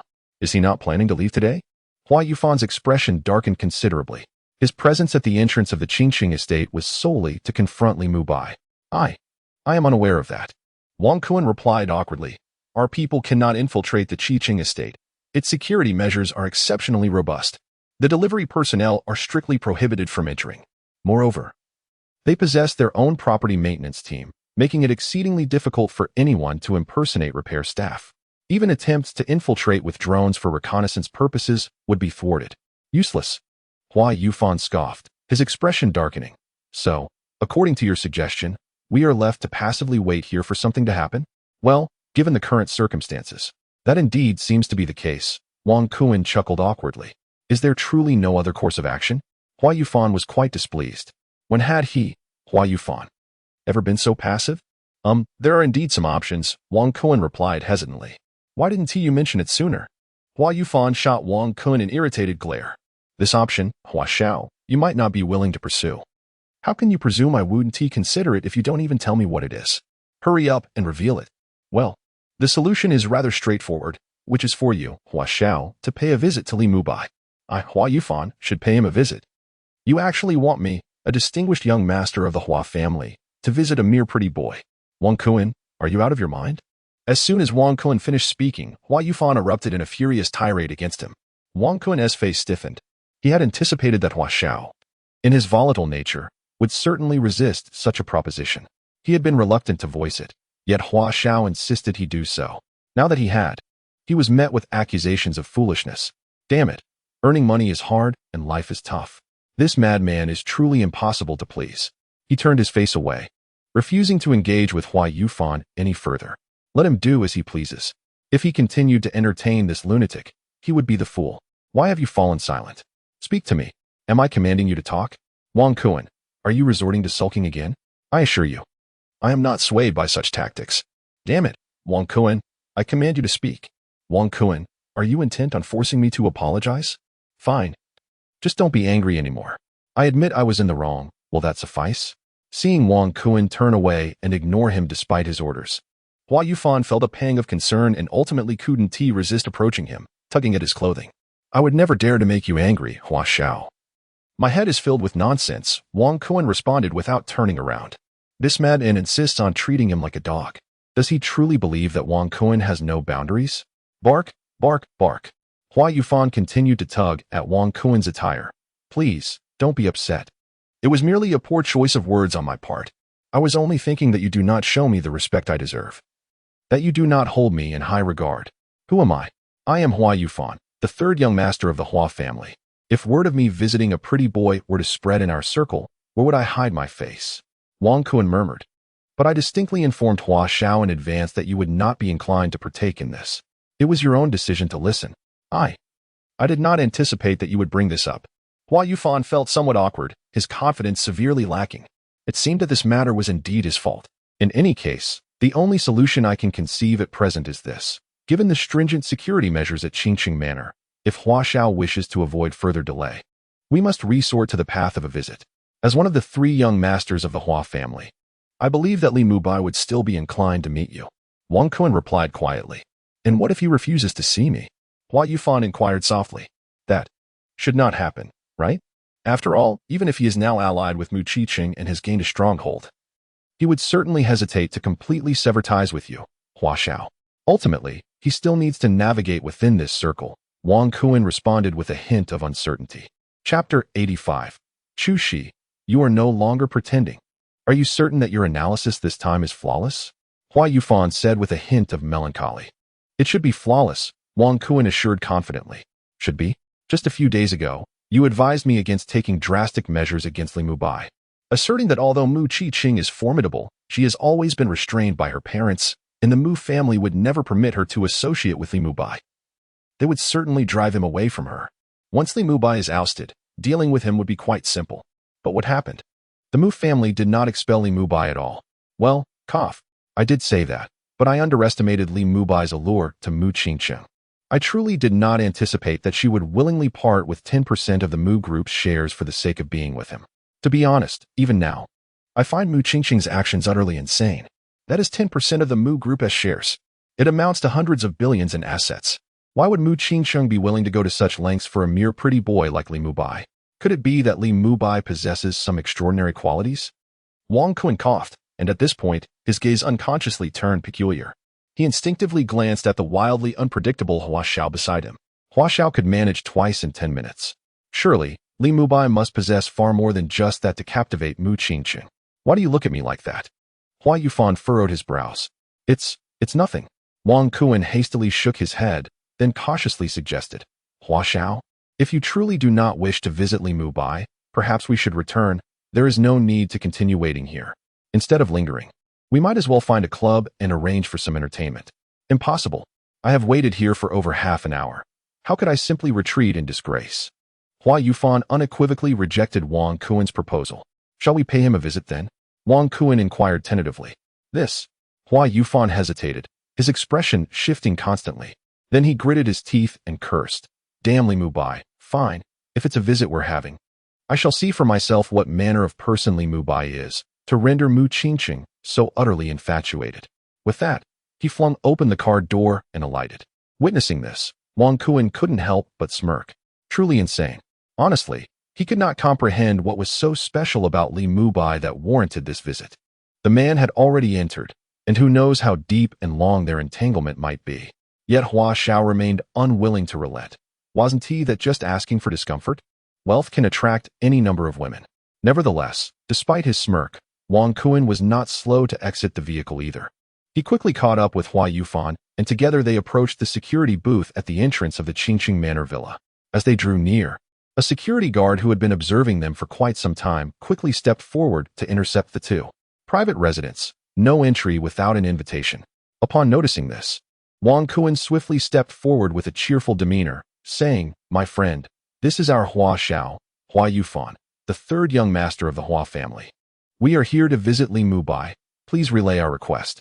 Very well, please wait here, the security guard replied after glancing at Wang Kuan and Li Mubai. He then spoke into his earpiece. Captain, 2 individuals have arrived at the entrance. One of them is Hua Yufan from the Hua family, and they wish to visit the son-in-law. Understood, came the response from the other end. The security guard, having received confirmation, stood resolutely before the two, maintaining silence. Observing this, Hua Yufan let out a cold snort and said to Wang Kuan, "You wait here, I will sit in the car." With that, he turned and strode away. Wang Kuan had no choice but to awkwardly comply. Meanwhile, inside the villa's swimming pool hall, Chushi suddenly rose from her seat, having received news from outside that someone wished to visit Li Mubai. However, rather than immediately seeking out Li Mubai, she took out her phone and dialed a number. The call connected swiftly. "What is it?" Murong Chinchin's voice came through the line. Chushi replied earnestly, "President Murong, Hua Yufan has arrived at the entrance of the estate, claiming he wants to visit Mr. Li. Should I inform Mr. Li of this, or should we send him away? Let Mubai handle this matter. He will decide what to do," came the calm response. Understood, Chushi acknowledged before ending the call and striding towards one of the swimming pools. Upon reaching the pool area, her pupils contracted in shock. Within the pool, a massive vortex was forming, with water swirling violently. In the midst of this turbulent water, Mu Ainen clung to Li Mubai like an octopus, her eyes filled with awe and excitement.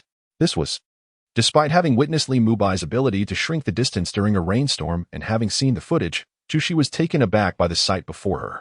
Truthfully, even now, she could not comprehend the true nature of Li Mubai's existence. Was he a martial arts master, or a supernatural being? The feats of shrinking space, walking on water, or remaining submerged for over an hour were far too extraordinary for an ordinary person. As someone who had supposedly trained in traditional martial arts, she was acutely aware of her own limitations. Nevertheless, while Chushi was astonished by the scene, she felt no concern for the safety of Li Mubai and Mu Ainen. She merely took a glance before continuing her determined stride towards Li Mubai's position. Soon, she arrived at his side. Then, with utmost respect, he addressed Li Mubai, saying, "Mr. Li, Hua Yufan from the Hua family has arrived at the entrance of the villa with a bodyguard, expressing his desire to pay you a visit. Would you be willing to meet him?" Upon hearing this, Li Mubai's thoughts stirred. The frantically swirling waters of the pool abruptly ceased their rotation. In the midst of this cessation, the water surrounding him surged upwards, forming a colossal dragon's head that lifted both him and Mu Ainen, guiding them gracefully towards the shore. Chushi's pupils widened in astonishment. Has Mr. Li completely revealed his true self, no longer concealing his abilities? At this moment, she recognized that Li Mubai was far from being an ordinary martial arts master. He was not merely a power user, but rather what one might call an immortal practitioner. She felt as though her worldview had been utterly overturned. Simultaneously, Mu Ainen, clinging to Li Mubai like an octopus, exclaimed in wonder, "Wow! Brother-in-law, what is this?" Chapter 86. Have you resort to external help? As Mu Ainen exclaimed in astonishment, her eyes sparkled with excitement. Previously, she had been drawn into the vortex, hurtling towards Li Mubai like an arrow released from a bow. In no time, she found herself beside him, instinctively wrapping her arms around him. Observing the swirling water around them, she realized it had not harmed her in the slightest. At that moment, she was certain that her brother-in-law was indeed extraordinary. However, she never anticipated that they would reach the shore in such a manner. Although her brother-in-law had previously stirred the water to create a dragon's head, it had merely resembled one and was rather small. But now, she had just witnessed an immense dragon's head lifting both her and Li Mubai onto the shore. Before she could fully comprehend the shocking revelation, she soon discovered another astonishing sight. The water on her body evaporated at a visibly rapid pace. In the blink of an eye, she was completely dry. Even her hair had dried, prompting her to release one arm from around Li Mubai and inspect her hands, astonished that she had been wet moments ago. How could it be that, in an instant, she was entirely dry? This was utterly unscientific. Brother-in-law. Mu Ainen couldn't help but gaze at Li Mubai's remarkably handsome face. Just as she was about to speak, he raised 3 fingers to her lips and whispered, "Sure. Don't ask what shouldn't be asked." Mu Ainen blinked, her heart racing with excitement. This was monumental news. She had truly stumbled upon something extraordinary. Instinctively, she began to speak again. "Brother, be obedient." Li Mubai interrupted her. "Oh." Mu Ainen glanced at Li Mubai once more, then complied and released him, heading toward the changing room. Yet, She couldn't resist looking back every few steps, her mind brimming with questions for her enigmatic brother-in-law. His mystery was captivating. She finally understood why the formidable villain had fallen for him so easily. It was not merely due to the passage of time. Her brother-in-law possessed special abilities. Was he a superhuman, an immortal, or perhaps a wizard? After Mu Unin departed, Chushi regarded Li Mubai with a complex expression and asked, "Young Master Li, do you wish to meet Hua Yufan?" "Of course, why wouldn't I? The rival has come knocking. If I don't meet him, it would only portray me as timid. Besides, I am genuinely curious to see what this fool, who has orchestrated a complete industry-wide ban against me, looks like. I cannot fathom how he believes this ban would be effective against me," Li Mubai replied with a nonchalant shrug. As she spoke, she stepped forward towards the changing room. "Li Xiao, where do you intend to meet him?" Chushi inquired once more, following closely behind. "Let him go to the living room of the villa." "Understood, Li Xiao." Chushi replied respectfully, promptly relaying the message. At that moment, Chushi felt an innate curiosity about Li Mubai. Were it not for the constraints imposed by her bodyguards, she would have posed numerous questions to him. However, she adhered to her own principles, and thus, despite her intrigue, she refrained from indiscreet inquiries. One thing, however, was abundantly clear to her, barring any unforeseen circumstances in a life-and-death struggle. She was certainly no match for the man before her, Li Mubai. This was an intuition, a powerful one. Before long, both Li Mubai and Mu Unin had changed into their outfits. As Li Mubai stepped out of the changing room, he was met by Mu Unin waiting at the door. "Brother-in-law." Upon seeing him, Mu Unin rushed towards Li Mubai. He swiftly raised his hand to block her advance, halting her in her tracks. "Let us discuss matters at hand. Brother-in-law, you deceived me terribly. I genuinely thought it was my lack of skill. All along, it turns out you have some sort of cheat." Mu Unin gazed at Li Mubai with a pitiful expression, feeling quite aggrieved. "Did I deceive you? I distinctly said you couldn't master it, didn't I?" Li Mubai smirked. "But didn't you say there was no trick to it? Only talent? Isn't that a gift? This is talent." Li Mubai shrugged. "So, brother-in-law, you are an extraordinary being." Mu Unin's eyes sparkled with excitement. Li Mubai merely smiled in silence. "You truly are an extraordinary being." Mu Unin's gaze became fervent. "Is it a water-based ability?" "Ah, brother-in-law, how did you acquire your powers? Was it an innate awakening or an acquired one? You even know about innate and acquired awakenings?" Li Mubai looked at Mu Unin in astonishment. "Of course. After all, I am in the same field as you. A web novelist. How could I not know about innate and acquired awakenings? These are tropes worn thin in novels." Mu Unin replied with considerable pride. "You are also a web novelist?" Li Mubai was even more astonished, unable to help but scrutinize Mu Unin. "Didn't you say you were just taking it easy and wanted to be a slacker?" "Yes. Then how do you write?" "Writing is a hobby that doesn't conflict with my desire to take it easy. Moreover, I don't update daily. I write when I feel inspired." "It seems you're just an amateur." "Not at all. I have considerable talent, and many people read my books." "You can keep bragging. Your updates are inconsistent. And you claim many people read your works? How is that possible? You might fool an outsider, but not me. Many people genuinely read my books. I have a substantial fan base." Mu Unin appeared somewhat anxious. "Are you certain?" Li Mubai regarded Mu Unin with a mix of suspicion and scrutiny, then remarked with an odd expression, "Unin, writing is commendable, but please refrain from sharing any inappropriate perks. Given your circumstances, there is no need to include any photos of your legs in your book. Being a benefactor in that regard is highly inadvisable. However, if you happen to possess some admirable photographs that you genuinely wish to share, as your brother-in-law, I could reluctantly assist in evaluating them." "Ah, brother-in-law, what are you saying? You're being mischievous." Mu Unin's cheeks flushed crimson in an instant. "Did I speak out of turn? In this era, even legendary figures from ancient times find themselves struggling to maintain relevance. Few possess the patience to await your updates for long. Thus, in this situation, aside from unconventional methods, I can scarcely conceive of any other viable means to attract a substantial following. It either involves sharing incentives or goodness. I trust you won't take an excessively long time to update, or perhaps it will be akin to the tales of Liu Bei." As Li Mubai spoke, he couldn't help but steal glances at Mu Unin's elegantly long legs. It was evident that Mu Unin was indeed the sister of Mu Qingqing. Her legs seemed to possess a vitality surpassing that of many. Moreover, they were so fair. "Brother-in-law, I am truly getting angry." Chapter 87. Underestimating you a bit, not at all. Mu Unin's gaze flickered evasively. Tsk Li Mubai smacked his lips. This was quite the revelation. It appeared he had indeed underestimated Muinin. Unable to contain his curiosity, he inquired, "Anin, what is the title of your book? When I find the time, I would be more than willing to offer my perspective as a reader." My work falls under the category of female-oriented literature, which may not be suitable for someone like you, brother-in-law. Therefore, I won't disclose the title." Muinin's eyes darted even more. Her demeanor only served to confirm Li Mubai's suspicions. It reminded him of his own early days as an author, when he too would shy away from revealing the title of his work, deflecting with other topics instead. This piqued Li Mubai's interest in Muinin's writing significantly.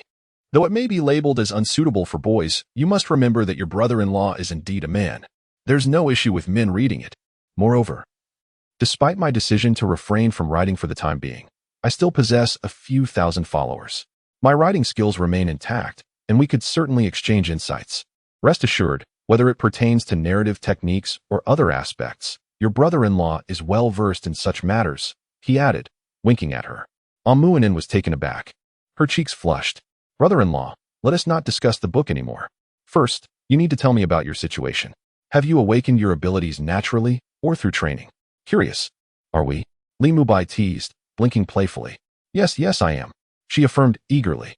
"But first, you must tell me how fast your story progresses." Brother-in-law Muinin pouted playfully. "Well, if you refuse to share, then I shall take my leave," Li Mubai remarked, turning to walk away. Wait, just tell me." Muinin hurriedly grasped his hand. TSK, good job, Anin," Li Mubai chuckled, tapping her shoulder. "We truly can exchange writing experiences in the future. Rest assured, as someone who has been through it all, I will keep our discussions confidential. However, you must tell me the title of your book. My curiosity is piqued. Please, just promise not to tell sister. And also keep it from Mu Lingfeng and the others," Muinin urged, her eyes wide as she bit her lip. "Absolutely, you can trust your brother-in-law to keep quiet," Li Mubai assured her earnestly. "All right then, I will share it with you. The title of my book is." Muinin glanced around to ensure no one else was in earshot, then leaned closer to Li Mubai and whispered the title. As she spoke, her face was flushed with embarrassment. Hearing this, Li Mubai's eyes widened in astonishment. "My heavens, Anin, you are truly remarkable. How did you manage to get it approved? I never would have guessed that this book was written by you. I have observed this book, which features whips and wax."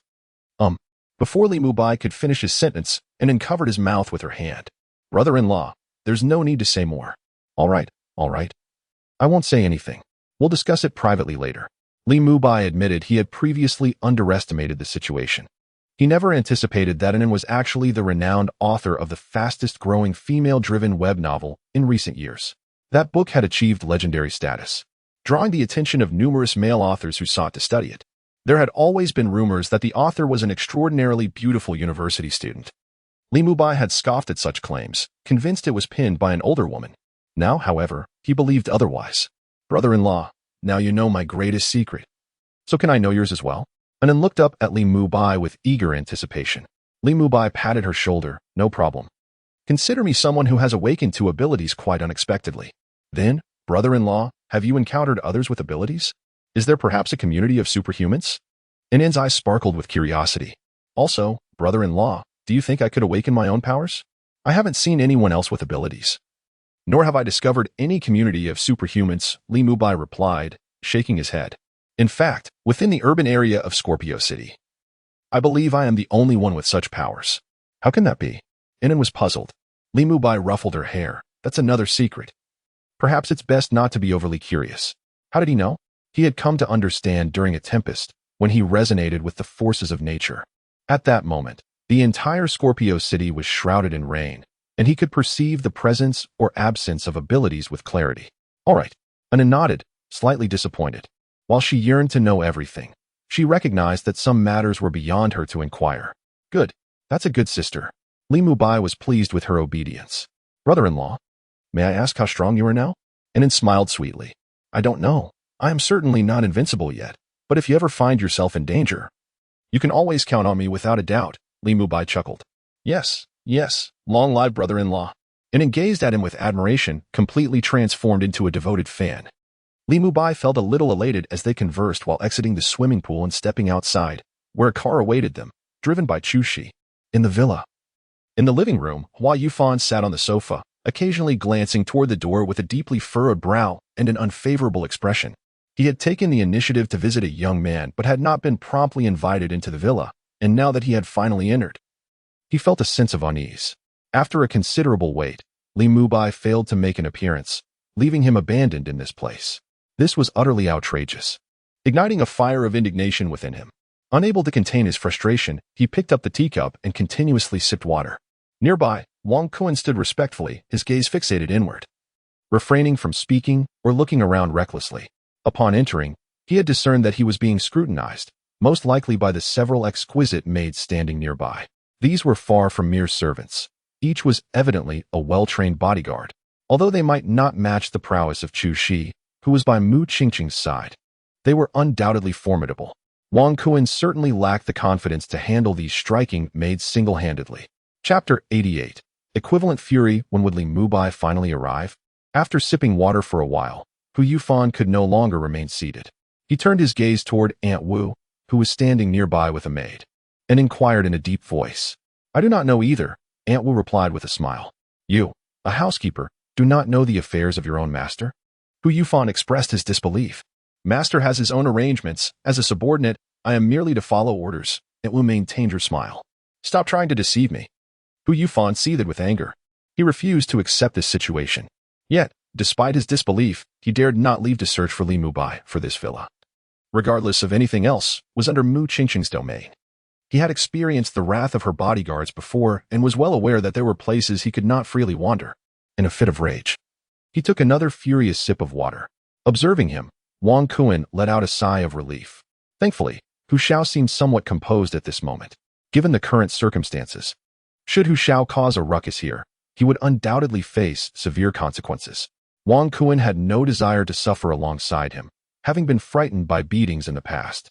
In this state of agitation, approximately 20 minutes later, when Hu Yufan's restlessness had reached a near boiling point, Li Mubai finally entered the living room, accompanied by Mu Weinin and Chu Shi strolling leisurely. As they stepped into the room, Hu Yufan's gaze snapped to the trio, fixating entirely on Li Mubai, his eyes brimming with evident hostility. Although this was his first time seeing Li Mubai in person, he had seen countless photographs of him. Thus, he recognized Li Mubai immediately. This was the infamous Li Mubai. The audacious fellow was even more handsome than in the pictures. Furthermore, his eyes seemed to emit a spark, as if charged with electricity. Was he cheating? How could this pretty boy be so strikingly handsome and possess such captivating eyes? As he acknowledged Li Mubai's identity, Hu Yufan seethed with indignation. He measured his own looks against Li Mubai's. Though he was reluctant to admit it, he had to concede that Li Mubai was indeed a touch more handsome. Of course, it was just a smidge. He absolutely refused to acknowledge anything more. Li Mubai paid no heed to Hu Yufan's hostile gaze. Upon entering the living room, he nonchalantly took his seat at the main position with Mu Weinin, crossing his legs and reclining against the sofa's backrest. His demeanor was languid and at ease, as if he were merely addressing a couple of insignificant creatures rather than a distinguished young master. This attitude irked Hu Yufan even more. He considered himself a person of notable stature, a prominent figure among the second generation in Scorpio City. Many individuals tremble in his presence, too fearful to even exhale audibly. Yet, the man before him, Li Mubai, seems entirely indifferent to him. How could this not incite his wrath? Li Mubai? Hua Yufan glared at him, teeth clenched. Is this your way of hosting guests? Indeed, those from the lower strata remain as such. Even if they fortuitously infiltrate the upper echelons, they still exude an air of petty triviality. Li Mubai nonchalantly shrugged, his tone casual. I did not invite you here. Why should I concern myself with how I treat you? It is you who foolishly sought discomfort. Exactly. You brought this upon yourself. Why should I care how my brother-in-law treats you? The fact that you weren't outright expelled is already quite generous.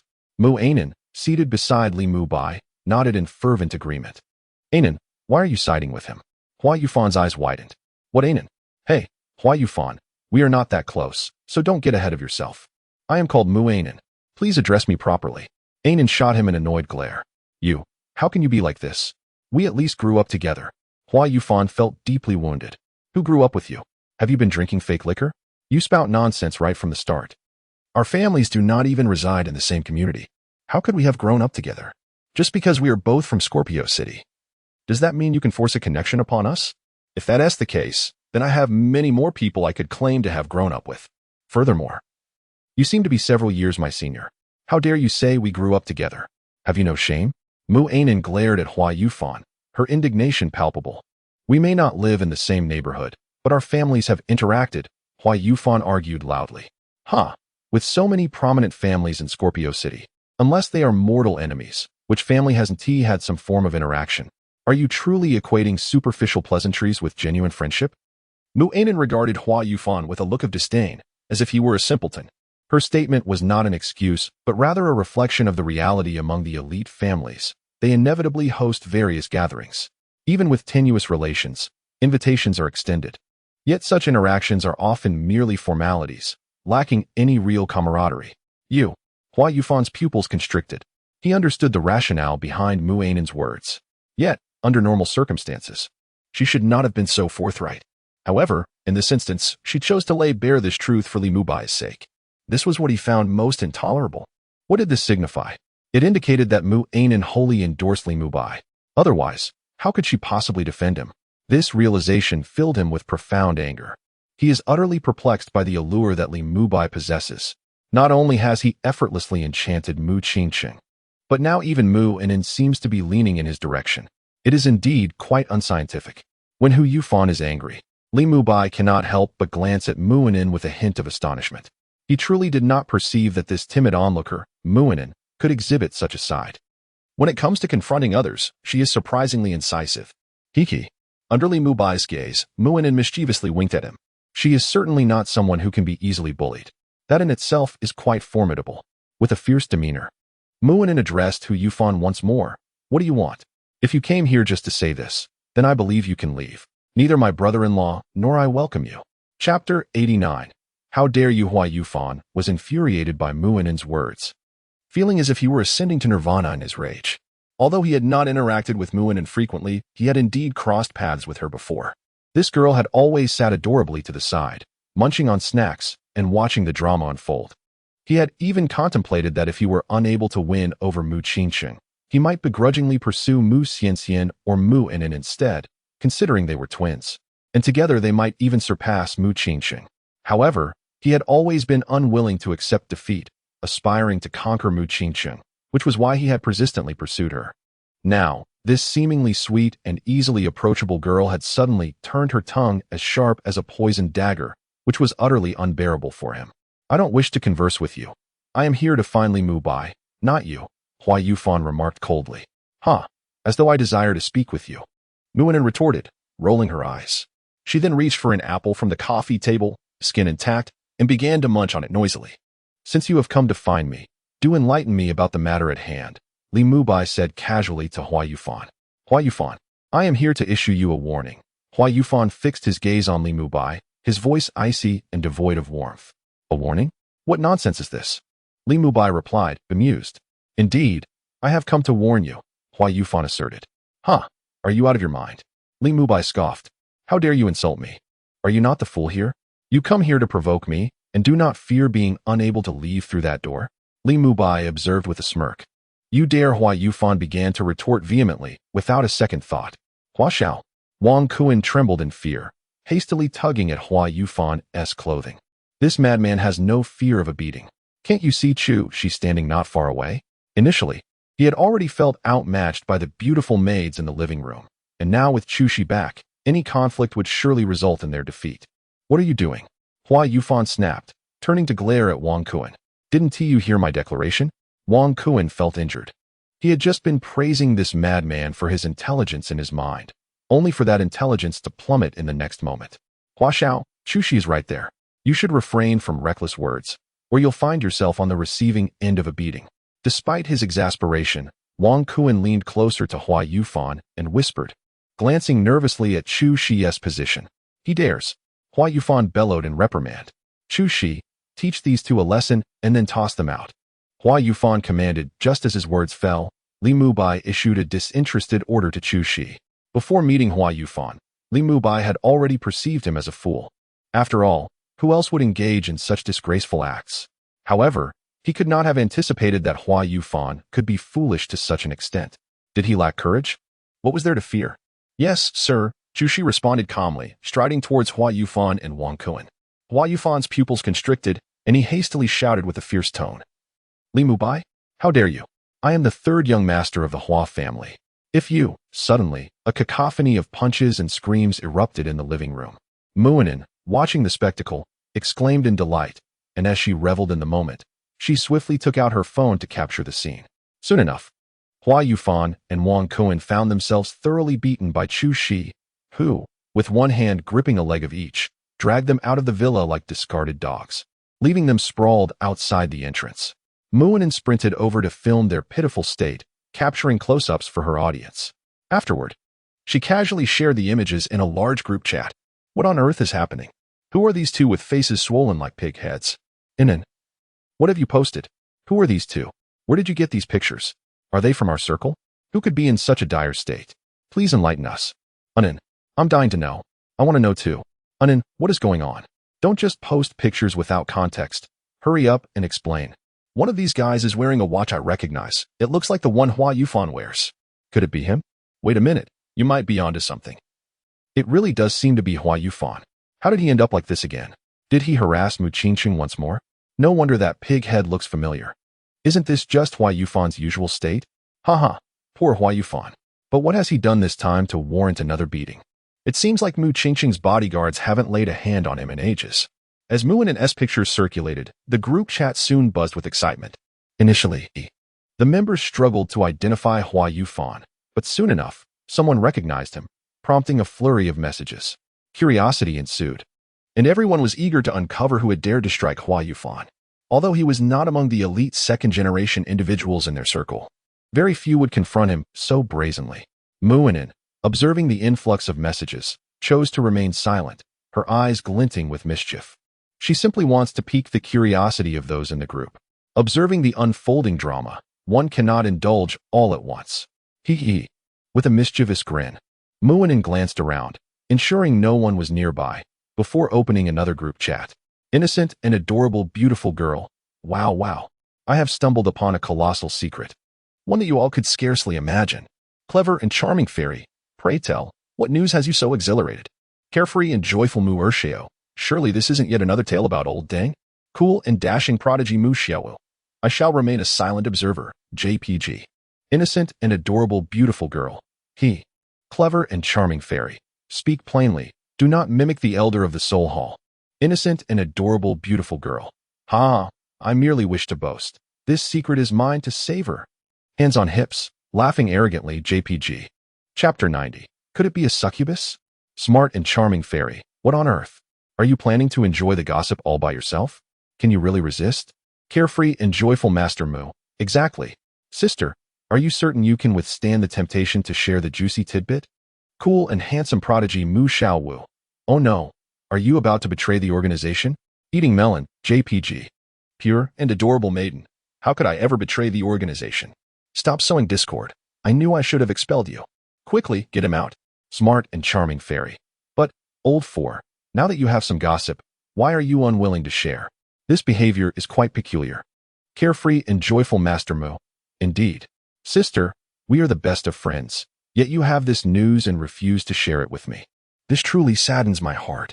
Pure and adorable maiden. Hey, have you all been swayed by old five? This is unacceptable.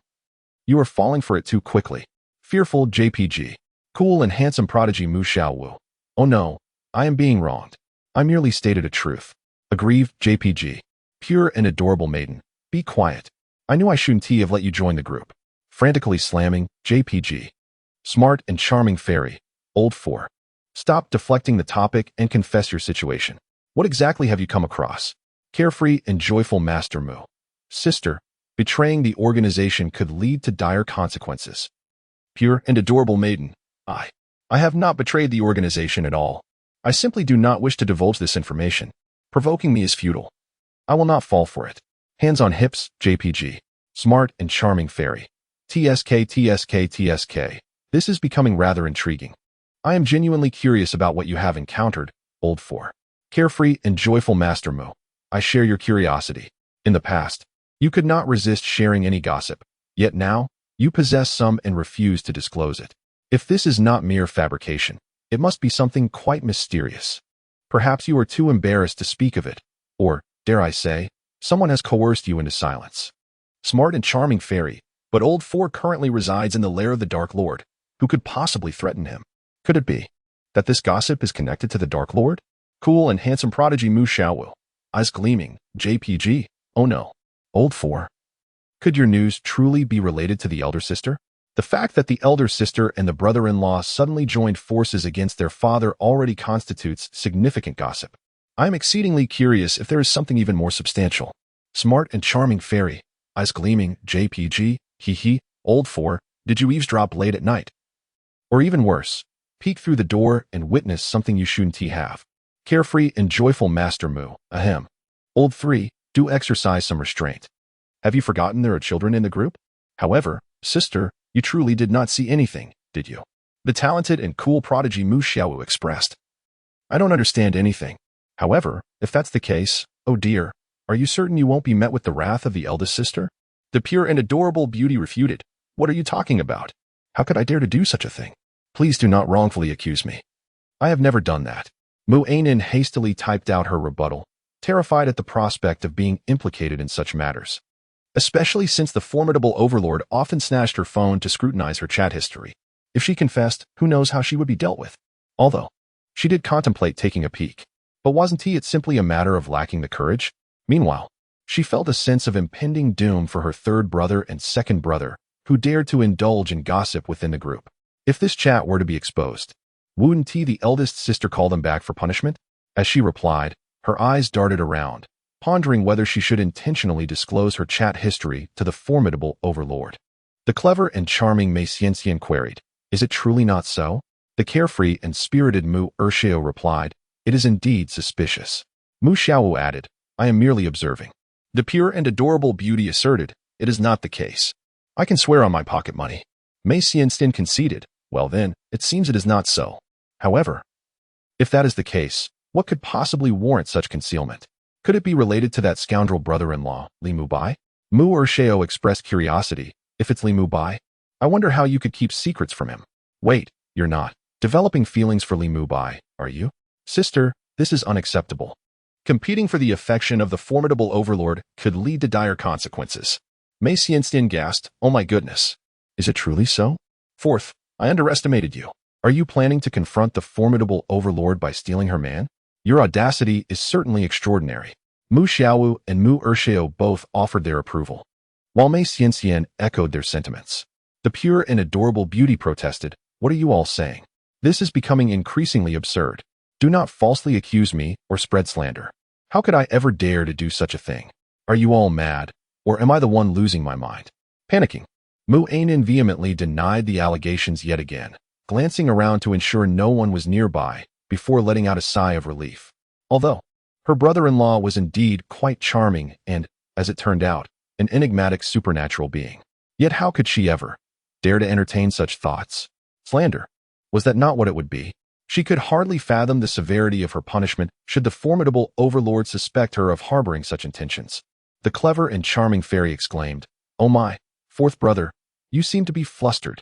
It appears there might indeed be some truth to this. I am genuinely curious about the extent of Li Mubai's allure. First, he captivated the formidable demon, and now even you, having only interacted with him for a brief moment, have succumbed to his charm. Could he possibly be the legendary succubus? The carefree and happy second young Master Mu gasped, is that for real? A succubus? Goodness, it's fortunate I am a man. The cool and handsome young Master Mu added, count me in as a man. The clever and charming fairy retorted, what do you two mean by that? The carefree and happy second young Master Mu coughed, ahem, third sister, what could we possibly mean? We are merely stating our identity as men, aren't we, fifth brother? The cool and handsome young Master Mu nodded in agreement. Muinen observed the lively conversation in the chat group, her eyes widening in disbelief. How could her brother-in-law possibly be a succubus? Surely, she had not fallen under his spell. Just then, Li Mubai placed a hand on Muinen's shoulder, causing her to startle and tremble in surprise. Chapter 91. Something feels off. Accompanied by a tremor in her body, Muinen instinctively concealed her phone. Sister, brother-in-law, how did you come out? Muinen sweetly inquired of Li Mubai. She had clearly looked around just moments ago and had not seen her brother-in-law. How could it be that after merely lowering her head to type a message, he had suddenly appeared? I noticed you hadn't come inside for quite a while. So I thought something might have happened and came to check, Li Mubai replied earnestly. Is that so? Muinen asked, somewhat puzzled. Of course. Do you not trust me? We are comrades with a shared purpose now, Li Mubai declared with conviction. Oh dear, brother-in-law, why are you taking my phone? Before Muinen could fully believe Li Mubai, she suddenly found her phone snatched away. She hurriedly reached out to reclaim it, but Li Mubai merely raised his right hand, easily thwarting her attempt. At the same time, he pressed one hand against Muinen's forehead while the other swiftly navigated the still active screen, revealing the chat records from the group. It became evident to him that Muinen had likely been engrossed in gossip messages during her absence. Indeed, he was not mistaken. As he perused her chat history, Li Mubai finally comprehended why Mu Qingqing felt the need to inspect Muinen's phone. It must be said that Muinen and her friends were quite adept at conversation. Moreover, they had the audacity to label him a succubus. Was this not a slanderous accusation? And Muinen had even contemplated competing with Mu Qingqing for his attention? Was this true? Unin, do you have such audacity? Eavesdropping at such a late hour. Li Mubai observed the messages while casting a peculiar glance at Muinen.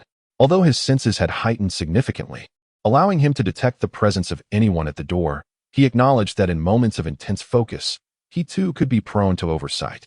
And no, how could that be possible? My group chat has all denied it. Muinen hastily defended herself, neglecting her attempt to retrieve her phone. Is that so? Li Mubai regarded her with skepticism. Really? You must believe me, brother-in-law. How could I dare to do such a thing? Perhaps not. Brother-in-law, you just claimed we were comrades. How can you doubt your own comrade? No, precisely because I trust you, I find you even more suspicious. After all, I recall a certain plot in your book where... Ah, brother-in-law. Muinen's cheeks flushed crimson as she quickly covered Li Mubai's mouth with her hand. No, that absolutely did not happen. You are truly misunderstanding, she reiterated, all the while glancing around furtively. Very well, I shall trust you, Li Mubai replied with a face full of sincerity. However, the skeptical gaze made Muinen feel quite aggrieved. She truly had not done anything. It was not that she had not yet had the opportunity. No, it was rather that she lacked the courage to act. How could the fictional scenarios from books possibly relate to reality? This was truly an injustice. Ding dong, ding dong. Amid their conversation, a sudden ringing echoed from the entrance of the villa, prompting them to instinctively direct their gazes towards the door. There, at the wrought iron gate, stood a stunning woman in a white tracksuit, appearing to be in her mid-20s.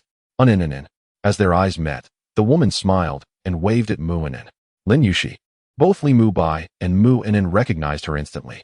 In that moment of recognition, Muinen's eyes twinkled as she swiftly ran towards the entrance.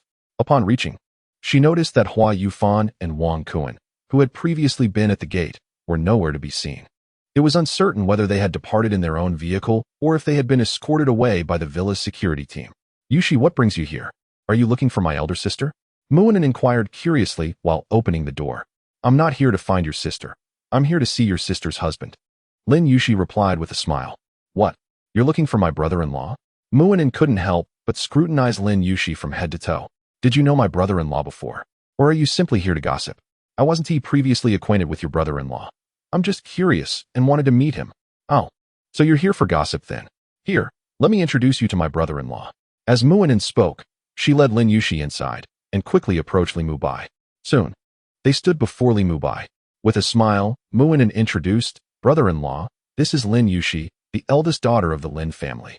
The Lin family and our Mu family share a long-standing friendship. She wishes to meet you. Afterward, she turned to Lin Yushi and said, Yushi, this is my brother-in-law. Li Mubai? Hello, Mr. Li. This should be our second meeting, Lin Yushi said with a smile, extending her hand. As she spoke, she couldn't help but scrutinize Li Mubai closely.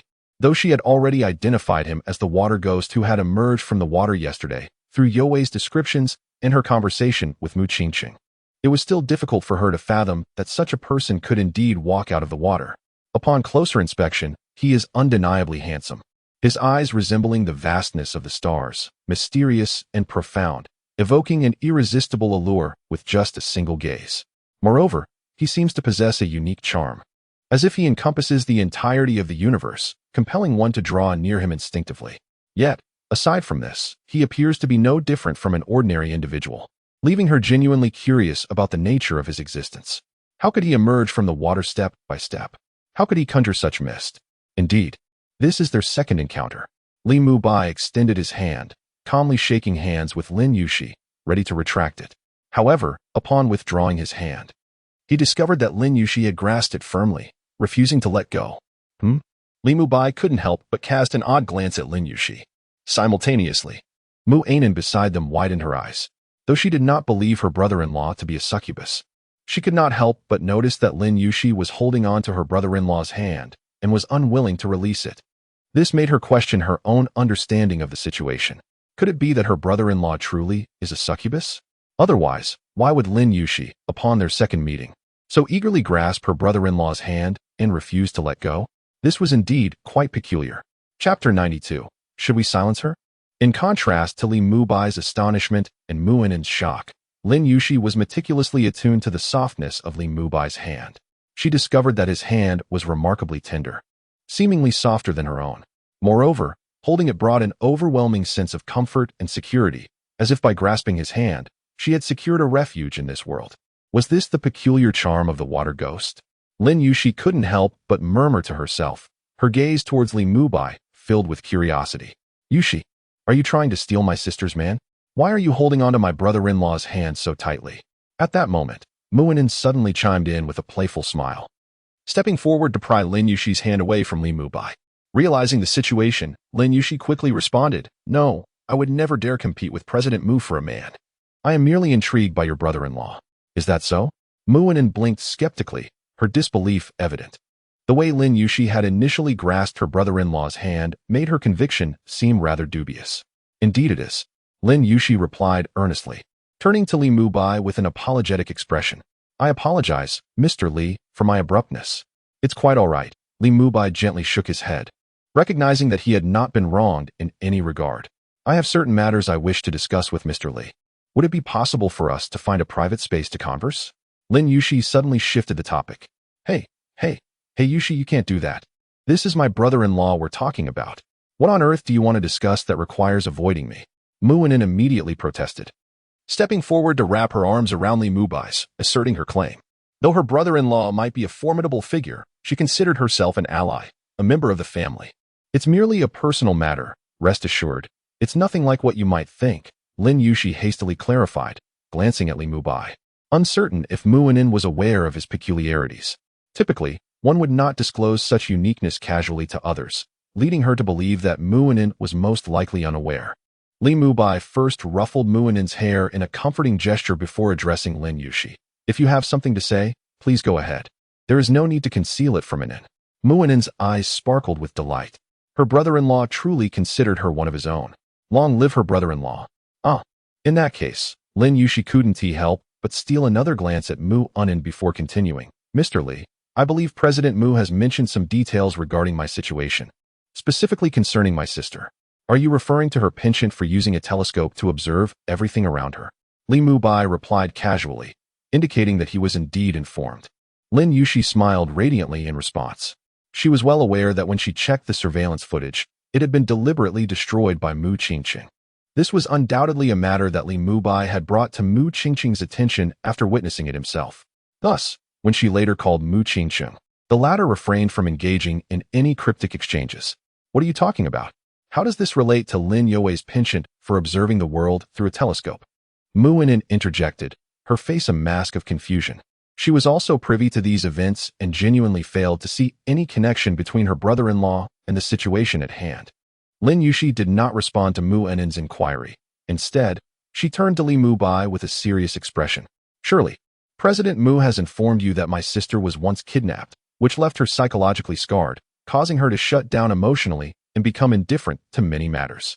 Though this had been discussed before, she remained perplexed about the intent behind his words. Li Mubai's eyes reflected a flicker of uncertainty. "My sister did not first notice you last night. She had already seen you by the inland lake the day before. Ever since her rescue. This is the first time I've seen her exhibit such interest in someone. Therefore, I would like to invite you to my home to meet her. Or I could bring her to meet you." Lin Yuxi spoke to Li Mubai with utmost sincerity, her eyes clearly beseeching. "Inland lake. Before Li Mubai could respond, Muinen could not contain her astonishment. Her mind raced, quickly conjuring up a possibility. She leaned closer to Li Mubai and whispered, "Brother-in-law, did you perhaps demonstrate your extraordinary abilities at the inland lake, which Lin Yue and Lin Yushi witnessed?" "Indeed, they saw me," Li Mubai replied with a smile, his voice not intentionally lowered, thus allowing Lin Yushi to overhear the exchange. "Ah, so that's why you suddenly came to me, Yushi. All this time, you saw my brother-in-law perform his miraculous feats." Muinen suddenly realized. "So, you were hoping for a private conversation with him because you thought he hadn't mentioned this to me? You knew about it too?" Lin Yushi was astonished. "Of course. If I know, how could you not? Yet, you are an outsider, and it is rather alarming that you are privy to such secrets." Muinen blinked innocently, then leaned towards Li Mubai, lowering her voice conspiratorially. "Brother-in-law, since she knows such secrets, shouldn't we silence her?" Hey, Muinen. At least call me Sister Yushi. Is it necessary to go that far?" Lin Yushi's eyes widened in disbelief. "It's merely a polite address. Who knows if you might leak this information?" Muinen remarked mischievously, even mimicking a throat-slitting gesture. This made Lin Yushi's expression darken. Although she suspected Muinen was jesting, her words nonetheless sent a shiver down her spine, causing her to involuntarily glance at Li Mubai. For she had indeed stumbled upon a monumental secret. Should she encounter an extreme individual, the prospect of being silenced forever would not seem entirely implausible. "Mr. Li, rest assured, I shall keep this matter strictly confidential. I will not divulge it to anyone else. Furthermore, you need not worry about my sister. She does not relish engaging with others and would never let this information slip. Additionally, I have already reached out to President Mu, who has also advised me regarding this situation." Lin Yushi spoke with a hint of anxiety to Li Mubai. "Oh," Li Mubai responded nonchalantly. "Brother-in-law, do you truly place such trust in her?" Muinen exclaimed, her eyes wide with disbelief. "Muinen, you ungrateful soul. Have I not bestowed upon you some rather exquisite gifts in the past? Must you truly seek my demise to feel satisfied?" Lin Yushi's voice involuntarily rose in pitch. Chapter 93. The tactics were quite unscrupulous. Hee. Is it not a matter of concern that Rainey's sister may not grasp the gravity of the situation? Muinen playfully stuck out her tongue at Lin Yushi. "Unlike you, I do not consume gossip with such enthusiasm. Moreover, I particularly relish sharing it with others. If there's anyone incapable of keeping a secret, it would undoubtedly be you." Lin Yushi shot a glare at Muinen, exasperated. "In this circle, who does not know that Muinen revels in gossip? Do not wrongfully accuse me. Brother-in-law, she slanders me. She is indeed a villain. Quickly silence her. Bring her to her end. Let her perish." Muinen's eyes widened in mock horror. Lin Yushi was taken aback. Until today, she had never imagined that in Scorpio City, she would be threatened in such a manner. After all, though she lacked the formidable business acumen of Mu Qiqing, capable of multiplying the Mu family's assets exponentially, she was still the young lady of the Lin family.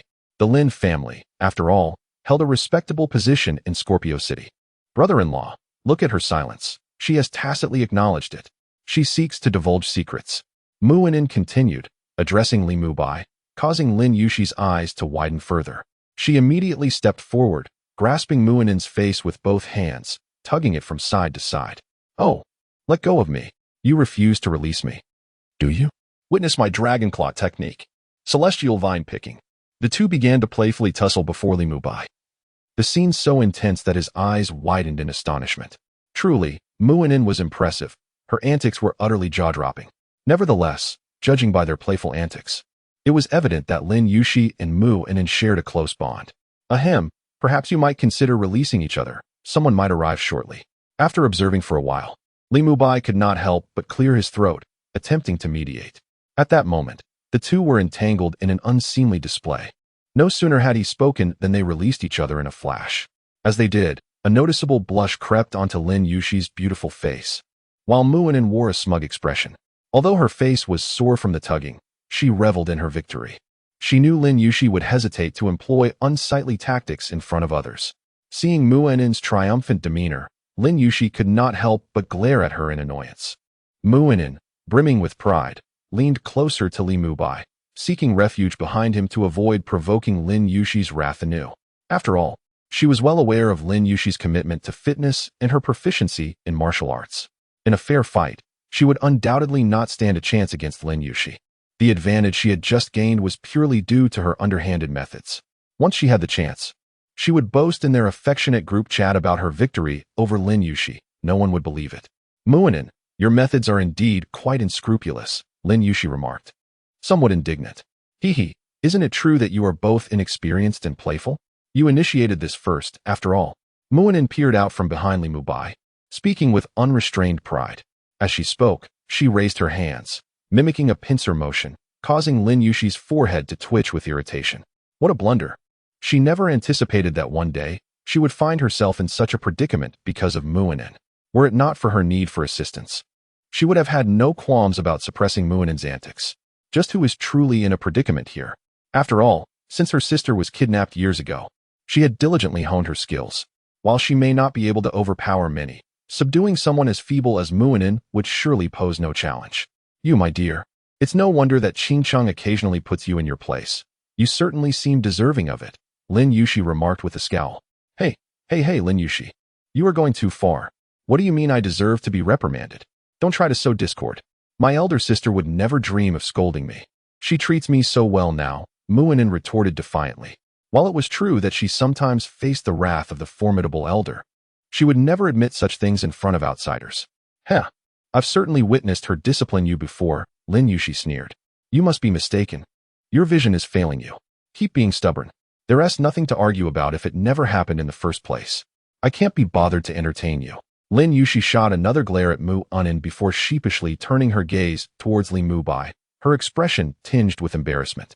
After all, Muinen had just employed such underhanded tactics against her, and Li Mubai had witnessed it all too clearly.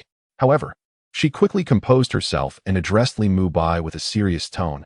Mr. Li, I wonder if you would be willing to accompany me to meet Yue? Let us go and see your sister. I am quite curious about this sixth sibling of mine who discovered me through a telescope, Li Mubai replied with a smile. Genuinely intrigued. Thank you so much, Mr. Li. Lin Yushi exclaimed excitedly, promptly leading Li Mubai and Muinen out the door. During their exit, Chu Shi mysteriously appeared from an unknown location, hastily joining them. Before long, the quartet arrived at the villa where Lin Yushi and Lin Yue resided, reaching the door of Lin Yue's room.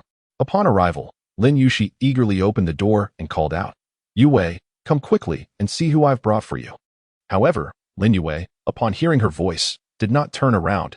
Instead, she remained fixated on the telescope on the balcony, observing the situation across the inland lake. Seeing this, Lin Yushi sighed in resignation and, feeling somewhat apologetic, turned to Li Mubai. I'm sorry, Yue was unaware of your visit. It's quite all right, Li Mubai replied. His gaze also directed towards the balcony. In that place, there sat a beautiful 18-year-old girl, clad in a white dress, resembling a porcelain doll. Her expression blank as she gazed into the distance through an astronomical telescope. At that moment, Li Mubai, Lin Yushi, and Muinen entered the room. Drawing closer to Muinen. Yue, stop looking through the telescope. The person you wish to see is already here, Lin Yushi said with a smile to Lin Yue. Lin Yue turned her head in astonishment, her gaze swiftly landing on Li Mubai. The moment her eyes met his, they sparkled with brightness. And she promptly rose from her seat.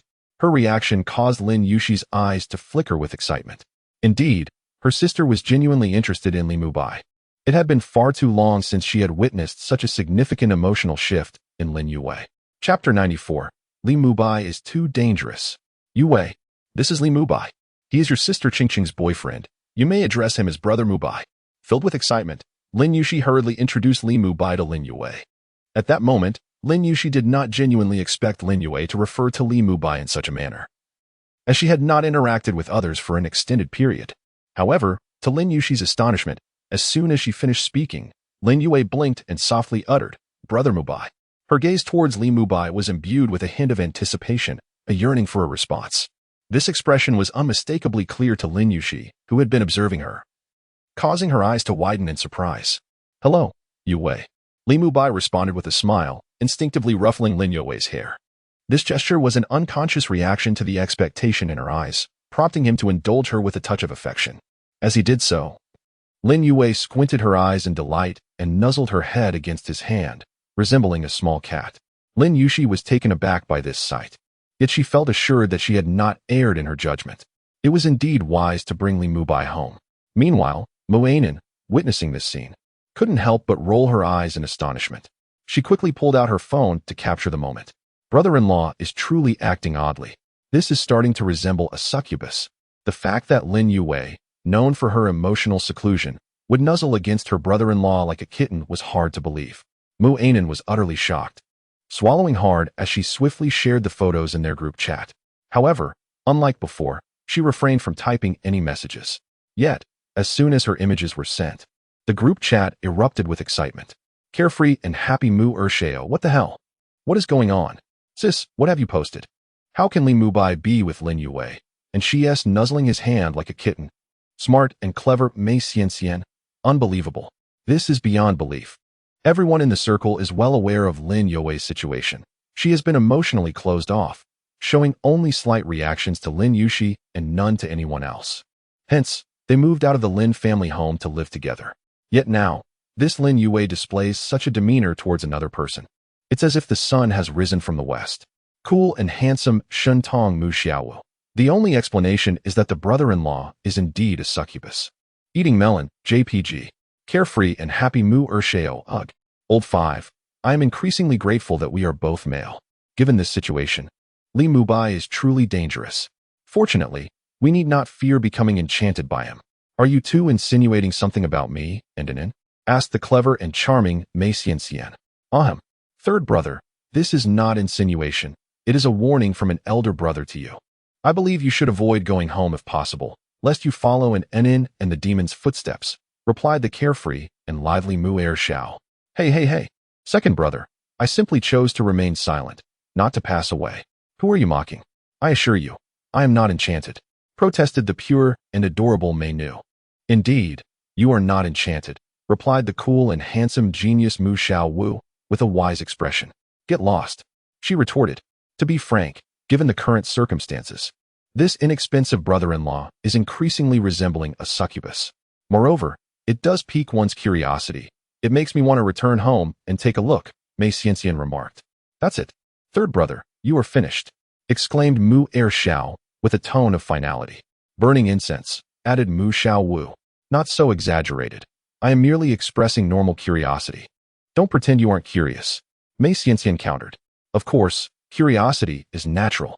However, our curiosity as men differs significantly from yours, Mu Ershao replied. Get lost, she repeated. Fourth brother, ignore these two clowns. Please tell me what is happening right now. I am very curious about the situation, she urged. Equally curious, Mu Xiao Wu echoed. Curiosity 1, Mu Ershao added. He. I can only say that we are currently at Lin Yue's villa. As for the details, I shall not disclose them. Mei Nu teased. Fourth brother, you have gone astray, exclaimed Mei Xianxian. Oh dear, are you truly betraying the organization? Mu Xiao Wu asked dramatically. As Mu Anan swiftly typed her response, Li Mubai, who was gently ruffling Lin Yue's hair, cast a discreet glance at her. The moment Mu Anan raised her phone to take a picture, he noticed her subtle movement. Following the photograph, as she rapidly typed away, he could not help but deduce that she was once again indulging in gossip and sharing it in their affectionate group. Li Mubai felt a sense of helplessness. His sister-in-law had an extraordinary penchant for such trivialities. Yue, it has been a while since we ventured outside. How about we accompany your brother Mubai for a stroll today? Lin Yuxi suggested tentatively to Lin Yue. Since the onset of the holiday, Lin Yue had refrained from stepping outside. Remaining cooped up indoors for too long could not be beneficial. Yet, even when Lin Yue occasionally heeded her suggestions, she remained adamantly resistant to the idea of going out, showing no interest whatsoever in venturing beyond the confines of home. At that moment, upon witnessing the intimate rapport between Lin Yue and Li Mufei, she contemplated seizing the opportunity to invite Lin Yue for a stroll, all the while gauging the depth of her interest in Li Mufei. As she articulated her thoughts, she discreetly cast a pleading glance towards Li Mufei. No sooner had her words escaped her lips than Lin Yue blinked and shifted her gaze towards Li Mufei. Although her facial expression remained relatively unchanged, one could discern a hint of inquiry in her eyes. Yue, would you care to join me for a walk? Li Mufei, fully attuned to Lin Yuxi's imploring look, smiled and ventured to pose the question to Lin Yue, eager to ascertain whether she would heed his invitation. Chapter 95. Should it be like this? Lin Yue responded softly, simultaneously tugging at Li Mubai's shirt. This. Lin Yuxi was utterly stunned. She never anticipated that Lin Yue would agree, let alone take the initiative to grasp Li Mubai's garment. Let us go. Li Mubai affectionately ruffled Lin Yue's hair once more before proceeding outside, allowing Lin Yue to cling to him. As he passed by Muinen, he couldn't resist playfully tousling her hair while she was rapidly typing away on her phone. Muinen promptly tucked her phone away and flashed a sweet smile at Li Mubai, presenting herself as the epitome of a dutiful younger sister. As if she had not been privy to any gossip or inappropriate images, Li Mubai said nothing further and simply led Lin Yue outside. Soon, the quartet arrived at the entrance of the villa. Although the sun had yet to set completely, the heat had diminished significantly compared to midday. With Li Mubai's newfound ability to manipulate water, he felt no discomfort from the warmth. "Brother-in-law, where are we really heading? Are we just wandering around the villa grounds? Or are we venturing outside?" Muinen inquired curiously. "What about the amusement park? How about a water park?" Before Li Mubai could respond, Muinen eagerly proposed her idea. "A water park, you say?" Li Mubai's eyes flickered with interest. Remarkably, he found Muinen's suggestion quite appealing, as he had developed a penchant for aquatic environments. However, considering Lin Yue's emotionally withdrawn nature, he presumed she would prefer to avoid crowded places. Thus, he refrained from giving an immediate affirmation and turned his gaze toward Lin Yue, who was still clutching his clothing. "Yue, would you like to go to the water park?" A hint of reluctance surfaced in Lin Yue's eyes, yet she soon replied, "I'm fine with anything." "What do you mean, anything? Yue, you weren't like this with me before." Lin Yushi exclaimed, her eyes widening in disbelief. While she felt elated that Yue was willing to step outside, the stark contrast in treatment was rather striking. Lin Yue first glanced at Li Mubai, then turned her expressionless gaze toward Lin Yushi. "Sister, you didn't say you would take me to the water park. Is this about the water park?" Lin Yushi retorted, both annoyed and amused. It was her first realization that her sister could engage in such conceptual mischief. This was clearly a matter of differing attitudes. "Isn't it about going to the water park with Brother Mubai?" Lin Yue continued, her expression unchanged. "You little." Lin Yushi couldn't help but poke Lin Yue's forehead. Had she not known that Lin Yue had rarely displayed any emotional expressions since being rescued, she might have thought her sister was being a bit too coy. "Since we have decided to go to the water park, let us proceed," Li Mubai declared with finality. As he spoke, he prepared to board the vehicle with Chu Shi and the others. However, before they could get in, his phone began to ring. Upon glancing at the screen, a smile involuntarily spread across his face, and he answered the call. "Hey, are you trying to be a good son again?" The voice on the other end quickly erupted in playful banter. "Get lost, old bye. You're just here to take advantage of me. I still have the recording from when you called me dad last time." "What? When did you record that? What do you think? Should I send it to you for a little trip down memory lane?" "Get out of here. I remember now. It was during that last phone call, wasn't it? Chapter 8, right? Old bye, you're too cunning. Can you stop stabbing your brother in the back?" "No. I really want to get you back. You know you can't beat me. Damn it. So, what is the reason for your call this time? What is going on? Are we still playing formalities? I got hurt. Can you come to the hospital?" "What? Which hospital are you in? Is it serious?" "I'll be there right away." Li Mubai's pupils constricted suddenly. He had a good relationship with Shizaheo. They were the kind of brothers who had fought against local thugs together. It was only natural that he had accompanied Shizaheo to karaoke when he was heartbroken, even treating him to drinks. Hearing that Shizaheo had been injured genuinely shocked him. "I'm at the Third People's Hospital. It's not too serious. Just feeling unwell and wanted someone to keep me company. If you have time, please come by. Wait for me. I'll be there shortly." Li Mubai replied before hanging up. He then turned to Lin Yue, who was still holding on to his shirt. "Yue, I can't accompany you to the water park for now. My friend has been injured, and I need to visit the hospital. I'll come find you another time." After saying this, Li Mubai prepared to signal for Chu Shi and Mu Enin to leave. "I want to accompany you, Brother Mubai," Lin Yue said, not letting go of him. Her eyes filled with anticipation. "Well," Li Mubai hesitated slightly. "Let us join you. Perhaps we can be of assistance," Lin Yushi interjected resolutely. "All right, then let us go together," Li Mubai agreed without further ado, nodding his head. They quickly boarded the vehicle and headed straight to the Third People's Hospital in Scorpio City. Before long, they arrived at the hospital and located Shizaheo's ward. Upon entering, they found him lying in bed with his head wrapped in bandages. Seeing this, Li Mubai rushed forward. "Zaheo, what happened? Who did this to you?" At this moment, Li Mubai was not overly concerned about Shizaheo's condition. Before entering the ward, he had already inquired with the nurse about the condition of Shizaheo. He was informed that although he had been injured, the wounds were not particularly severe. They merely appeared exaggerated, consisting of superficial injuries. However, when faced with Li Mubai's question, he did not respond immediately. Instead, he stared blankly at the four stunning women accompanying Li Mubai, his gaze utterly vacant, as if he were in a daze. Although he had learned about Li Mubai's dependence on others during the 8th chapter, he couldn't help but feel astonished. How could it be that four beautiful women were suddenly by his side? Among them was one clad in form-fitting attire, sporting workout pants and combat boots, her high ponytail lending her an air of remarkable vigor. Another wore a flowing white dress, her long hair cascading like a waterfall, and her delicate features resembling those of a porcelain doll, a youthful beauty of merely 18. A third was dressed in white athletic wear, appearing to be around 26 or 27 years of age, with a strikingly attractive visage.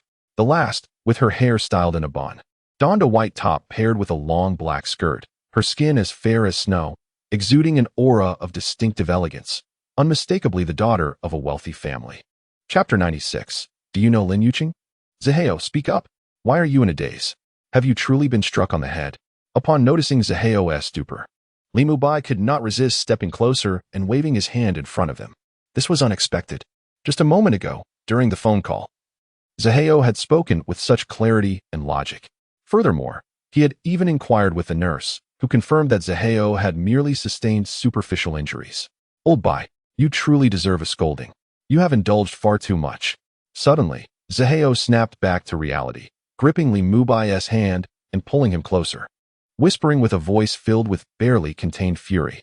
Zaheo's mind was in a tumult. My boy, are you feeling jealous? Li Mubai responded, lowering his voice. Could I not feel jealous? I am positively consumed with envy. How is it that you managed to attract four women at once? And they are all so stunning. None less beautiful than Lin Yuqing. Is this what they call living off a woman?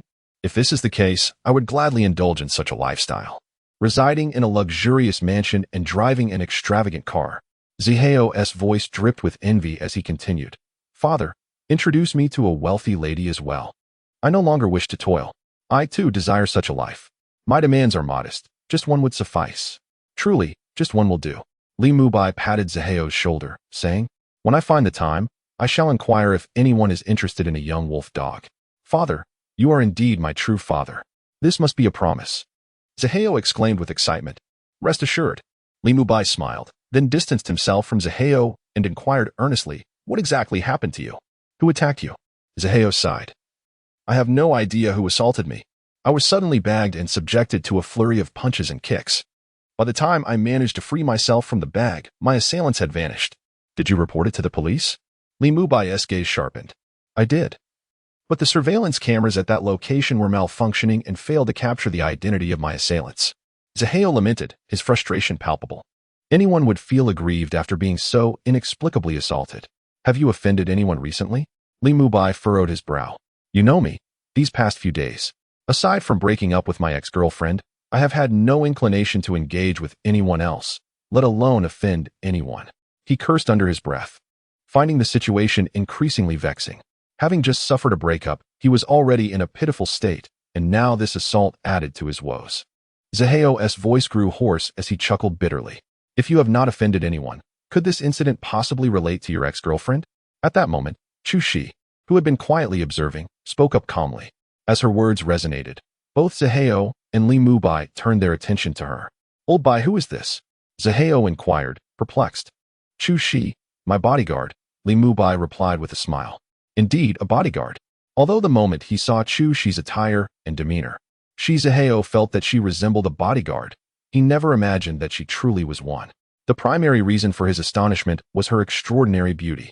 Such a strikingly attractive bodyguard seemed more suited to the pages of a novel or the frames of a film. Could it be that such skilled and beautiful bodyguards truly exist in reality? It seemed utterly unscientific. Hello, as he snapped out of his reverie. Zaheo promptly greeted Chu Shi. Hello, she replied calmly. The reason she interjected was solely due to Li Mubai's mention of Zaheo as his friend, prompting her professional analysis. Under ordinary circumstances, if one had not recently offended anyone and happened to be beaten up post-breakup, it would likely be closely related to the ex-girlfriend. I also believe it has a significant connection to your ex-girlfriend. May I inquire whether your breakup was amicable, or were you simply the victim of infidelity? At that moment, Muanin could not resist stepping forward, Her curiosity piqued as she regarded Shizaheo with eager anticipation. Although she had not known him prior to this day, it did not deter her from indulging in the drama, and she found this particular tale, albeit cliché, quite engaging. "And who might you be?" Shizaheo inquired, feeling somewhat overwhelmed by Muinen's stunning beauty. The air of aristocracy surrounding her was palpable, causing him to feel a twinge of nervousness. Despite his usual dealings in business, he had never interacted with someone of her caliber before. "I am Muinen, the younger sister-in-law of your friend," she introduced herself, wrapping her arm around Li Mubai's in a cheerful manner before he could respond. Younger sister-in-law?" Shizaheo's eyes widened in surprise as he involuntarily glanced at Muinen's hand entwined with Li Mubai's arm. Was it customary for a younger sister-in-law to embrace her brother-in-law so casually? This revelation left him astounded. Could it be that sisters share? Oh my! In that moment, Shizaheo felt a surge of envy and admiration. Li Mubai truly seemed to be living a charmed life. They had vowed to endure hardships together as brothers, yet Li Mubai had seemingly ascended to a different realm, betraying their shared struggles. While grappling with his jealousy, Shizaheo could not help but swallow hard as his gaze shifted to Lin Yue, who was expressionless and clutching Li Mubai's shirt as if she were a porcelain doll, and to Lin Yushi, who bore a resemblance to Lin Yue but appeared significantly more mature. These two also seemed to emanate an air of beauty and privilege, clearly not from a family of modest means. The dresses they wore were evidently haute couture, and even their athletic wear was distinctly superior to ordinary options. "Who are these two?" Shizaheo inquired, his curiosity piqued. Lin Yushi, the one in sportswear, replied with a smile, preparing to introduce her sister. However, before she could do so, Lin Yue coldly stated, "Lin Yue." Very well. With such a name, they could only be described as sisters. However, they both share the surname Lin, and one of them is even named Lin Yushi. Shizaheo's eyes widened in surprise, and he examined Lin Yushi closely before glancing at Lin Yue, unable to suppress his curiosity as he inquired, "Do you know Lin Yuqing?" "Naturally, she is my cousin," Lin Yushi replied calmly, casting a glance at Li Mubai beside her. "How can you be cousins if you all share the surname Lin?" Shizaheo exclaimed in astonishment. "Moreover, you actually know Lin Yuqing. She is the daughter of an aunt from the third branch of the Lin family, but she didn't take her father's surname. She follows her mother's. Although I am acquainted with her, we are not particularly close. She is not a core member of the Lin family," Lin Yushi explained with composure. This information had come to her attention while she was investigating Li Mubai's background, where she learned that Lin Yuqing was his former girlfriend. Chapter 97. A very ostentatious individual. When Lin Yushi uttered these words, Muinen, who was linked arm in arm with Li Mubai, exhibited no signs of confusion or surprise. After all, she was well aware of the situation, having perused the intelligence dossier concerning Li Mubai. It was precisely this knowledge that fueled her curiosity when she learned of Li Mubai's association with Mu Qiqing. "Brother-in-law, do you still hold feelings for Lin Yuqing?" Although Muinen was not particularly astonished, she couldn't resist the urge to inquire with a curious expression at Li Mubai, especially as she overheard the conversation between Lin Yushi and Shizaheo. "Why are you so nosy?" Li Mubai playfully flicked Muinen on the forehead. "I'm merely curious." "After all, you are now my brother-in-law," Muinen protested, shielding her head while casting a pitiful glance at Li Mubai, her eyes twinkling with anticipation. It was evident she sought an answer from him.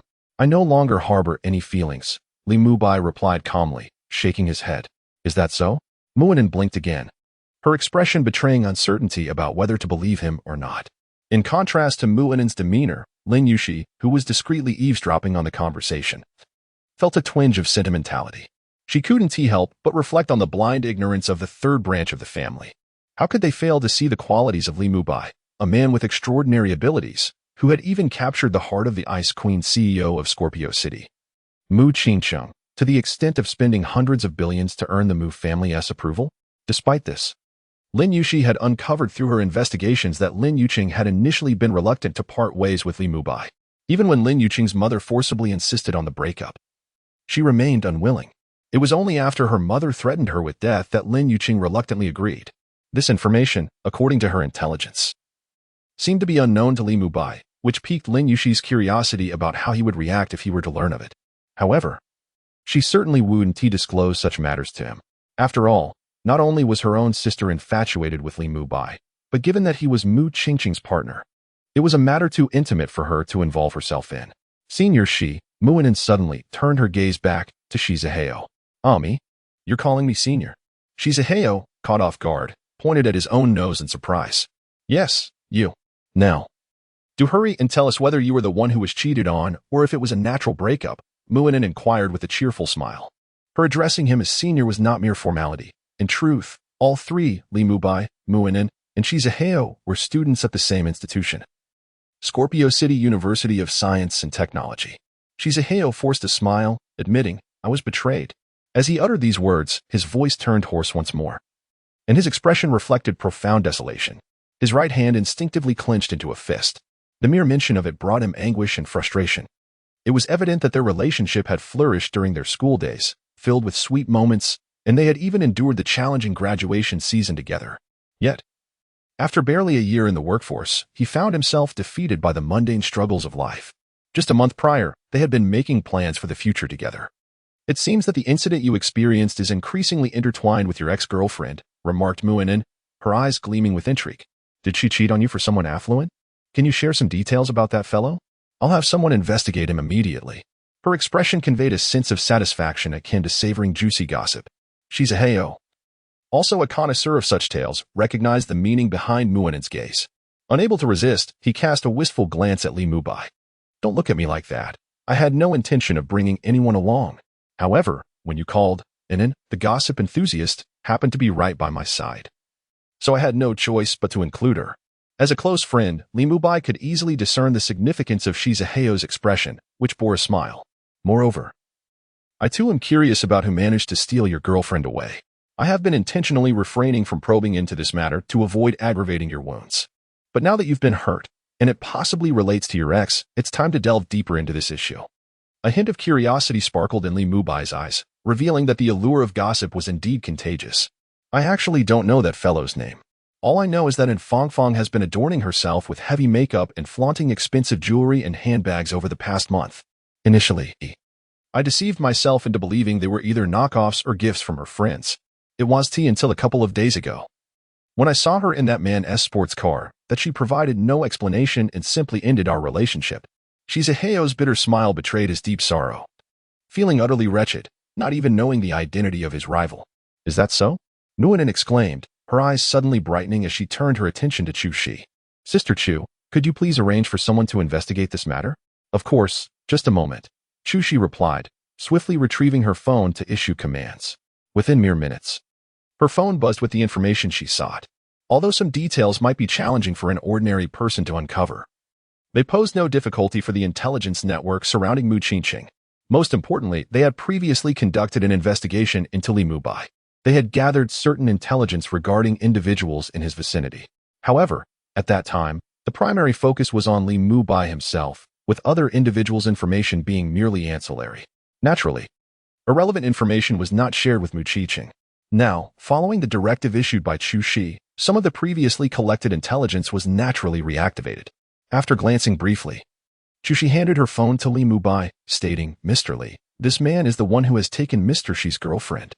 Mubai immediately directed his gaze towards the screen, where he beheld a flamboyant gentleman driving a Ferrari. At that moment, Muinen, too, curiously shifted her gaze, her expression turning rather peculiar. Chapter 98. Is the asset merely a few billion? This individual does not seem to belong to our circle, mused Muinen, blinking her eyes. How could you possibly think he is one of your acquaintances? Mubai responded, somewhat astonished as he glanced at Muinen. Given his audacity in courting another's girlfriend and his brazen demeanor, one must possess a formidable background to act so boldly. Well, he certainly does not belong to our circle, and I have never encountered him before, Muinen replied matter-of-factly. At that moment, Lin Yushi approached and glanced at the photo on Chu Shi's phone. According to available information, he is indeed not one of the elite second-generation heirs of Scorpion City. He is simply the scion of a small company, with family assets amounting to a mere few billion. Chu Shi calmly elucidated to the group. Is that all? Then why is he so arrogant? Muinen exclaimed, her eyes wide with confusion. He's merely bullying ordinary people, Lin Yushi remarked indifferently. Wait, his family possesses assets exceeding $1 billion. Isn't that sufficiently impressive? Why do you all appear so disdainful? The bewilderment of Shi Zihai, who lay on the hospital bed, was palpable. To him, such wealth was indeed remarkable. After a lifetime of labor, he could scarcely earn a fraction of what this second-generation heir possesses. Shouldn't someone of such affluence be allowed to act with arrogance? This thought left him questioning his own life choices. Unable to contain his curiosity, he scrutinized Mu Anin and Lin Yushi, pondering the strength of their family backgrounds that would lead them to look down upon someone with over $1 billion in assets. In a state of astonishment, Shi Zihai couldn't resist reaching beneath the covers to pinch his thigh, seeking to confirm whether he was merely dreaming. To be frank, he found himself doubting his existence. When the sharp pain registered, he quickly turned his gaze back to Li Mubai, gesturing for him to come closer. Li Mubai, unperturbed, urged Muinin and Lin Yue to release him before stepping closer to Shi Zihai once more. As he approached, Shi Zihai grasped Li Mubai's hand, pulling him entirely before him, and in a lowered voice, he inquired, "Old Bai, what sort of soft rice are you feasting on? Whose substantial leg are you clinging to? I thought you were going to ask something else. You can just ask directly. No need to have me come closer for that," Li Mubai replied with a smile, his tone unpretentious. "Is that something you can openly discuss?" Shi Zihai could not resist glancing at Muinin and the other women behind Li Mubai. "Yes, it can be disclosed," Li Mubai chuckled. "Then, who exactly are you involved with?" Shi Zihai, no longer whispering, asked with unabashed curiosity. "Didn't Tianin just introduce herself? Her surname is Mu. Tell me, in Scorpion City, which woman with the surname Mu is the most formidable?" Li Mubai's smile widened. "Mu Qiqing." Shi Zihai blurted out without hesitation, his words barely escaping before he was left in a state of utter shock, eyes widening in disbelief as he gazed at Li Mubai. The body trembled involuntarily. Are you implying that you are involved with Mu Qiqing? You have actually managed to live off the wealth of the Ice Queen CEO of Scorpio City. How is that even possible? That is Mu Qiqing." Shi Zihua was utterly dumbfounded, completely at a loss. In Scorpio City, she is an absolute legendary female tycoon. Among those striving to make a living in Scorpio City, it's rare that anyone has not heard of her name. The vast majority certainly have. After all, she is a stunning beauty whose net worth reaches hundreds of billions. At merely 26, she transformed her company from a valuation of billions to one of trillions. She is a true legend. Such a person normally exists at a considerable distance from the lower echelons of society, beyond their reach to conquer. Yet now, this legendary Ice Queen CEO is actually with Li Mubai. No matter how Shi Zihua thought about it, it seemed utterly implausible. Simply too implausible. Unable to restrain himself, he turned his gaze towards Muinin, seeking answers from her. "My sister is indeed Mu Qiqing." Muinin smiled in response to Shi Zihua. "Indeed." Shi Zihua felt a tingling sensation at the back of his head, swallowing hard. His gaze then turned fervently towards Li Mubai, adoptive father. "Please make sure to introduce me to a wealthy woman as well. I truly wish to stop striving." Before Li Mubai could respond, Muinin couldn't help but giggle. Her laughter rendered Shi Zihua quite embarrassed, his face flushing crimson. Fortunately, his head and face were wrapped in bandages, so it wasn't too apparent. Nonetheless, he felt restless and anxious. "Rest assured, since I have promised you, I will certainly introduce someone to you," Li Mubai said with a smile, patting Shi Zihua on the shoulder before shifting his attention to Muinin. "Inen, did you hear? My buddy also wishes to enjoy the benefits of a wealthy woman. You know many people. Perhaps there is someone in your circle looking to support a young wolf dog. Although he may not have my physique, he often plays basketball, so he is in decent shape. If there are any wealthy ladies in your circle seeking such a young wolf dog, please do help him out." Muinin blinked, somewhat stunned. She was aware that her brother-in-law was indifferent to the notion of being supported. He had boldly admitted to being in such a situation before the old man. However, witnessing her brother-in-law directly request her assistance in introducing a wealthy woman to his friend was rather shocking. As Muinin absorbed the surprise, Lin Yushi could not help but look at Li Mubai in astonishment. Typically, men, especially in the presence of beautiful women, are particularly concerned about their image. They would never openly admit to living off a woman, let alone have their sister introduce a wealthy woman to a friend for that purpose. Yet Li Mubai did precisely that, leaving her truly astonished, especially since she knew that Li Mubai was no ordinary man, a truly exceptional being. Shouldn't one be proud and extraordinary? No problem. I will inquire about it shortly. To my knowledge, there are indeed numerous individuals within our circle who have such needs. After a moment of slight astonishment, Muinin cheerfully responded to Li Mubai. In their circle, as some say, it is quite challenging to find what one might call love. The majority are engaged in arranged unions. This circumstance leads to a scenario where some individuals indulge in their own pursuits. Naturally, there are also quite a few who keep young lovers and paramours. If Shizaheo genuinely desires to live off others, he might very well find willing patrons. After all, although it is rare to encounter an icy beauty like her sister, there are still plenty of affluent older women around. Chapter 99. It rains again. At this juncture, Muinen abruptly shifted her gaze toward Shi Zhihao, inquiring, I wonder, Senior Shi, do you genuinely wish to indulge in a life of leisure? Do not profess a desire only to retract it when the opportunity arises. Coughing awkwardly, Shi Zhihao felt an overwhelming sense of embarrassment. His eyes mirrored a blend of anticipation, excitement, and bashfulness. Previously, he had been oblivious to the allure of a life supported by others.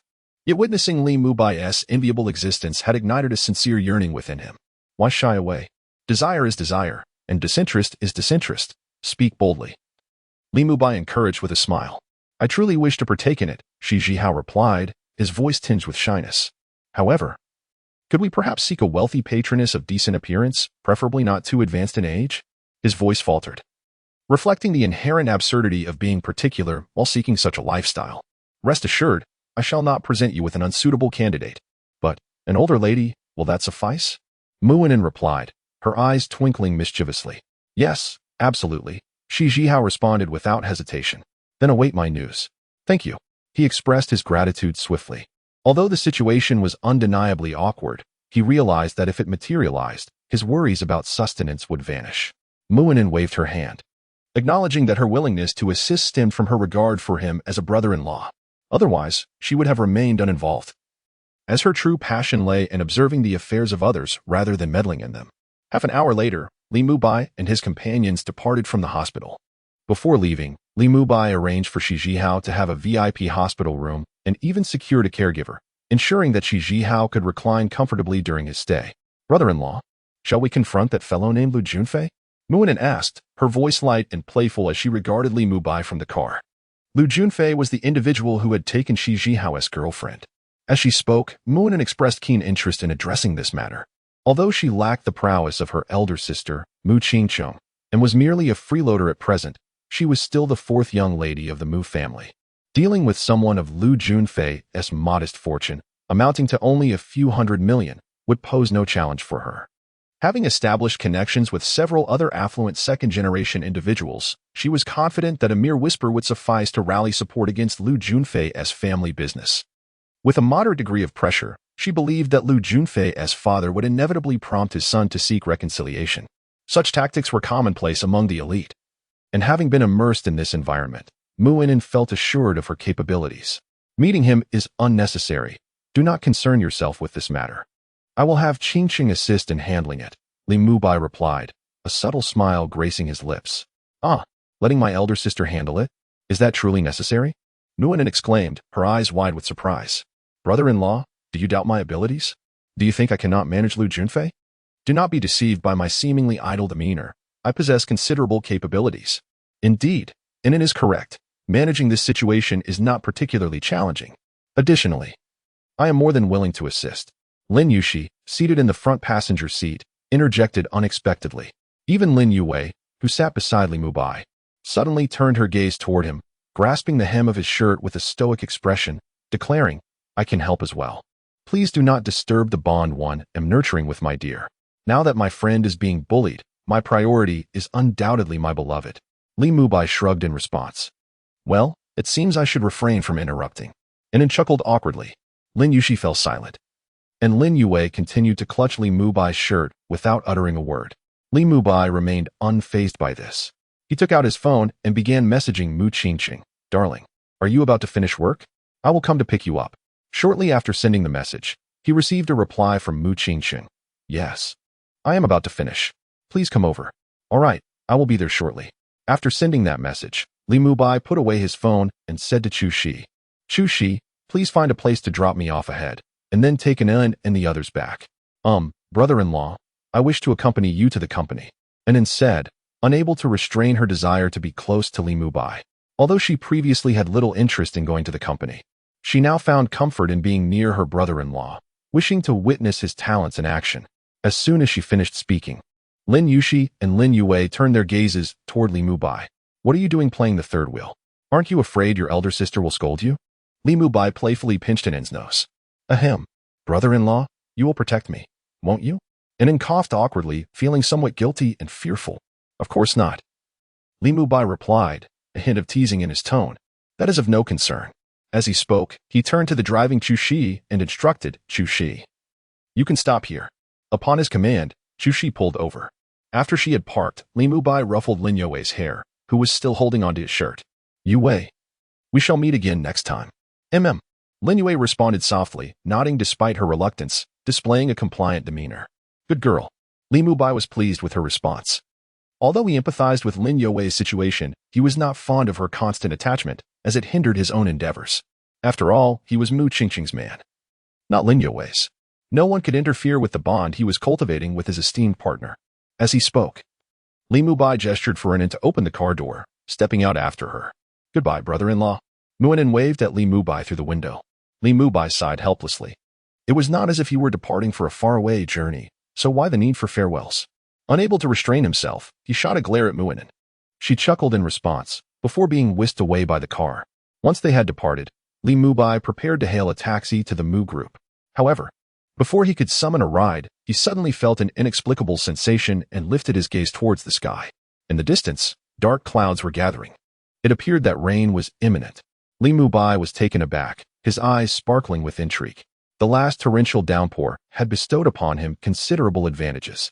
Observing the current state of affairs, it seemed yet another deluge was approaching. Could this be another opportunity to enhance his prowess? As these thoughts whirled in his mind, a raindrop unexpectedly landed on his face, prompting him to extend his hand to experience the unformed droplets. He was certain that rain was indeed beginning to fall, and it would soon manifest in full force. Chapter 100, Transformed into Water. Indeed, the rain fell just as Li Mubai had perceived it. The downpour intensified rapidly. Many pedestrians, caught unawares without umbrellas, hastily sought refuge under nearby shop awnings. Yet, Li Mubai merely observed the cascading rain with a radiant smile, allowing the deluge to soak his garments. Apart from discreetly employing his abilities to shield his phone, he made no effort to protect any other part of himself. Walking leisurely amidst the rain, unhurried and at ease, those who witnessed the scene could not help but feel perplexed. What was this person doing? As the rain intensified, he strolled nonchalantly through the downpour. Was he heartbroken? It did not seem so, for a smile graced his face. Yet, can a smile truly negate heartbreak? Is there not a saying that refers to forced laughter? Perhaps he was merely putting on a brave face. But could it be? This young man was rather handsome. How could such a striking figure possibly be heartbroken? I almost wished to bear his children. Indeed, he was quite attractive. As some sought shelter from the rain, they exchanged curious glances and whispered conversations about Li Mubai. Such discussions were not isolated to just one place. Yet, Li Mubai paid them no mind, for he was filled with exhilaration. The sensation of resonating with the cosmos had returned to him. Through the rain, he could sense the areas shrouded within its embrace for miles around. Even those sheltered within their homes were not entirely beyond his perception. It was akin to a domain, a special realm formed by the resonance between heaven and earth. Though this was not his first experience in such a state, each return remained astonishing. The perception of water transformed dramatically. As he walked, he could not resist extending both arms outward, closing his eyes as if to embrace the rain. In this act of embracing, he continued his stroll without opening his eyes, yet everything along his path remained vividly perceptible to him, as if he had opened a celestial eye, immersing himself entirely in the experience. As he delved deeper into this immersion, his physique grew stronger, continuously refined by the cleansing rain. His senses heightened once more, indeed, not merely the five senses, but the sixth sense as well. For the so-called sixth sense pertains to the heart's awareness, an extraordinary perception. In this moment of communion with the universe, was this not extraordinary perception? To further complicate matters, even the legendary seventh sense awakened within him through the rain's embrace, enhancing his awareness even more. Yet, this was still not the pinnacle of his experience. Due to a resonance with the cosmos, as the realm unfolds, he experiences an exhilarating sense of oneness with the universe. Truly, it is nothing short of miraculous. Where exactly lie the limits of my potential? The transformation I sensed last time has become increasingly pronounced. It seems I am on the verge of merging completely with water. In a moment of concentration, Li Mubai's steps quicken. Concurrently, the rain pouring from the heavens intensifies, transforming into a torrential downpour that obscures vision.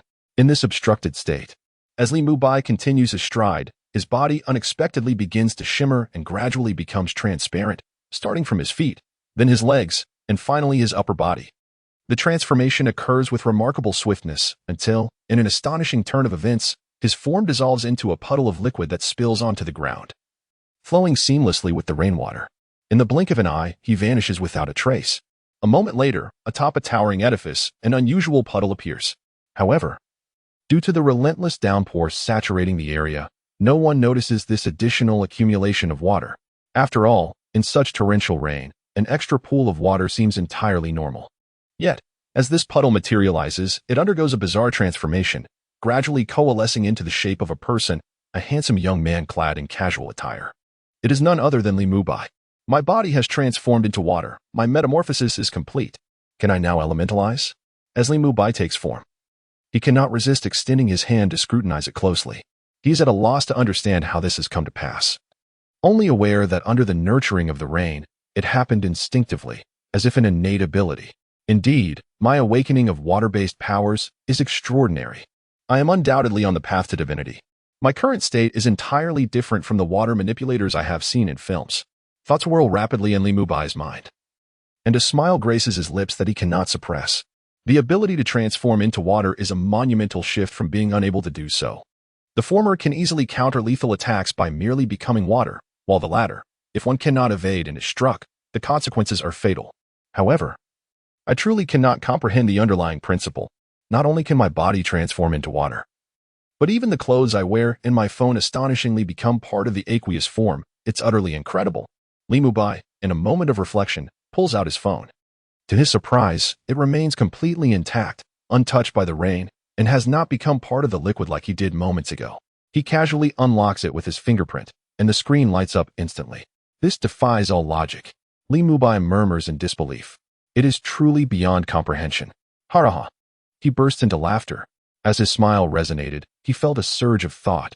Astonishingly, his left hand began to transform, starting from the fingertips, becoming transparent and morphing into water. This transformation continued through his palm and arm, extending to the fabric of his shirt. Remarkably, although it had turned into water, it did not cascade to the ground but instead maintained the form of an arm suspended at his shoulder. Moreover, Mubai distinctly sensed that his left hand remained fully functional, each finger under his command. It was utterly extraordinary. Was this still a hand? Mubai maneuvered his left hand in front of him, spreading his fingers wide, scrutinizing them closely, and then clenching into a fist. Simultaneously, he returned his phone to his pocket. He then reached out with his right hand to touch his left.